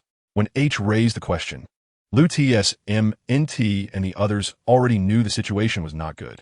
Taking advantage of the fact that H and the others were still analyzing, they each began to slowly back away using their backsides. By the time H and the others looked over, they had already moved. Ratsamani and a few others had already moved to positions where they could escape. When they were almost ready, Ratsamani let out a loud shout. Run! In an instant, all 7 of them used shave and disappeared. The windows and doors of the Zephyr family were all smashed to pieces by Ratsamani and the others. Zephyr looked at the fleeing figures, his forehead veins bulging. My windows, my doors. I'll beat you to death. With that, he dashed forward and smashed through a wall, chasing after Ratsamani. There was no choice. After all, Ratsamani was the one with the strongest strategy among them. If we were to talk about whose bad idea this was, the first suspect would be Ratsamani for not running. Rhodosmani, with wings transforming, quickly fled outward. Not far into the escape, Zephyr, looking fierce and intimidating, chased after him. You little brat, don't run. This terrible idea is obviously your doing. Uncle Zephyr, it really wasn't me this time. I have evidence. I'm Rond. You little brat, stop right there. If you don't chase me, I'll naturally stop. You little brat, open the 4th gate.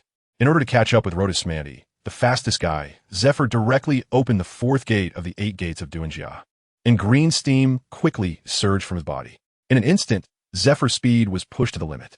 Zephyr truly deserves to be one of the top powerhouses on the sea. In just a moment, he caught up with Rhoda.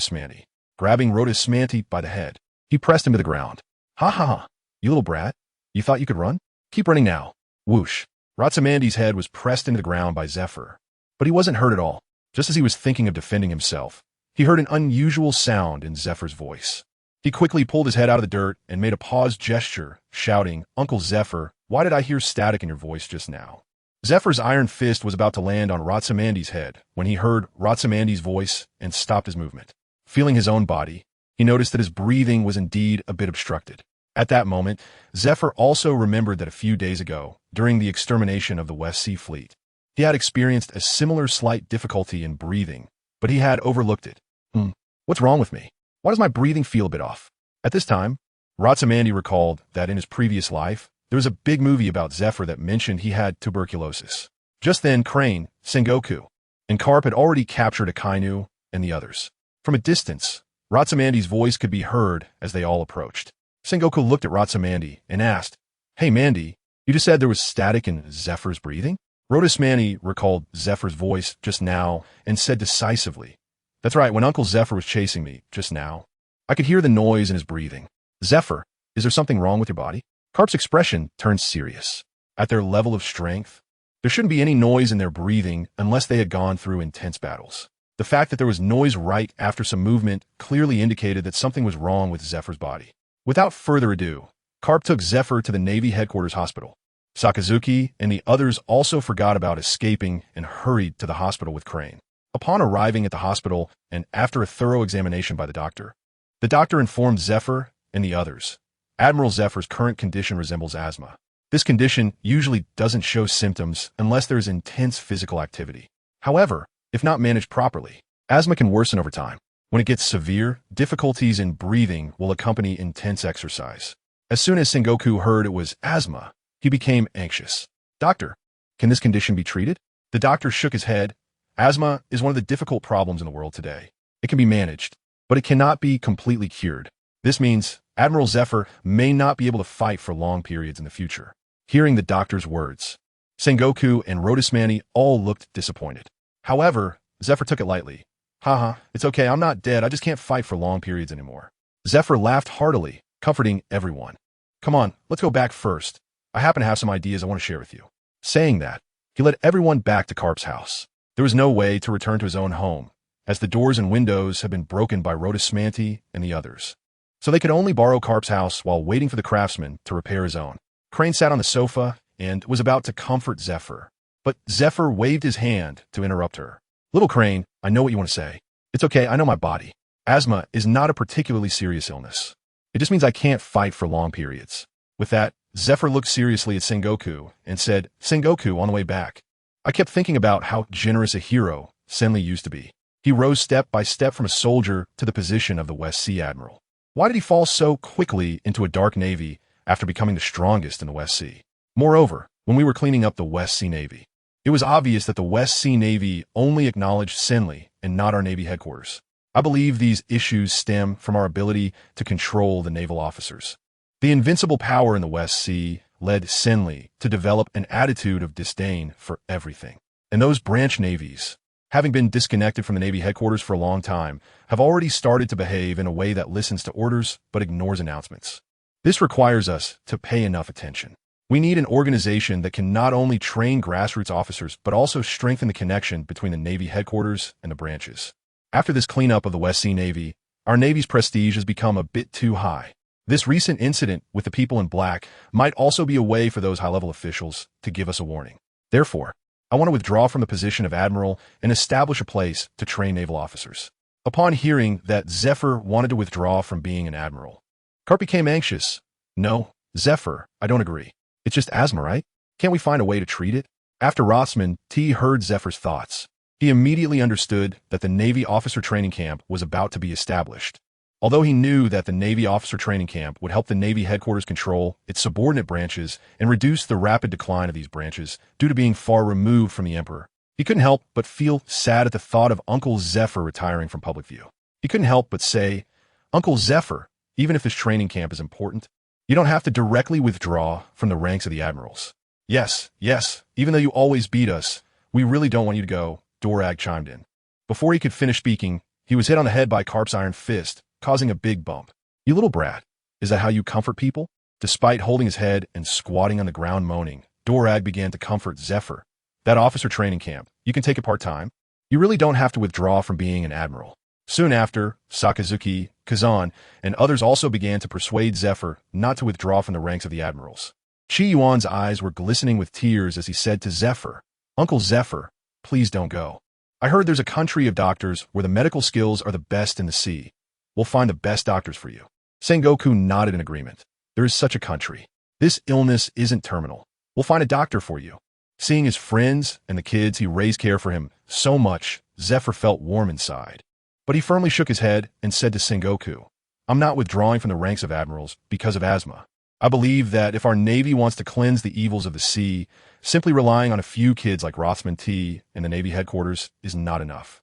We need greater control over the branches in the four seas and the Grand Line, and we need to cultivate more talents so that our Navy can better execute justice.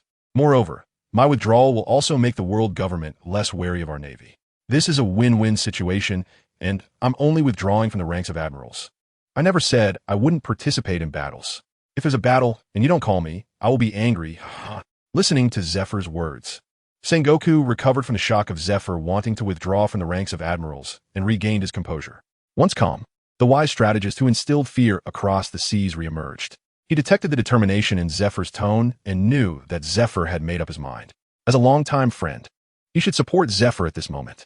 Furthermore, after regaining his composure, Sengoku could see that the training camp Zephyr was establishing could better control the branches on the sea and cultivate more outstanding talents, thereby strengthening the Navy's overall power. Zephyr was right about one thing. Merely relying on the Navy headquarters and the talent from Navy schools was insufficient for better executing justice on the vast sea. The sea was simply too large. More talents needed to be cultivated to make the Navy stronger. Moreover, the incident with Senli had also sounded an alarm for Sengoku. After becoming the strongest in the West Sea, Senli became arrogant. Simply put, he thought he was the best in the world, began to indulge himself, and did such things. If he could come to the Navy headquarters for training for a while and see the vastness of the sea, Sengoku believed Senli wouldn't have fallen so quickly. At this moment, Crane spoke up. "Brother Kong is still in Mariehua. Zephyr, let's wait for Brother Kong to come back and discuss it together.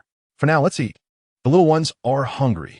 Zephyr then remembered that the little ones in front of him had been busy moving his wife from evening until morning and must be starving now. Zephyr also understood that Rothsman T and the others brought their families over out of concern for their safety. If Rothsman T and the others hadn't gone last night, those men in black might have succeeded. Just thinking about it made Zephyr feel an overwhelming sense of dread. Zephyr looked at Rothsman T and the others and revealed a gentle smile. "It's just an idea for now. I still need to discuss it with Brother Kong. So I want to withdraw from the ranks of admirals for the time being. Let's go, you little brats. Let's go back and eat. I believe after helping me move for so long, you must be hungry too." Rotsmanti and a few others were already hungry when they heard that Zifa would not be leaving the ranks of the generals for the time being. Rotsamani spoke first. "All right, Uncle Zifa, let's hurry back. After all this time, I'm already hungry. I can't wait to taste Aunt Lily's cooking." With that, Zifa and several naval giants, along with a few excited juniors, all returned to the Zifa household, which had already been tidied up. We started eating. The younger generation of Rotsmani cheered and began to devour the delicious food on the table. In the following days, it seemed like everyone had forgotten about those few men in black, yet it also felt like they hadn't truly forgotten. A week later, Admiral Steelbone returned from Mariehua, looking quite exhausted. The expressions on the faces of Rothsman and others were visibly affected. They all knew the immense pressure Kong was under in Mary Geos because of this incident. After all, this was something that could significantly enhance the Navy's prestige. The 5 elders in Mary Geos were very reluctant to see this happen. However, under Kong's insistence, the Gorosei eventually agreed to this live trial. They had no choice. This matter had already stirred up a huge uproar at sea. If they couldn't suppress this incident, the world government would also lose face. 3 days later, at Marineford, led by the fleet admiral, Carp, Sengoku, Zifa, and Tsuru, served as judges. They publicly announced Senli's crimes and, according to world government law, sentenced Senli to death. to be executed immediately. As the blade flashed, the expression of regret on Sinley's face was forever frozen in that moment. This live execution planted the seeds for the establishment of the Navy Court in the future. Many years later, historical records referred to this trial as the prototype of the Navy Court. This live trial once again sent the news industry into a frenzy. The Navy's live trial of the West Sea Admiral proclaimed that the justice of the sea would prevail. The heinous Sinley ultimately could not escape the Navy's punishment. The overwhelming coverage in newspapers elevated the Navy's prestige to a new height, but it also drew the world government's wariness and suppression. The Navy's budget for the third quarter was cut by 20% for absurd reasons by the world government. However, this reduction in funding did not significantly diminish the Navy's strength. After that live trial, the dark forces of the sea all withdrew their claws. More and more talented individuals saw the justice of the Navy and chose to join it, which led to a certain degree of growth in the Navy's strength. In Fleet Admiral Kong's office at Marine Ford, he slammed the table, saying, "No way, Zifa, I disagree." The wooden table made of ironwood creaked under Kong's forceful strikes. The office was now filled with people. Tsu, Sengoku, Karp, Zifa, and several elite rear admirals from Navy. The meeting was about Zifa's previous proposal. The 7 of them, including Rodismani, were certainly present, but at such a high-level meeting, they were just there to make up the numbers. When Zifa announced his desire to withdraw from the ranks of the generals and establish a naval officer training camp, all the elite vice admirals were in an uproar, urging Zifa not to leave. Rodismani looked around the chaotic marshal's office with boredom, already knowing the final outcome. He then turned his eyes and said to the few people standing beside him, "Look at that marshal's desk. I feel like it's about to shatter. How about we bet on which hit will make that desk break into pieces?" Upon hearing Rodismani's suggestion, Sikorsky was the first to speak up, 100 berries. On the third hit. How frightening. Then I'll bet on the second hit. Oh la la. Then I'll bet on the fourth hit. Dolag took a careful look at the wobbling desk. "I'm not betting. I feel like it will break without even hitting it." At this time, Jiajin took out 1,000 berries from his pocket and said, "I'll bet on the first hit." "Come on. Does anyone want to raise the stakes?" Zoan looked at the few people gambling like children and disdainfully curled his lips. "Childish. I'm not participating." Rodismani spoke up at this moment, chuckling. "I bet that table won't break." Sikorsky, Dolag, and the others looked at the wobbly table under Steelbone Kong's hand, all sneering. "Are you kidding? You don't even need to touch it. I can feel it's going to break. TCH, if you don't use that clairvoyance of yours, you might as well dig it up." Exactly. Hearing his friends teasing, Rodismani was not angry and chuckled instead. He stood up from his seat, saluted Steelbone Kong, and said, "Marshal Kong, please don't get angry yet. Why don't we hear what Admiral Zephyr himself thinks?" He continued, "Even if you smash that table, it will only increase the Navy's expenses." Upon hearing Rodismani's suggestion, Steelbone Kong restrained his emotions, considering the already tight Navy budget. He stopped destroying the desk and said, "Zephyr, everyone here is loyal to the Navy. You should share your thoughts from earlier." At this moment, Zephyr stood up and had his aide bring in some document from outside. After distributing the documents to everyone present, Zephyr began to explain his desire to step down from the admiral position and establish a Navy officer training camp, detailing the idea from start to finish. Looking at the documents, which outlined the role of the Navy officer training camp in detail, Steelbone Kong realized that Zephyr had made up his mind. Upon returning, Steelbone Kong had learned of Zephyr's asthma condition and knew that Zephyr could no longer fight for long periods. He had been contemplating Zephyr's plan these past few days. To be honest, they had accompanied each other from the ranks of soldiers up to now, and Steelbone Kong felt reluctant about Zephyr stepping down as an admiral. However, he was also worried that if Zephyr continued in that position, once his illness became known to outsiders, Zephyr could be in danger. Now, hearing a more detailed explanation from Zephyr, Steelbone Kong saw the immense value of the Navy officer training camp. Thus, he made up his mind. After Zephyr finished explaining his plan, he waved his hand, and the chaotic office instantly fell silent. "You all have read the documents, right? Share your thoughts." Sengoku was the first to stand up and said, "I support Zephyr's plan. This Navy officer training camp is of great significance to our Navy. Additionally, Zephyr stepping down from admiral will help reduce the pressure from the world government on our Navy." The Navy vice admirals present were mostly the 5 major figures of the Navy, having been promoted from the ranks. They were trusted allies of the Navy. So Sengoku spoke more openly. The vice admirals all knew that the world government had begun to suppress the Navy, so they agreed with Sengoku's proposal. Sometimes stepping back allows for better progress. They also recognized the Navy officer training camp's role in controlling the Navy under the headquarters. Following Sengoku's lead, all the vice admirals expressed their support in succession and indicated they would send their best soldiers to the training camp. Seeing that consensus had been reached among his trusted allies, Steelbone Kong made the final decision. He agreed to Zephyr stepping down as admiral and to the establishment of the Navy officer training camp. Rotsman successfully kept the steel-framed table and raised an eyebrow at his little companions. Then let's thank everyone for their generous contributions. Using tricks outside the game doesn't count, right? That doesn't count. Unless something unexpected happens, all my little companions are going to default. Why doesn't it count? No one said it couldn't be used. Ratsamandi argued fiercely. Just as the quiet debate among Ratsamandi and a few others was concluding, the high-level Navy meeting came to an end. 3 days later, a piece of news from the Navy shook the seas once again. Shockingly, Zifa announced his retirement from the rank of admiral to become an instructor. Why did Zifa retire from being an admiral? Is the Navy's prestige about to fall just as it was rising? After the final discussions at Navy headquarters, it was decided not to conceal Zifa's illness, as it served as a valid reason. Moreover, it couldn't be hidden anyway. That diagnosis had already been discovered by the agents of the world government. So, they simply chose not to hide it. Thus, alongside the announcement of Zifa's retirement, Navy headquarters also disclosed his medical condition. Zifa's illness caused countless Navy personnel to sigh, while pirates erupted in celebration. They had been heavily suppressed by the Navy in recent years. However, their joy was short-lived as Carp, Sengoku, Saru, and the 7 new stars of the Navy launched a sweeping campaign against the pirates in the Grand Line with a thunderous force. This demonstrated to the restless forces on the seas that even with Zifa's retirement, the Navy still possessed the absolute strength to suppress the oceans. Ratsmanti, Sakasaki, Dolag, Kuzan, Porisolino, and Jiuin were all promoted by 2 ranks due to their contributions in dealing with Admiral Saidiz and eliminating the pirates of the Grand Line. Roders Manny and his group were promoted from captain to lieutenant colonel. Ziyuan and Jiejia were promoted from lieutenant to major.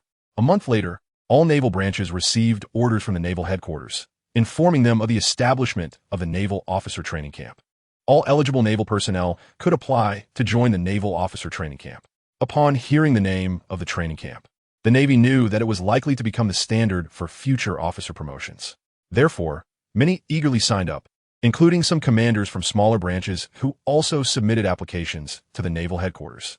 Meanwhile, Roders Manti and his companions felt their own shortcomings during the battle with Senli. They all understood that the pirates of the Grand Line were just small-time criminals, while the pirates of the New World posed a significant threat to the Navy. Consequently, they all submitted their applications to join the Naval Officer Training Camp. Of course, Kong would not refuse Roders Manny and the others. The participation of the new naval stars in the training camp would further inspire other sailors to join. Thus, in the new year, specifically on January 1st, 1489 of the sea calendar, the Naval Officer Training Camp was officially established, and all outstanding sailors from various branches arrived at the training camp. Rotterdam and the others also entered the Naval Officer Training Camp with their own luggage. Roders Manny looked at the huge playground and the various facilities, sighing, "I'm back at school again. I didn't expect to return after 2 years of graduation." Sakaski shook his head and said, "The Naval Academy and the training camp are different. The Naval Academy is just a reserve. Strictly speaking, it doesn't count as the formal Navy. But this training camp is for all outstanding navies, training only officers." Rotman nodded in agreement. In his memory, more than half of the naval officers in the future would come from this training camp. It can be said that this training camp greatly strengthened the cohesion of the Navy and enhanced the headquarters control over the branches. Let's go. We should head to the dormitory first, as there will be an opening ceremony soon according to the notice. The students from Rothsman T nodded and carried their luggage according to the notification. All of them found their own dormitories. Ratsmandi, Sakasaki, Borisolino, and Kuzan are in one dormitory, while Dorag and Kaji are in an adjacent dormitory. Jiuin does not live with them, but instead resides in the girls' dormitory on the other side. This training camp has also seen a number of female soldiers attending. The officer training camp dormitories are standard 4-person rooms, all with upper bunks and desks below. Just as they finished tidying up their dormitory, Ratsmandi and the others heard the assembly whistle. They all put on their Navy uniforms and walked to the training camp's playground. Most of the trainees were already present on the playground. Zephyr stood on the podium, looking at the tardy Ratsmandi and the others with dissatisfaction. "You guys, are you here on vacation at the naval training camp? Even a slow-moving rabbit is faster than you. You don't need to regroup. Just run 100 laps around the playground. Ratsamani heard Zephyr's voice and thought to himself, "It's over. We are being used as tools by Uncle Zephyr to set an example." Just as he was about to retort, he saw Zephyr looking at them with a serious expression. Instantly, all the words of rebuttal were swallowed back down by Ratsamani. Sakazuki clearly also thought of this issue and covered Drag's mouth, who was about to make a sound. The group arrived at the playground and began running laps around the huge field. The newly arrived Navy recruits watched as even the Navy supernovas were subjected to such severe punishment for a minor mistake. Everyone became serious. They were not like these supernovas. If they were asked to run 100 laps, they definitely couldn't hold on. Seeing the serious expressions on the trainees, Zephyr was very satisfied. He then spoke, "Students, now you're in this training camp. There are no ranks, no identities, only a code name. That is Rookie. This training camp does not need so many people. Only 1/3 of you can stay. The Navy Officer Training Camp is to cultivate excellent officers for our Navy. We do not need useless people. Do you all have the confidence to make it to the end?" Those who can come to the Navy Officer Training Camp are all talented individuals from various branches. They all confidently shouted, "Yes." Zephyr looked at the overly confident trainees with disdain. "Words mean nothing. Show me your performance. Now everyone go run 50 laps on the playground. The last 20 will be eliminated." After saying this, he pointed at Ratsamani and the other 7 who were running laps and said, "You all know them, right? The 7 Navy supernovas. Whoever can finish 50 laps before they finish their 100 laps, I will acknowledge your strength." Hearing that they could gain Zephyr's recognition, the trainees, who had initially shown bitter expressions, all became excited. They all knew that if they could persist and gain Zephyr's acknowledgement, they could consider themselves Zephyr students, which would be very beneficial for their future. Watching the eager trainees, Zephyr smiled with satisfaction. Then, using a loudspeaker, he addressed Ratsamani and the others. "You 7 running over there, listen up. You are not allowed to use your abilities. If they finish 50 laps and you haven't finished your 100 laps, take off your uniforms and get out of here. Now everyone start running. Give it your all." Rotterdam and the others were running laps when they heard Zephyr's voice. The gentle Uncle Zephyr from before had now transformed in Rotterdam's eyes into a demon with horns and a tail. Suddenly, he cursed, "Damn, Uncle Zephyr is a devil, right? Double the laps." Looking at the students who had already caught up, Sakazuki said to Rotterdam, "Run. Uncle Zephyr will definitely keep his word now." "How scary. Let's see who finishes first." If you guys get kicked out by Uncle Zephyr because of this, I will create an ice statue to commemorate you." Dorag gritted his teeth. "Don't worry. Even if you get kicked out, I won't."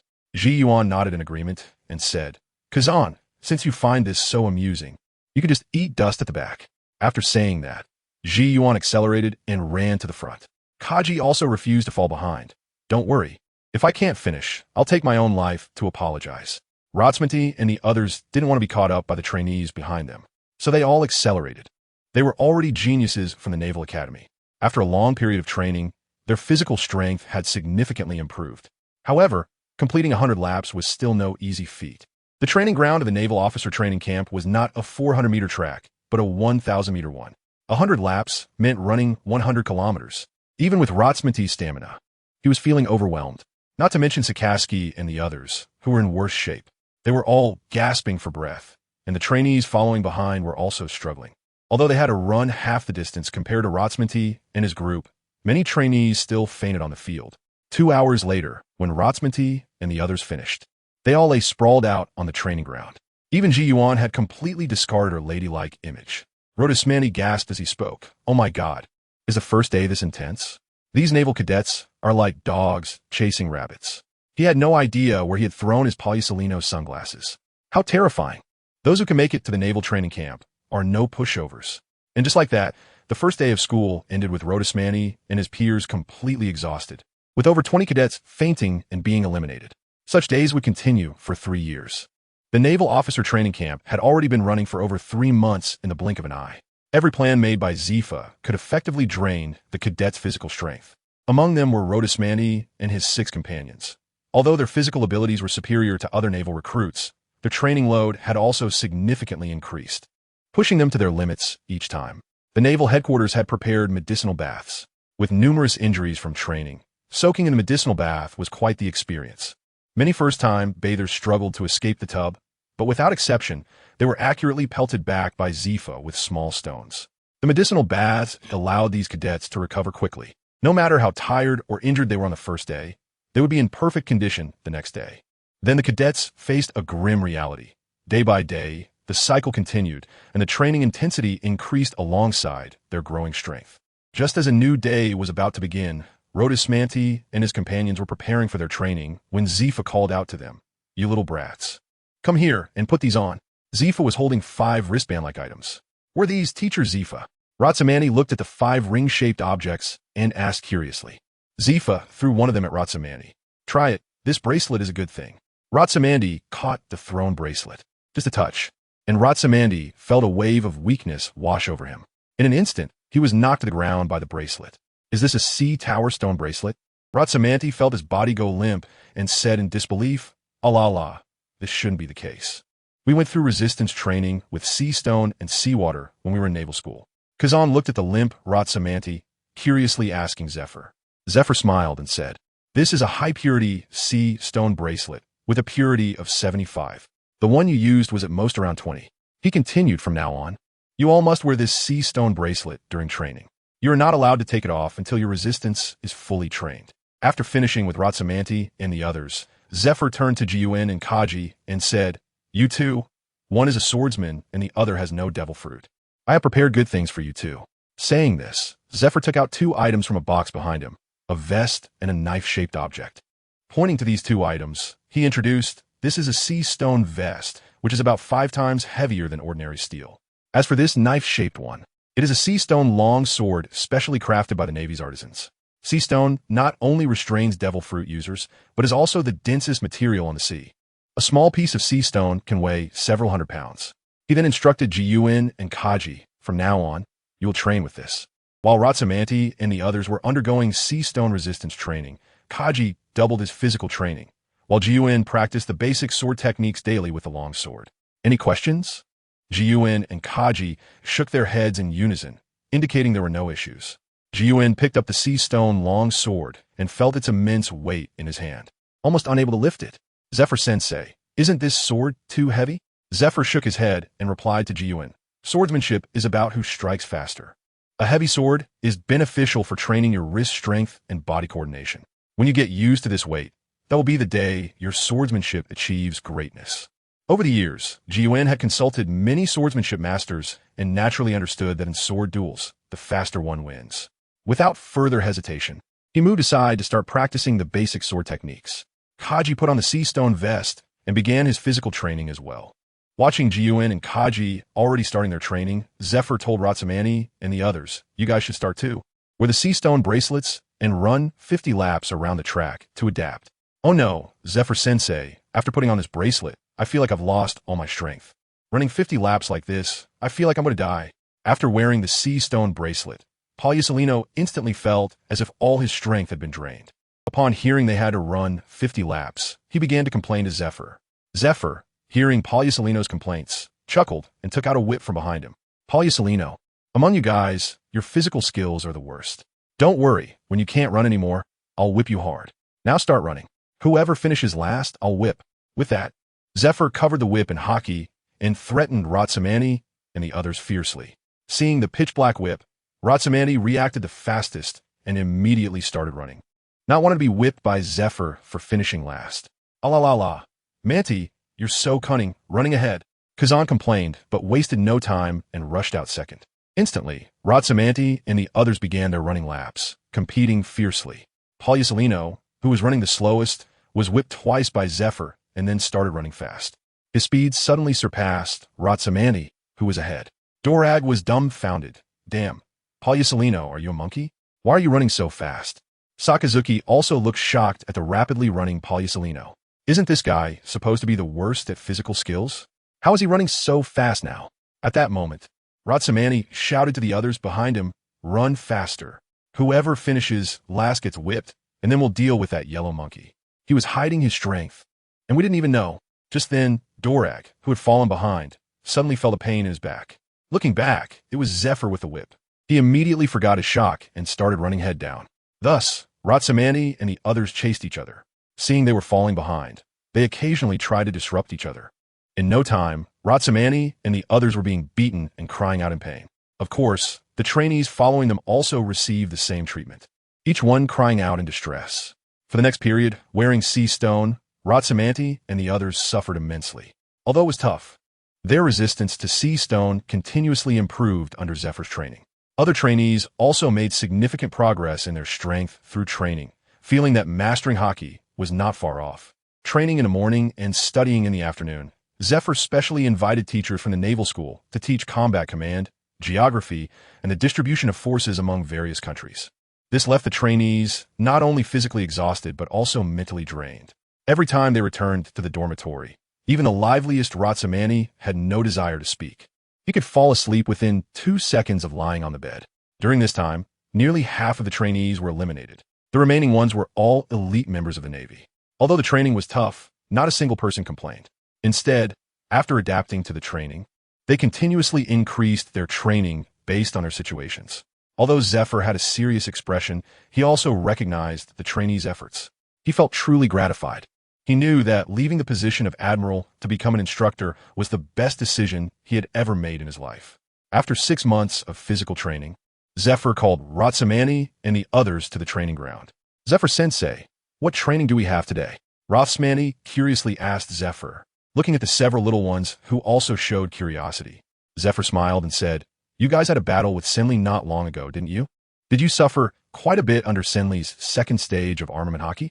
Rodersman heard Zephyr's voice and nodded. "That's right, that Senli has mastered the internal destruction of hockey. His punch can always break through our defenses and hit our flesh. You could say he deals 100 damage to us, while we only deal 50 damage to him. If it weren't for my Eye of the Sky awakening the law-breaking divine light, I estimate you would have already arrived, and we might not have been able to take him down." Zephyr naturally understood Rodersman's law-breaking divine light. When he returned to the Navy headquarters, he and Karp tested the strength of Rodersman's law-breaking divine light together. When Rodersman's Eye of the Sky lit up, even they felt a deadly danger. During the strength test, they all focused and used their highest level of hockey. That was the third stage, hockey infused with one's will. The pitch-black hockey, when struck by Rodersman's law-breaking divine light, was reduced to only a thin layer of black. In fact, if one didn't look closely, they wouldn't even notice that faint black. Karp, Sengoku, and Crane once again updated their understanding of Rodersman's fruit abilities. After hearing about the awakening process, Sengoku exclaimed in surprise, "I didn't expect the conditions for your Eye of the Sky to awaken to be so harsh.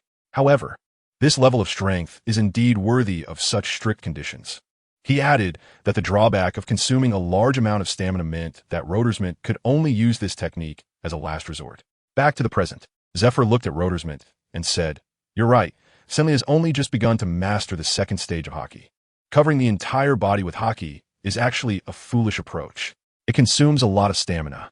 If one has a deeper mastery of the second stage of hockey, they can manipulate it freely without needing to cover the whole body. Like this." Zephyr pointed at Rodersman and beckoned. "Manti, use your feather kill attack on me." Upon hearing Zephyr's command, Rodersman did not hesitate. His wings transformed, and countless feathers wrapped in lightning flew rapidly towards Zephyr. Zephyr did not dodge. Instead, he used hockey on the surface of his body to form small black dots. Each black dot could precisely block Rodersman's feathers.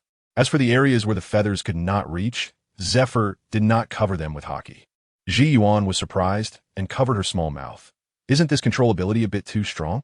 You don't need to cover everything, just the area being attacked." Zephyr's maneuver shocked the 7 present, including Rodersman. They knew they had also master hockey, but they couldn't be as flexible as Zephyr. Zephyr looked at the astonished 7 little ones and smiled with satisfaction. This is the level that can be achieved when the second stage of hockey is cultivated to a high depth. Not only can it perform internal destruction, but it can also be manipulated freely, appearing in any part of the body. Rodersmanti, watching Zifa's demonstration, activated his hockey to give it a try. The effect was much weaker.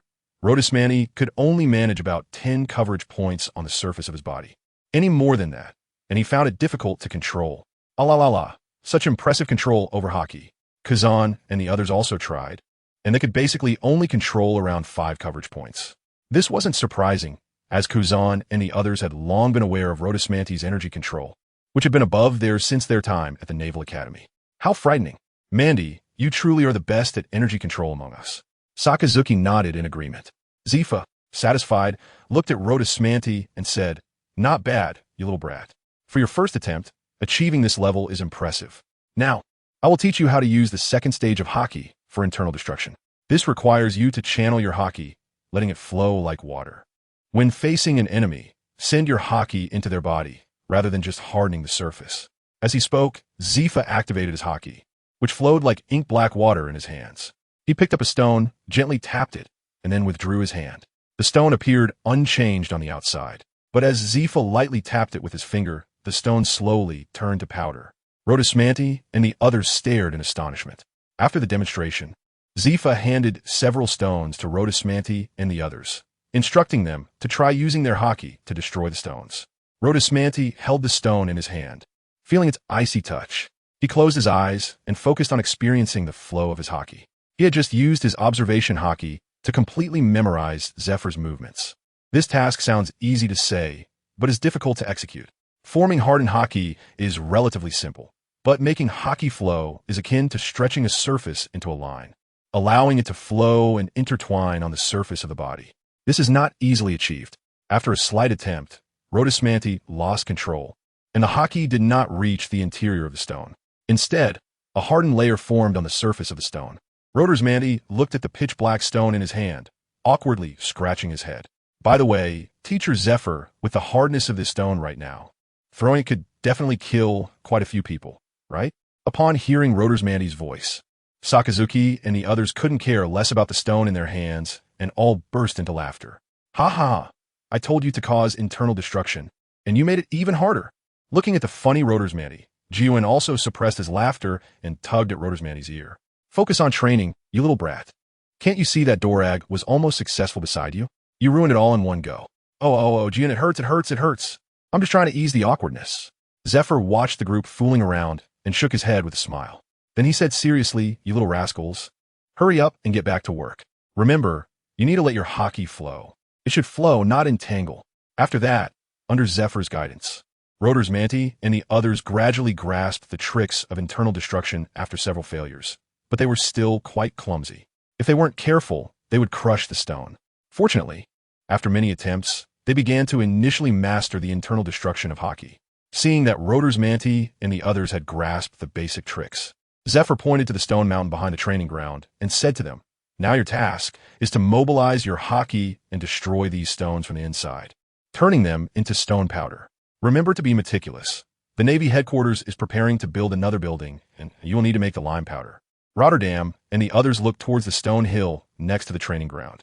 Rhodosmanti first covered his face and said, Uncle Zephyr, I have reason to suspect that the Navy is going bankrupt. Do we even need to make lime ourselves? Before he finished speaking, Zephyr kicked him directly into the stone mountain. You little brats, hurry up. The Navy headquarters is waiting on this. In the following days, the Navy training camp became a beautiful sight. 7 trainees, each about 3 meters tall, began the work of turning stones into lime powder under Zephyr's command. The other trainees did not feel envious because they all knew that these 7 were the Navy's new stars who had already mastered haki. They hadn't even mastered haki yet, and it was too early for them to think about learning the second stage of haki. What they needed to do now was to train their bodies to prepare for mastering haki. However, they all harbored a strong desire to be the first to master haki. In the following period, all the trainees seemed to have made an agreement and began to increase their training wildly. The Navy training camp gradually started to get intense. For the next month, aside from training, Rhodosmanti and his friends focused on producing lime powder. Gradually, they made significant progress in mastering the internal destruction of the second stage of haki. Just as Rhodosmanti and the others were working hard to make lime powder, an unexpected guest arrived at the training camp. Waha, you little brats, how's the lime powder production going? Karp laughed heartily as he walked into the training camp. Rhodosmanti, with a face covered in lime powder, saw Karp looking at him with a teasing expression. He reached out to wipe the dust off his face. Uncle Karp, what brings you here? Looking at Rhodosmanti's face, which had turned into a colorful mess, Karp couldn't help but burst out laughing. Wow, ha ha ha. Mandy boy, hasn't anyone told you? You look just like a flower right now. Ha ha ha. Rhodosman's forehead appeared with several hash marks. Isn't it because we are making lime powder? I don't know who came up with the idea of having us break stones here. Dolag popped his head out from the pile of stones. Exactly. These days my meals all have a lime taste. When Kapu heard this, he chuckled and said, of course that was my idea. How about it? Fun, right? When I wanted to smash the green peppers back then, I flattened 3 big mountains. Ha! Rhodosmanti covered his forehead with his hand, thinking to himself that it was indeed correct. Such a simple and crude method could only be thought of by Carp. Old man, you're going too far. Can't you find another way? Is the Navy headquarters going bankrupt? Even lime powder has to be made by ourselves. Dorag turned into a shark face and shouted at Carp. Ha ha ha. ISNT this quite effective? It can also save a bit of military expenses. Why not? Carp laughed without a care. Just then, Sakazuki suddenly spoke up. Mr. Carp, you didn't come here just to watch us make lime powder, right? Of course not. Recently Sengoku has been quite troubled by Carp, so I just threw him here to be your sparring partner. Zifa smiled as he walked over.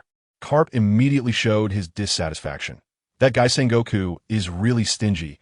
ISNT just a bit of a sunbae? Zifa scratched his fingers and said, Is that just a bit? All the sunbae he hid were found by you. You're free and have nothing to do. So you chase after Roger, and then bother Sengoku. And Sengoku comes to bother me. Carp laughed heartily and scratched his head. That guy Roger doesn't know where he has run off to. There hasn't been any news lately. Alala, Uncle Ka. So you're here to be a punching bag? Kazan said with a mischievous smile. Hee, hearing you say that, you are quite confident in your own strength. Let us go. Let us go to the training ground, and then I'll see your training results. Rhodesmanti and the others exchanged glances, all wanting to test their current strength. So they all followed Carp to the training ground. Carp stood in the center of the training field, beckoning to Rhodesmanti and the others with his finger. Who wants to go first? Or should you all come at once? Rhodesmanti was the first to step forward and said, Uncle Carp, I'll give it a try first. All right, you go first. Carp nodded in agreement, and then said to the surrounding trainees, Ha ha, anyone who is confident in their strength, come over and give it a try. Mandy Kid, attack. Let me see if your current strength is worthy of your monster title. Rhodesmanti's face turned serious. Uncle Carp, please teach me. Saying this, he covered his fist with a black aura and attacked Carp. The two began to exchange blows, engaging in a physical confrontation with punches landing hard. After 30 minutes, Rhodesmanti looked at Carp, who was enscathed in front of him, and then at his own fists, which were starting to turn a bit bruised. He shook his hands, and his fists gradually returned to their original state. Uncle Carp, your body is really too tough, he said. Be careful with this next move. As he spoke, Rhodesmanti's body surface was adorned with feather tattoos that shimmered with lightning. In no time, a shining armor of thunder formed around Rhodesmanti's body. Carp exclaimed in surprise, Kid Mandy, is this the lightning technique you developed? Let me test it out and see if it's as powerful as you say. Rhodesmanti heard this and exerted force with his legs, synchronizing with a shave. In an instant, Rhodesmanti left behind a series of afterimages on the field. 4 fingers were brought together, and the thunder on his hand transformed into a cone-shaped thunder spike on Rhodesmanti's right hand as the gestures changed. All of this happened in a split second. In just a moment, Rhodesmanti had lunged in front of Carp. With his 4 fingers together, he attacked Carp. Carp felt the sharpness of the thunder spike, and a black aura began to envelop his hand. Armament hockey wrapped around him, and Carp's fist collided fiercely with Rhodesmanti's spike, creating a sound of metal clashing. Ha ha ha, you brat. Your move is sharp, but not strong enough, Carp said, then forcefully thrust his fist forward.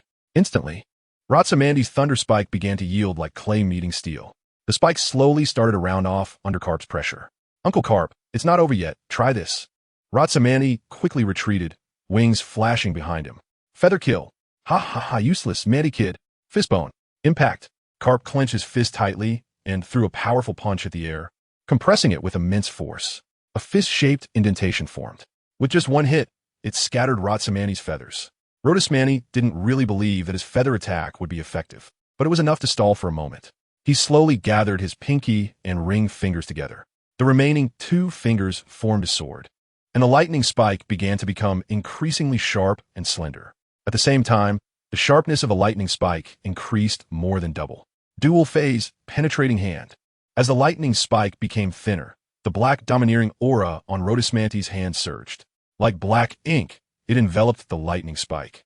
Uncle Carp, be careful. Carp, without needing Rhodesmanti's reminder, saw the threat from Rhodesmanti's right hand with a flash of red light in his eyes. By gathering his fingers, was he concentrating his power to make it sharper? And he also covered the spike with a second stage of domineering? Carp nodded in satisfaction. Looks like you made great progress in your training these days, kid. Then I won't hold back. Attack me, and let me see the strength of this move. Carp clenched his fists tightly, and the black domineering aura, due to its density, gradually turned a dark red.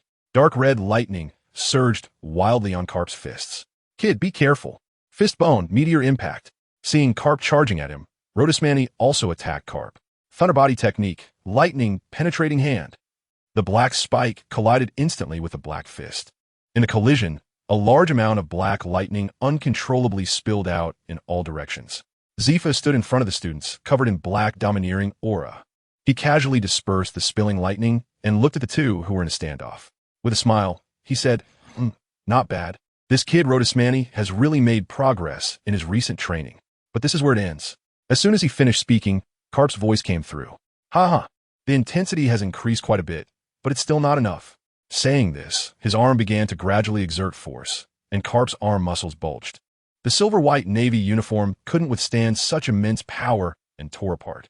Second stage, Rhodosmani was already struggling to hold his ground against Carp's meteor impact. In the second phase of the attack, Rhodosmani couldn't take it anymore and was sent flying by Carp. He crashed to the ground with a thud, creating a large pit in the hard surface.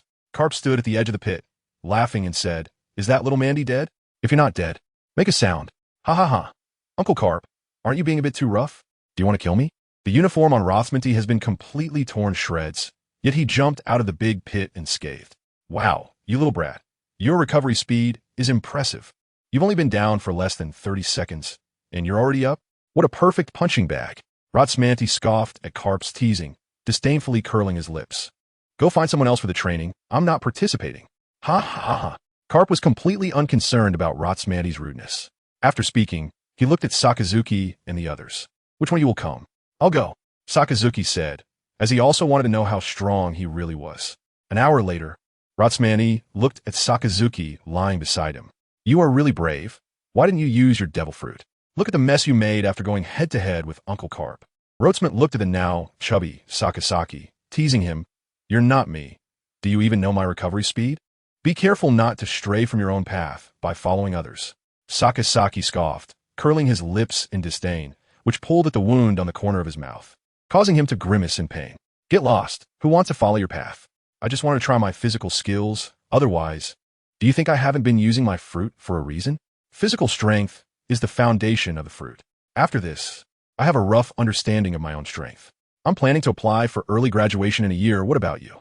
Rhodosmani thought for a moment and said, It's quite boring without you all, so I might as well graduate a year early. Rhodosmani and Sakazaki were chatting casually. Before long, the afternoon had passed, and the playground was filled with students who looked like swollen balls. Even Ji Yuan had a head full of bumps from the beating. None of the students managed to escape. All of them were thoroughly beaten by Carp. Ha ha, I had a great time today. You little brats. Your strength has increased quite a bit. Carp stood in the center of the field, hands on his hips, laughing heartily at his handiwork. At that moment, Zifa walked over and said, You don't know how to go easy on them, do you? Look at what you've done to the students. Now, they won't be able to train tomorrow. Carp awkwardly scratched his head. Ha ha, then let's take a break tomorrow and have a banquet. How about that? Upon hearing about the banquet, all the students perked up, their eyes shining as they looked at Zifa. Seeing the students' eager expressions, Zifa helplessly said, All right, let us do it this way. Rest well today, and we'll take a day off tomorrow for the banquet. Long live Teacher Zifa and Mr. Carp. All the students shouted happily. After a year of training, to be honest, they were all very exhausted physically and mentally. Zifa naturally noticed this, which is why he invited Carp over to conduct a strength test for these students. If he was satisfied, they would get a day off. Of course, the students were unaware of this. The next day, the grand banquet of the Navy training camp began. Cheers! Rhodosmani and all the students raised their glasses high in the sky simultaneously. The banquet had begun. Excited voices echoed throughout the training camp. Zifa and Carp sat on a high platform, watching the vibrant students before them. Zifa smiled and said, Carp, do you know? Resigning from the admiral position to become an instructor was the best decision I ever made. I suddenly realized that being an instructor suits me better than being an admiral. Watching the seedlings of the Navy grow strong is truly an exciting thing. Carp took a sip of his drink and laughed. Ha ha ha. Seeing you so happy puts me at ease. If you want to thank someone, thank Rhodosmani and the others.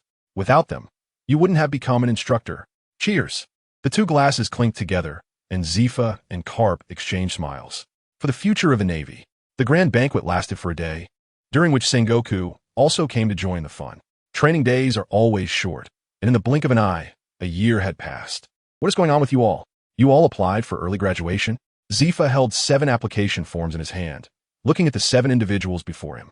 Uncle Zifa, I've already felt that my strength growth has started to slow down in the training camp. I want to graduate early and experience the new world. Rodismandi looked at Zephyr and said seriously, la, I feel the same way. It's so scary, thinking about whether those pirate monsters in the new world will want to kill us. We should be afraid of those pirates. Dragon's expression turned serious. Sakazuki remained silent, but nodded in agreement. Zephyr looked at the 7 serious faces in front of him, knowing their determination was firm, and smiled as he said, "All right, you little brats, I have approved your applications. But you shouldn't forget that we have a graduation assessment, right? What kind of assessment? Please give us your instructions." Rodismandi smiled at Zephyr and said. Zephyr thought for a moment and replied, "Ordinary trainees are tasked with capturing pirates with a bounty of 50 million. But for you, that's too easy. So your assessment will be to capture a pirate with a bounty of 300 million. If you're scared, then don't take this assessment and just train honestly." Ziyuan stepped forward and saluted Zephyr, saying, "Teacher Zephyr, I accept this assessment. I have confidence in my strength." At the same time, the others behind Rodismandi also said to Zephyr, "We accept too. Please look forward to our performance." Zephyr looked at the spirited 7 with satisfaction. "Good. You all tidy up, and tomorrow we will hold the graduation ceremony." The next morning, at the Navy training ground, all the trainees and teachers gathered together. Zephyr stood on the platform and announced to all the teachers and students that the 7 from Rodismandi would graduate early. He also announced the content of the graduation assessment. Hearing that they had to capture a pirate with a bounty of 300 million, the trainees were in an uproar. It should be noted that it was only the year 1491 of the Sea Circle calendar, and that bounty was quite substantial. A 300 million bounty pirate now is roughly equivalent to a pirate with a bounty of around 1.5 billion in 40 years. Every pirate with such a bounty has fought their way through mountains of corpses and seas of blood. It can be said that none of them are easy opponents. However, thinking back to the 2 years of getting along, they had also witnessed the strength of Rodismandi and his companions. After the uproar, there were cheers. "Go for it. Mandy, go for it, Sakazuki. Bring back their heads, and I'll give you a monkey." The 7 standing on the platform heard their classmates' encouragement, exchanged glances, and saw the confidence in each other's eyes. They responded in unison to the podium. The training ground was filled with shouts that shook the clouds in the sky. The Grand Line. A pirate ship sailed across the sea surface. From the ship, the sound of clinking glasses could be heard from time to time, along with pirates singing sea shanties with their raspy voices. "Oh, how free are the pirates of the sea. The wind lifts the sails, and I take whatever money and women I want. La la la la." While the pirates were happily having a feast and discussing which island to rob, a thick bolt of lightning pierced through a pirate ship, directly penetrating its hull. "Why are there so many pirates in the Grand Line?" A handsome man murmured to himself as he watched a pirate ship explode. This man was, of course, Rodismandi, and it had been a month since he applied for graduation. During this month, Rodismandi had been sailing the Grand Line, eliminating pirates. So far, he had eradicated pirates with bounties totaling around 100 million. However, the pirates in the Grand Line were as rampant as sand. Almost every day, someone would raise the Jolly Roger. At this moment, Mandy's aide, Sorona, who was holding a sword, said, "There's no way around it. The sea is a place of both opportunity and risk. After all, what man doesn't have the ambition to make a name for himself and achieve success? Some of them have no way to survive, which is why they go out to sea and become pirates." Rotsman shook his head upon hearing this. The chaos on the sea was worse than imagined. Money, fame, and desire intertwined. Some ambitious individuals, in the days following Rock's death, stirred up waves after waves on the sea. The storms destroyed people's homes, and when they couldn't survive, they raised a pirate flag and set out to fight. This had formed a vicious cycle. Although the Navy was doing everything it could to eliminate pirates, the world was just too vast. Even if all the Navy personnel were scattered across the sea, not a single splash could be seen. Meanwhile, the world government has been cutting the Navy's budget. This has led to the Navy being willing but unable to act. Rothsmani thought of this and shook his head helplessly. The resolution of these matters requires a gradual approach. For now, it's best to focus on eliminating the pirates. At the very least, he must ensure that not a single pirate escapes from those he encounters. The pirate ship was engulfed in roaring flames, slowly sinking to the bottom of the sea. Rotterdam spread his wings and flew into the sky to see if there were any survivors. Just as he flew over, he spotted a guy holding a wooden barrel, struggling to swim away, dressed in a deep red coat. Noticing the obviously well-dressed pirates below, Rotterdam realized this must be the captain of the pirate ship. Without wasting any words, he quickly gathered energy in his hands and attacked the sea surface directly. The seawater is a good conductor of electricity, and with just one strike, the fleeing pirate captain was electrocuted, rolling his eyes and fainting. Grabbing the guy, Rotterdam flew back to the ship. He tossed the pirate onto the deck and instructed Sirona, "Check if this guy has a bounty." Sirona nodded in response, pulled out a stack of bounty notices from his pocket, and began to compare them one by one. In no time, he found a bounty notice. "Report, Colonel Mandy. This guy is the captain of the giant axe pirate group with a bounty of 15 million, named Caslow." Rotters Mandy heard that this guy was actually a somewhat well-known pirate and nodded in satisfaction. "All right, put him in a cell and take him back for trial."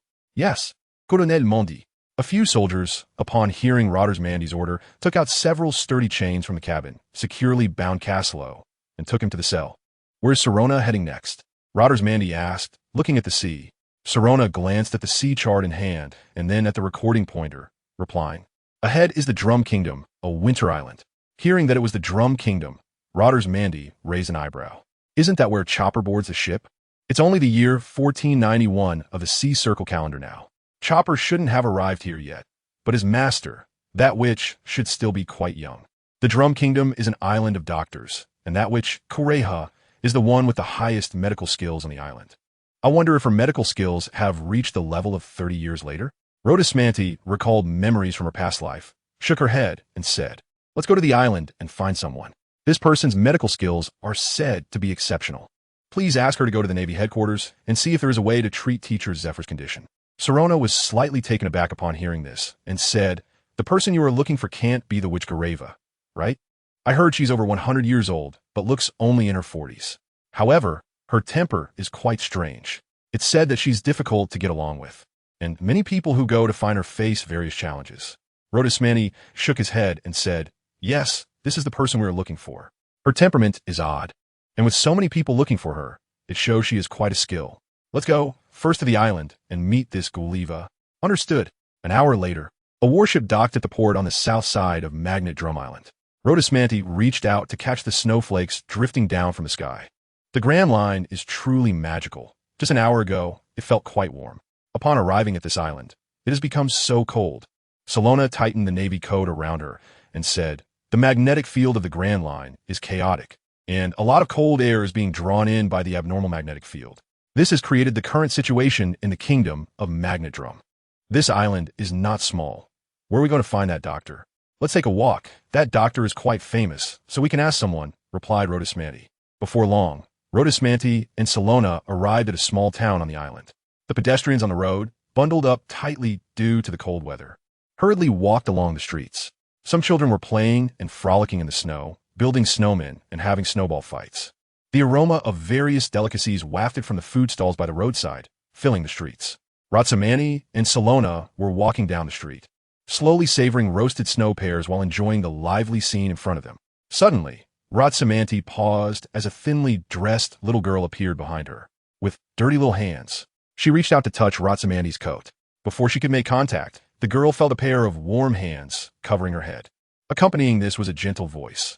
"Little sister, why are you dressed so lightly in such cold weather?" The little girl, encouraged by the kind voice, mustered her courage to say, "Big brother, I'm so hungry. Can you give me something to eat?" Before she could finish her sentence, Rhodesmanty bent down and picked up the little girl. He instructed Salona, "Go buy some clothes for the child. And get some food too." The little girl, who had been quite panicked, now showed a glimmer of hope in her eyes when she heard Rhodesmanty's command. Salona nodded in response and entered the nearby store to buy things. Rhodesmanty wrapped his coat around the frail body of the little girl and smiled gently. "What is your name, little sister?" The girl, feeling the warmth of the coat, timidly replied, "My name is Yuma Lee. Thank you, big brother." Although the little girl was dirty, her voice was as sweet as a lark. Rhodesmanty nodded and asked with a smile, "It's so cold on this island. Why are you dressed so lightly? Where are your parents?" Hearing this, Yumali's eyes filled with tears, and she choked out, "A month ago, my parents were killed by pirates while trying to save me. All of our family's money was also robbed by these pirates. With no other choice, I had to come out and beg. Just yesterday, my only warm coat was also stolen by a thief." Rhodesmanty, hearing this, lovingly patted the little girl's head. "What a poor child. Do you have any plans for the future?" Yumali thought seriously for a moment and said, "I want to study medicine. My parents are doctors, and I want to inherit their legacy." Just then, Salona returned after finishing her shopping, with a lunchbox in one hand and a large bag of clothes in the other. Rhodesmanti looked at the dirty little girl and gently said to her, "Let me take you to change your clothes." Yuma nodded and replied, "Okay." Rhodesmanti and Sirona found a place to stay. They gave 1,000 belly to the hotel owner's wife to help the little girl take a bath and change clothes. Soon after, the owner came out with the freshly cleaned Yamari. Rhodesmanti smiled at the transformed little girl and said, "What a lovely child." After her bath and dressed in new clothes, Yamari no longer had the dirt and grime on her face. Her small face was rosy, and paired with her cute outfit, she looked incredibly adorable. Over the past month, Yamari had endured much hardship. People would drive her away because of her dirty appearance. This big brother in front of her was the first to buy her clothes and treat her to delicious food. Gratefully, Yamari bowed to Rhodesmanti and said, "Thank you, Brother Manti." Rhodesmanti helped the little girl up and asked, "I am in the Navy and can't stay here for long. Do you have any plans afterward?" Yumali looked at the big brother in front of her and timidly said, "Can I follow you?" Rhodesmanti thought for a moment and said, "All right, but now I need to find the witch Guliva and ask for her help to heal a patient. You might have to wait for me in this hotel for a while." Upon hearing the name of the witch Guliva, Yumari's eyes lit up as she said, "I know where Aunt Guliva is." Rhodesmanti raised an eyebrow and said, "Do you know Guliva?" Yumali didn't know what she was thinking. Her eyes dimmed as she said, "After the pirates left, it was Aunt Guliva who looked after my parents' injuries. But because their injuries were too severe, my parents didn't survive.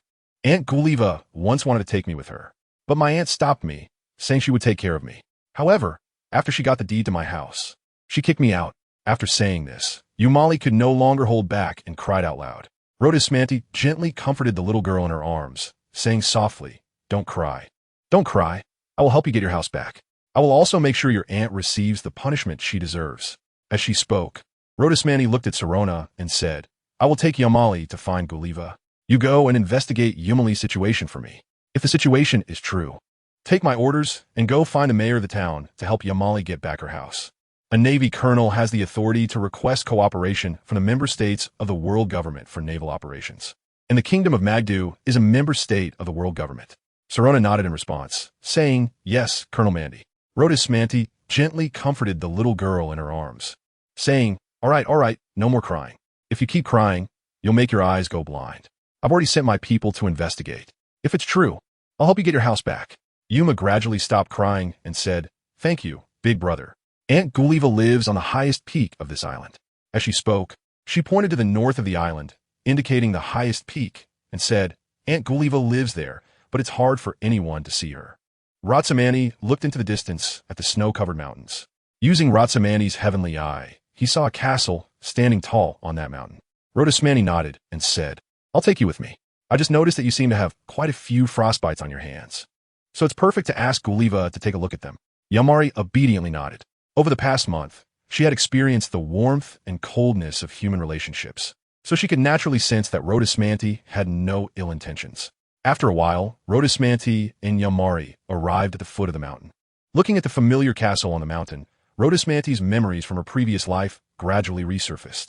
Isn't this where Choba lives? Has Guliva been living here for so long? The castle in front of her looked exactly like the one in the comics. Yamari looked up at the towering mountain and said to Rhodesmanti, "The peak is so high. How are you going to get up there, big brother?" Rhodesmanti tightened his hold on the little girl and said, "Watch closely." As he spoke, a radiant light appeared behind him, and a pair of snow-white wings materialized on his back. The little girl looked at the pure white wings in front of her, surprised, and exclaimed, "Big brother, you grew wings? Hold on tight, don't fall." Rhodesmanti, with a slight smile and a flap of her wings, flew into the sky, heading toward the castle on the mountaintop. Wow, wow, wow. Yamari was suddenly taken to the heights by Rhodesmanti and screamed in fright. After being scared for a little while,